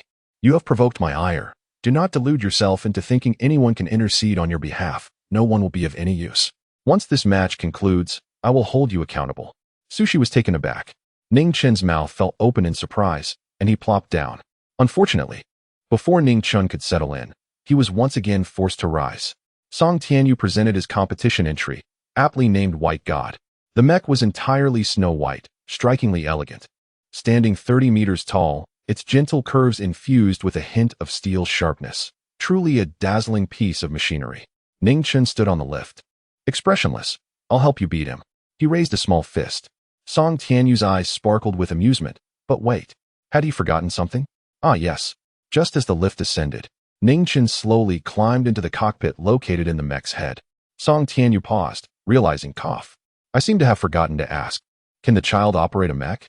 "Ah, never mind." Song Tianyu sighed. After all, White God boasted a robust health pool, 800 points, on par with the Sky Eagle. Thus, he felt no inclination to worry. With such health, even if White God stood still and allowed others to strike, it would be nearly impossible for them to emerge victorious. At worst, he would be criticized for the pilot's lack of skill afterward. Once Ning Chen entered the mech, he powered it up without delay. His eyes lit up. It had been quite some time since he last piloted a mech. The last time he had done so was, if memory served, in the Jialan star system. Ning Chen stroked his chin, then, with a blank expression, remarked, "Ah, how rudimentary." The mechs he had previously operated were directly linked to his neurons, driven by mental prowess, while this one, designed by Song Tianyu, required manual control. When was the last time he piloted a mech manually? Ning Chen tilted his head in thought. It seemed quite a while ago. He grasped the joystick with one hand, maneuvering White God to take a slow step forward, testing its limbs, when a notification sounded. Participant 518, White God, is now entering the countdown for the mixed elimination match. 10, 9, 8. In the contestant lounge, just moments ago, Song Tianyu, who had declared, "Forget it. I won't worry," felt a jolt of anxiety upon hearing the central announcement that the first match would be an elimination match. Was this official procedure too audacious? He had anticipated a one-on-one format, but if it was a mixed elimination match, his thoughts drifted to the adorably naive child, filling him with concern. The vast square spanned over 10,000 square meters. The mixed elimination match had begun. Ning Chen found himself in Zone 4. Each zone randomly matched 200 contestants, with a time limit of 15 minutes. Contestants must secure the heads of others while ensuring their own survival. After 15 minutes, surviving mechs with more than one head claimed victory, while those with none would be deemed eliminated. This meant in one zone, out of 200 contestants at most, 100 could advance. Of course, This was an optimistic calculation. If friendly fire, brawls, or other unpredictable factors occurred, the final number of survivors in the zone would be left to fate. Almost simultaneously with their arrival in the zone, the mechs began firing. Some contestants eagerly sought kills, while others, under attack, resorted to defense. Amidst the chaos, some engaged in fierce chases, brandishing weapons in heated pursuit. Ningchen. The scene erupted into pandemonium. As White God, piloted by Ningchen, stood still, seemingly stunned by the frenzied display around him. Spectators outside erupted in a flurry of comments. Haha. Look at that big white mech. He's so scared he won't move. I initially thought it looked quite handsome, capable of standing alongside the big black mech in Zone 2. But he's so foolish, just standing there. Unlike that big black, at least he knows to throw a punch. Wait, why does this design seem vaguely familiar? The big white and big black appear to be from the same creator? Their aesthetics are quite peculiar, both resembling tanks with thick health. Now that you mention it, I hadn't noticed, but look at the inner wrist of both big white and big black. It seems they share a blue fish design. The big white, Ningchen's Snow White mech White God, and the big black, Qin Jinluan's dark mech, once known as Sky Eagle, later renamed Sky Hawk by SUSI. Upon closer comparison, one could indeed sense a striking resemblance. Under the watchful eyes of thousands, Ningchen's White God finally began to move, albeit sluggishly. The heavy mech trudged across the square, incoming fire ricocheting harmlessly off its formidable defenses. While others were preoccupied with securing kills, Ningchen leisurely guided White God around the square, searching for Big Black, the lost brother of Big White. Alas, it appeared fortune was not on his side, as the brothers found themselves in different zones. Ningchen sighed. I still want to fight. I wish to avenge Song Tianyu. Ningchen wore a displeased expression. Just then, a sneaky figure approached White God. Ningchen expressionlessly maneuvered the mech, slowly turning to see. Oh, a 30-meter-tall mermaid standing upright? Chapter 76. A miserable fish. Zhou Rui is a quintessential mecha enthusiast. From a young age, whenever he had some spare change, he would eagerly rush to purchase various mecha models. He had even contemplated pursuing a career in mecha design, but alas, talent is indeed a crucial factor in such endeavors. Consequently, he found himself bewildered by the myriad theoretical concepts associated with design. With a heavy heart, Zhou Rui had to begrudgingly admit his lack of aptitude in this field. He truly was not cut out for it, devoid of any inherent talent for design. However, to refer to this particular mecha as a mermaid seems somewhat insulting to the graceful creature. In comparison to the enchanting title of mermaid, the moniker Iron Fish is far more fitting, for it possesses no beauty whatsoever. With its oversized head, squared shoulders, lack of a waist, and two mechanical arms, the lower half drags a mechanical tail that renders it rather unsightly, creating a distinctly uncoordinated appearance. The designer clearly lacked skill. Sitting in the cockpit of the Iron Fish, Zhou Rui had been observing the mecha known as Big White for quite some time. It was truly impressive, with an exceptionally stylish design crafted by a designer of notable taste. Yet, it was a pity that the intellect did not match the aesthetics. Allowing a novice to partner with such a masterpiece, a grave miscalculation. Several minutes had passed since the competition commenced, and Zhou Rui had already claimed several heads. There were many like him, reveling in the carnage. The rules of the competition mandated elimination through death, and to advance, one must engage in slaughter. Ambitious individuals like Zhou Rui, of course, aimed to collect as many heads as possible to demonstrate their prowess, ideally dominating the arena and becoming the center of attention. Yet, such lofty aspirations must remain fantasies. A grounded approach is far more prudent. While showcasing his excellence, he could not afford to be overly reckless, for the consequences of failure would be dire. Zhou Rui squinted, stealthily trailing behind Big White. His previous victories had largely been achieved through this tactic of following. He was a patient hunter, and as he observed Big White meandering aimlessly in the square, it was now a solitary mecha. Many had set their sights on Big White, including a few overly eager individuals rushing towards it. Zhou Rui reassured himself, I am not in a hurry. Patience is my ally. Just then, Big White suddenly halted and appeared to glance in his direction. Subsequently, it seemed to freeze, as if it had malfunctioned. Zhou Rui thought, he must be struck by my striking appearance. Behold my magnificent tail. Overly confident, he flicked his tail with flourish. Inside Big White's cockpit, Ningchen widened his eyes, maintaining an impassive expression. Then, he muttered, what an ugly fish. Big White suddenly charged towards Zhou Rui. Zhou Rui exclaimed in disbelief, What the? He glanced sideways at the eager attackers, initially planning to let them fight it out while he swooped in for the spoils. However, this oblivious big white had its sights set on him. Zhou Rui thought, well, I intended to let you live a few more seconds, but since you have come to me, I shall not hold back. Narrowing his eyes, he gripped the control stick and pressed a button. The massive tail swung ferociously, unleashing a burst of black light. Big White, seemingly oblivious, allowed the black light to envelop it, emitting a sizzling sound. Zhou Rui's mecha, designed in collaboration with a friend, excelled not in defense or speed, but in weapon output. The arsenal was diverse, ranging from firearms to blades, and included Zhou Rui's current weapon, a highly corrosive substance. He aimed for Big White's head, where the cockpit resided. Die, weakling. Zhou Rui cackled, envisioning the imminent corrosion of the cockpit and the inevitable acquisition of another head. However, he had celebrated prematurely. Big White, expressionless, charged towards the iron fish without hesitation, crouching down to grab its tail.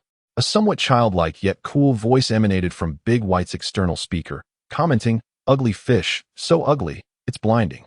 Zhou Rui. Simultaneously, the onlookers had arrived, unleashing a barrage of fire.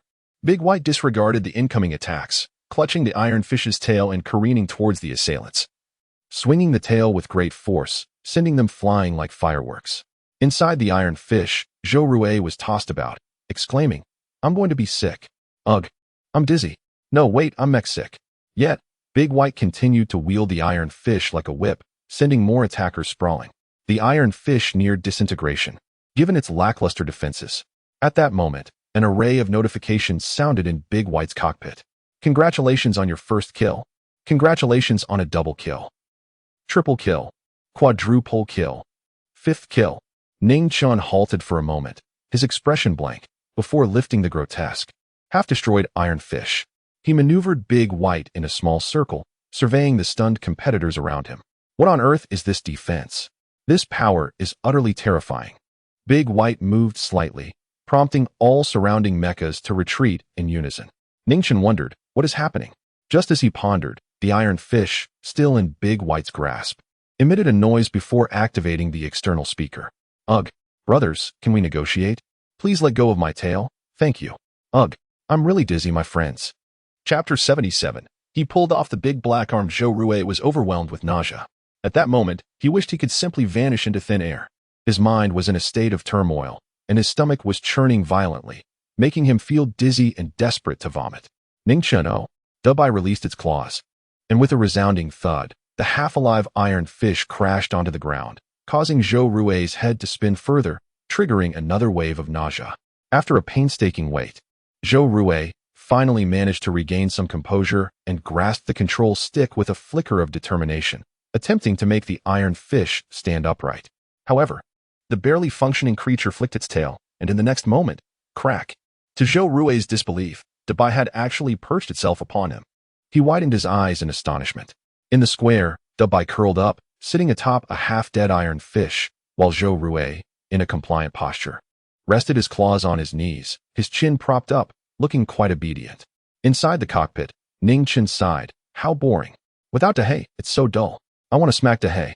Ning Chun appeared lethargic, his delicate face devoid of warmth, sighing softly. Zhou Rui couldn't help but mentally berate the absurdity of the situation. Yet he still plastered a forced smile, trying to negotiate with Dubai, who was treating him like a mere stool. "Ahem, buddy, could we perhaps shift your esteemed rear a little?" Dubai firmly rejected him, its stubbornness apparent. Zhou Rui felt an explosion of frustration within. "Why, buddy? A man can be killed but cannot be humiliated." Dubai, however, was unyielding. Then, Dubai's paw clenched into a fist, raising it threateningly toward the cockpit, prompting Zhou Rui to immediately backtrack. "Cough, cough, brother. I was wrong. Truly, I was wrong." Dubai, the ugly fish, was so intimidating. Zhou Rui thought, "Is this really how I want to feel scared? If I don't back down, I'll be crushed by you. Do you not realize your own immense strength? One punch from you would surely turn me into dust." In that moment, Zhou Rui felt utterly defeated and devoid of hope. Dubai's disdain for him was palpable. If only it had behaved like this from the start, how much better it would have been. Dubai shifted its weight slightly, making itself more comfortable. The iron fish, already on the verge of disintegration, creaked ominously, and with a sharp crack, Its tail was crushed beneath Debai's weight. Debai, oh no. Is it really that fragile? Zhou Rui lamented, tears of frustration welling up. At that moment, he truly felt heartbroken. Debai was nothing short of a tyrant, exhibiting an utterly peculiar demeanor. After previously dispatching a horde of ambushers with brute force, it became clear to the other contestants that this seemingly foolish Debai was not to be trifled with, especially with its impressive strength and formidable defenses. Ultimately, a sense of apprehension swept through the crowd. Some engaged in combat, while others fled, creating a conspicuous void around Debai. It sat like an unbothered pet, chin resting on its paws, exuding an aura of innocence. Meanwhile, the live stream was filled with a flurry of comments. Haha, where did this mischievous child come from? The driver must be quite young. I'll bet a star coin on it. The iron fish is so unfortunate. First mocked for its looks, then used as a whip. And now it's a stool? Confirmed. What a pitiful fish. Good grief. I thought I was here for a competition, but it's turned into a comedy. Such comments flooded the live stream, even causing the judges to wince at the sight. What a poor fish. And that child is quite the rascal, they mused. Yet, only Yizhen noticed something eerily familiar about this unusual scene, as if she had witnessed it before. After a moment of contemplation, realization struck her. Principal Yi? The neighboring judges glanced at her, puzzled. Yizhen stifled a laugh. It's nothing, just a sudden recollection. Oh. It reminded her of a little savage child from over 6 months ago in the Jialan galaxy, who had roasted mechas for fun. Fortunately, the mecha-S material was resilient, or the pilot would have been melted alive. Yizhen couldn't help but chuckle. She had a premonition that this mischievous child's participation would bring about significant changes to the competition. Sure enough, she was correct. Ning Chun was well aware of this too, because just about a minute later in Zone 4, Ning Chun sat in the cockpit, a frown etched on his face. Oh, Dehei. He was still fixated on Dehei. The external speaker was still on, and Zhou Rui, feeling quite pitiful as Debai used him as a seat, shivered at the mention of Dehei. Ning Chun, feeling bored, longed for Dehei. He stood up, and as Debai shifted its esteemed rear, Zhou Rui briefly felt a flicker of joy, thinking, finally, the tyrant had moved. Huh, I, Zhou Rui, shall soon reclaim my dignity. Zhou Rui, what? You can't play with me like this. Why give me hope? Speak up. You're strong, you're impressive, I concede. Just let me go. Zhou Rui pleaded, feeling utterly wronged. Buddy? Debai responded nonchalantly. Zhou Rui's spirits lifted, as if invigorated. Buddy, let us negotiate, shall we? You see, I weigh several 100 pounds. It's quite heavy. Just let me down, and I can fend for myself, please? Debai, however, stubbornly refused. No. My stool, you're coming with me. Zhou Rui, damn this stool. I'm a person. I mean, I'm an iron fish. Ultimately, Zhou Rui could not resist Ning Chun's will, and he was reluctantly pulled along as Ning Chun moved toward the edge of the arena. Simultaneously, Ning Chun, in the cockpit, activated his light brain, tapping away. And after taking 2 steps forward, he encountered a wall. He raised his fist and smashed it twice, creating a hole in the towering barrier. Kill. This was the adjacent zone too. He had connected the 2 arenas. With only 8 minutes remaining until the conclusion of this mixed elimination round, Ning Chun dashed through the opening, surveying the area. He encountered a few brave souls and wielded the iron fish as a club, ruthlessly striking them down. Zhou Rui, experiencing the thrill of a roller coaster, cried out, could you please stop swinging me around? I'm dizzy, I'm truly dizzy. I just want to collapse right here. Chapter 78. Long time no see. You outside. Both the judges and the audience were bewildered. What on earth? Allow me to clarify something. This is the Virtual Star Network, a holographic world, where the geographical landscape is composed of individual virtual coordinates, with each competition arena located at a different coordinate. In theory, 2 arenas should never be connected, right? One could even interpret it as 2 small worlds existing in separate dimensions. Yet, astonishingly, these 2 worlds, which were previously worlds apart, have constructed a passage between them. This situation is utterly shocking and deeply unsettling. Some speculated that the Star Network had encountered a bug, with even some well-meaning individuals notifying the network administration for repairs. While the outside world reacted with shock, contemplation, or mere amusement, the mischievous child who had breached the arena was reveling in freedom within the 3rd arena, causing chaos everywhere. Dehei, Dehei, the child called out in a high-pitched voice. What on earth is Dehei? The contestants were utterly confounded. especially those unfortunate souls whose mechs were black and found themselves mercilessly bullied by the child.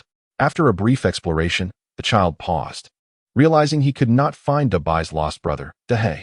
In the cockpit, Ning-Chen exclaimed, "Oh, Dahe, come here." People speculated that the child might be searching for his kin. Meanwhile, in a corner of the second arena, Qin Jinluan was piloting Dahe, hiding in the shadows as his mech approached disintegration. Dahe had a defense point of 800, which would typically allow for a stalemate in a one-on-one battle. However, the officials had playfully instituted a mixed elimination match, which placed Dahe at a disadvantage. Despite being a tank with thick health, the relentless onslaught from multiple attackers nearly cost him his life. Why was he targeted? It was simple.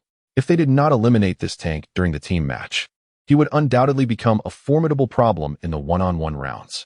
Some cunning individuals sought to take advantage of the opportunity to KO Dahe. Now, Qin Jinluan, piloting Dahe, quietly licked his wounds, simmering with anger. Just 2 more minutes. If he could endure these last 2 minutes and smoothly transition to the individual matches, he could secure a decent rank and achieve his goal. Thus, he resolved to hold on for just these final 2 minutes. The child continued to call out for Dahe, while Qin Jinluan remained oblivious that the Dahe he sought was indeed himself. However, just before the match began, Ning-Chen had made Sushi lament. Recognizing Ning-Chen's voice, Qin Jinluan was rendered momentarily stunned as the child exuberantly shouted Dahe. Zhou Rui struck a deal with the mischievous child. The mech designed by Zhou Rui's friend was particularly devious, ideal for assassination. What is most crucial for an assassination? Speed and weaponry. Zhou Rui possessed high speed points and wielded a special acidic weapon. Additionally, he was equipped with a long-range vision ability akin to a supernatural telescope, designed for sniping from afar. To avoid being used as a mere tool by the child, Zhou Rui suggested, "Hey, are you looking for someone?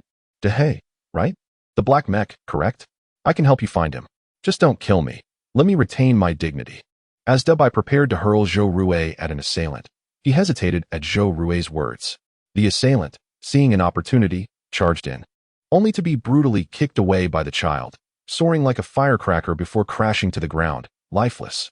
Dabai cast a solemn gaze towards the mechanical mermaid. In the cockpit, Ning-Chen replied, "All right then." Zhou Rui, invigorated, swiftly activated his long-range vision skill, akin to a telescope that exceeded others by tenfold. Oh, coincidentally, there's a Dahe at the 4 o'clock position. Dabai, clutching the half-destroyed mermaid, surged towards the 4 o'clock direction. No. In the cockpit, Ning-Chen's expression turned as furious as a pufferfish. Continue. The child's voice was icy enough to freeze water, causing Zhou Rui's legs to tremble. At 7 o'clock and 12 o'clock, with only 30 seconds remaining in the match, Qin Jinluan stealthily hid, peering out. Dabai typically refrained from initiating attacks, mostly playing a passive role. He was solely focused on locating Dahe, adhering to the principle of if one does not offend me, I shall not offend them. The targets he had accumulated were merely those who foolishly attempted to ambush him. After much collaboration with Zhou Rui, they had eliminated numerous mechs, yet none were Dahe. At that moment, Zhou Rui cautiously spoke up, buddy? Is there still one Dahe left in the second arena? Where? Dabai inquired. At 8 o'clock. With that, Dabai dashed towards the direction, carrying the barely conscious mermaid. Ning-Chen, initially relaxed in the cockpit, brightened his eyes upon spotting this final Dahe. This Dahe was in dire straits, missing a leg and with a gaping hole in his chest, exposing wires and riddled with bullet holes. Nearly unrecognizable from his once handsome visage. Yet, on the inner wrist of this Dahe, there was a small blue fish. Ning-Chen's heart soared. Dahe. He rushed towards the mech. In the cockpit, Qin Jinluan gasped, quickly retreating. Unfortunately, he was down to 1 leg, and his mech's attributes were heavily focused on defense, leaving him slow, relying solely on hopping. Dahe, don't run. Dabai cheerfully dashed forward, grasping Dahe's arm, and with a slight tug, snap. Dahe's entire arm was pulled off. Dabai was elated. Dahe, we finally meet. The young lad, seemingly harmless, wore a mischievous grin, sitting upright in the cockpit, his eyes gleaming like torches. Chapter 79. Fishy, do not die. The young boy appeared somewhat dazed, exuding an endearing innocence, yet his eyes sparkled with determination. He sat upright in the cockpit, his gaze fixed intently on the internal display screen. The targeting reticle, resembling a cross, was locked onto the formidable black mecha, and he beamed with delight as he surged forward. Hey, Black!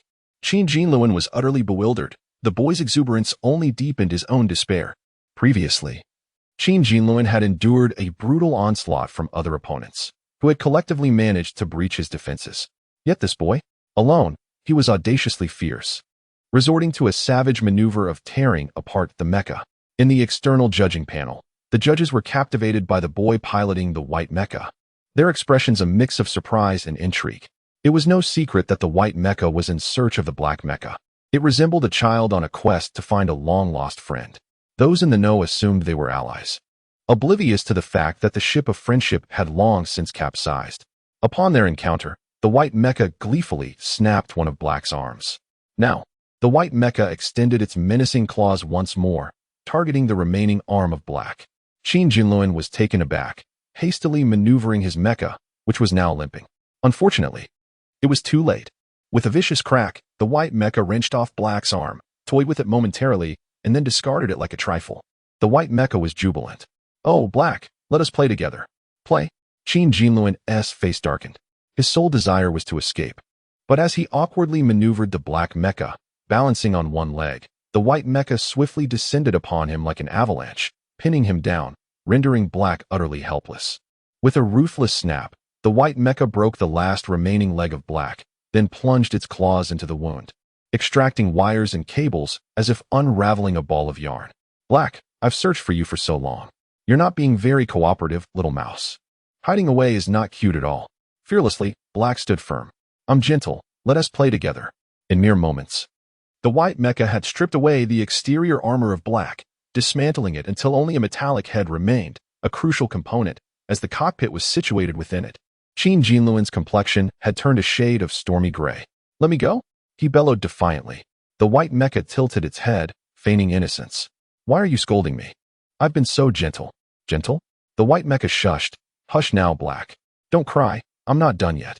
Wait until I finish." Then, with a crack, it tore away the metal shell of Black's head, extracting a multitude of scattered components and severed wires. It was akin to dismemberment, rendering Black unrecognizable. Qin Jinluan heard the blaring alarms, his rage boiling over. He was infuriated and humiliated, unable to retaliate against his foe, unleashing a series of anguished roars.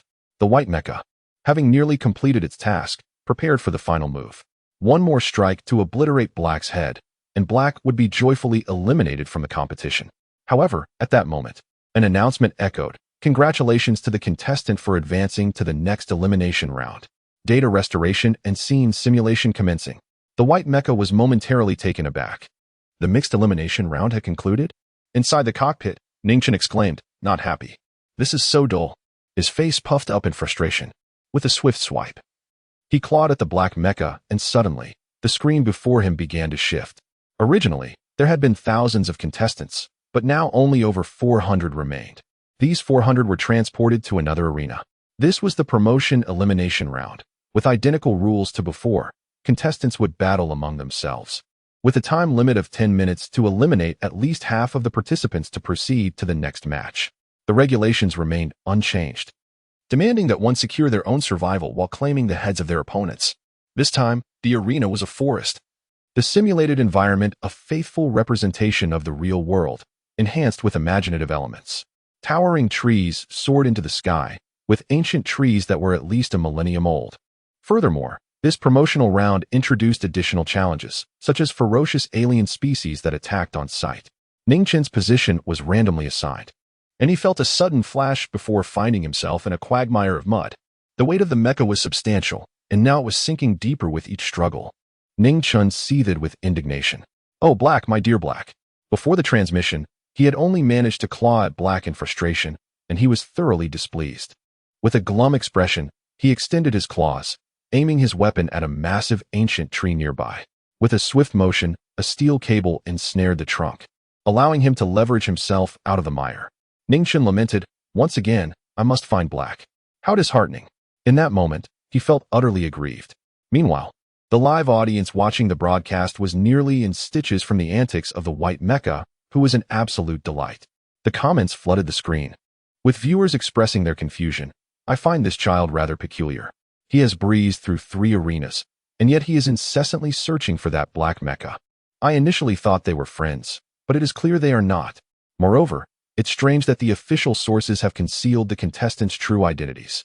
The only known details are their contestant numbers. For instance, the white mecha is design number 518, while the black mecha is number 374. But look, their design styles are remarkably similar, and both even bear a small blue fish on their inner wrists. I propose a bold hypothesis. Could it be that the white and black mechas are creations of the same designer? Yet, the rules state that each contestant must be unique.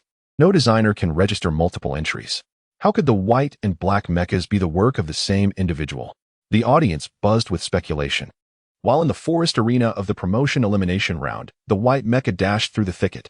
Once pristine, it was now smeared with mud from its earlier misadventure, leaving it looking like a little impish gremlin, blissfully unaware of its disheveled state. Oh, how exhilarating. I am simply reveling in this. The audacious iron fish mecha flaunted its strength, slithering through the trees, seizing the high ground while activating its powerful binoculars to scout for other contestants. Suddenly, he spotted a figure, a muddy little imp frolicking through the woods. Quietly, he hoisted a sniper rifle, taking aim at the soiled creature. However, just then, the little imp turned its gaze towards him and began to chant, "Ah, it's Fishy. Oh, what an ugly Fishy. Ah, Fishy, it's been so long." Zhou Rui gasped in disbelief. What in the world?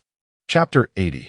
In summary, it's quite confusing. Ning Chen piloted his mech, Big White, towards Zhou Rui. At last, he had spotted a living soul. The forest was vast and desolate. After a prolonged sprint with Big White, he had only encountered a few illusory extraterrestrial creatures. Thus, upon seeing his old friend, Ning Chen felt an overwhelming sense of joy. However, in stark contrast to Ning Chen's elation, the Iron Merman emotionlessly removed the sniper rifle from his shoulder and, with a blank expression, slammed his head against a sturdy ancient tree. Why must I suffer like this? I thought I was dealing with a naive fool, and yet it turns out to be that little demon, the one who relentlessly defeated me in the previous match. Leaving me utterly defeated? At that moment, Zhou Rui was thoroughly overwhelmed. As Ning Chen maneuvered Big White to Zhou Rui's rear, he was puzzled by the merman's refusal to face him. Consequently, Big White tilted its head in a charmingly clueless manner. In an instant, it soared into the air and landed securely on the Iron Merman's back, clutching onto him like an oversized frog. "Fishy, let's go. Carry me. We must find Big Black." "Zhou Rui, please, let me die in peace. Thank you." Big White's voice chimed softly. "Fishy, do not die." Zhou Rui sighed. This rascal's voice is truly pleasant. I was merely making a joke? But before he could finish, Big White innocently declared, "If Fishy doesn't die, I want to ride. I'm exhausted. Once I find Big Black, then I can rest, all right?" With that, Big White comfortably settled on the Iron Merman's back, playfully patting his head, which nearly caused Zhou Rui in the cockpit to spit blood. This mischievous child had deceived him. He had thought they had developed a bond. But instead, it appeared he was merely fretting over losing his free ride and companionship in the quest to find Big Black. Zhou Rui swallowed hard, lamenting why he hadn't taken the shot earlier. What had possessed him to let such a golden opportunity slip away? He had held the high ground and could have easily eliminated the little demon. As frustration brewed within him, he begrudgingly accepted his fate. With Big White weighing heavily on him, he trudged slowly into the forest. After all, he valued his life too much to let it slip away. Alas, Ning Chen was not particularly fortunate either. Upon teleportation, he fell directly into a muddy swamp, emerging as a small, filthy creature. Yet, someone had fared worse than him. Just before the teleportation, Qin Jinluan's original data had just been restored when Ning Chen had scratched him, nearly breaching his cockpit. Fortunately for Qin Jinluan, he had narrowly escaped with his life. Regrettably, his streak of luck ended there. After teleportation, Qin Jinluan found himself in an open area, only to encounter the very individuals who had ganged up on him in the previous match, thrusting him into a chaotic struggle for survival. "Wait, I have something to say," he cried as he ran, dodging incoming fire while desperately trying to divert their attention elsewhere. "I know what you fear. You're worried about the upcoming solo match and the trouble I might bring. However, let me tell you, you should be focusing on someone else." After shouting this, he continued, "That person pilots a white mech with health comparable to mine, but with superior weaponry and speed. You must understand what this implies. He is akin to an unchallenged king. Once he enters the solo match, he will undoubtedly slice through the competition to claim victory." The competitors momentarily paused their assault, pondering his words, though they did not release him. Someone hesitantly asked, "Is this person really that formidable?" Qin Jinluan nodded vigorously in affirmation. "In the solo match, my attack power is lacking. If you face me, it will likely end in a draw. But that kid is far more powerful. He can eliminate you. You must discern who the true threat is that we should unite against." In a mere few words, Qin Jinluan had successfully aligned himself with his assailants. He persisted in persuading them until he was nearly hoarse, and eventually, they began to relent. Seeing this, Qin Jinluan discreetly exhaled in relief.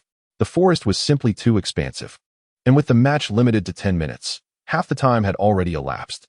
Numerous competitors found themselves without opponents and aimlessly wandering through the woods, while others were torn apart by ferocious alien creatures. Each step the Iron Merman took caused a tremor, as Big White's weight strained his iron bones.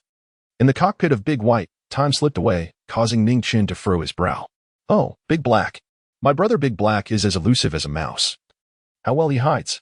He sighed softly, contemplating that once he found Big Black, he would need a rope to tether him, lest he disappear again and leave Ning Qin searching in vain. Yet, for now, the priority was to locate Big Black. Ning Qin activated his holographic interface, his gaze darting about anxiously. Even though he knew no one could see his actions, a sense of guilt weighed on him, for this felt akin to cheating. Regardless of whether the passage had opened, they were bound to fight amongst themselves. To secure a kill meant risking their lives. It was a matter of survival. Either he lived, or they perished. The stakes of the competition had heightened.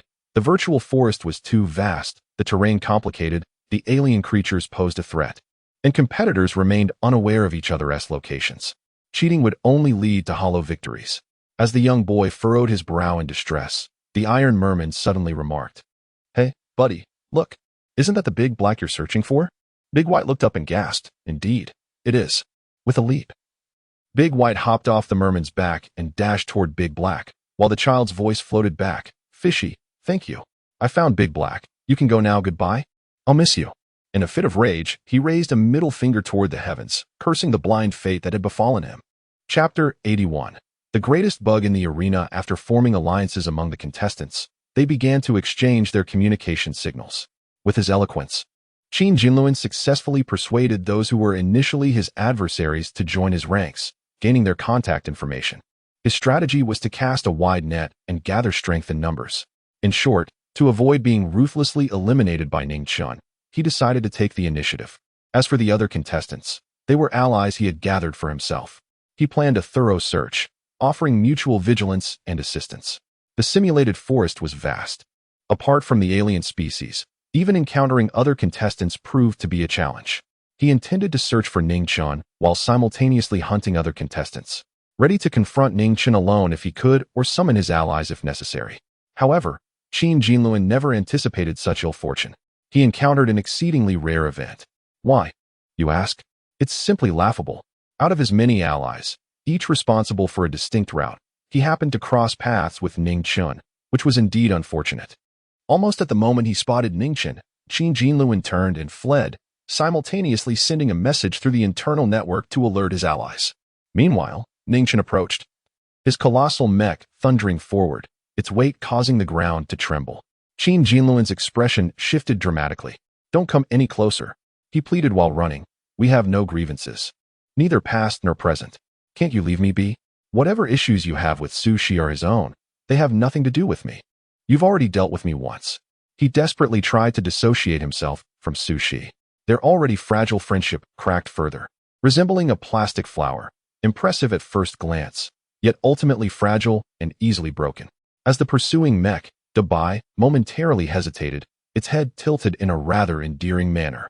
A melodious voice emanated from Dabai's external speaker. "Then, why not take off the mech?"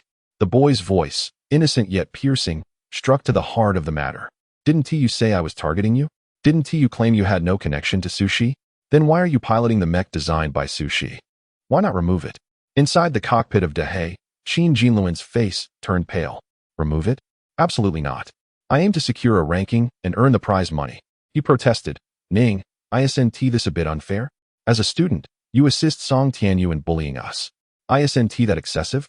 He sought to buy time. Dabai, looking adorably perplexed, retorted, "I'm not bullying anyone.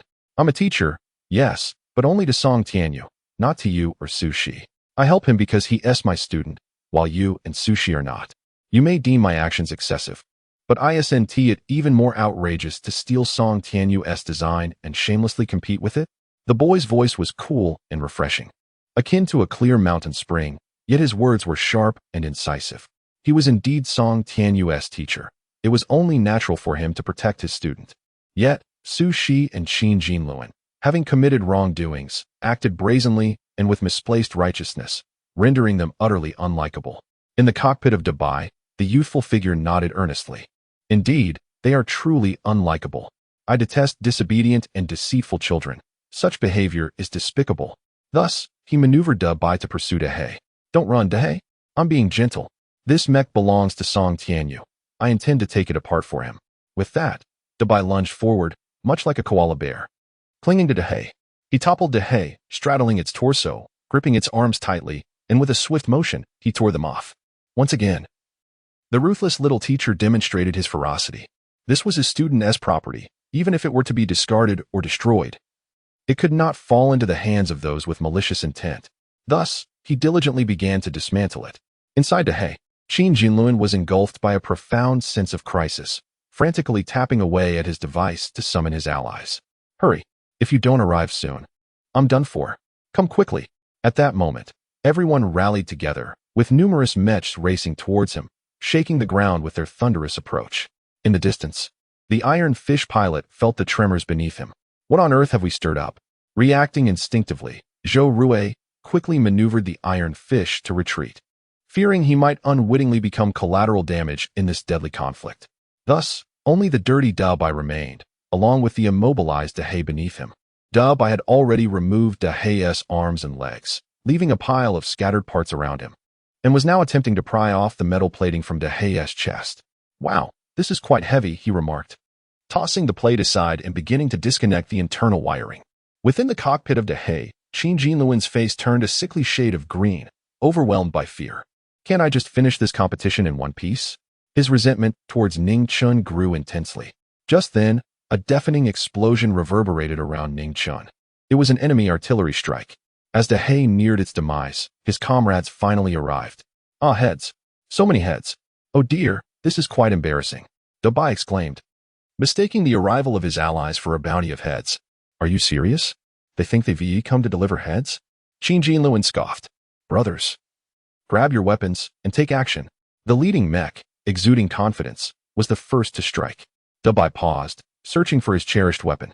Where's my fish whip? He wondered aloud, realizing he couldn't find it. Oh no.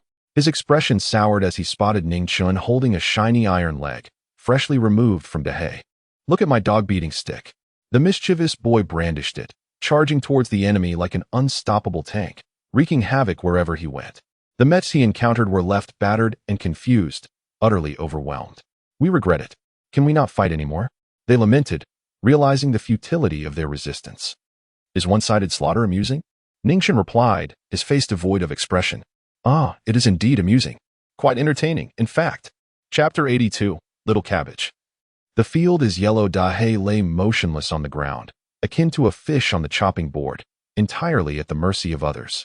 He watched helplessly as his companions were ruthlessly beaten by a mischievous child, their heads rolling like fallen petals.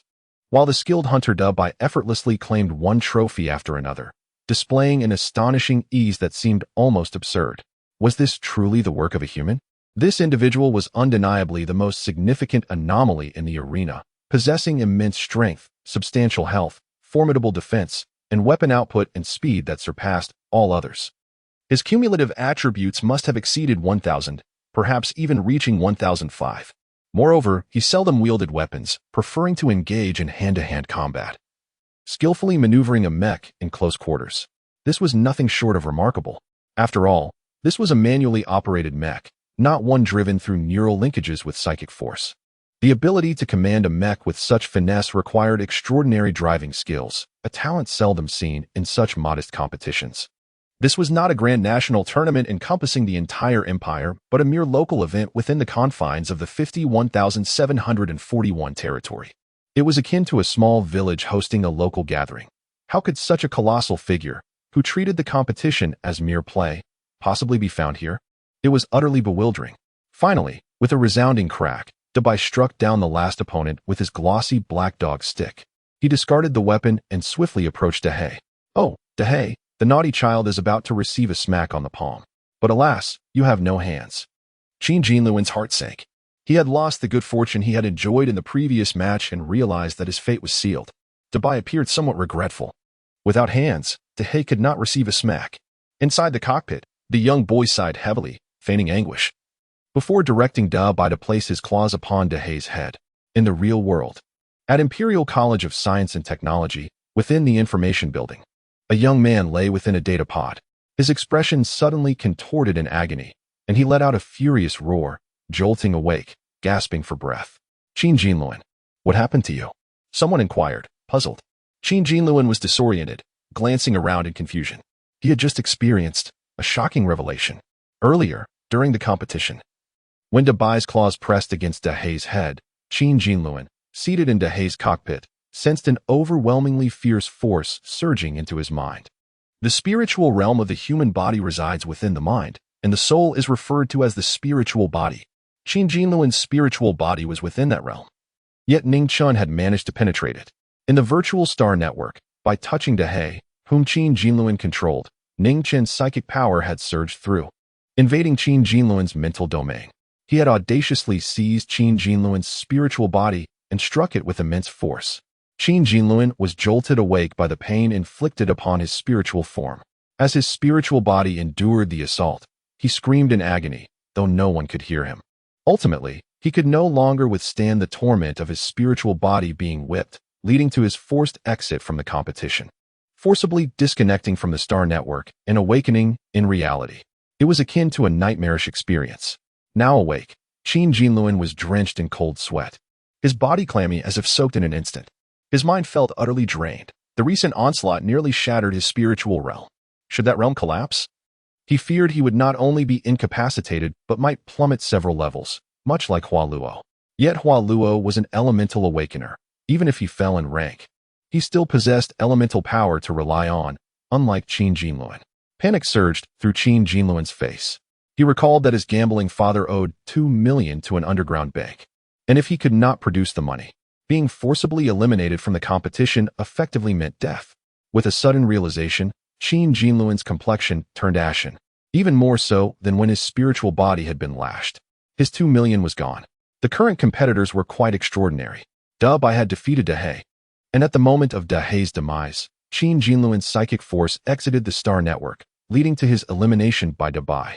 Dabai sat atop Dahei's lifeless form, knees drawn up, hands resting upon them, chin cradled in his hands, appearing surprisingly docile, a stark contrast to the earlier brutality. However, Dabai's playful antics had captured the attention of numerous spectators and judges, intrigued by the peculiar behavior of this mischievous child. Yizhen, seated among the judges, gazed intently at the screen displaying the seemingly mundane Dabai, her inner self in a frenzy.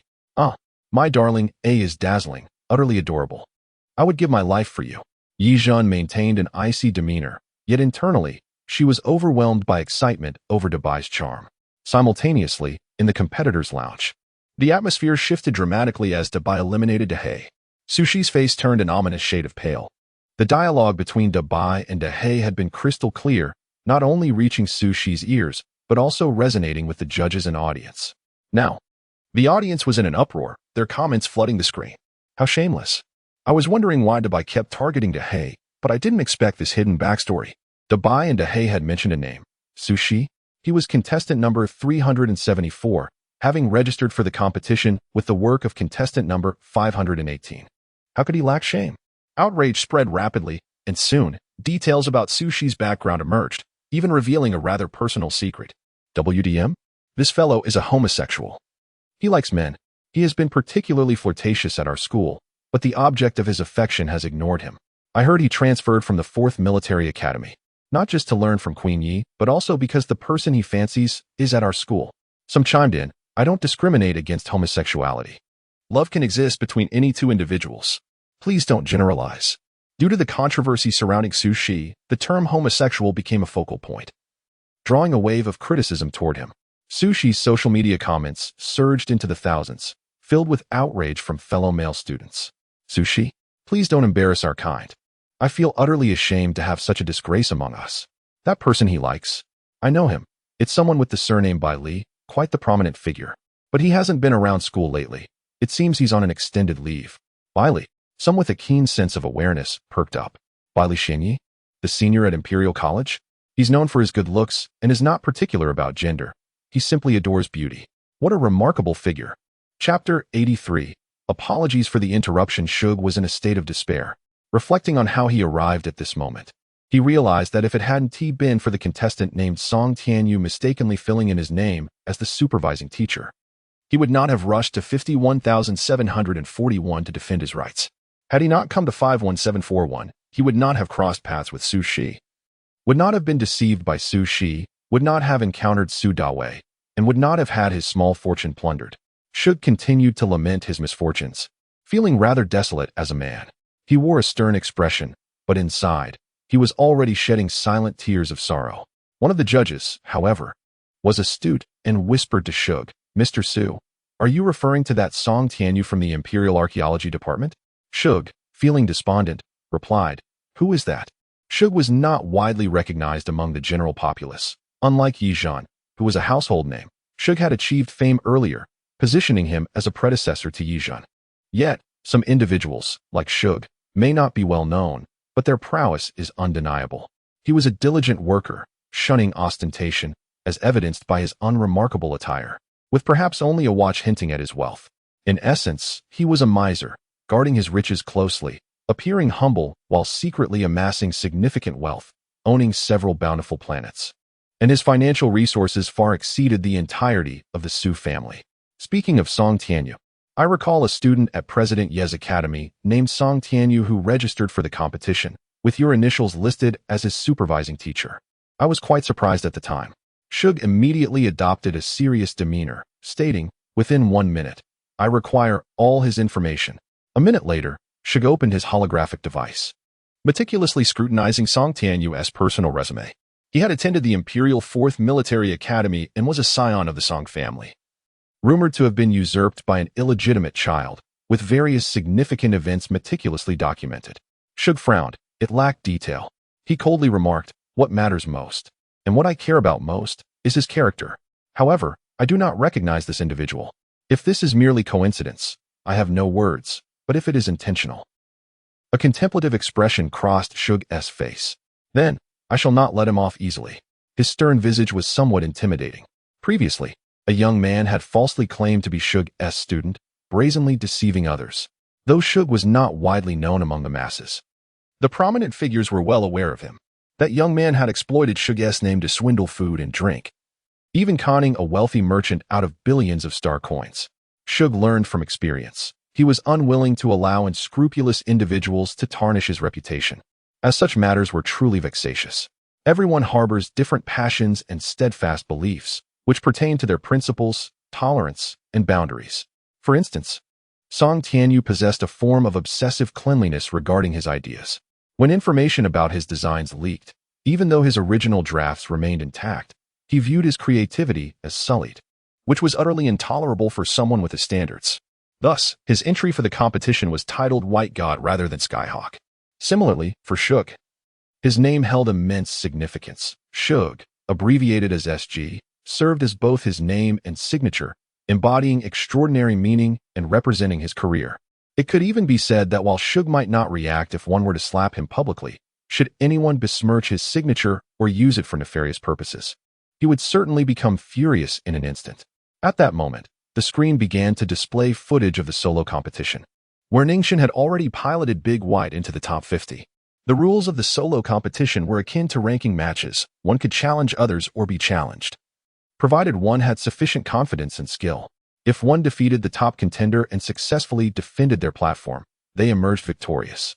Each opponent had only one chance to challenge, meaning, for example, that the individual who previously challenged Ningxin could not issue another challenge even if they managed to triumph over all other competitors. Ningxin appeared rather nonchalant, lounging lazily in the cockpit of Big White. Initially filled with fervor, he grew somewhat bored after defeating Big Black, displaying a clear lack of enthusiasm. Consequently, in subsequent matches, he operated with one hand. Yet despite this, challengers failed to overcome him, with rumors of his brutal style during the elimination rounds causing others to regard him with trepidation. After winning another match, his rank ascended. Ningchen glanced at his opponent and activated the external speaker. Xiong, are you a local of 51,741? Indeed. He encountered individuals with rather unique styles, such as the previous Iron Fish and the current Earth Bear. The bear's voice was quite gruff, but so what? He expected the opponent to ridicule him upon victory, only to find Ningchen simply responding with a nonchalant, "Oh," indicating his understanding. Ningchen then began to critique, speaking clearly yet at a measured pace. Xiong, during our match, you made a close combat error in the 3rd second, weapon output was delayed in the 8th second, and your agility faltered in the 11th second. He proceeded to point out all the oversights of his adversary, generously offering solutions. Next time, if you encounter a similar situation, you can do this, and then that. After completing his commentary, Ningchen moved on to the next match, this time facing an Iron Leopard. His unique style continued to unfold. After defeating his opponent, he once again pointed out numerous deficiencies, leaving others utterly bewildered. Even the judges were taken aback by Ningchen's series of audacious maneuvers. Yi Zhan sat at the judges' table, distanced from Shug, unaware that her esteemed predecessor had arrived. Watching the live broadcast, she observed Ningchen, who began each critique by asking, "Are you a local of 51,741? Her lips twitched in disbelief. She suddenly recalled a time long ago when she had nearly knelt to request the boy's guidance, only to be met with his icy response, "I don't know you." She had then spent her days fluttering around him, prompting his expressionless retorts, "You're annoying."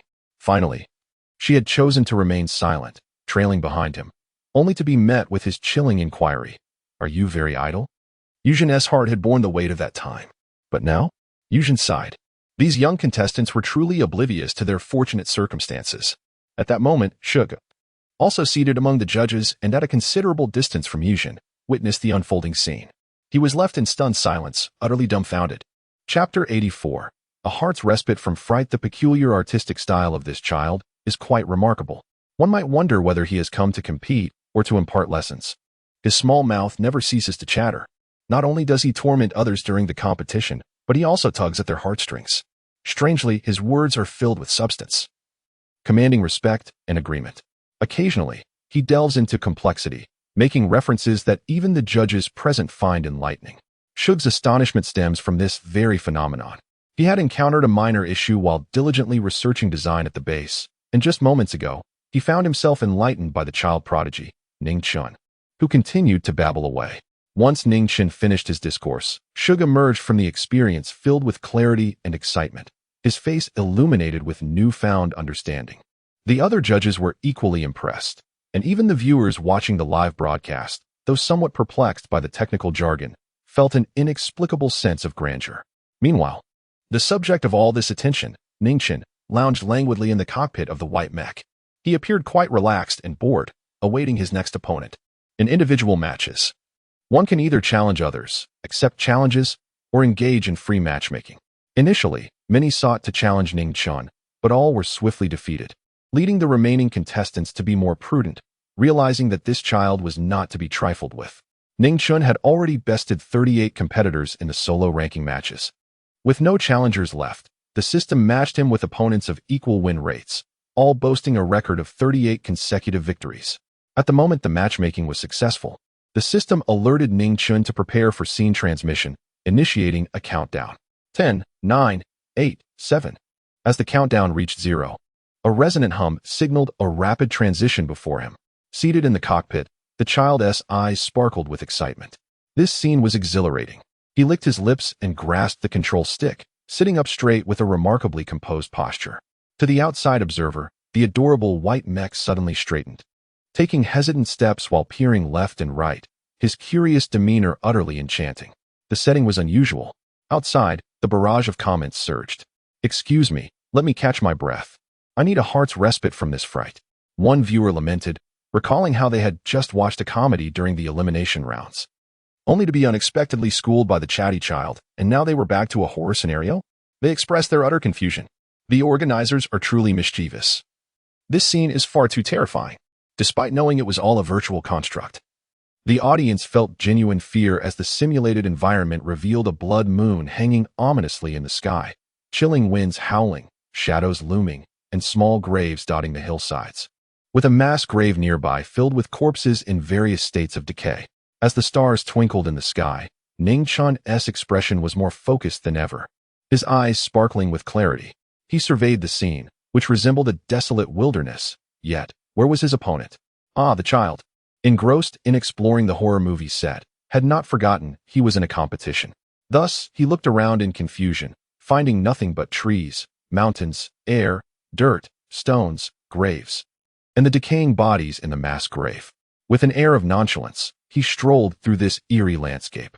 The wind howled like wailing specters, yet he was undeterred, even intrigued, giggling softly.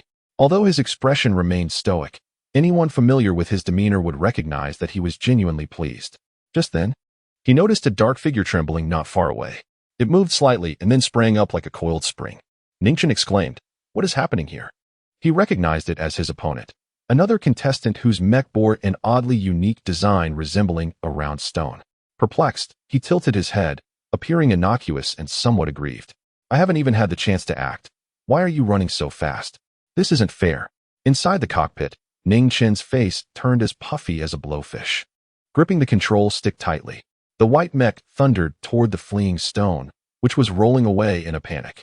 The organizers certainly had a flair for the dramatic, crafting such inhuman scenarios that were utterly terrifying.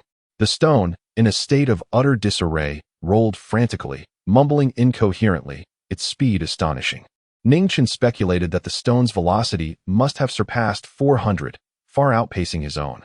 "Ningchen, come out and play," he shouted, his delicate hands rhythmically patting the control panel. Within the mech's cockpit, aside from the safety seat and control stick, there was a console adorned with over 200 buttons. Frustrated, the child pressed a few buttons at random, leading to a sudden explosion of sparks in the distance, igniting the ominous forest. Coughing, Ning Chen's expression turned awkward, his gaze drifting with an inexplicable sense of guilt. Although it was merely a virtual scenario, good children should not ignite fires recklessly. He glanced at the blazing woods, his face falling. "Oh no, since I started the fire, I must extinguish it." Thus, he maneuvered the white mech into the inferno. Simultaneously, the stone, which had managed to evade Ning Chen, stumbled into the woods, utterly terrified by the eerie environment, reminiscent of a horror film set.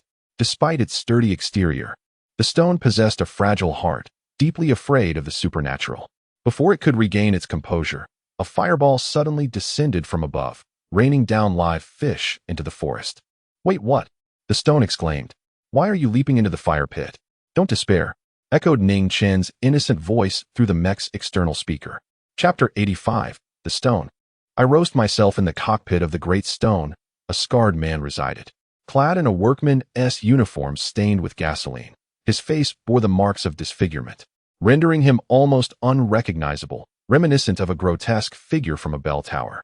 Yet his eyes were an exquisite deep blue, akin to the vast, mysterious cosmos.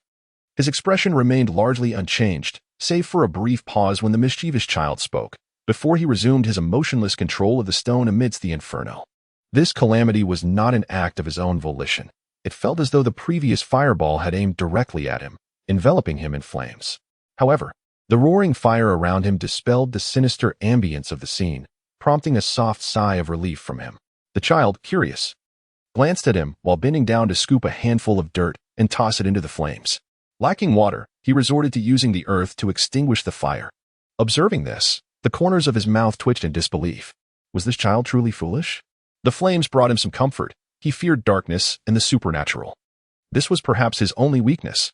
Silently surveying his surroundings, he asked, "Shall we continue the fight?" "Of course," replied the child, "but why are you roasting yourself? You're a stone, not meat. Even if you were cooked, you wouldn't taste good." The child's incessant chatter prompted a barely noticeable twitch at the corner of his mouth. "Roasting myself? If you hadn't recklessly fired your weapon, we wouldn't be in this predicament." The child tilted his head in confusion. "But you're so fast, you could have escaped. Why do you stay in the flames?" That's quite strange.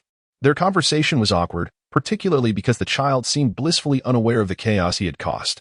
He continued to sprinkle dirt on the flames, which only served as a feeble attempt to quell the fire.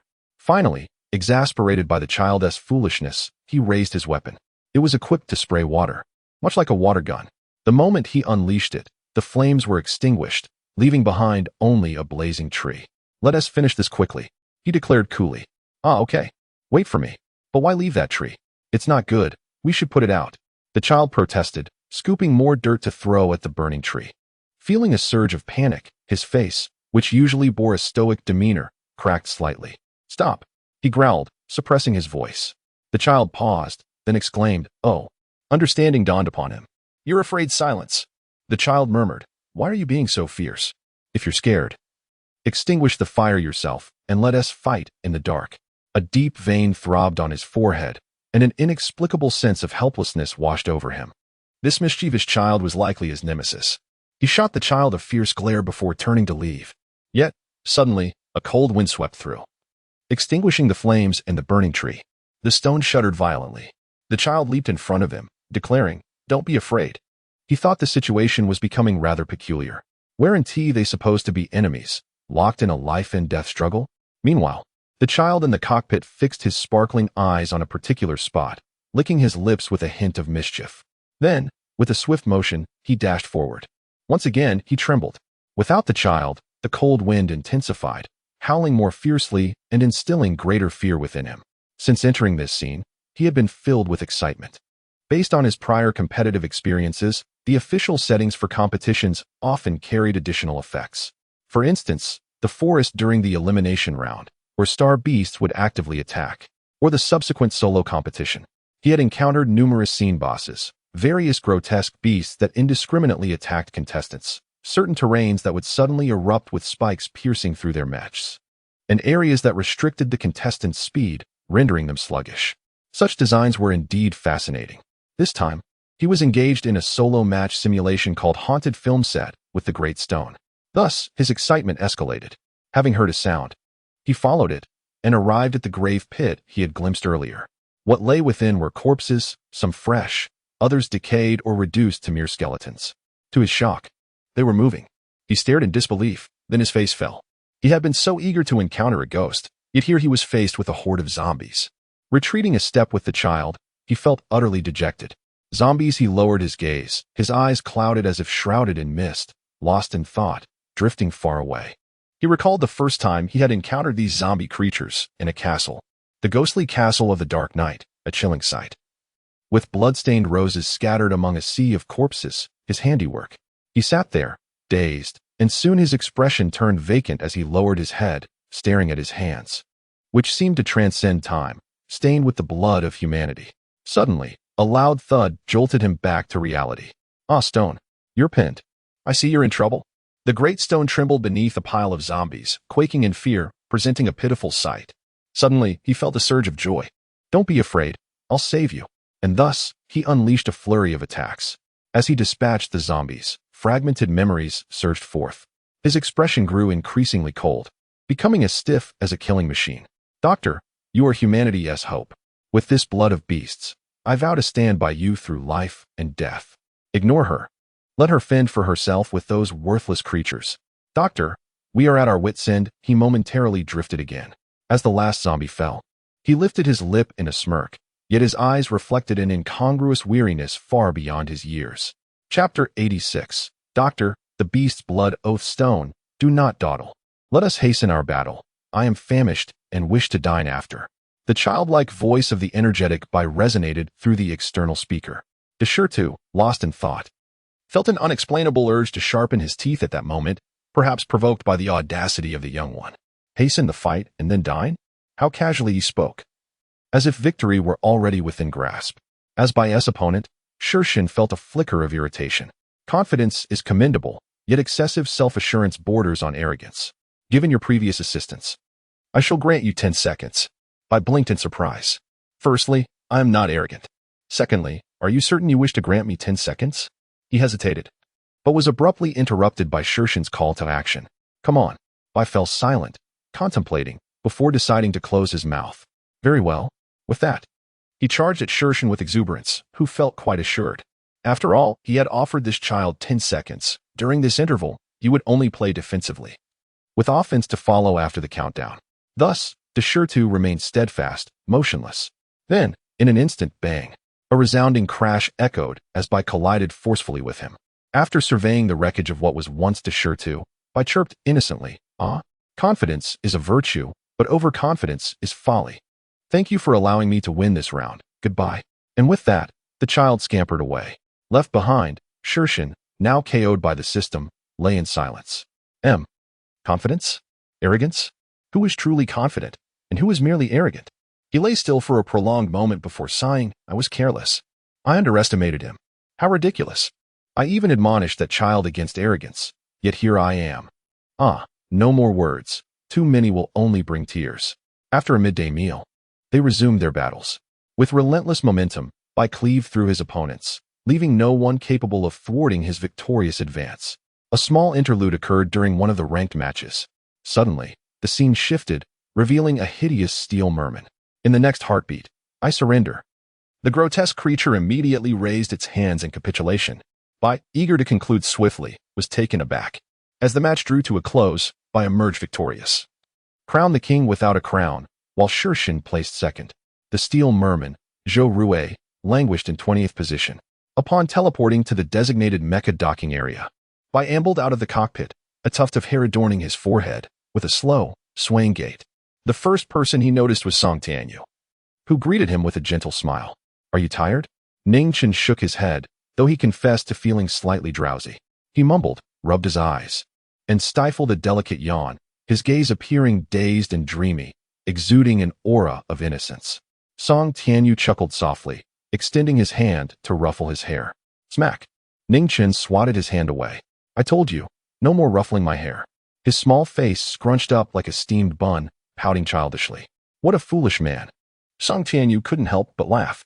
Come, we will soon be able to rest. But first, we must attend the awards ceremony to tally the overall rankings. While Song Tianyu pondered whether others piloting White God could achieve similar success, he was certain that none would display the same flair as this child. During the matches, the child typically relied on exceptional piloting skills to engage in close combat, seldom resorting to weaponry. The mere statistics of White God were sufficient to dominate the arena. Its armaments were but ornamental to him. Ningchen nodded, following Song Tianyu into the player passage leading to the football field. At the beginning of the competition, the officials had intentionally concealed contestant information, creating an air of suspense. Now, as the grand event approached its conclusion, two steps remained: the mecha evaluation and the unveiling of contestant information. Ningchen swayed like a ghost, his eyes glazed over, as if he were fighting off sleep with his eyes wide open. Had Song Tianyu not been holding on to him, he might have floated away. In short, he seemed rather distracted.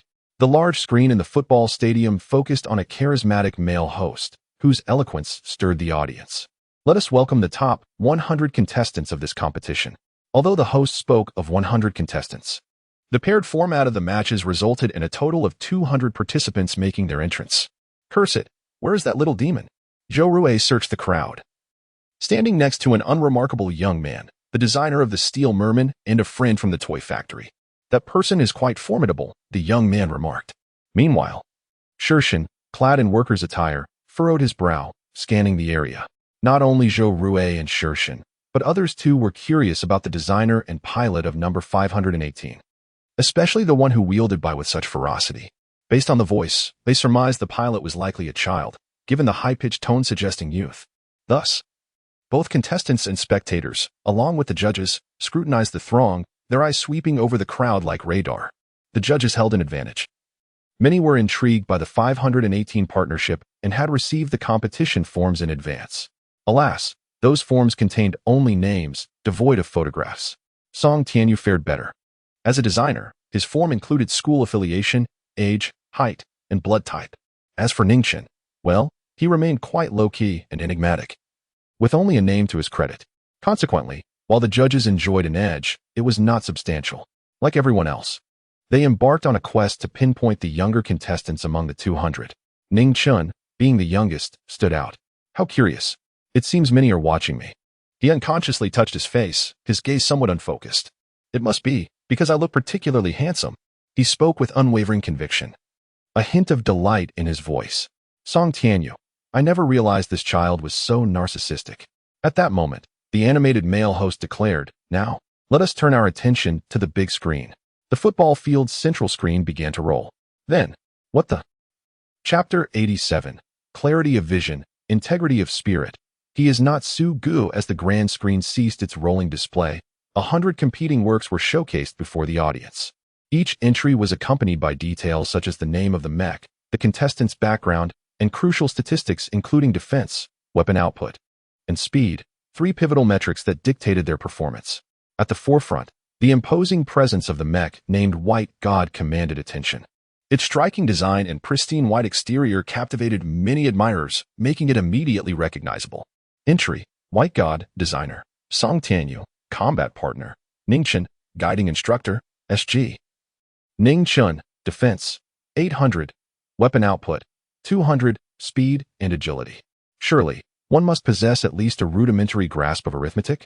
Official competition rules stipulated that each contestant began with a fund of 1 million star coins, equivalent to 1,000 points in mech metrics. However, the White God alone boasted a defense and weapon output that totaled 1,000 points, not to mention its speed and agility. Altogether, the sum reached an astonishing 1,400. This was simply preposterous. It was claimed that contestant 518 must have cheated. This sentiment echoed through the crowd, though upon reflection, it seemed somewhat flawed. Contestants delved into the components of White God, calculating the defense, weaponry, speed, and agility values, confirming that they indeed fell within the competition's stipulated 1 million specifications. Yet, the source of the additional 400 points remained a mystery. Even the judges appeared perplexed.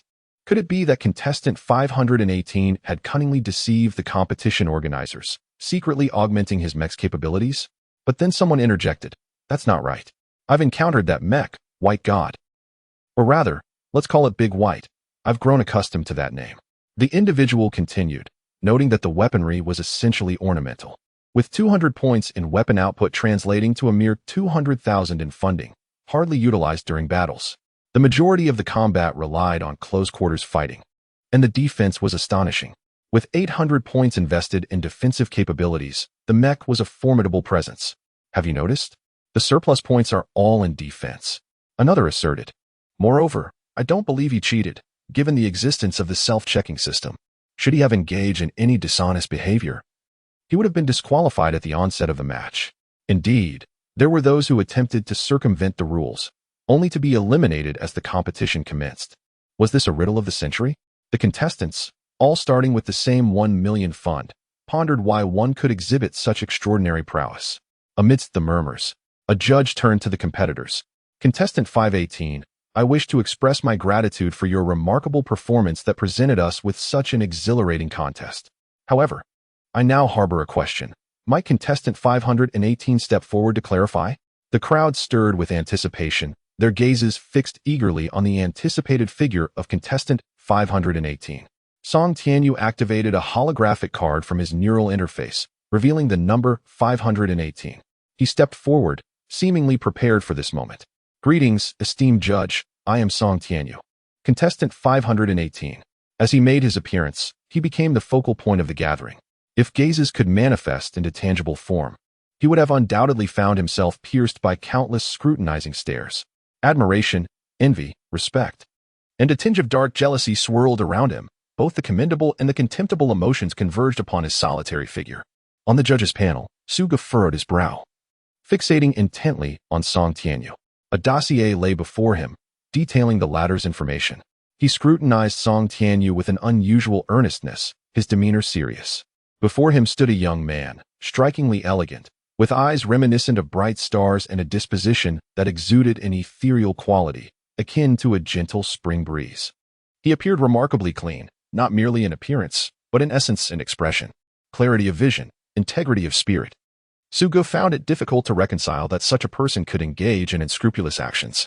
The mech he designed indeed possessed exceptional attributes, leading him to ponder whether it was solely through his own talents that he would inevitably secure a foothold in this industry, without resorting to underhanded methods. After all, although he had extensive connections, his infrequent public appearances rendered him relatively obscure. Those aware of Su Ji's existence were influential figures, unlikely to concern themselves with a competition that resembled a child's play. Thus, what was the intent of this young man? What motives did he harbor? Or could this merely be a misunderstanding, a serendipitous occurrence? Contestant 518, I am curious to understand why your entry boasts nearly double the points of others. The previous judge queried straightforwardly, seeking clarity not only for himself, but also affording Song Tianyu a chance to dispel any unfounded accusations of dishonor. Song Tianyu smiled gently. For this, I must express my gratitude to my instructor. At that moment, a nearby child appeared to be dozing off, head drooping as he nodded in his slumber. 518. The questioning judge interjected, casting a glance towards Su Ji's direction. Is the instructor you refer to none other than Mr. Sugo? Sugo? Song Tianyu was momentarily taken aback. He instinctively followed the judge's gaze and soon spotted a man, mature and dignified, approximately in his 30s. Though his expression was currently quite solemn. Song Tianyu furrowed his brow slightly, locking eyes with Sugo, trying to discern any familiar trace in his gaze. However, disappointment washed over him. The man's look was entirely foreign, devoid of familiarity. He had mistakenly believed that SG was Sugo and vice versa. Now, face to face, he realized the truth of his error. In that instant, memories of Sushi surfaced, how she had once invoked Su Ji's name to solicit his assistance, and due to the coincidence of the initials SG, he had never doubted it.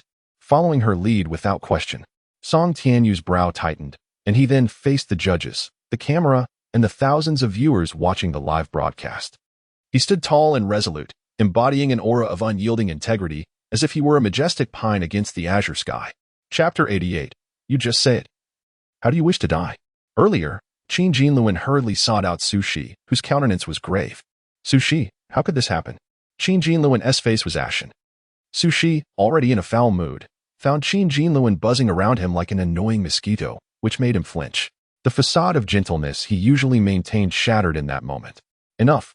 Caught off guard by the sudden reprimand, Qin Jinluan was bewildered. Sushi, unable to tolerate any further, seethed with anger. Are you a fool? If you can't speak properly, then don't say anything at all. Even if you were silent, no one would mistake you for a mute. You need to realize that we are on the same side. Yet what have you done? You brazenly revealed my name in front of so many people. Qin Jinluan, are you out of your mind? Have you lost your senses? Qin Jinluan was left dazed by Su Shi's outburst. He could not comprehend why Su Shi was so furious. At that moment, Qin Jinluan was filled with despair, having missed out on a prize and now facing the grim prospect of being pursued by loan sharks. He felt utterly lost. Sushi was so enraged that he felt like striking Qin Jinluan. In my life, I have never encountered someone as foolish as you. What on earth were you thinking? Selling out your teammate so gleefully? I truly misjudged you. The usually gentle and understanding Su, she suddenly erupted with expletives, pointing an accusatory finger at Qin Jinluan, utterly shattering his image. Sushi was absolutely livid. He recalled the previous competition. Qin Jinluan's stupidity was astounding. Did he not realize that the event was broadcast live?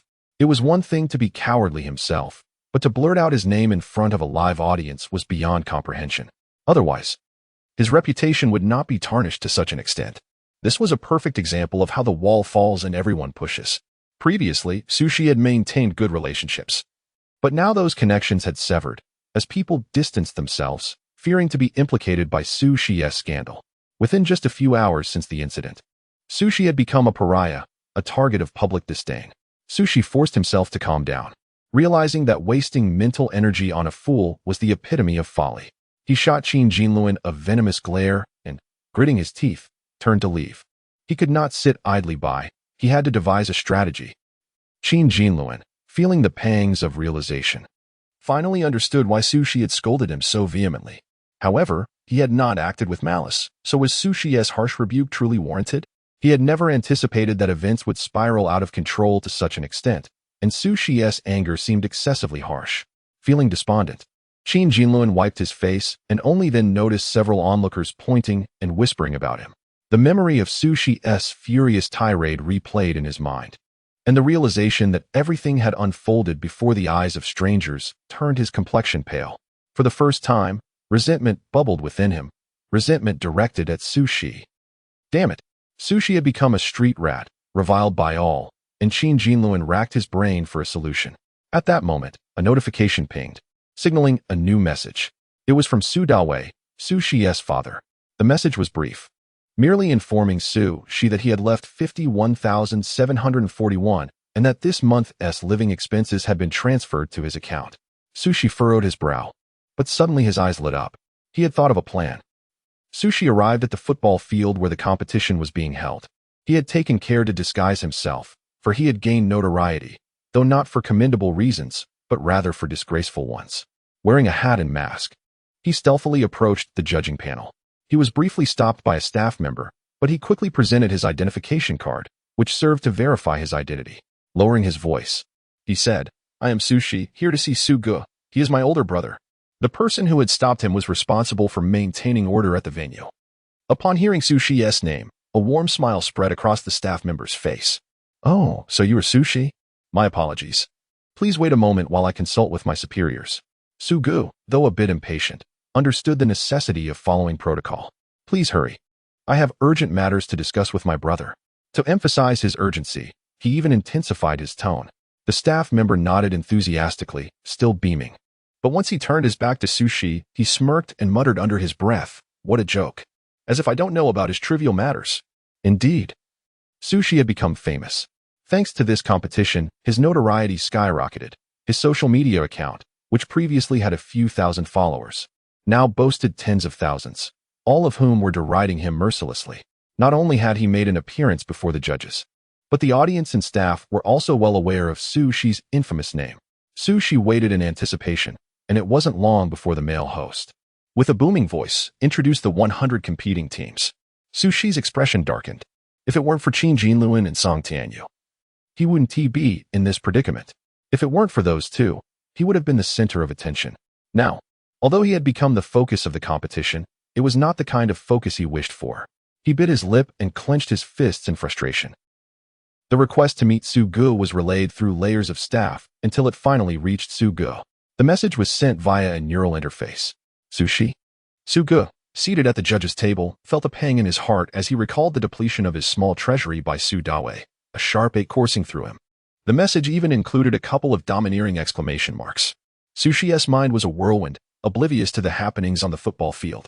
When he was finally brought to the judge's table, he wiped his face and immediately donned a look of utter despair. At that moment, the judges were still in shock due to Song Tianyu's earlier declaration.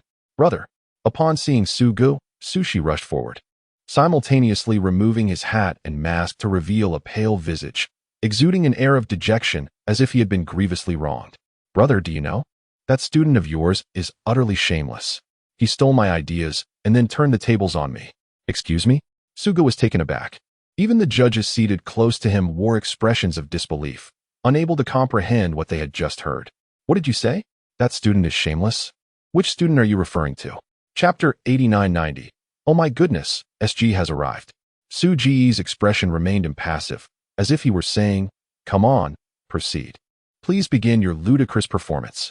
However, at this moment, Sushi was wholly absorbed in her lamentations, oblivious to the peculiar demeanor of Su-Gu, thus missing the opportunity to discern it.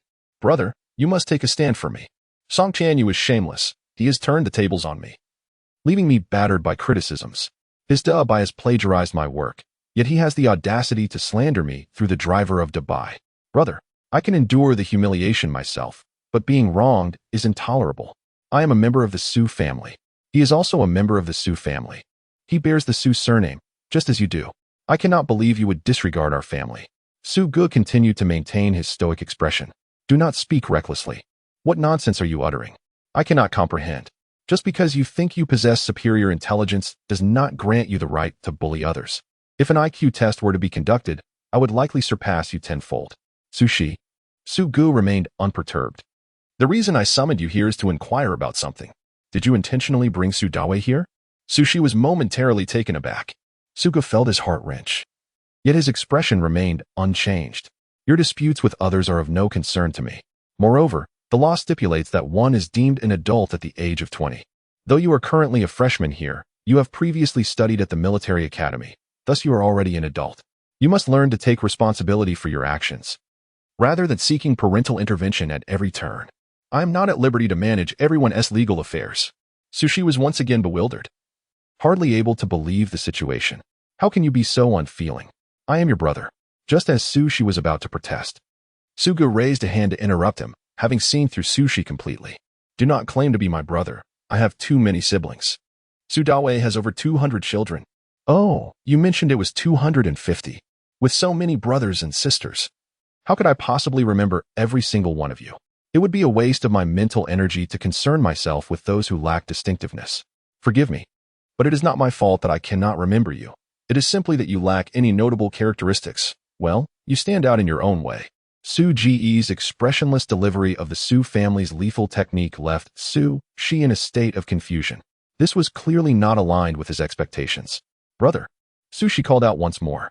Su Gu, still expressionless, continued. Have you made your decision? There are various methods of demise available: pan-seared, deep-fried, steamed, braised, or slow-cooked. There is nothing I cannot execute. If you find yourself unable to choose, you may experience them all in succession. Rest assured, as a member of the Su family, I will show some mercy.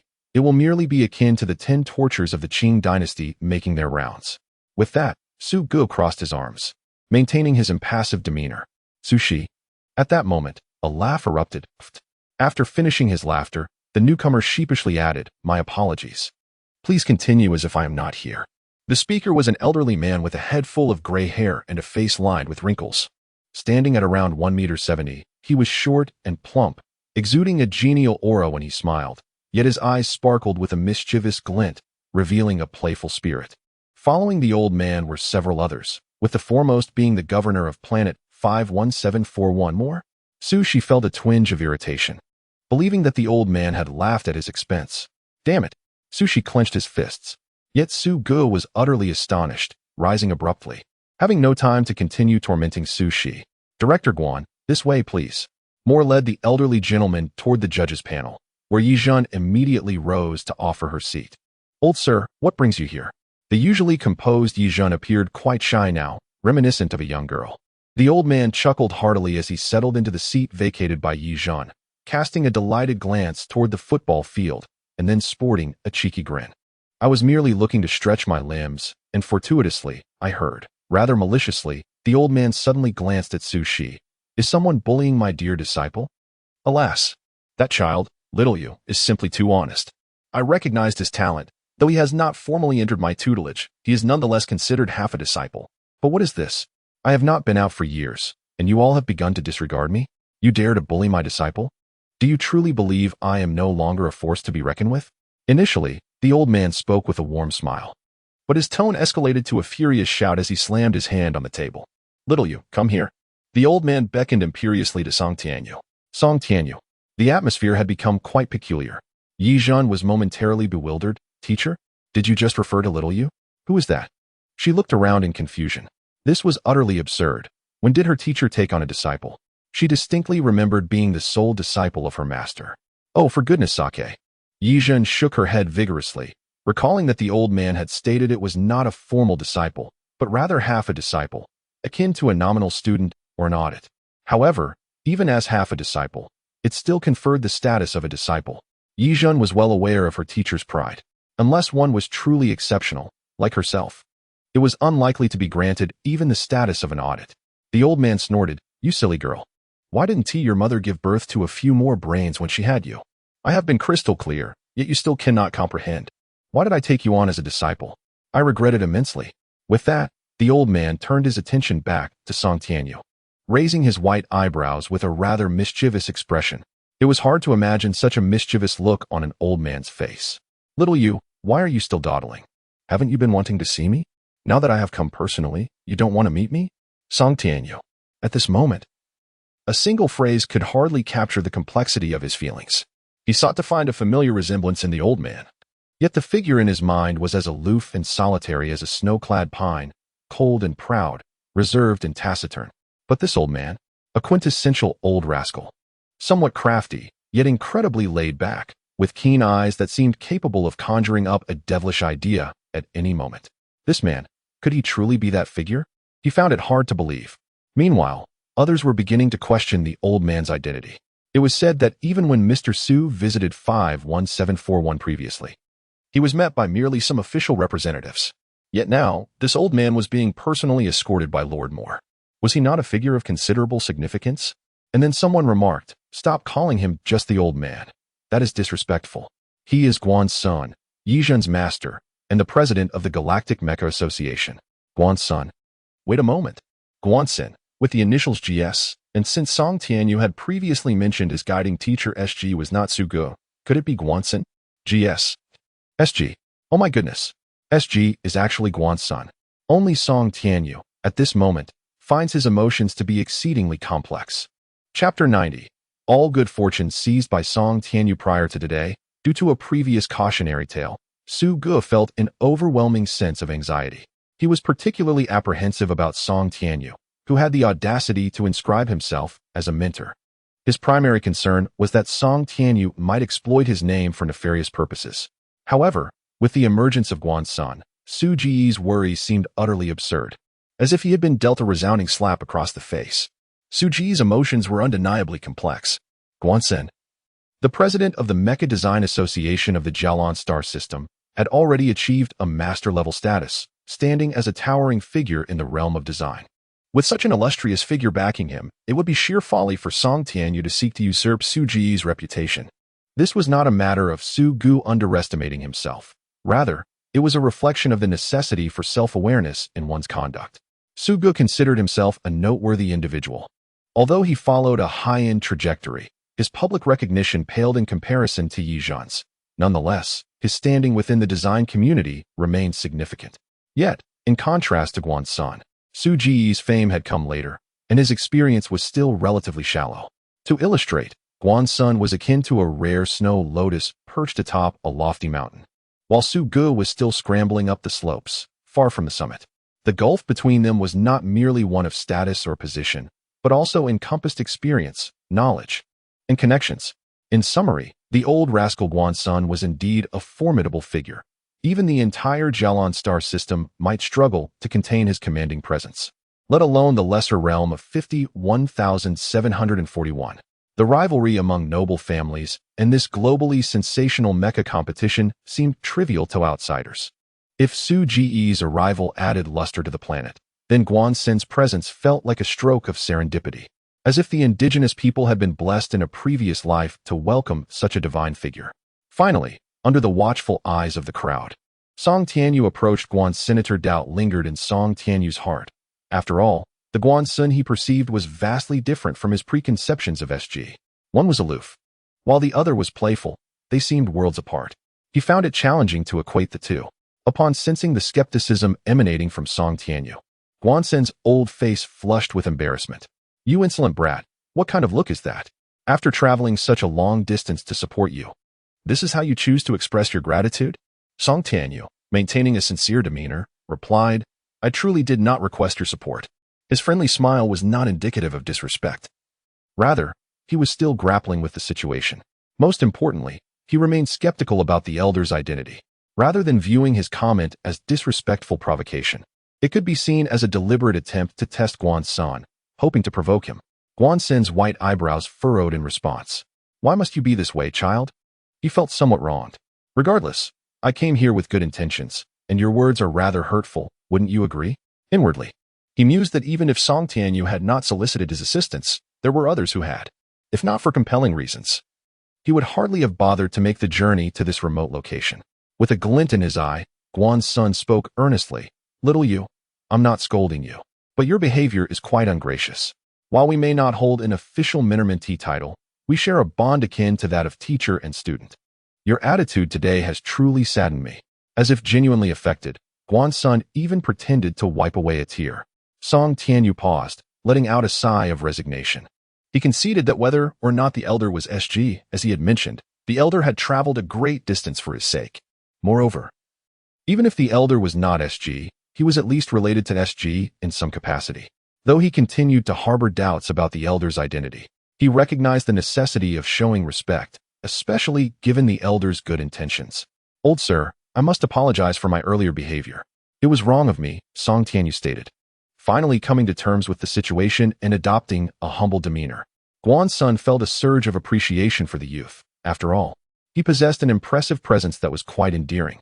This reminded him of another individual, causing him to momentarily lose focus. He recalled someone mentioning that this young man was quite astute, though he had initially dismissed the comment. To his surprise, in just one encounter, Song Tianyu had seen through him. The crowd remained oblivious to Song Tianyu's doubts, showering him with praise for his extraordinary fortune in gaining Guanxin's attention. While some envied his luck, others, like Su Shi, harbored feelings of jealousy. Sushi clenched his teeth, harboring deep resentment. Why did all the good fortune have to fall into Song Tianyu's lap? He shot a disbelieving glare at Song Tianyu, still grappling with the reality of the situation. He had just reported to Su Go, and while Su Ji's reaction had not met his expectations, the abrupt slap in the face was undeniably painful. Sushi's fists tightened, his expression stormy and grim.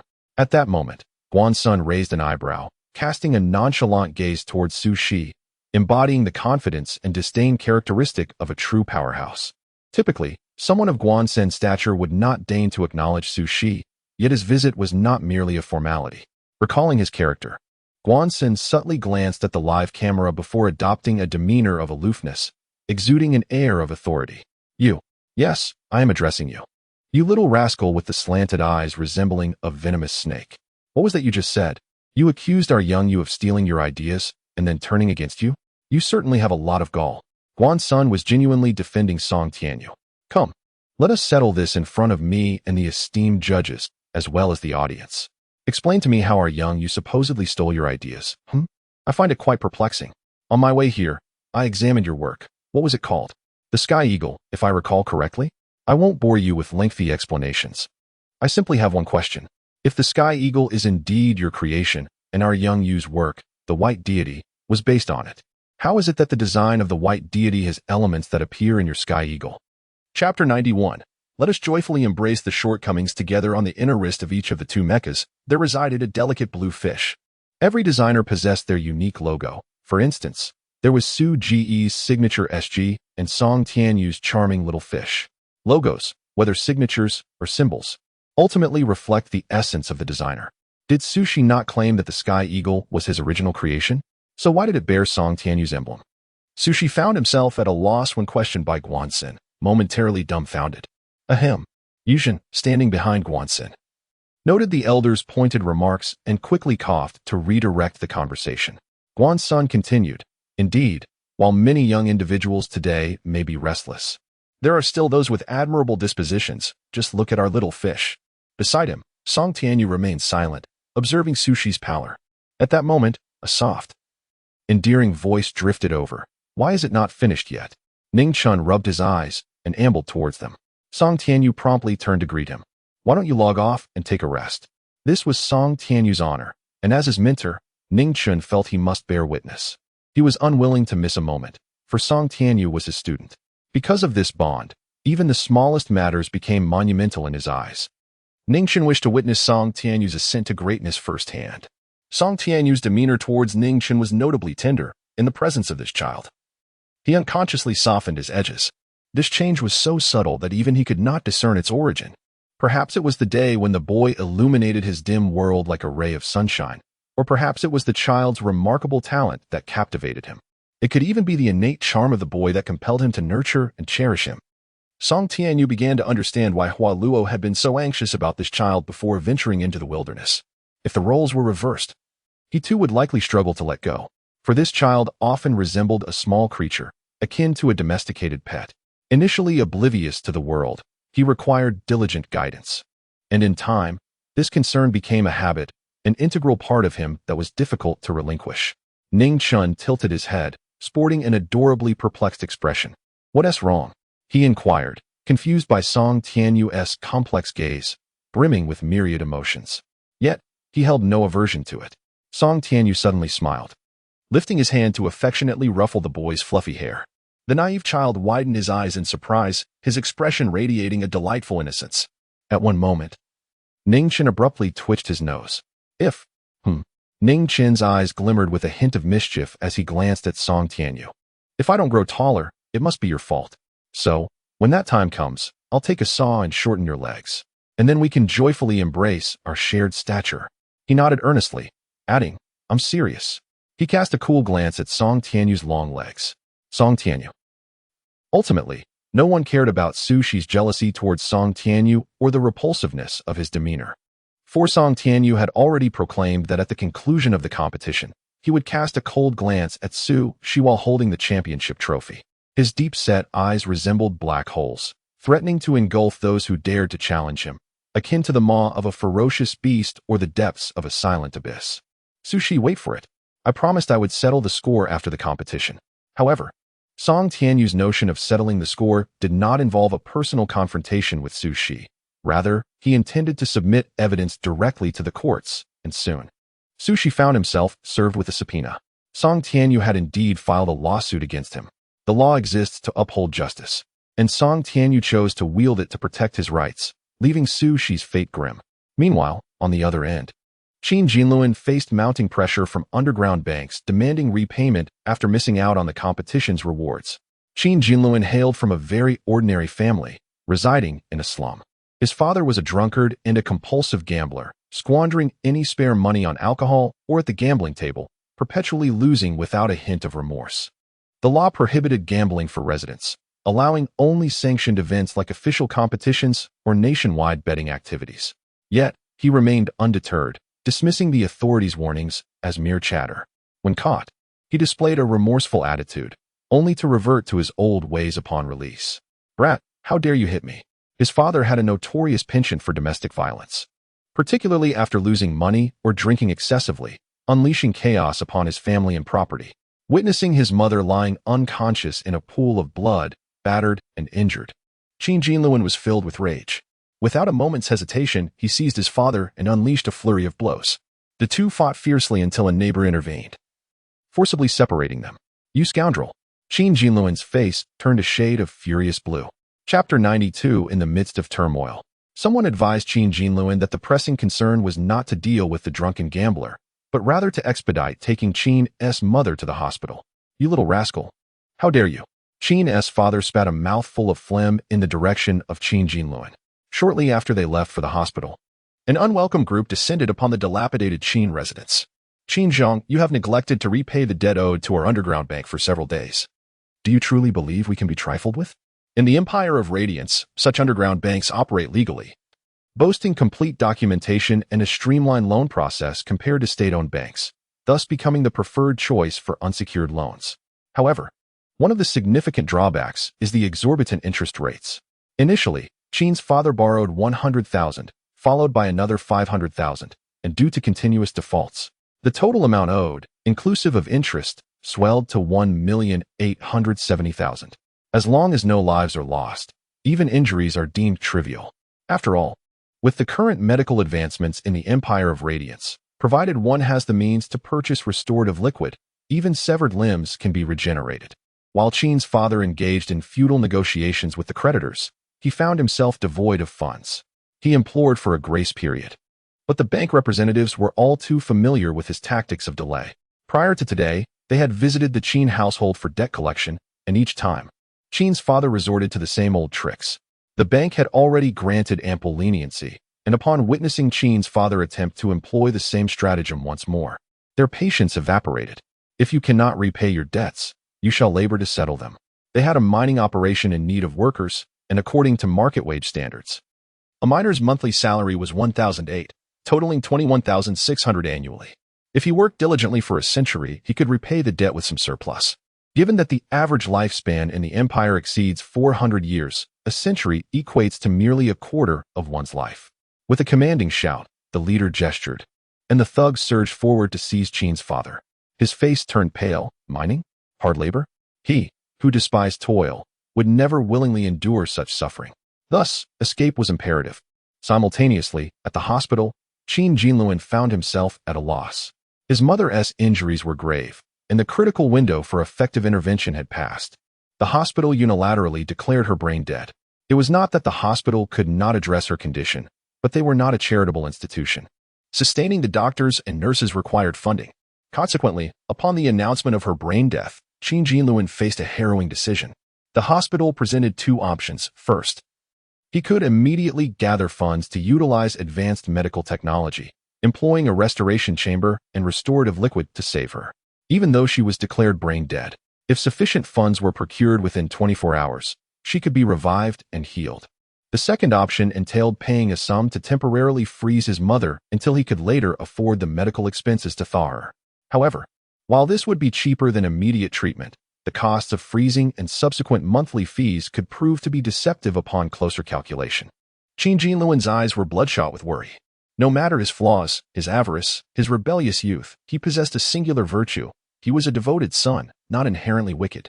Memories of his mother shielding him during his father's drunken rages flooded his mind. He clenched his jaw, recalling how, had he not encountered the formidable Bai during the previous competition, he might not be in such dire straits. He accessed his personal account, having saved a modest sum from his frugal lifestyle, but it was woefully inadequate for the vast medical expenses, merely a drop in the ocean.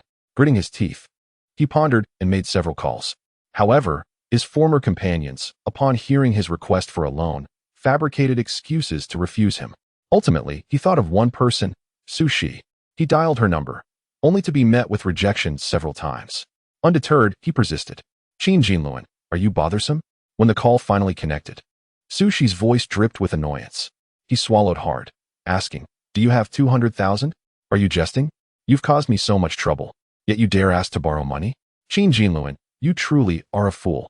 SUSI's voice was laced with mockery. 200,000? I have that.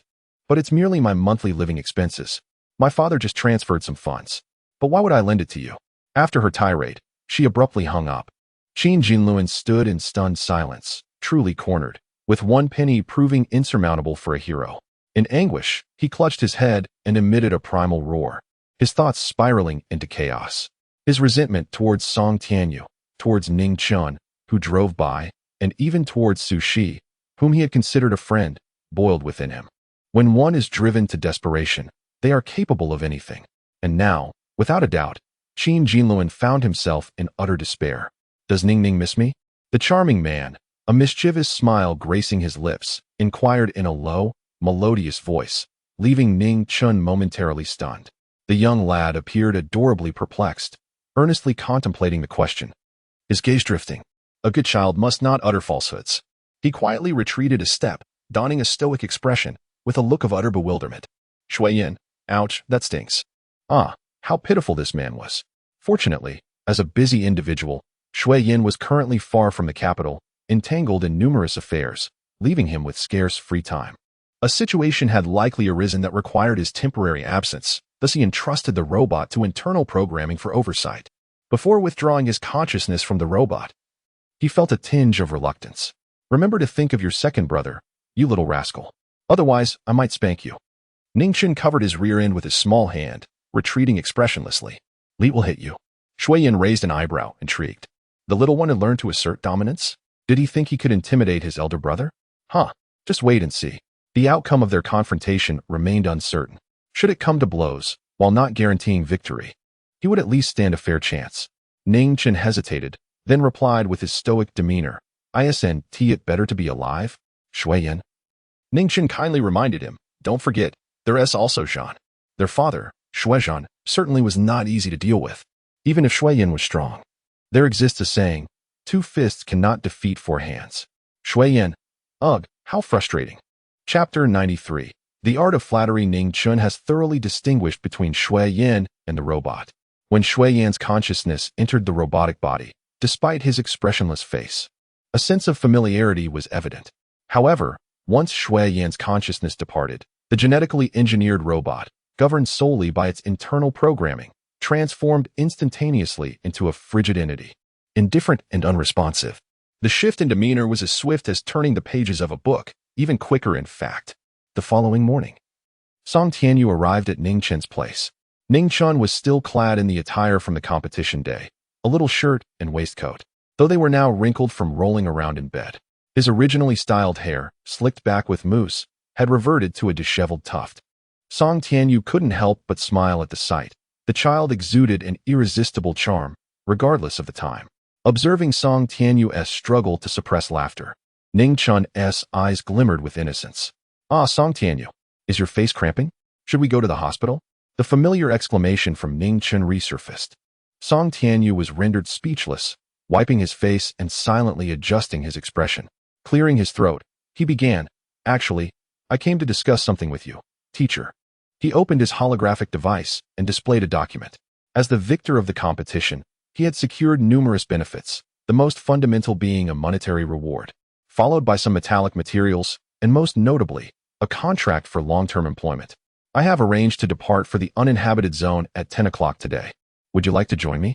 The contract awarded to the winners signified their status as an official mech designer. ensuring that any designs they created would be prioritized for factory use. Yet, Song Tianyu felt that this honor was not solely his. Although he did not pilot a mech during the competition, he had watched the live broadcasts of the intense battles.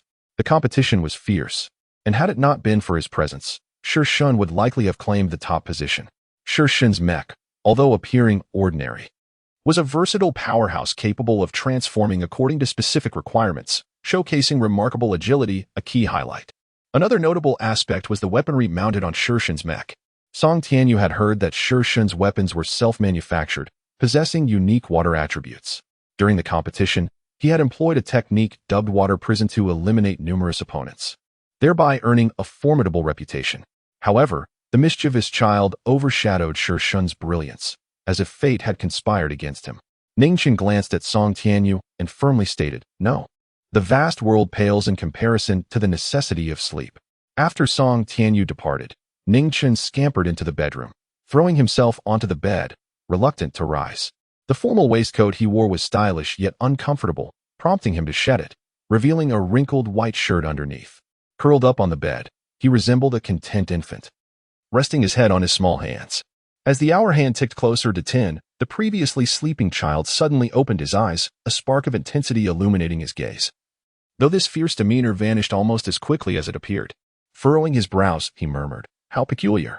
Casting a bewildered look around, he then closed his eyes once more, delving into a meditative state. In that moment, his being seemed enveloped in a cascade of vibrant light, akin to a flowing galaxy or the mesmerizing auroras of the coldest realms. After a brief pause, the child abruptly opened his eyes, his brows knitted in concentration, lips pursed in a serious expression. "Hello, student Song. I am Zhou Rue, a special envoy from Jialina Factory. I will be responsible for guiding you." Zhou Rue, hailing from a modest background, was determined and ambitious.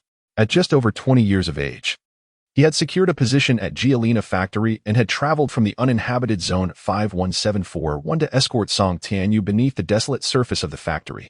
Upon stepping from the military green hover vehicle, Zhou Rue felt a twinge of anxiety. As he checked behind him for the mischievous child, relief washed over him upon not finding him.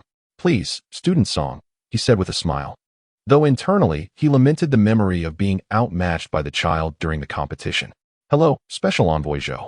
I recognized you from the competition. Your performance was remarkable." Song Tianyu replied amicably. Zhou Rue smiled, scratching his head. "My friend works at the Kaleido toy factory and has a keen interest in mechs. I suppose I could be considered an enthusiast as well." Song Tianyu was taken aback. Kaleido? That was one of the top 100 renowned enterprises in the Galanstar system. Amidst the chaos of the competition, he had not anticipated encountering such a significant figure. Though he was unaware of the exact position of Zhou Rue's friend at Kaleido, it was rumored that even the janitors there earned substantial salaries, and the company had high expectations of its employees. Many aspiring mech designers vied for apprenticeships at Kaleido, which had rapidly monopolized the toy market within the Galanstar system and was shrouded in an air of mystery regarding its leadership. Just then, a voice called out, "I recognize you. You. We met at the competition." Zhou Rue. Song Tianyu. The child, dressed in a wrinkled white shirt and black pants, appeared disheveled, with hair sticking out in all directions. His innocent face, freshly washed, bore a blank expression, and his slight frame made him seem fragile. Now, he shuffled towards the two like a small turtle, moving slowly and dazedly. Chapter 94. Is it not good to be alive? The hover car ascended to the aerial track, weaving through the flow of vehicles above. The interior of the car was spacious, and Ning Chun appeared dazed, his expression one of perpetual drowsiness as he struggled to stay awake.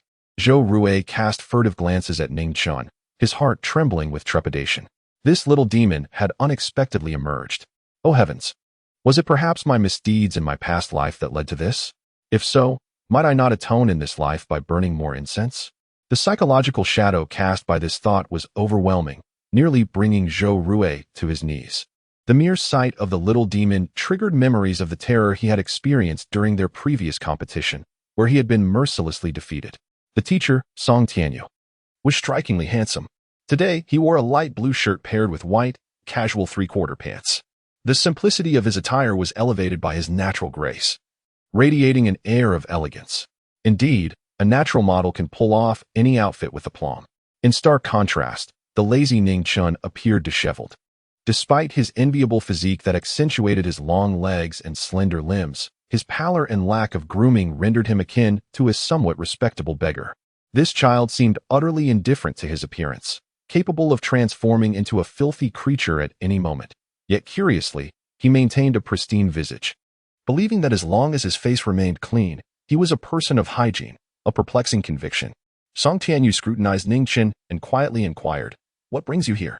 Earlier that morning, when he sought the young teacher, he had been met with a firm refusal. To his surprise, this individual had suddenly appeared just before his departure. Ning Chen, looking quite fatigued, wore an expressionless face, affecting an air of aloofness. "Just wandering around," he replied. "Wandering around?" Song Tianyu echoed, bewildered. "Are you suggesting a leisurely stroll in a restricted area? It seems you may have misconstrued the term wandering. The no-go zone is fraught with peril, unlike the safe zones." Ning Chen cast a quizzical glance at Song Tianyu, genuinely intent on merely exploring. However, a slight furrow of his brow suggested confusion. Over the long passage of time, he had lost many things. For instance, he had once been formidable, yet now he felt frail, leading to a pallid complexion and a constant desire to succumb to sleep. Wishing to never awaken again, for that sense of weakness was utterly exhausting. Rubbing his weary eyes, Ning Chen turned his gaze toward the window, peering into the distance toward the no-go zone. Their destination was the 8th checkpoint, which, as Zhou Rui had informed him, was situated near the underground factory of Giolina. The horizon revealed a desolate expanse of dry, crimson earth, as if stained with blood. From Ning Chen's vantage point, he could discern dark, grayish hues of resentment, seemingly announcing the tragic aftermath of the extraterrestrial assault on the planet. Suddenly, a memory flashed in Ning Chen's mind, reminiscent of a similar scene from a decade prior on another desolate planet, teeming with anguished spirits. Upon his emergence from the ground, he beheld devastation, abandoned. Decaying warships rusted and littered across the terrain, bones scattered everywhere, remnants of a brutal past. That place had witnessed war. Among the remains, he spotted a male corpse, clad in tattered military garb, a fatal wound in his abdomen, a gaping hole where life had once thrived. With only a slim portion of flesh clinging to his narrow waist, the body nearly severed in two, a knife lodged in his chest, a bullet having pierced through. The limbs lay distorted and broken, the entire form a testament to a tragic demise. The man's corpse was already cold, displaying prominent post-mortem lividity, his skin a distinctive ashen hue. Yet, he possessed an undeniable beauty, a striking figure. His sharp eyebrows slanted elegantly, skin a sun-kissed bronze, with defined features that imbued him with a rugged yet captivating allure. At that moment, Ning Chen recalled a phrase, a walking embodiment of testosterone. The man appeared to be around 27 or 28, while Ning Chen, at that time, was but a small child, reminiscent of a 4-year-old human. Upon awakening, he was bewildered by the year and the duration of his slumber. Perhaps it was the man's striking appearance that had drawn him in, prompting him to awaken the corpse. Subsequently, that body became his adoptive father, though it was more accurate to say that he chose the Shui family. In truth, they, including the ancient clan behind them, had always existed to serve him, living through generations solely for that purpose. The hover car descended at the 8th checkpoint, where the pale young boy, both alluring and sorrowful, stepped out with a dazed expression, his demeanor one of detachment. The guards stationed at the checkpoint wore grave expressions. Zhou Rui exited the vehicle, visibly relieved. Heaven knew that this seemingly innocent little demon could unexpectedly exert immense pressure. During the journey to the 8th base, Zhou Rui had been too frightened to breathe, terrified of provoking the little demon's ire and facing another brutal defeat. Upon observing the unsettling atmosphere at the checkpoint, Zhou Rui sensed an impending storm. He hurriedly approached a familiar guard and asked, "What is happening?" The guard's brow was furrowed with concern. "Just 10 minutes ago, we received a level 1 alert. A group of extraterrestrial beings is approaching 51741. Their target is likely the no-go zone." Zhou Rui's face paled, nearly matching Ning Chen's hue. "How could this happen?" he stammered.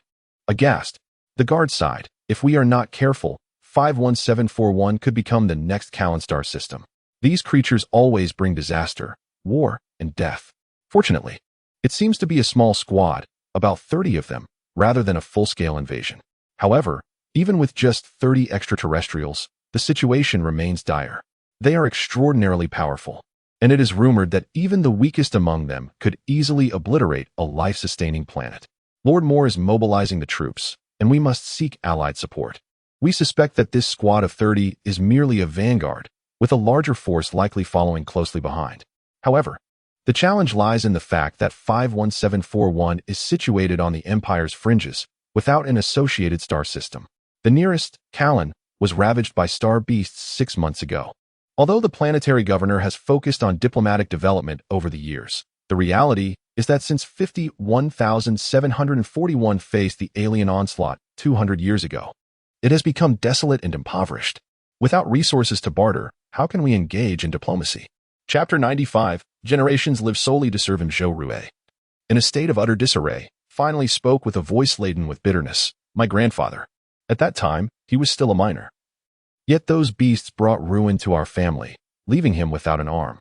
In times of necessity, every citizen must take up arms. If war is to come, I shall wield my weapon and stand alongside the warriors to defend our homeland. He understood the gravity of this statement. Where there is war, casualties are inevitable. He too might become one of the fallen.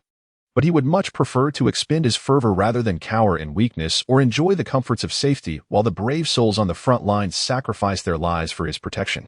Song Tianyu stood beside Ning Chen, the child appearing drowsy and unsteady. He grasped Ning Chen's arm, pulling him closer to prevent the child from stumbling and hitting his forehead against the ground. Upon hearing Zhou Yu's declaration, he gradually relaxed his grip. His tightly clenched fist struck heavily against his heart. Casting a glance at Zhou Rui, he echoed the sentiment. If there is no way to evade this, we must fight. It shall be a battle to the death. The guards chuckled at the banter. The situation may not be as dire as we think. We shall go first. When we can no longer hold our ground, you can join us. Zhou Rui attempted to lighten the mood with a jest. They are but a horde of heartless beasts. Let one come, and I shall strike it down. Let two come, and I shall take them both on. We will truly engage them. Ning Chen, with a hazy gaze, glanced at Zhou Rui before wobbling towards the checkpoint, mumbling to himself, here they come again. Ning is not pleased. This is on a higher level.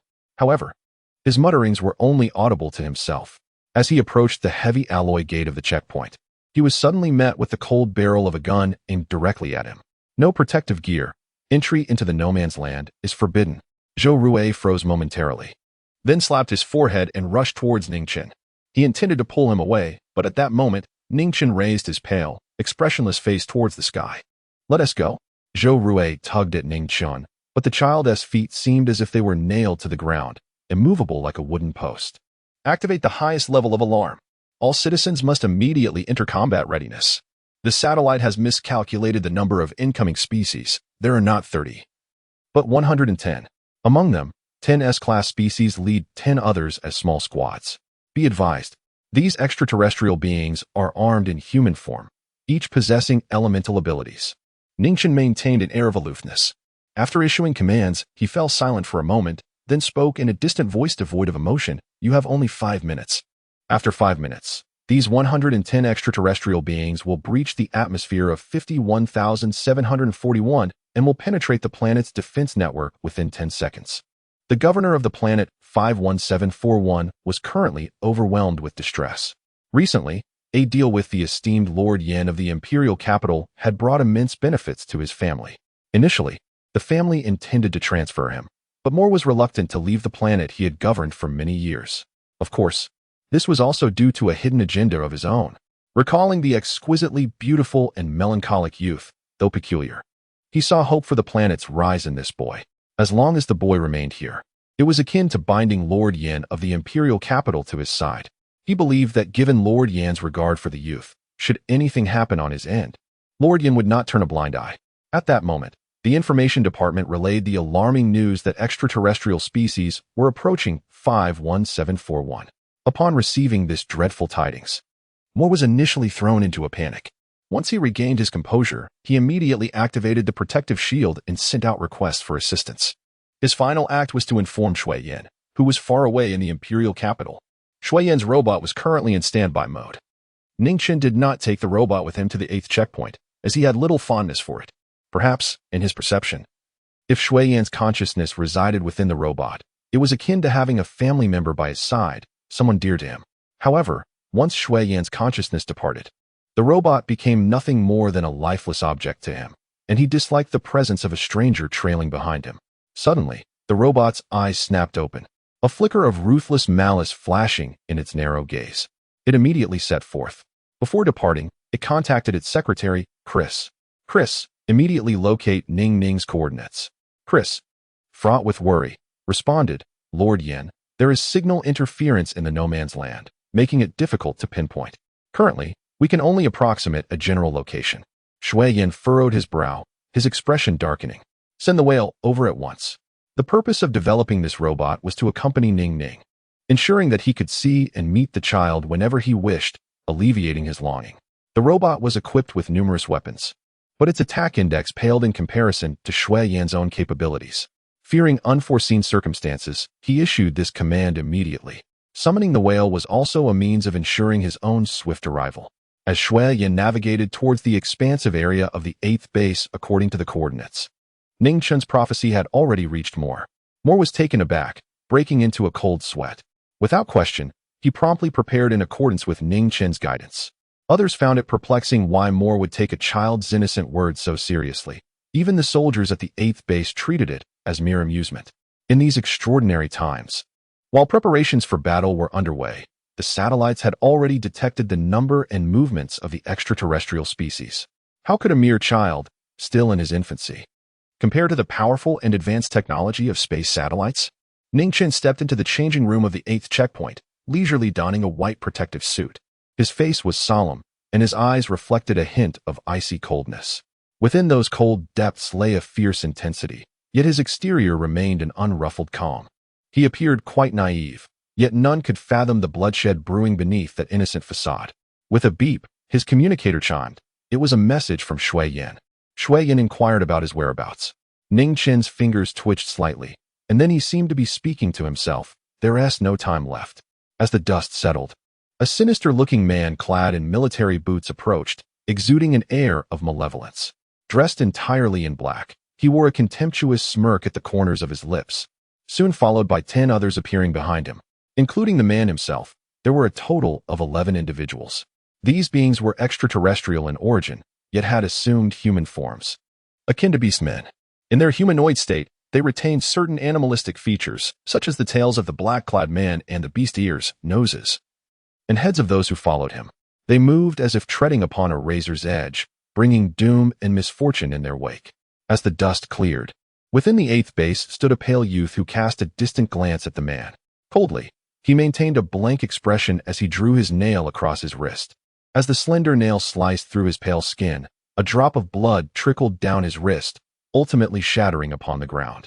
A dark, vengeful smirk graced the youth's lips. His black hair transformed into silver in an instant. Even his originally pure black eyes morphed into bloody red orbs. The youth's shoulders trembled, and upon closer inspection, he was laughing. He had succumbed to madness. Chapter 96. The innate sovereign, the pallid complexion became even more ghostly pale, resembling fine jade, akin to ice and snow, exuding a chilling sheen. Yet, those deep crimson eyes and blood-red lips were strikingly vibrant, verging on the demonic. The stark contrast between the utmost white and the utmost red was blinding. The youth gritted his teeth and sneered, stepping forward with a frail, yet formidable presence. A provocative smile curled at the corners of his lips, his eyes arrogantly lifting at the edges, yet the coldness within them was astonishing. Born a king, he never bowed to anyone. This was a rare glimpse of his true nature. Ning Chen cast a sidelong glance at the group of uninvited guests, numbering 11, resembling a small squadron. Their arrival was marked by a thunderous crash, caused by the leading S-class beastman. As he descended from the sky, the overwhelming momentum obliterated the embedded quarantine station within the checkpoint. Zhou Rui was particularly unfortunate, being buried under the rubble of the collapsed station. Song Tianyu fared little better. Half of his body trapped beneath the debris, unconscious and quickly pooling in a sea of blood. Ning Chen apathetically glanced towards Song Tianyu, then let out an exasperated click of his tongue. What a damn nuisance, he muttered, his tone reflecting annoyance. He casually raised his wrist, where blood continued to drip from a wound. Pressing his lips together, he placed a tender kiss on the injury, using his heated blood to stain his already crimson lips. His tongue flicked like a serpent's, a picture of morbid ecstasy as he licked away the blood from the wound. By the time he finished, The injury had healed. With a wild toss of his head, his silver-white hair danced in the wind. A wicked and sanguine curve graced his lips, reminiscent of the Grim Reaper's presence. As he strolled leisurely towards the beastmen, seemingly indifferent, "Tell me, do you know whose territory this is? What audacity compels you to run rampant here? How many guts have you borrowed from heaven to dare challenge me?" His blood-red eyes narrowed, radiating an aura of chilling danger. The arrival of the 11 had instilled a palpable tension within the 8th checkpoint. The guards stationed there had already lost their composure, with a few recognizing the stark contrast presented by Ning Chun, but lacking the time to ponder, immediately seeking cover and aiming their guns at the beastmen. The S-Class Beastman, known as OS, was the leader of this squad. The Radiant Empire referred to these beastmen as extraterrestrial species due to their beastly forms, which they could transform into humanoid appearances. OS's true form was that of a crocodile, retaining some animalistic traits even in human guise. His beast tail, a dark green hue covered in scales, was reminiscent of a water-dwelling predator, commonly found in murky, decaying environments. OS had been dispatched on a mission. The 51741 No Man's Land consisted of 10 checkpoints, and he was tasked with the 8th. Other beastmen from various clans were stationed at the remaining locations. In total, they numbered 110, considered an advanced team. The commanding figure stationed at the rear was a Wolf Clan leader, known for his meticulous mind and cautious demeanor. Even though 51741 was merely a minor asteroid on the periphery of the Radiant Empire, the Wolf Clan leader adopted a conservative approach, intending to send them as a test. Unfortunately, he had underestimated the pride of these beastmen. A test? In such a desolate, impoverished place, was it worth the effort? Consequently, OS and the other leaders reached a consensus that this location was insignificant, easily conquerable without exertion. After all, anyone with even a modicum of capability had already gone to develop their talents in the Jalan sector. As for the locals of 51,741, not to mention elemental awakeners, even S-Class geneticists were exceedingly rare, barely numbering more than 5. Here, OS, who served as captain, was not only an S-Class, but also an elemental awakener. All his subordinates had awakened elemental powers, though their potential was somewhat lacking, equating to half-step S-Class. Coupled with the innate skills of the Beast Clan, they could obliterate a planet with ease. Ning Chun exuded an aura of wild defiance, his eyes glinting with disdain, revealing his current displeasure. "I'm asking you a question," he shouted, kicking over a massive piece of debris weighing hundreds of pounds. His brows were sharp, and he bore an arrogant demeanor, exuding a fierce brutality. Even his blood-red eyes surged with intense loathing. The last time his second persona emerged, he had been deranged and frenzied, exhibiting a grotesque madness. But this time, he seemed provoked by something deeper, radiating extreme violence and agitation. OS narrowed his eyes, questioning, "Were you speaking to me?" Suddenly, Ning Chun erupted into laughter. Initially a low chuckle that crescendoed into a raucous roar, as if threatening to shatter the heavens with his madness. His laughter was chaotic, transforming him into a more sinister figure. "You ask if I'm talking to you? Are you deaf?" His teeth clenched, a wicked smirk splitting his lips. He then adopted a sickly demeanor, neurotically stating, "In that case, you might as well do away with those ears, shouldn't you? Kid you."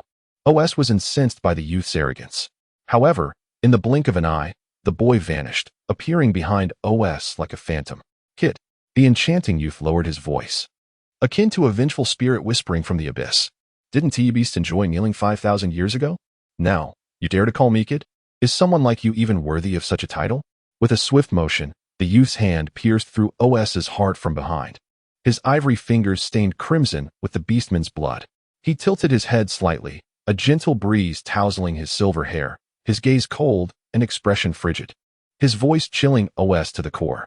5,000 years ago, I sent you to heaven. Now, I can just as easily send you to hell. You traitors tore up the contract first, betraying your master. Yet you continue to provoke me?"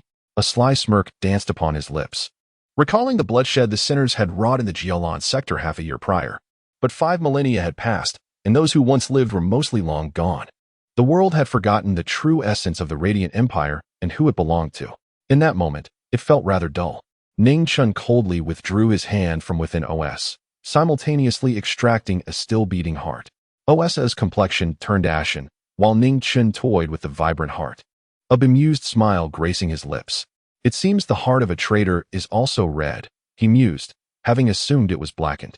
With a chuckle, he ignited a flame at his fingertips, reducing the heart to ashes.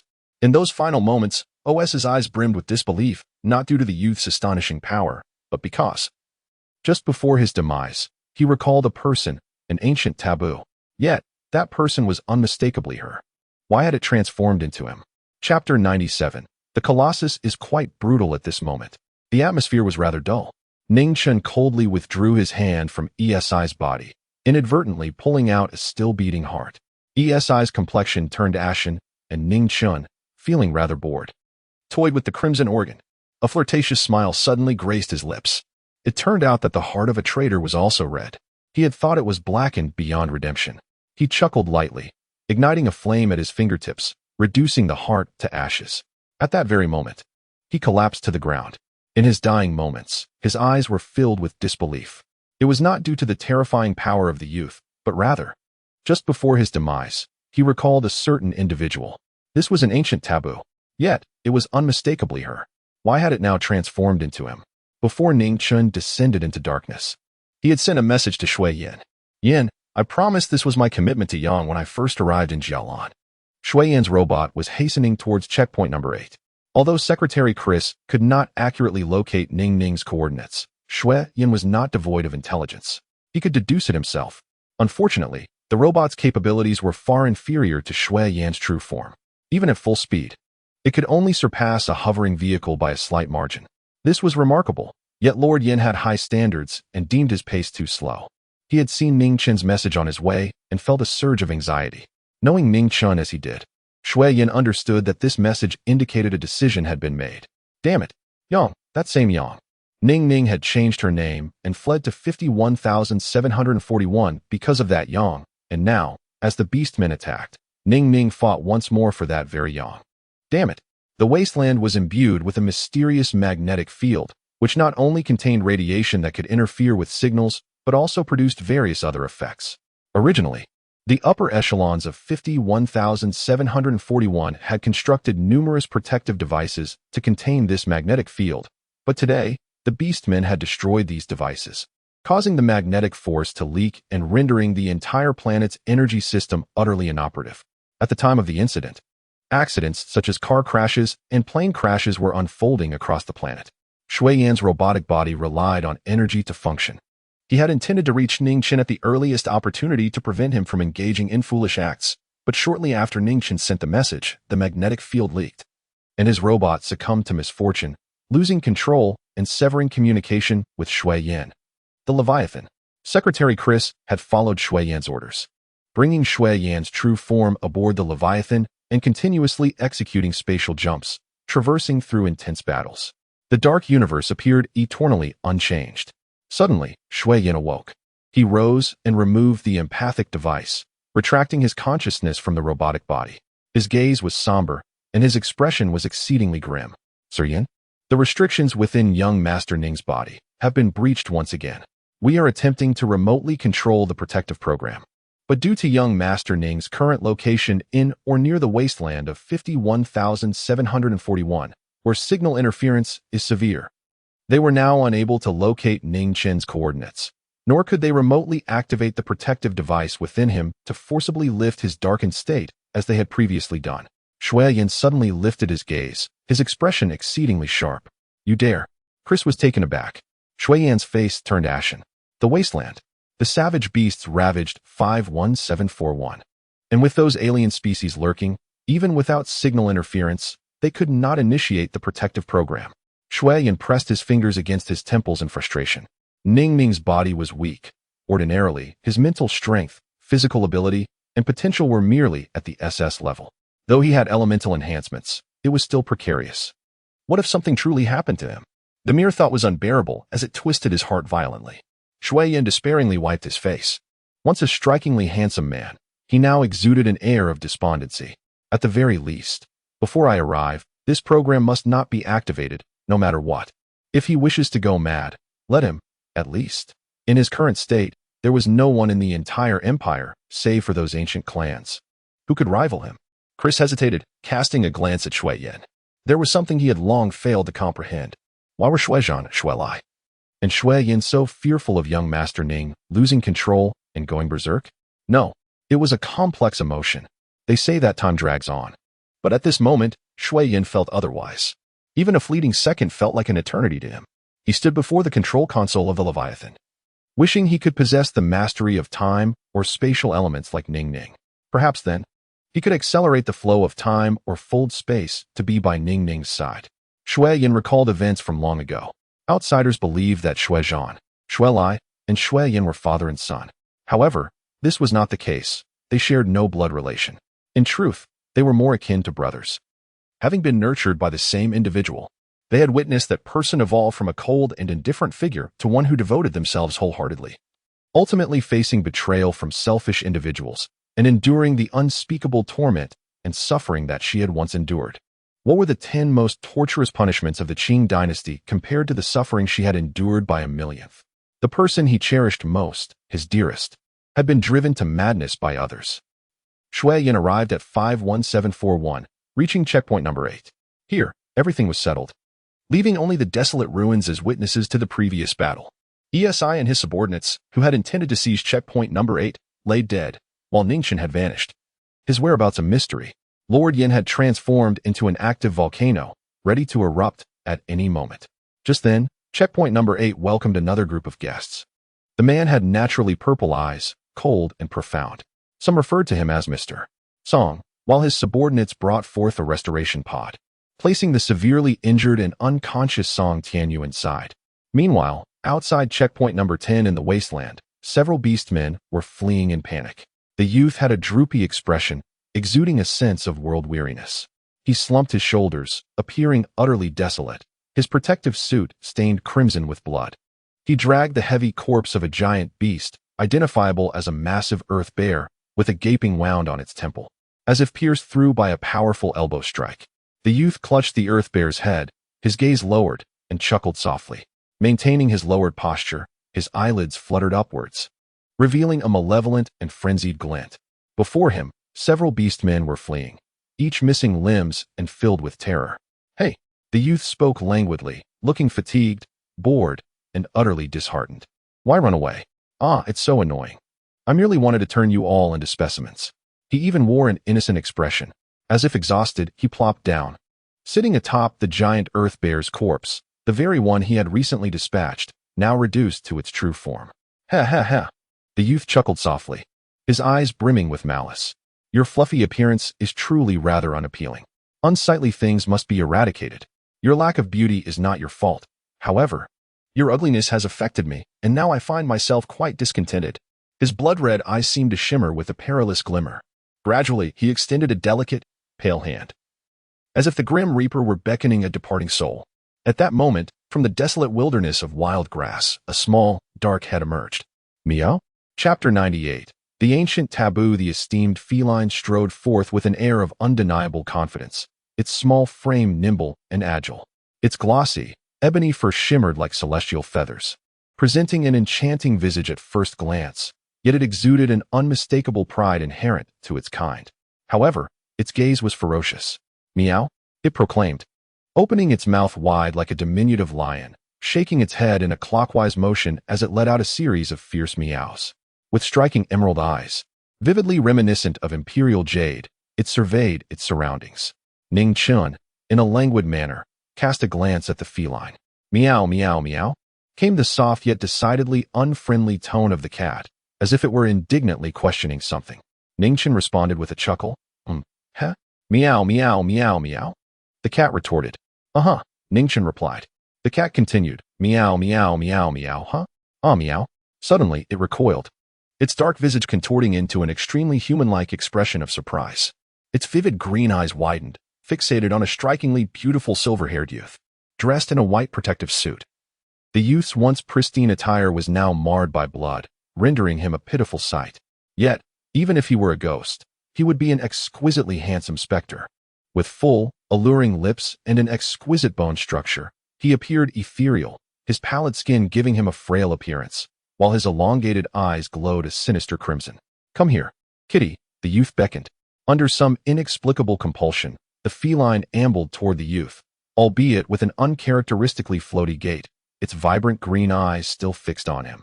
Curiously, despite the youth summoning the cat, the latter seemed eager to comply, almost as if it were offering itself willingly.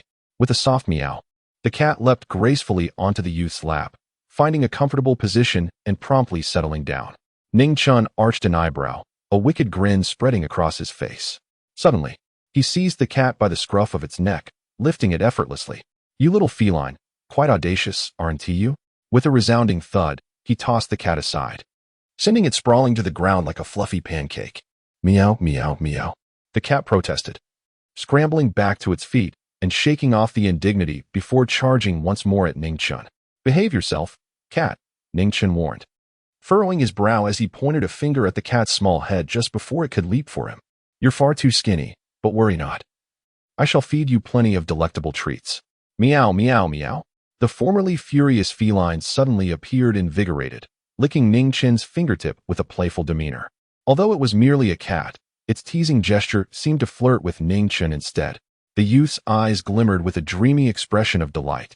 "I shall fatten you up. You need to grow." Meow. The cat seemed to acknowledge, as if to say, "You possess a keen insight, young man. I forgive your earlier insolence and permit you to care for me." However, in the next moment, the youth's eyes sparkled with mischief. "Then, when winter arrives, I shall no longer fear a cold neck." The cat, perplexed, responded with a confused meow. Ning Chun straightened, a sinister smile gracing his lips as he dreamily envisioned the future, his blood-red eyes glinting with malevolence. "I shall skin you." A chilling grinding sound echoed, and fashion a cat scarf. His voice elevated with excitement. "Your fur is so dark and glossy, devoid of any imperfections." His enthusiasm surged once again. "It will undoubtedly be the finest scarf in the world." The youth's voice softened, yet his smile remained tender and entranced. "Meow, meow, meow," the cat exclaimed, aghast. "You fiend! I shall spit in your face." The cat fluffed up its fur, clearly irate. Yet, it was quite temperamental, turning to leave, only to be caught by the devilish youth. Ning Chun fiddled with his wrist, adorned with a jade bracelet that served as a storage tool, revealing a hidden compartment. He rummaged through it, finally producing a rope made of an unknown material, skillfully binding the cat in a tight embrace. "Meow," it screeched, fury boiling over. Displaying its sharp little claws, it aimed to scratch the youth in retaliation. However, upon gazing at the youth's exquisite visage, it hesitated, reluctant to inflict harm. Thus, it redirected its intentions towards scratching the youth's arm, but the protective suit proved too resilient for its claws. Frustrated, the cat settled on the youth's hand as its target. But Ning Chun's delicate, fair fingers, akin to creamy white jade, were smooth and irresistibly soft, rendering them almost impervious to any scratching. The cat surveyed the youth repeatedly, its astonishment growing. Goodness, how can there be such beauty in this world? From head to toe, every aspect of the youth was flawless, resembling a precious work of art that one could not bear to mar. Contemplating the bloodstains on the youth, the cat felt a surge of anger, deeming that such a beautiful child should not be sullied by dirt. In that moment, it momentarily forgot the youth's earlier threat of skinning it for a scarf, and instead glared menacingly at the alien creatures fleeing in panic. The four dismembered beastmen felt utterly humiliated, having been terrified by the devilish youth. Seizing the opportunity while the youth was distracted by the cat, they hastily made their escape. Yet suddenly, the once solid ground transformed into a vast pit of sand, and the four beastmen plummeted helplessly into its depths, their bodies consumed by the earth without a sound. Ning Chun leisurely approached the sand pit, now solid ground, while the four beastmen were swallowed whole, their demise silent and unceremonious. The youth's lips curled into a subtle smile, his frail shoulders trembling as he released a string of sickly, disjointed laughter. Such a naughty kitty. The cat, held firmly by the scruff, wore an expression of bewilderment, as if to say, "What are you talking about? I did nothing." In essence, it feigned innocence, determined to maintain its facade of ignorance. Chapter 99, Lord Cat, Level 8. The expanse of the no man's land is exceedingly vast. In terms of planetary area, 5,000 years ago, humanity inhabited their ancestral star, which boasted the richness of 5 continents and 4 oceans. While the area of 51,741 is merely slightly smaller than that of the ancestral star, a significant portion of the land has been designated as barren wasteland, making the task of locating a single individual within such an extensive area akin to searching for a needle in a haystack. despite the Empire's advancements over 5 millennia, which birthed numerous black technologies and increasingly sophisticated electronic devices. The enigmatic magnetic field of the no man's land severely disrupts electronic equipment, resulting in stagnation for Shui Yan's progress. As time passes, Lord Yan's countenance darkens further. His secretary, Chris, is filled with trepidation, fearing that the currently volatile Lord Yan might erupt like a dormant volcano. Shui Yan lit a cigarette. Chris arranged the following. There are 10 checkpoints in the no man's land, and the beastmen are assaulting these points, not merely the 8th. Let us divide our forces into 10 teams to guard these checkpoints. Chris hesitated. But Lord Yan, what about young Master Ning? He presumed Shui Yan would be anxious about Ning Qin's whereabouts, especially with the young master currently unaccounted for. Given Lord Yan's regard for Ning Qin, it was likely he was already frantic about the situation, leaving little room for concern over local disasters. Shui Yan took a deep drag from his cigarette, exhaling a dense cloud of smoke. His expression was contemplative. Ning's actions this time, self-harm, I surmise, stem from his desire to protect this place. From the moment he made a promise to that young fellow in the Gallon star system, he began to regard this planet as his own territory. The indigenous inhabitants here are akin to his subjects, and he must safeguard them. However, if the seals remain unbroken, his strength is limited to SS rank. Chris suddenly comprehended. So, you mean to say, Lord Yan, that young Master Ning's actions are to enhance his odds of preventing local casualties? Shui Yan gave a slight nod. Since he wishes to defend this land, he will undoubtedly confront those external invaders. Therefore, ensure that our people guard the other checkpoints. And should there be any news of Ning, report to me immediately. Chris thought to himself that Lord Yan, as expected, was indeed strategic. This plan was akin to waiting for prey to approach. He promptly set about executing Shui Yan's orders. Meanwhile, Base 4 was engulfed in chaos. Lord Moore, the planetary governor of 51,741, was stationed at the rear, dispatching soldiers to the front lines for support. By the time the soldiers arrived, the beastmen had already breached the defenses of the no man's land checkpoints, rampaging with impunity, igniting terror among the civilian populace. To the indigenous residents, the calamity wrought by these ferocious extraterrestrial beings was akin to an apocalyptic event. No. An elderly man was impaled in the abdomen by the claws of a beast man, struggling even in his final moments. Grandpa, you owe me my grandpa. A child, tear-streaked, rushed to strike at the beast man, but was met with a brutal kick, collapsing to the ground in a pool of blood. Similar scenes unfolded repeatedly, as flames engulfed the area. The civilians were suffering, and the soldiers who came to their aid faced annihilation. They were no match for the savage beastmen. Among these brutes, even the less capable possessed at least A-rank genes. While a mere A-rank might not seem formidable, the true terror lay in the fact that they possessed elemental abilities, each one an awakened wielder of elemental power. Awakened individuals are rare among humanity, but they are commonplace among the beastmen. There exists a legend, the name of that individual now lost to time, but he is remembered as a great being. This mysterious doctor discovered that meteorites bearing a mysterious magnetic field caused the rapid ecological collapse of the ancestral star, while simultaneously, many among humanity became carriers of meteorite viruses. Strangely, animals were unaffected by the meteorites and instead awakened potent supernatural abilities. The doctor, determined to ensure the survival of humanity, resolved to study the genes within animals, ultimately developing a fusion agent after numerous experiments. Those who injected the fusion agent gained immense power, and over time, individuals who had undergone this procedure gradually evolved into beastmen, also known as the beast species, the spark that transmits beastman genes. 5,000 years ago, the first batch of humans to receive the fusion agent had high expectations regarding their identity, abilities, and lineage.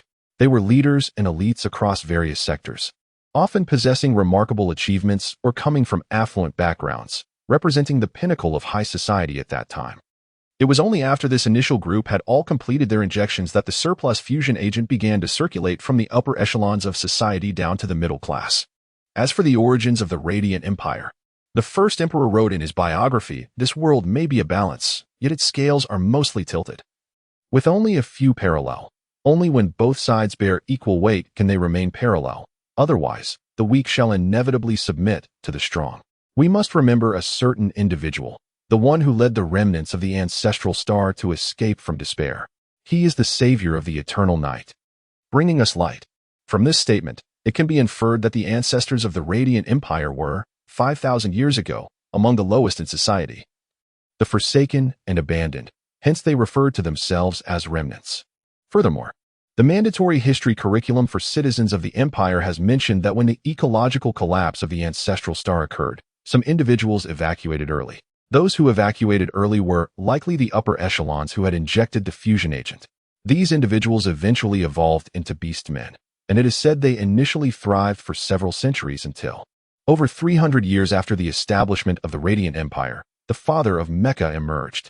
The beastmen provoked his ire, resulting in the obliteration of their Federation's location by his cannon, leaving that area a shattered starfield to this day.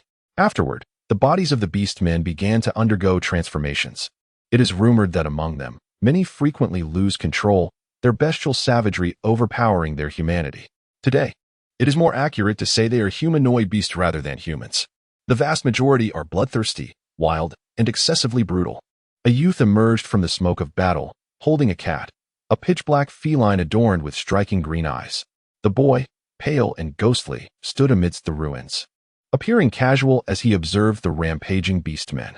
A beguiling smile graced his lips, yet his eyes glimmered with a chilling madness. Suddenly, he clicked his tongue, surveying the ground strewn with dismembered corpses, even witnessing beastmen feasting upon the flesh of the dead. With a delicate motion, he pricked his fingertip, letting a droplet of blood fall to the ground, where it merged with the earth. He licked the wound clean, a bewitching light dancing in his gaze. Indeed, a herd of cattle. They are even worse than the mindless corpses of yore. The youth stepped forward. With a fury akin to a tempest, he summoned the elements: wind, fire, ice blades, golden spikes, water arrows, thorny vines, and earthen dragons. They materialized as towering behemoths. The elemental forces had been anthropomorphized. The creatures, born from the elemental energies, roared and bellowed, embodying the turmoil within their master's heart. They opened their ravenous maws, devouring the rebellious beastmen. The youth waved his hand languidly, and the elemental beasts dissipated into a cascade of starlight. Turning, he slumped his shoulders and took a deliberate step forward. Beneath his feet, the very fabric of space folded. In an instant, he found himself in a new location. He had teleported. Teleportation achieved through spatial folding. Even a mere inch can span the vastness of the world. Chapter 100, 101. The Mysterious Doctor. Chapter 101. Though the esteemed cat master was bound hand and foot by the youth, he found himself rather comfortable. In the eyes of a truly capable being, oh no, rather, a truly capable cat, there are fundamentally two choices. One, that it is willing, or two, that it is unwilling. For instance, at this moment, he was being tied up without dignity, lifted like a mere chick, yet if he truly desired, he could have easily extricated himself from the ropes. The reason he had yet to retaliate was not due to a lack of strength, but rather, he found the young man's good looks quite captivating. However, Cat Master's composure was soon shattered, as a witness to Ning Chen's effortless dispatch of a dozen beastmen. Cat Master was momentarily taken aback. Meow? When Ning Chen utilized the Inch of Heaven teleportation skill while holding Cat Master, the latter felt a rush of confusion, only to find himself in an entirely different location. Meow wow? Ning Chen, with a mischievous glint in his eyes, lifted the black cat before him and said, "Little cat, eat well and grow tall, so you can become a grand scarf come winter." Cat Master, meow meow meow meow wow. Meow meow wow phew. Ning Chen raised an eyebrow, forbidding any foul language. Cat Master, meow meow meow wow phew. The young man frowned fiercely. Enough already. I told you not to curse. Why can't you comprehend human speech? With a look of utter boredom and slight despondency, he pondered whether he should make a cat meat hot pot. Meow wow wow wow. Cat Master was on the verge of exploding. TSK. The young master, growing impatient, spat disdainfully. Never mind. I've heard cat meat is sour and unpalatable. With a sudden motion, he released Cat Master, who fell with a yelp, barely avoiding a disastrous pancake fate, bound and unable to move his little paws. Cat Master squirmed on the ground like an oversized worm, glaring at the youth with eyes that seemed ready to commit murder, his emerald irises brimming with indignation. Ning Chen, with an indifferent gaze towards the front, appeared somewhat detached, the bloodlust in his eyes slightly fading. Raising his wrist to his mouth, he bit down, leaving a deep red imprint, blood dripping from the wound. A smirk of disdain crept onto his lips as he stepped forward once more into another Inch of Heaven.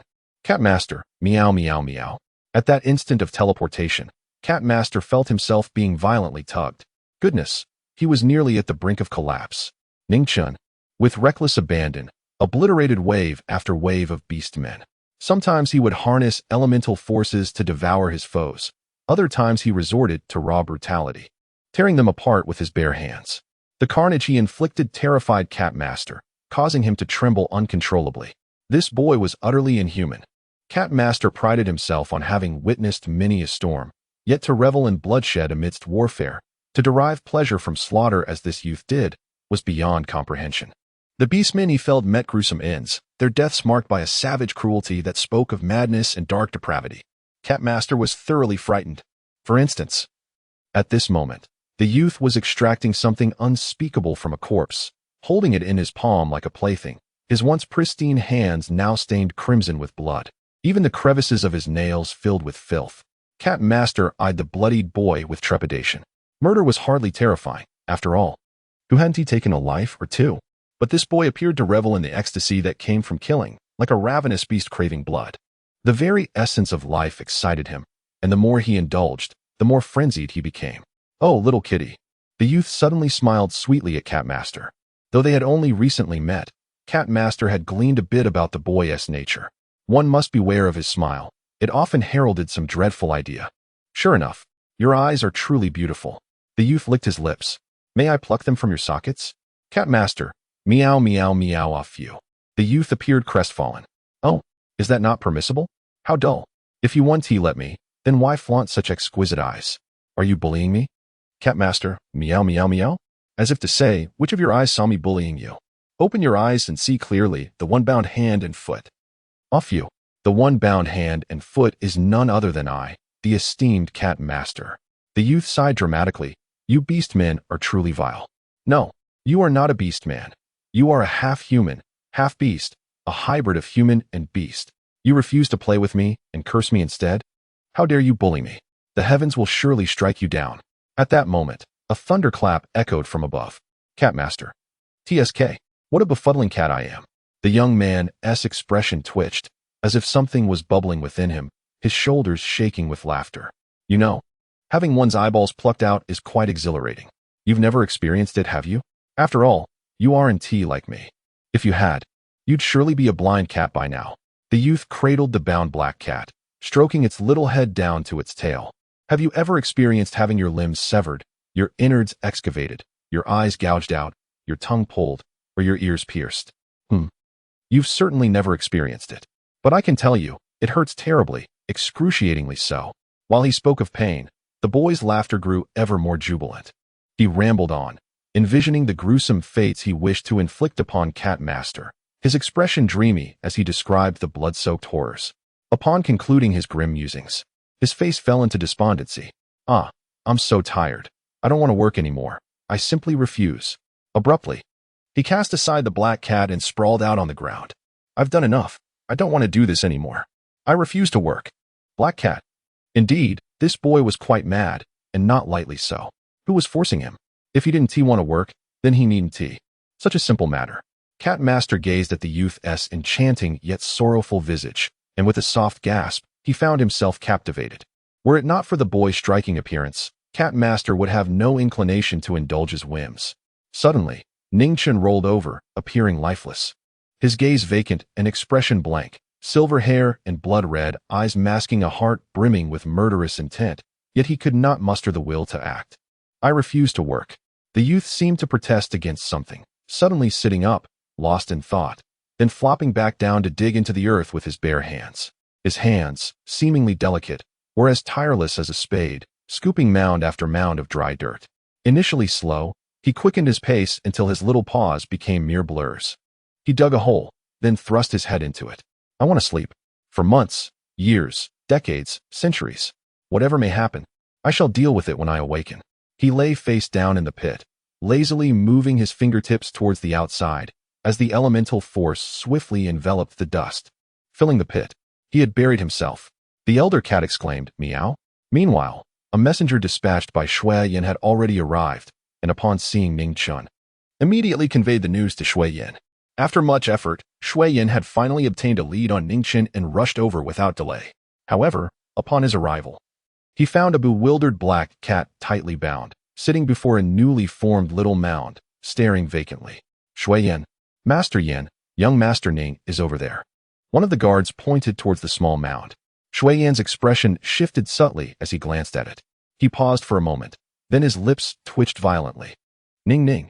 It was a mix of a smile and helplessness, ultimately manifesting as a sigh. Ningchen had buried himself, yet he was not asleep. He found it too noisy. This noise was not of the natural world, but rather the lamentations and clamor of vengeful spirits. If someone could peer into Ningchen's spiritual realm, they would discover it was not a pure white, but rather a gray, chaotic expanse, reminiscent of the universe at its inception, vast, boundless, and infinite. At the very center of this spiritual domain resided a sun-like entity, yet it was shattered into 108 fragments, akin to a broken mirror clumsily held together. Among these fragments, one radiated a kaleidoscope of colors, while 18 others glowed a blood-red hue. The remainder were all dim, gray, as if the powers once inhabiting those fragments had been siphoned away. His spiritual realm was unlike any other, surpassing the commonly understood notion of genius in terms of its inner landscape, expanse, and the sheer strength of his mental energy. Upon entering the spiritual domain, despite any external changes, the essence of the soul remained unchanged. Thus, a silver-haired, silver-eyed girl appeared here, her eyes tinged with a hint of crimson, presenting a rather dazed expression. Suddenly, she waved her hand, conjuring a scene from thin air, a desolate ancient castle, resembling a ghostly abode, where a silver-haired, silver-eyed girl was bound to a dissection table, surrounded by an array of gruesome tools. The girl appeared blank, oblivious to how long she had endured such torment, perhaps a year, perhaps a decade, or even a century. Time held no meaning for her. All she knew was that since her capture, she had been confined in this torture chamber. Initially, the torturer was a young man. He aged into middle age, then into old age, before abruptly vanishing, replaced by another tormentor, who would likewise age, and then another would take their place. She surmised that centuries must have passed outside, yet regardless of the fate of her captors, her visage remained eternally youthful, no matter how they mistreated her. She did not perish. Even the gravest injuries would heal in an instant, as if she could regenerate her very organs in the blink of an eye. Ultimately, she succumbed to utter despair. Kill, kill, kill. Herwell screamed, howling in anguish, issuing a desperate command to annihilate her own body. And then, Ning Ning. Ning Ning? Shui Yin unearthed the small mound, revealing the frail, diminutive figure of the boy. He gently lifted the boy out, calling his name softly. Ah, it's so noisy. The boy's eyes shot open suddenly, filled with a fierce, volatile rage, as if he were about to devour someone whole. Shui Yin was momentarily stunned, catching a glimpse of his own reflection in the boy's blood-red pupils, causing his heart to constrict. The boy's demeanor was wild and tempestuous, and he suddenly smirked coldly. Who are you calling? Of course. Be quiet. Ningchen covered his ears, exclaiming, Have you ever encountered such an inconsiderate servant? As your master, did I permit you to call my name? Your tone is so familiar. It's as if you cannot discern master from servant. The descendants of the Shui family seemed to grow increasingly lacking. The boy spoke with an air of profound maturity. Shui Yin chuckled softly. Ningchen cast a dispassionate glance and leapt down from Shui Yan's embrace. He slowly approached the tightly bound black cat, lifting it up. Ning. Shui Yin stepped forward, intending to call Ningchen's name, but the boy vanished in an instant, leaving no trace behind. Shui Yin stared blankly for a long while before exhaling heavily. It was the same as always.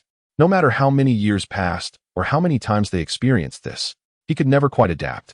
He suddenly recalled the very beginning, amidst a sea of vibrant blossoms, the divine girl with silver hair and silver eyes. Her lips curled in a pure, gentle smile. That was the dawn of life, stunning at first glance, leading to an eternal fascination, deeply etched in his heart. It was also imprinted upon his soul. He pressed his fingers to his forehead, even though the one he loved had long since forsaken those earlier things. Transitioning from completeness to fragmentation by her own design, he, and they, for countless years, had tirelessly followed the trail of their beloved. He was so. Shuizhang was so, Shuilai was so, and so were all those others. Chapter 102. Ningchen, I bury myself in the desolate expanse.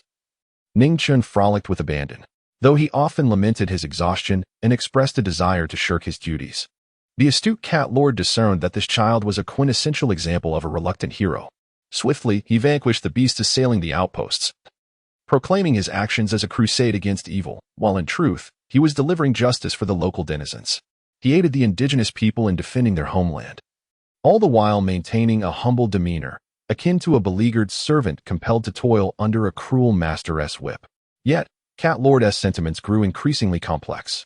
Despite the boy's apparent madness and eccentric behavior, he occasionally revealed a surprisingly endearing side. For instance, one afternoon, after laboring tirelessly, Ning Chun rummaged through his storage bracelet, producing a thermos to steep goji berries. He settled atop a large rock, savoring sip after sip with delight. Cat Lord, feeling parched himself, had previously been bound by Ning Chun, and despite his attempts to wriggle free, he found the ropes tightened with every struggle. Cat Lord meowed plaintively at Ning Chun, who, in a possessive manner, shifted to cradle the thermos protectively against his chest, as if fearing the drink might be snatched away. Meow? Cat Lord inquired. Ning Chun adopted a fierce expression, chastising, "Be quiet. This is mine, mine, mine." His crimson gaze flared with madness. "If you dare to take it, I shall strangle you and fashion a cat collar from your pelt." Cat Lord was taken aback. What a mischievous little brat, he thought. "I merely seek a drink. If you were to untie me, I promise not to steal your precious beverage. I would fetch my own water." Ning Chun scoffed, his eyes brimming with disdain. "Do you take me for a fool? If I were to free you, you would undoubtedly escape. After all, you are an awakened wielder of spatial elements." Cat Lord's fur bristled in shock. It dawned on him that while he was a hybrid of human and beast, few were aware of this fact. Yet, the knowledge of his own awakening remained a secret known solely to him, as his arrival in the desolate area was prompted by the instinct to awaken. How then did this boy possess such insight? Cat Lord was utterly bewildered. The youth continued sipping from his thermos until his thirst was quenched, then stowed it away in his storage bracelet. He tugged at the rope, stating, "Come on, Cat. We have not yet completed our tasks. Laziness is not an option." Cat Lord retorted internally, "You, of all people, lecture me on laziness? You were the one who proclaimed disinterest in work, and yet here you are, admonishing me against idleness. How utterly absurd." Ning Chun reveled in his freedom, unleashing chaos upon the beasts, who fled in terror, wailing for their forebears. However, any beast that dared confront him found itself unable to escape, for Ning Chun's insatiable thirst for bloodshed rendered him unstoppable. Shui Yin continued to monitor Ning Chun's movements, strategically positioning people at the base checkpoints, awaiting his appearance. One by one, the 10 checkpoints fell to Ning Chun's relentless assault, leaving only the first checkpoint remaining. Clenching his fists, Shui Yin exhaled sharply, thinking, "This little rascal has had his fill of madness." He promptly set off towards the first checkpoint. Meanwhile, above the atmosphere of 51,741, a dilapidated spacecraft floated, its exterior marred by rust. The model was antiquated, long since discontinued, and one could only wonder from which refuse heap it had been salvaged. A man of striking appearance, with ash-gray hair and eyes, donned a gray shirt paired with black trousers. Though his attire might appear somewhat drab, his astonishingly handsome visage belied his age, making him seem no older than 26 or 27. He possessed an impressive physique, broad shoulders, a narrow waist, and long legs, exuding an air of decisiveness and vigor. This man was known as Wolf Owl. Wolf Owl was a beast man, hailing from the Sirius tribe. As the young sub-leader of the tribe, he had heard tales from the elders in his youth. It was said that long ago, the Sirius tribe was formidable, but following the death of the chieftain years prior, internal strife ensued, leading to mutual destruction among factions. The conflict severely weakened the tribe's overall combat capabilities, a decline from which they had yet to recover.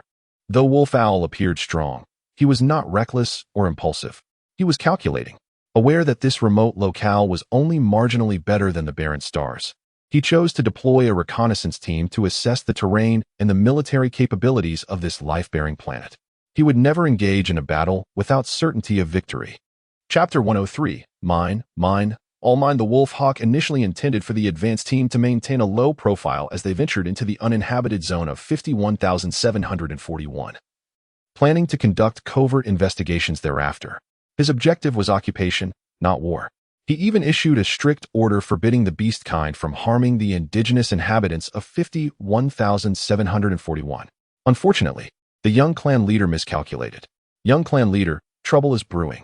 The uninhabited zone was plagued by mysterious magnetic fields that interfered with electronic devices, rendering many messages unable to be communicated promptly, until just now. A beast kind named Al had breached the defenses of Checkpoint 1 in the uninhabited zone, finding a location free from magnetic interference to send an urgent distress signal. The awakened individual, drenched in blood, our people's blood, was detected by Al's keen senses. It was evident that he had slain our comrades at other checkpoints before reaching the first. Now, Checkpoint 1 was in utter disarray. Al reported that among his small team, only he and 2 others remained alive, both grievously injured, and their survival seemed unlikely. The Wolf Hawk's expression darkened. I have reiterated the need for discretion and caution. There are always greater powers beyond our own. Why can they not comprehend this? The frog at the bottom of the well can only see the sky above. The Wolf Hawk quickly pieced together the sequence of events. He had cautioned them repeatedly to temper the ferocity of the beast kind, yet it had all been in vain. His demeanor grew somber as he contemplated the situation. Then he turned and strode outside. Checkpoint 1 lay strewn with corpses and chaos. A young boy, holding a black cat, hummed a nursery rhyme. 10 little Indian boys went out to dine. 1 choked himself, and then there were 9. 9 Indian boys sat up very late. 1 overslept himself, then there were 8. 8 Indian boys traveling in Devon. 1 said he'd stay there, then there were 7. 1 Indian boy left all alone. He went and hanged himself, and then there were none. The boy's voice, hauntingly raspy, resembled an ethereal melody, akin to the chant of a divine messenger. Yet the tune was eerie and foreboding, the lyrics akin to a harbinger of death. As he traversed Checkpoint 1, he followed the trails of blood on the ground, softly chuckling as he sang. Upon passing a certain street, he suddenly tilted his head, a mysterious smile gracing his lips. I found you. The boy's brow arched, his expression alluring, his lips crimson as if stained with blood. The Wolf Hawk, an SS-grade beast kind, had descended alone into the uninhabited zone of 51,741 without companions. The distinction of SS was pivotal. Below this grade, humans retained some beastly traits, but at SS, aside from hair and eye color, they resembled humans closely, with minimal differences. The keen olfactory senses of beast kind were particularly heightened in an SS grade like the Wolf Hawk, allowing him to discern the scent of life. Following the scent, he ventured into Checkpoint 1, where remnants of warfare lay scattered. Corpses were strewn about. Some beast kind, unable to retain their humanoid forms in death, had reverted to their animalistic shapes, while the bodies of soldiers and civilians lay amidst them. Yet, the most gruesome sights were those of the beast kind, their remains barely recognizable. Fragmented and dismembered, the Wolf Hawk's mood darkened further. The ruthlessness of the slaughter suggested that their adversaries were far more brutal than even the beast kind themselves. His human-like appearance allowed him to blend seamlessly into the checkpoint. Occasionally, bounty hunters would undertake missions to explore the uninhabited zone, and prior to his arrival, he donned protective gear. While he was unperturbed by the radiation, it was better to avoid unnecessary complications. Upon passing the checkpoint, he made his way toward Al's location. His senses, sharper than those of a dog, propelled him forward, for wolves belonged to the canine family. He strode purposefully through the streets, transitioning from desolation to vibrancy until he abruptly halted, turning his gaze toward a narrow alley. Ah ha ha! The boy's enchanting voice echoed from within the alley. A chill ran down the Wolf Hawk's spine. The laughter was too strange, sending shivers across his skin. Heh, I found you. The boy appeared exuberantly delighted. The alley, devoid of life save for a refuse pile, seemed to host only him. Yet, his demeanor suggested he was conversing with the air itself. In the dim, damp alley, hidden within the refuse, a man with beast ears drooping from his head pressed his hand tightly over his mouth, his eyes wide with terror. Even the sound of his heartbeat felt unbearable, as if it could betray his position to the demon outside. In a desperate bid for survival, he had concealed himself among the garbage, burying his body beneath refuse, an act both clever and pitiable. The boy, with his bright smile, radiated a sinister allure despite the innocence in his appearance. Among the refuse lay Al, the very beast kind who had sent out the urgent distress signal, now frozen in fear. Beads of sweat trickling down his otherwise handsome face. His mind was taut as a tightly strung bowstring, every fiber of his being on high alert. The boy wore a disheartened expression, his face falling. Ah, this is rather dull. Why play hide and seek? Such childish games are far from entertaining. The boy's lips, plump and inviting, curled into a teasing pout, exuding an inexplicable charm mixed with a hint of Na'vi innocence. Chapter 104. The Devil and the Chant of the Divine Messenger. In stark contrast, the youth's gaze was imbued with an insidious wickedness. His blood-red eyes appeared to meld into a vast ocean of crimson, conjuring a tempestuous sea of blood. His steps were remarkably light, and upon closer inspection, one could discern that he seemed to walk on tiptoe. This rendered his form ethereal, as though he were a wraith capable of ascending to the heavens. The youth strolled forth, wrinkling his nose in distaste, as if protesting against the garbage surrounding him. However, had there been anyone familiar with him present, they would likely have displayed an expression of profound exasperation upon hearing his complaint of how foul it is. After all, this young man had often been deemed the source of all evil. He himself was known to transform into a disheveled figure, reeking of peculiar odors, making him the least qualified to criticize the stench of refuse. Indeed, no matter how putrid the surroundings, they paled in comparison to him. Meanwhile, Al, who was hiding amidst the refuse, was utterly terrified, his legs trembling and his body quaking slightly. He was genuinely frightened by the young man. Just moments ago, the youth had arrived at Base 1, accompanied by a curious black cat. Al, the captain of Team 1, had been commanding his subordinates with great aplomb, exuding an air of formidable authority. Yet, upon the youth's entrance, Al found himself utterly subdued. This boy was no mere mortal. He was more feral and terrifying than the wildest of beasts. When he unleashed his fury, even the heavens dimmed in fear. Al could not forget the gruesome fate of his comrades, nor could he erase the memory of the tempestuous winds, seething rage, icy blades, and other elemental forces the youth had wielded. Indeed, if one were to claim that this boy could obliterate the world, Al would not hesitate to believe it. He had truly encountered a formidable foe, one that had left him with aching feet and a sense of impending doom. Al secretly broke into a cold sweat, feeling a twinge of sympathy for himself. Upon sighting the youth, Wolf Owl was immediately engulfed by an unprecedented sense of danger. He had traversed countless perilous terrains in his years of training, yet none compared to the threat posed by this boy. He recalled the intelligence he had received regarding the Six Element Awakeners. Before his arrival, he had assumed the individual to be a reclusive ancient being residing in Sector 51741. However, upon encountering this youth, he inexplicably realized he had misjudged. This was indeed a monster, but not an old monster. The youth was strikingly handsome, resembling a child. Yet he possessed an aura that commanded reverence. Yet, the boy's physical condition seemed less than ideal.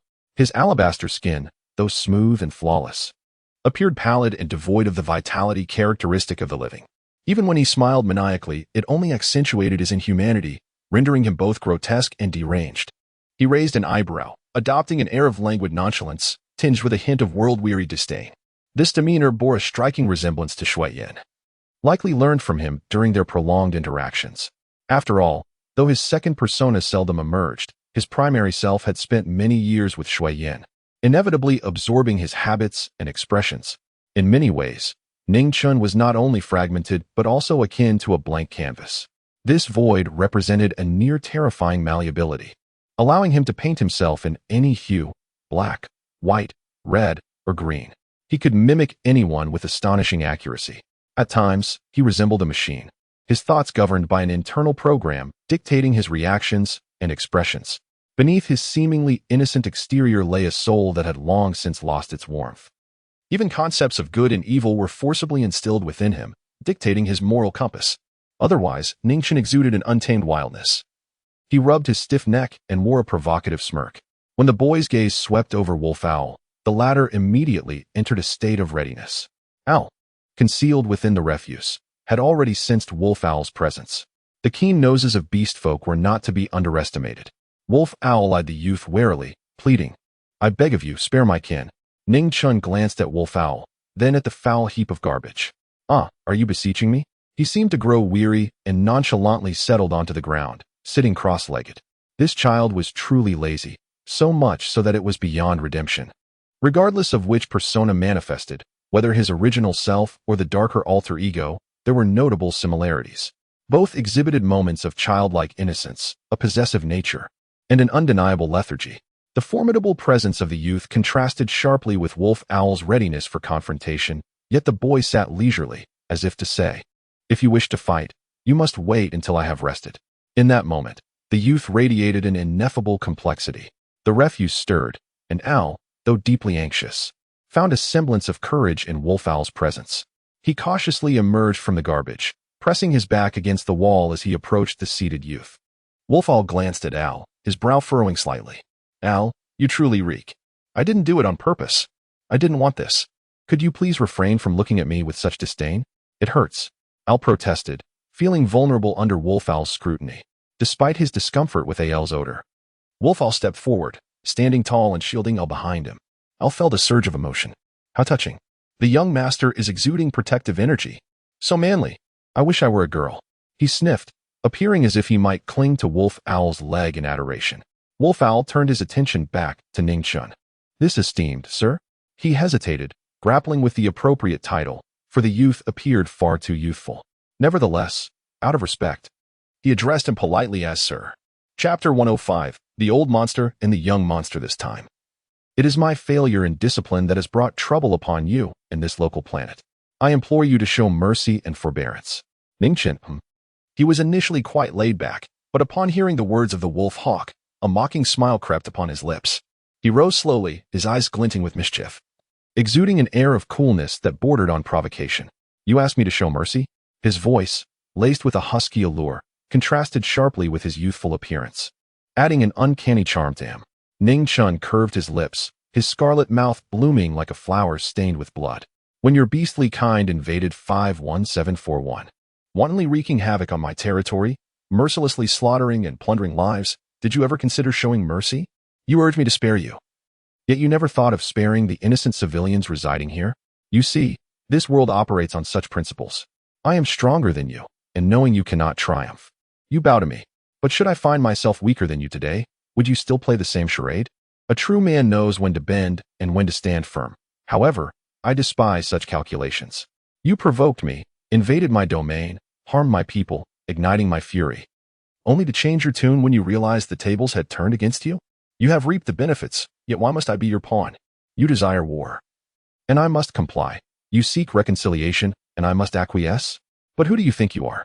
Ning Chun licked his crimson lips, contemplating how to deal with the wolf hawk. Yet, he lamented, the flesh of a wolf is hardly delectable. In this incident, I have traversed 10 bases, gathering preliminary statistics. The margin of error is less than 10. A total of 183 fatalities, 382 severe injuries, and 546 minor injuries. You ask for leniency, yet wrongdoing must bear its consequences. Ning Chun chuckled softly, his demeanor bordering on madness. You wish for me to cease my pursuit, but what of the lightly injured, the gravely wounded, and those who have already perished? What leverage do you possess to absolve your transgressions? A mere exchange of words cannot gloss over the reality that these events transpired. Your absurdity is laughable. This laughable remark concluded his statement. The once slouched youth now stood tall, his grave expression a stark contrast to his usual demeanor. He spoke with chilling detachment. I believe it would be better for you to meet your end. How would you prefer to die? The wolf hawk was rendered speechless by the youth's relentless verbal assault. As Ning Chun's icy gaze fell upon him, he was engulfed by an unprecedented sense of peril. Please, allow me to explain. He hastily retreated with Al, urgently articulating. The casualties here were never my intention. Our serious tribe has resided on a desolate planet, where the harsh climate is inhospitable for life, leading to an increase in newborns. I sent people here merely to find a refuge for my clan. With an expression that was both indifferent and beguiling, Ning Chun retorted, So you have nothing and come to seize mine? By what right? He drooped his eyelids, feigning a despondent demeanor. Whether you suffer or not is of no concern to me. Do you believe you can simply take another's territory when faced with difficulties? Who granted you such audacity? Even with the most eloquent justifications, you remain a band of brigands. Thoroughly irritated, the youth frowned. I am weary. I am tired of your incessant prattle. Regardless of your intentions, the casualties here are a result of your kind's actions, and as a leader, you must bear the majority of the blame. Your incompetence has led to your kin's disobedience, and now my people must pay the price for your foolishness and errors. Do not speak to me further. I loathe you, and I would prefer you to perish. As the youth slowly raised his hand, the wolf hawk's pupils constricted. He grasped Al and retreated in haste. Chesterton once stated that a madman is not one who loses reason, but rather one who loses everything except reason. Thus, Ning Chun often pierces the heart of the matter with precision. His apparent madness stems from his disregard for conventional morality and societal judgments of right and wrong. He remains unaffected, allowing him to act with impunity and pursue his desires without constraint. Yet, he possesses an acute awareness and rationality. He knows precisely what he seeks. He slaughters the beastly kind, feeling justified in his actions, as it is his objective and duty, an obligation he must fulfill, even if it goes against his inner inclinations. He may run rampant, but he is mindful of another aspect of himself.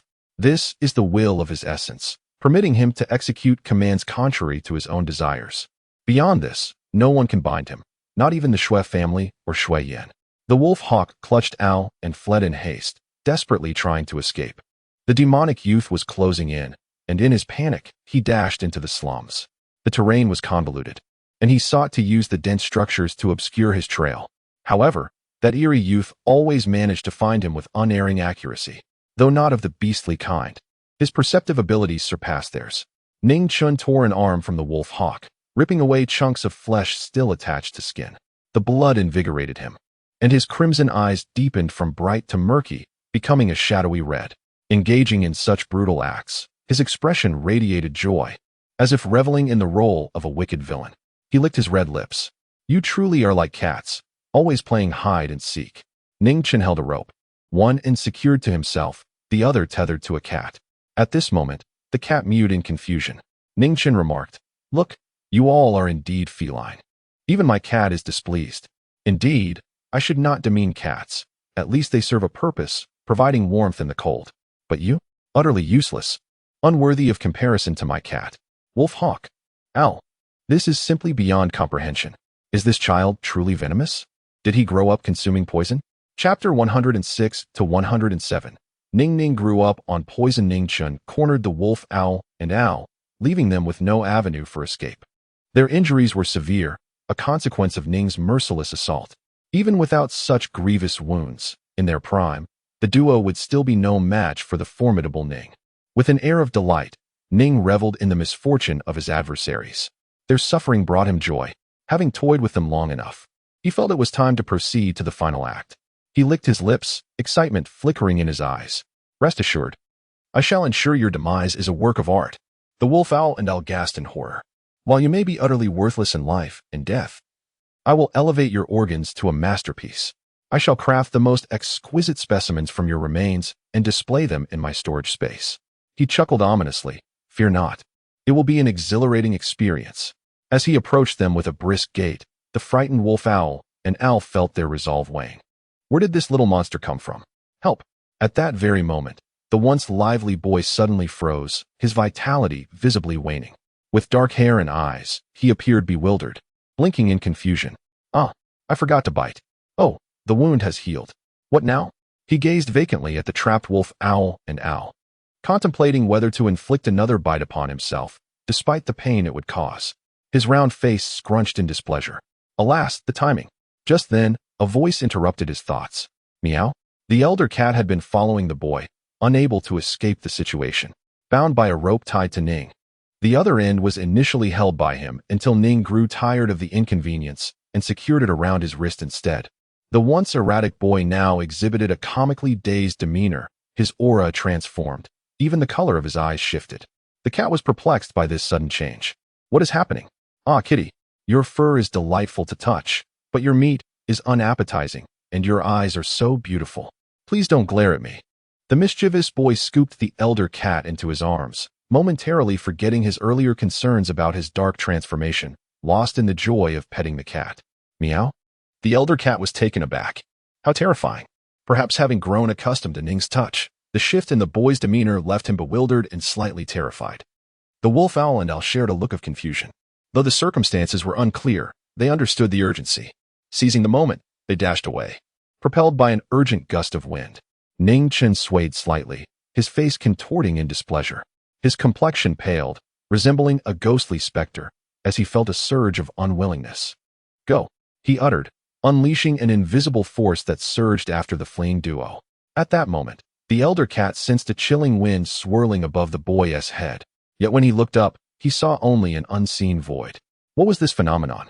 To mortal eyes, it was invisible, Yet, above the strikingly beautiful boy, a thick cloud of vengeful spirits loomed, closely shadowing him, as if awaiting the perfect moment to claim a life, merging with him entirely. The chilling wind was the very essence of the spirits summoned by Ning Chun. He was alive. He was truly alive. With a profound sigh of relief, the wolf owl felt his strength wane, realizing that despite the confusion, they had managed to escape with their lives. However, just then, he felt a sudden chill run down his spine, his body brimming with sweat. Alarmed, he discovered that his energy was rapidly depleting. What was happening to him? It felt as if an invisible force was siphoning his very essence. Beside him, Al, equally pale, stammered in fear. "My lord, I.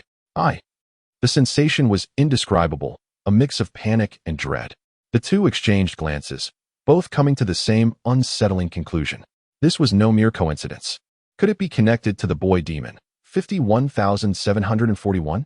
When Shui Yin found Ning Chun, he discovered the boy seated cross-legged on the ground. His once pristine protective suit now tattered and filthy. Cradling a black cat, Ning's demeanor appeared distant, his head bobbing slightly as he absent-mindedly stroked the feline. Each time the cat's fur fluffed up, he would press it down again. Shui Yin understood immediately. Ning had returned to his usual self. Ning. He strode over, and Ning raised a grimy sleeve to wipe his eyes, murmuring, "Yin, I'm so sleepy." A tender smile graced Shui Yan's lips as he approached and lifted the boy effortlessly from the ground. With Shui Yan's presence, Ning no longer required the black cat. With a soft thud, the unfortunate cat was unceremoniously dropped to the ground, flattening like a pancake. Ning's small hands clung tightly around Shui Yan's neck, nuzzling his cheek against his chest. Ning wants to sleep. The wolf isn't fun. Ning is sleepy. As Shui Yan prepared to leave, he paused at Ning's words, but quickly regained his composure. "Sleep now. I will handle the rest. Just be yourself and find joy." Chapter 107. The odd character technique is back online at the moment the explosion erupted. The beast species were instantaneously shattered into a myriad of bloody fragments. Al gazed at the wolf owl, who, upon witnessing the scene, wore a cold expression. "My silence does not imply ignorance. There are traitors here, and I have spies nearby. Someone is intent on setting traps for me. How could I be oblivious to this?" The rust-ridden spacecraft teetered on the brink of disintegration. Wolf Owl and Al remained behind to manage the situation, taking charge of both offense and defense, willing to sacrifice themselves to buy their companions precious time. However, the enemy's vitality was formidable, and with the outdated configuration of the Wolf Owl's dilapidated vessel, it was inherently inferior to the opponent's advanced facilities. Unable to compete with hardware or software, they could only struggle in vain. Yet, despite these adversities, under Wolf Owl's domain, the survival rate was surprisingly elevated. Nearly a third of the beast species successfully escaped, while the rest were reduced to ashes in the conflagration. Until the very last moment, they could only leave their fate to the heavens. Wolf Owl retrieved an equally antiquated escape pod from the spatial button, pulling Al in as they both squeezed into the pod, instantly activating the star-dodging engine. Their survival hinged entirely on fate. The skirmishes occurring in space were isolated by the atmosphere of 51,741, unbeknownst to the local populace, though they could not elude the watchful eye of Shui Yan. The battle on Wolf Owl's side was swift and concluded with a thunderous finale. When Secretary Chris reported this incident to Shui Yan, he was just lulling a child to sleep, only stepping out of the room once he confirmed the child was soundly asleep. Shui Yan pondered, a black spacecraft? Chris promptly produced a tablet-like device, displaying images captured by satellites in the sky. The facilities on 51741 were so outdated that they could only manage to capture a fleeting glimpse of the scene. "Master Yin, our personnel have investigated. This black spacecraft attacking the beast species is named the Azura. It reportedly performed remarkably in the Gallon battle 6 months ago. Yet the identity of its owner remains a mystery." Shui Yin furrowed his brow. It was ultimately not an adversary, but a friend. However, the prey has been snatched away by another, which leaves me somewhat displeased. Shui Yin donned a charming demeanor, his elongated eyes appearing wistful, yet his expression was notably frigid. Lighting a cigarette for himself, he took a drag before speaking. "There is no wall that does not leak wind. True secrets do not exist in this world. The owner of Azura is merely cautious, revealing only fragments of himself. Investigate further, discover his true background, and why he has taken action against those insignificant beings." Chris departed to carry out the task, while Shui Yin leaned against the wall, one long leg elegantly bent. After finishing his cigarette, he exhaled a heavy sigh. His plans had been disrupted by the sudden appearance of the Azura. Had it not emerged, he could have captured all the beast species in one fell swoop. Although many had perished, a number had escaped, scattering in all directions, complicating matters. Shui Yin contemplated for a while, then retrieved a spray to eliminate the lingering scent of smoke. Once the odor dissipated, he turned to grasp the doorknob, stepping into the room behind him. The child had been cleaned up, adorned in a white pajama set embellished with small red flowers. Upon closer inspection, one could discern that the flowers bore a striking resemblance to the emblem of the Leviathan, a splendid bloom, also known as the flower of the dead growing in hell. It was called the other shore, or Manjusaka. This flower was inherently enchanting, making the child appear even more captivating. The boy was naturally handsome, with a sorrowful beauty that was hauntingly exquisite. As Shui Yin settled beside the bed, the white mattress dipped slightly beneath his weight. He gently brushed his fingers through the boy's tousled hair, yet his mind wandered to the boy's ruthless demeanor during darker moments. "You always wound my heart," he sighed, closing his eyes wearily as he leaned against the boy, lying on the bed. His heart was likely already riddled with countless wounds. Only the divine remedy named Ning Ning could mend his shattered heart. The pain was for him to bear. Joy, anger, sorrow, and happiness were all his to govern. He had never considered rebellion, for he could not bear it. Even in suffering, he could taste a hint of delightful intrigue. Beep, beep, beep. The untimely alert from the AI interrupted the serenity. At the sound, Shui Yin frowned deeply, hastily covering the boy's ears. Seeing that the little one remained fast asleep, he let out a gentle breath. "Angel, be quiet," he admonished in a hushed tone, and the noise abruptly ceased. Observing Ning Chen for a moment longer, he noted the child's peaceful slumber. After a while, the AI, named Angel, spoke in a neutral tone, its voice devoid of gender. "Master, a call from the imperial capital." Shui Yan's eyes narrowed, his expression sharp as a blade. It seemed they could no longer remain passive. The facade was crumbling. A chilling smile crept onto his lips. When Ning Chen awoke, the night had descended into utter darkness. He sat on the bed, dazed, feeling as though he had forgotten something important. Shui Yin had prepared a sumptuous meal for Ning Chen, knowing well the child's hearty appetite. The portions were ample. Only after satisfying his hunger did Ning Chen's sluggish mind begin to turn. His lips parted. "Ah, the student. Ah, Song Tianyu. Ah, he is injured." At 2 a.m, the night was still and quiet. Shui Yin sat in a luxurious black vehicle, a smile adorning his face, though his eyes were shrouded in shadows. "Ning Ning, do you truly care for him so much?"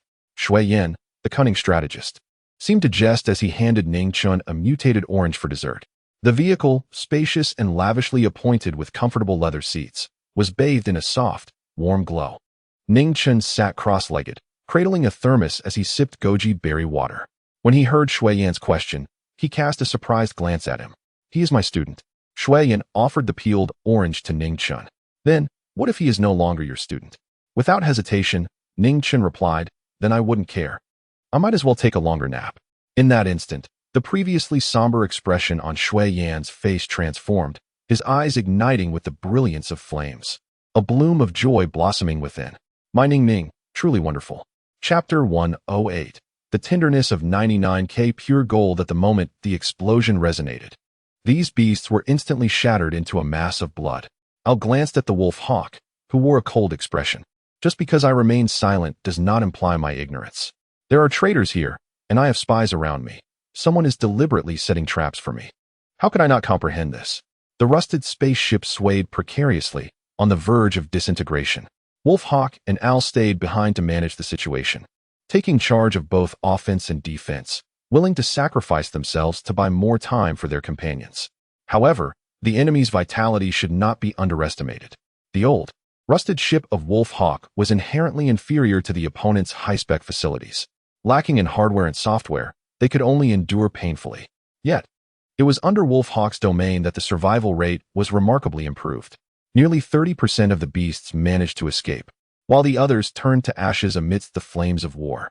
Until the final moment, they resigned themselves to fate. Wolf Hawk retrieved an equally antiquated escape pod from the spatial button, pulling Al inside as they activated the star escape engine. Life or death was now a matter of fate. The skirmishes occurring in space were isolated from the atmosphere of 51,741, unbeknownst to the local residents, yet not hidden from the all-seeing Shui Yan. The battle on Wolf Hawk's side unfolded with astonishing speed and concluded just as swiftly. When Secretary Chris reported this incident to Shui Yan, he was gently lulling a child to sleep, only stepping out of the room once the child was soundly asleep. Shui Yan pondered, a black spaceship? Chris promptly produced a tablet-like device, displaying images captured by satellites in the sky. The facilities of 51,741 were outdated and had been affected by the enemy's artillery, capturing but a fleeting scene. Lord Yin, our people have investigated. This black spaceship attacking the beasts is named the Azura. It reportedly performed excellently in the Galan battle 6 months ago, yet the identity of its owner remains a mystery. Shui Yin furrowed his brow. After all, it was not an adversary, but rather a friend. However, the prey was snatched away by another, which left him somewhat discontented. Shui Yin wore an air of charm, his long, narrow eyes seemingly imbued with emotion, yet his expression exuded a chilling detachment. He lit a cigarette, inhaled deeply, and remarked, "There is no wall that does not let the wind pass. There are no true secrets in this world. The Azura's owner is merely cautious in their disposition. Investigate further to uncover their background and why they engage with those rabble." Chris departed at once, while Shui Yin leaned against the wall, one leg bent elegantly. After finishing his cigarette, he exhaled heavily. His plans had been disrupted.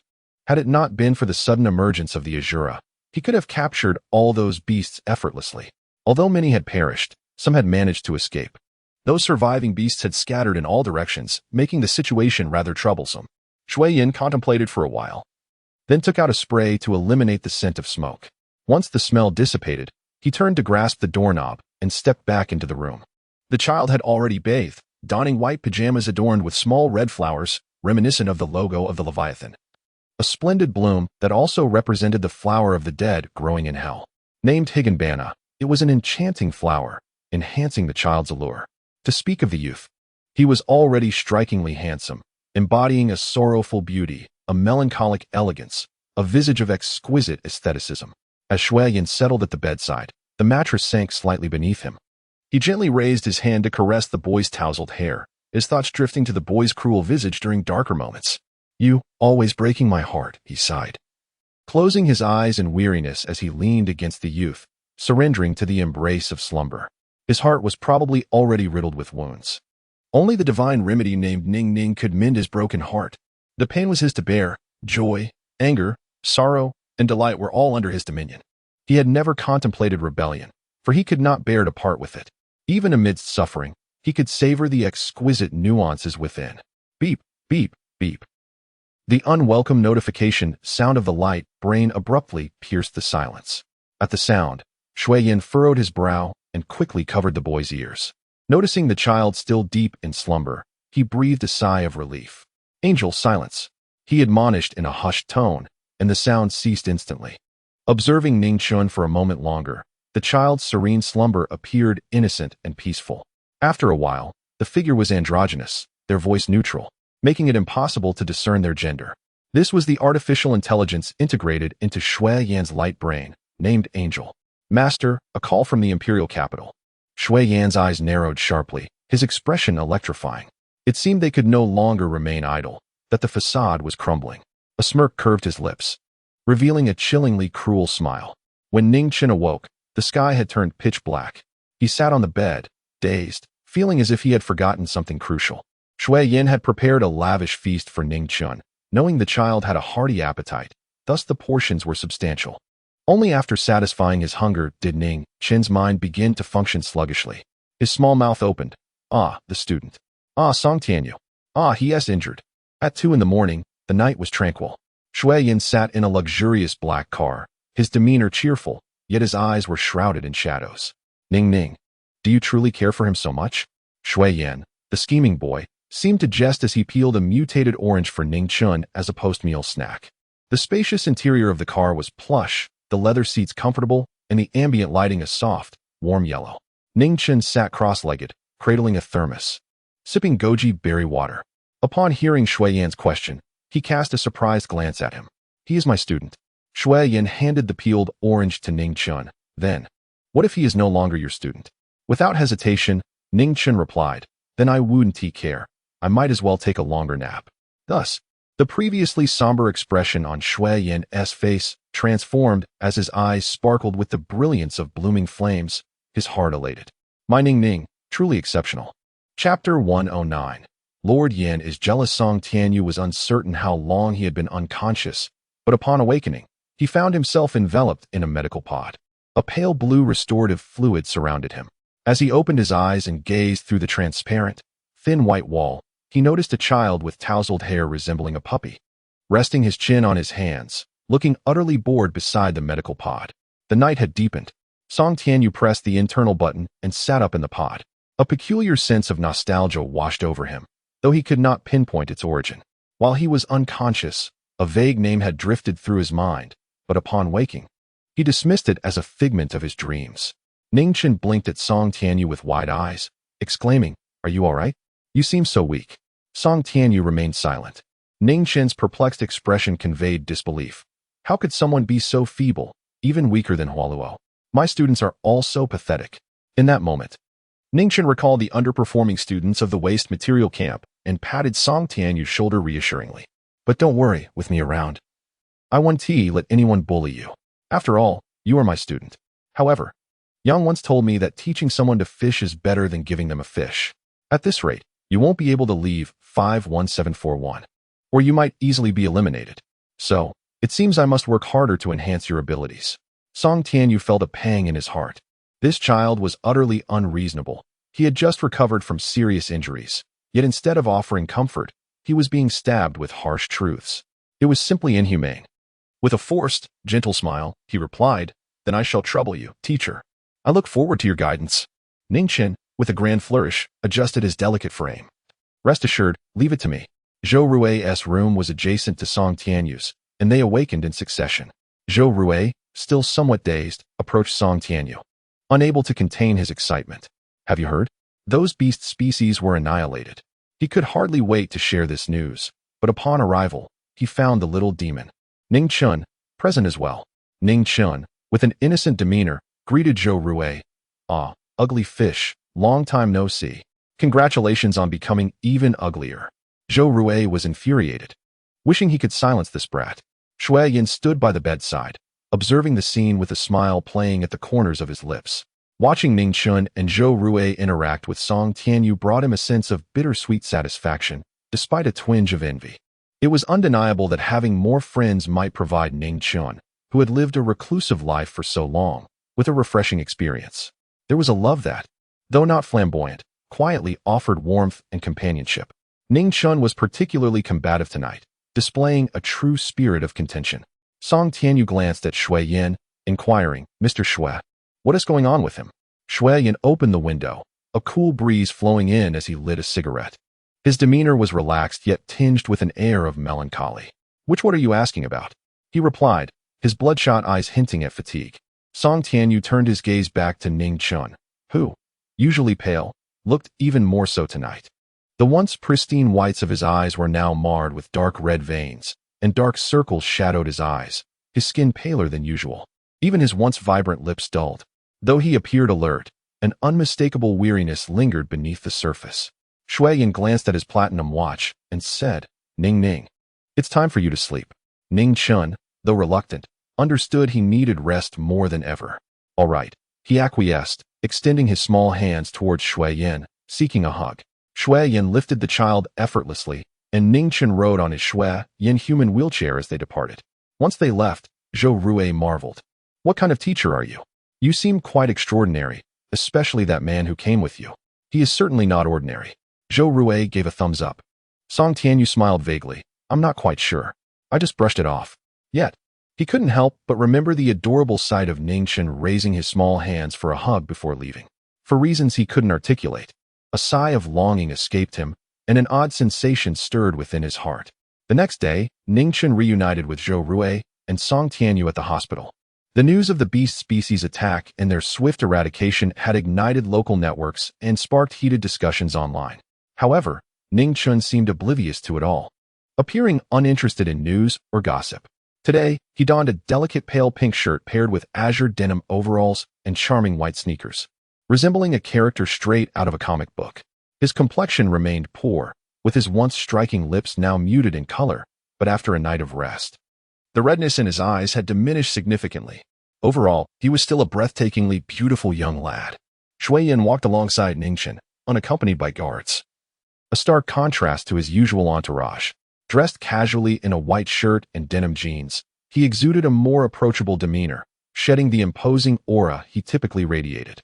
Ningchen glanced between Shui Yin and Song Tianyu, his fluffy hair bouncing as he exclaimed, "Ah, both of you are wearing white shirts. Ah, you're both in denim. Oh, the shoes are the same. You two are twinning." Song Tianyu remained silent. Shui Yin gently inquired, "So, Ning, who do you think looks better, me or your student?" Today, the normally envious Ning Chun refrained from his usual jealousy, and Shui Yin felt a wave of satisfaction wash over him. But the next moment, Ning Chun puffed out his cheeks and candidly remarked, "Yin, you shouldn't imitate other styles. They don't suit you. While you're handsome, you shine in black, red, or purple. Those colors suit you best. But you and Song Tianyu are dressed identically. Your vibes are different, and what suits Song Tianyu may not suit you." Shui Yin felt a rush of envy. In an instant, the once charmingly roguish man transformed into a figure of refined elegance, his eyes deep as the ocean, capable of drowning one in their gentleness. He softened his edges, resembling a gentle breeze under the moonlight. Even the vibrancy of his attire appeared subdued. Indeed, the master of theatrics, Shui Yin, was undeniably impressive. Such a rapid shift in demeanor was no small feat now.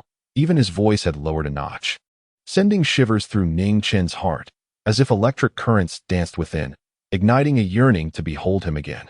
And in his eyes, infinite tenderness glimmered. Ning Chen was momentarily at a loss for words. After a long pause, he covered his flushed ears and murmured softly, "So sly." Shui Yan's current demeanor was indeed unfairly enchanting, compelling Ning Chen to steal glances repeatedly.